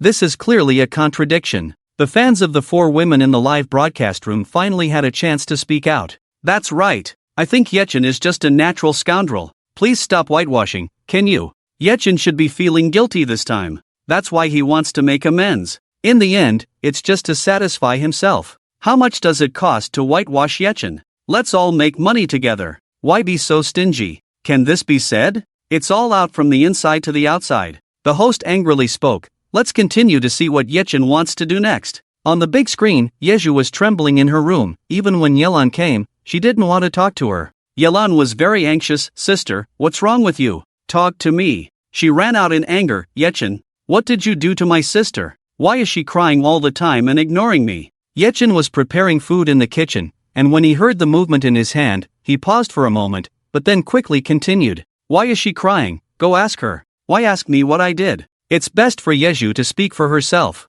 Otherwise, her symptoms will only get worse. In the end, she won't even want to talk to anyone. Yelan didn't understand Yechen's good intentions and looked angrily at the food Yechen had prepared. Then she directly knocked it over. All the food fell to the ground. You like washing and cooking, right? Then do it well. Yelan looked at the vegetables all over the floor, feeling a strong sense of satisfaction in her heart. She snorted coldly and turned and ran. Yechen looked at the scattered food and slowly squatted down. He reached out and picked up the vegetables one by one and put them back in the basket. Then he turned on the tap and washed them clean. There are a lot of bacteria on the floor, so it must be cleaned thoroughly. Otherwise, the sisters will get sick. Damn, I can see that you're starting to get angry. Why is Yechen's temper so good? Damn it. If something I worked hard to prepare was treated like this, I would kill her. Is this the goddess everyone praises? Is this the quality? At that time, the goddess Yunin was only 4 years old, and he also said that she was a bad child in front of her, but didn't she become better later?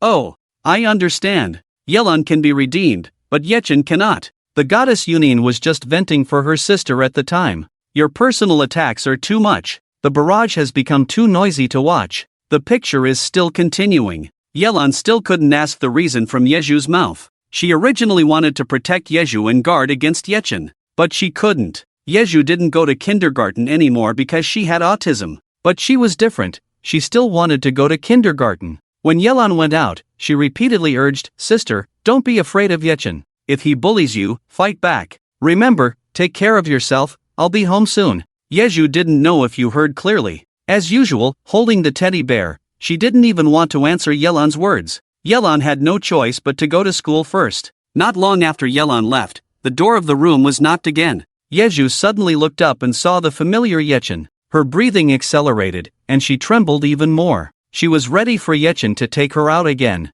But unexpectedly, Yechen just said, "Breakfast is ready, come out and eat. Also, this is Yunxian's milk, remember to feed her." After saying these 2 sentences, Yechen put down the bottle in his hand and left. It seemed that he didn't want to take her out again. Yeju's rapid breathing slowly calmed down. She looked puzzled at the milk bottle that had been prepared. "Yechen, why did he suddenly treat her so well today?" More than 10 minutes ago, in the car on the other side, Yeme's heart was churning violently, and after much struggle, she finally got the diary in her hand. Clearly, she could easily destroy the lock with her hand, but Yeme found it difficult to act immediately. Why? Because she was afraid. Just like being afraid of opening a Pandora's box. After a fierce emotional struggle, Yeme finally decided to break the lock. She took out the car key and was about to destroy the lock. But just as she was about to act, she heard a knock on the car window. Yeme looked up and saw a familiar figure outside. "President Yi, hello." Yeme looked at the person outside the car window and tightly held the diary in her hand.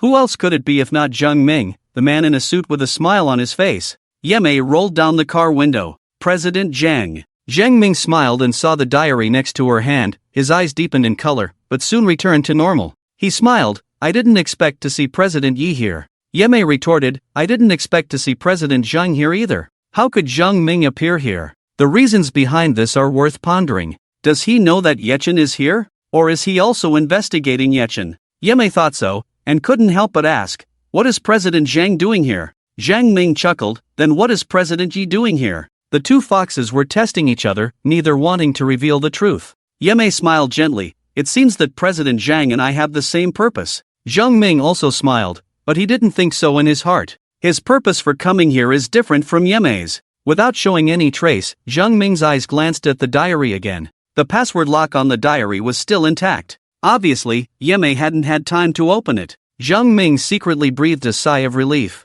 Fortunately, he came quickly. When his subordinate reported that Yeme was coming, he immediately turned around. "It seems that there is still time." Zheng Ming came up with a plan. "Yes, our goals are the same. I also have a lot of things I want to know. Yi, why don't we find a place to sit and chat for a while?" Yime tightened her grip on the diary in her hand and finally nodded slowly. She did have some questions for Zheng Ming. Zheng Ming made a gesture, "Shall we?" He got into the car and signaled for Yime to follow him. Yime looked at the diary in her hand, set it aside for the moment, turned the steering wheel, and followed Zheng Ming. In the memory at this moment, Yi Zhu had already finished breakfast, fed Yi Zhu, and completed all the chores for the morning. After putting away the clothes rack, Yi Zhu began to feel anxious. She was worried that Yi Chen would want to take her out again, just like yesterday. Yi Zhu hugged the teddy bear tightly and fell into a state of panic. Then she saw Yi Chen walking towards her. Yi Zhu instinctively shrank into the corner of the sofa, her black pupils filled with fear and panic.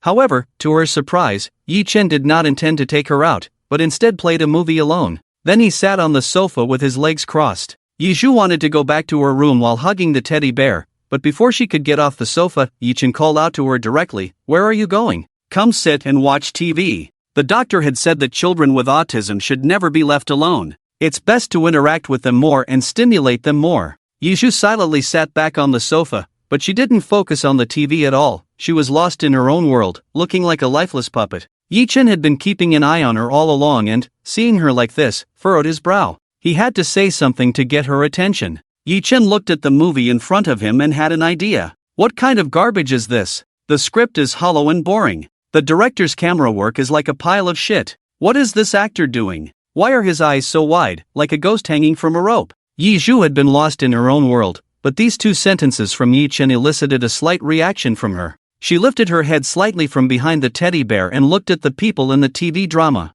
In the TV drama, the female star's eyes were indeed very wide, just as Yi Chen had said, like a ghost hanging from a rope. Yi Zhu had no interest in movies and TV shows before. She only liked to watch cartoons like SpongeBob SquarePants and Patrick Star. But now, because of Yi Chen's words, she was drawn into it. Yi Chen had been keeping an eye on her all along, and seeing her engrossed, he became more talkative. What is this guy doing? So many fans praise him, but his acting is like a piece of wood. Even the dog next to him acts better than him. Do you think you look good when you smile? Even your crying scenes look like you're laughing. Yi Zhu watched the TV, listened to Yi Chen's words, and then compared them to the actor's expressions. Subconsciously, she felt that what Yi Chen said was true. The people in the show had very stiff expressions. She could act better than them. In the studio, Yi Zhu looked at this memory that she could no longer recall, her brow furrowed. Did she watch TV dramas with Yi Chen and hear him make so many comments at that time? She couldn't remember. But Yi Lan's focus was on something else. It seemed that Yi Chen had noticed the younger sister's emotions, and this time he didn't force her to go out again. And did the old Yi Chen used to make so many comments while watching TV? No, it seemed not. It was more accurate to say that he never watched TV at home. He seemed to be very busy every day. Yi Lan used to think that he was busy having fun and hanging out with his friends, but now, she didn't think so. It seemed that Yi Chen had a lot of things hidden from them. The scene continued. From that day on, Yi Chen seemed to enjoy watching TV with Yi Zhu, and often complain about the actor's acting skills, or the logical bugs in the script, or the director's framing issues. Yi Zhu actually didn't understand much at this age, but subconsciously, she took all of Yi Chen's words to heart. It turns out that glaring acting is not acceptable. It turns out that this place should not follow this plot. At this time, Yi Zhu did not know how much these subconscious thoughts would affect her future. Yi Chen, who had always been paying attention to Yi Zhu's mental state, realized that it was almost time. He could try taking Yi Zhu out again. Yunxian's milk powder is gone. We have to go outside to buy it. Yunying, you have to go out with me. Yi Zhu, who was watching TV, suddenly froze. She instinctively wanted to refuse. She didn't want to go out. And Yi Chen had already known that she would refuse, and casually added, if you don't go out with me, then we won't buy Yunxian's milk powder. Let your fourth sister go hungry. Anyway, it's not starving you. To go or not to go? This is a difficult problem. Yi Chen didn't seem to be in a hurry, just leisurely organizing his things. When he finished, he went out on his own. He didn't wait for Yi Zhu's opinion at all. It was as if he hadn't said those words just now. Just as he opened the door and stepped out, Yi Zhu got up from the sofa. She didn't speak, just hugged the teddy bear in her arms and stood behind Yi Chen. This time, Yi Chen did not take any coercive measures, because he knew that the previous approach was not effective. He had to let Yi Zhu have the desire to go out on her own, so he could only carry Yi Zhu out. Fortunately, Yi Zhu still had her sisters in her heart. Yi Chen originally wanted to hold her back, but after thinking about it, he just put his hand by his side. Stay close to me, don't get lost. Yi Zhu glanced at his hand, and her fingers moved slightly. In the end, she grabbed his sleeve. She still didn't dare to get too close to him. Yi Chen slowed down his pace to let Yi Zhu keep up. The corner of his eye had been paying attention to her mental state. Yi Zhu was very nervous and resistant. The small hand grabbing Yi Chen's sleeve gradually turned white, and she subconsciously wanted to run back home. But she firmly remembered what Yi Chen had said. If she went home, her fourth sister would have nothing to eat. Yi Zhu suppressed her inner fear and resistance, and stuck close to Yi Chen. Yi Chen noticed and slowed down his pace even more. Occasionally, he pretended to take a break, just to help Yi Zhu relax. They had already reached the outside of the alley, and the crowd started to increase. Yi Zhu's face had become extremely pale, and she couldn't control the trembling of her whole body. Just as she was about to run away, she suddenly felt pressure on her head.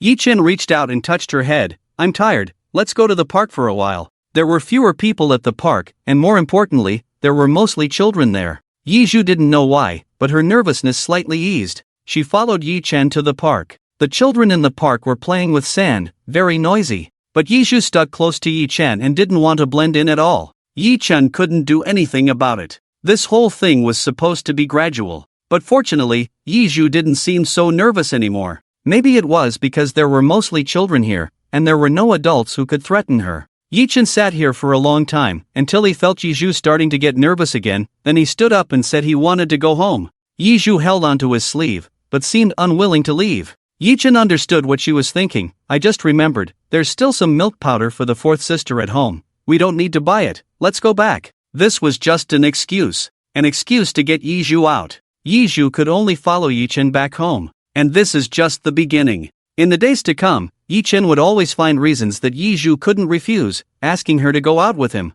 And every time, the inevitable place would be the park. Or the studio. Yizhu brought this memory back from the depths of her mind. She really couldn't remember these things very well. Yi-Chen's actions matched what the child psychologist in the barrage said. It shook her deeply. Yi-Chen, does he really want to alleviate my autism? If not, why would Yi-Chen do these things? And she noticed. Every time she was about to break down and wanted to escape, Yi-Chen would slow down his pace or gently stroke her head. Then he would take her to places with many children, because in those places, she would define them as non-threatening. Even if she still felt agitated, it would be much better than other places. The live broadcast room was also in a heated discussion. The child psychologist was right. Yi-Chen has always been taking Yizhu out. And have you noticed, at this time, Yi-Chen is really gentle. He really wants to treat Yizhu. I'm baffled. If Yi-Chen is really that good, why would he lock the goddess in the room later? Yes, this doesn't make sense. Have you ever thought that maybe Yi-Chen locked Yizhu in the room? Maybe it was out of necessity.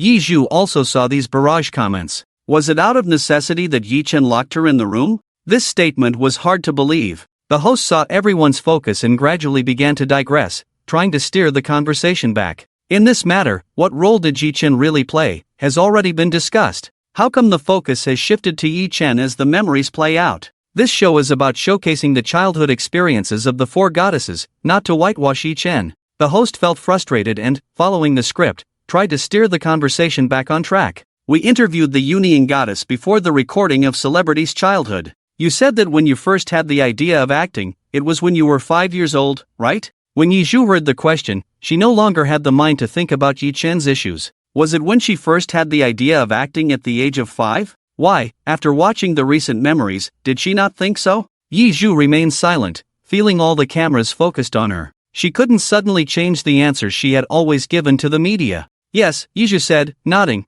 because that was the first time I had such an idea, and because I had a high fever that day, so I remember it very clearly. I was 5 at the time. Many past memories were blurry. Yizhu remembered recent events so clearly because she had a high fever. Yizhu couldn't help but speak up when she heard this. I also know, and I remember this very clearly, because the reason why the third sister had a high fever was because of Yi-Chen. The host immediately became alert. What's going on here? Yizhu was furious. I was young at the time, so my impression of this matter is not very deep, but my eldest sister and I have talked about it many times. Yi-Chen. He deliberately left the third sister outside, and then deliberately let the third sister get rained on, and finally she got a high fever. The third sister's temperature rose to over 40 degrees. When she was taken to the hospital, the doctor said that if it had been a little later, the third sister might have become mentally disabled. The host quickly asked Yizhu, Union goddess, did this really happen? This was not mentioned during the interview. Yizhu just said that she had a high fever at the time,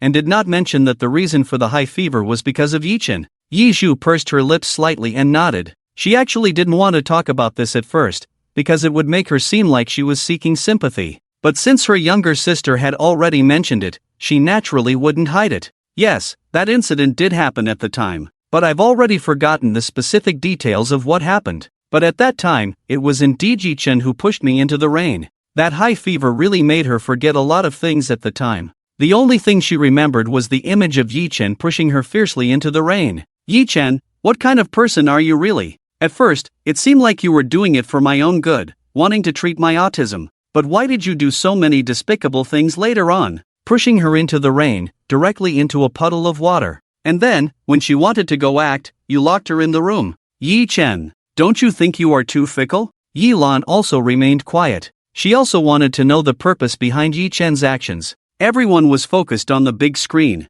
It was indeed a rainy day. The sky was very dark, with gray clouds piling up, and raindrops falling as if they were free. Even the hot weather started to cool down because of the continuous days of heavy rain. It became chilly. Yi-Chen frowned as he looked at the weather outside. Several days of heavy rain made it impossible to dry the clothes. The room was filled with a damp, musty smell. Yi Chen glanced at the refrigerator. There was no food left. Even though it was raining outside, he had to go out. Fortunately, the heavy rain suddenly stopped. Yi Chen didn't have to go out in the rain, but he still took an umbrella, just in case it rained when he came back. However, as he was about to leave, he suddenly felt someone tugging at his clothes. When he turned around, he saw it was Yi Zhu. She was holding a teddy bear, looking at him pitifully as if no one wanted her. "Where are you going?" Yi Zhu's voice was weak. "I want to go too." Yi Chen didn't want to take her with him, because even though the rain had stopped outside, there were still many puddles on the road. But there were only the two of them at home.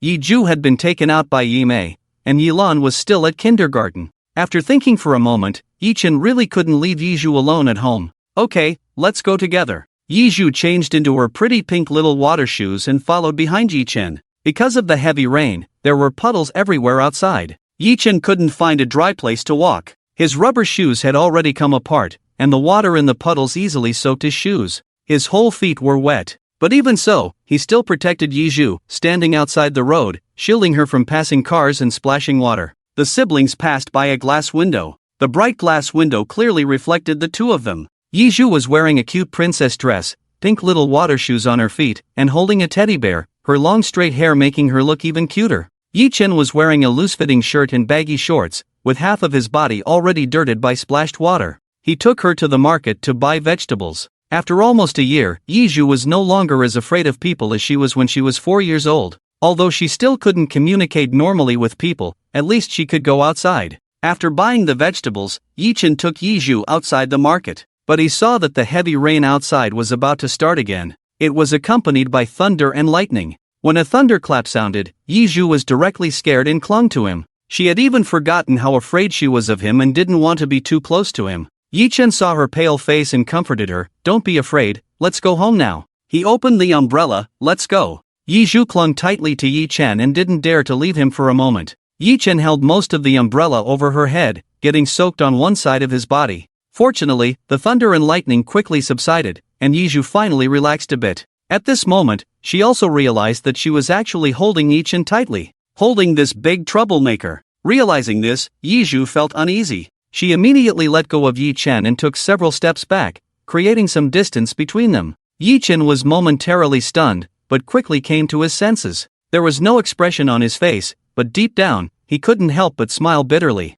"Yi Chen, oh Yi Chen, ever since you chose this path, shouldn't you have anticipated this situation? What's there to be upset about?" Yi Chen adjusted his mindset and wanted to hold the umbrella for Yi Zhu again. Just then, out of the corner of his eye, he saw a motorcycle speeding uncontrollably towards them. His brain raced at lightning speed. They were going to be hit. Three sisters' position, she was going to be hit. There was no time for Yi Chen to say much. "Sister, quickly get out of the way." With these words, he rushed towards Yi Zhu and forcefully pushed her away. The rain poured down heavily. The two of them fell hard to the ground. Meanwhile, the motorcycle grazed Yi Chen and crashed into the wall behind him. Bang! What was that just now? Goddess Yunying almost got hit by the motorcycle. Ah! When that motorcycle came flying towards us, I was so scared my legs went weak. I couldn't even bear to look with one eye closed. Was the half-closed eye in front meant to be funny? But damn, that was too thrilling. Wait, I think I understand now. Yi Chen pushed Yi Zhu down in the rain. Could it be this scene? So, these four women are slandering Yi Chen again. Damn! I just calculated it. If Yi Chen hadn't pushed Yi Zhu, that motorcycle would have definitely hit her. Am I the only one who got teary-eyed? Because my focus was on the clothes of the two of them. Yi Chen is dressed like a beggar, but Yi Zhu still looks like a princess. Oh my god, could it be that Yi Chen spent all his money on the four sisters? This scene completely stirred up the live broadcast room. In the recording studio, Yi Zhu stood up in shock. "Yi Chen, did you save me?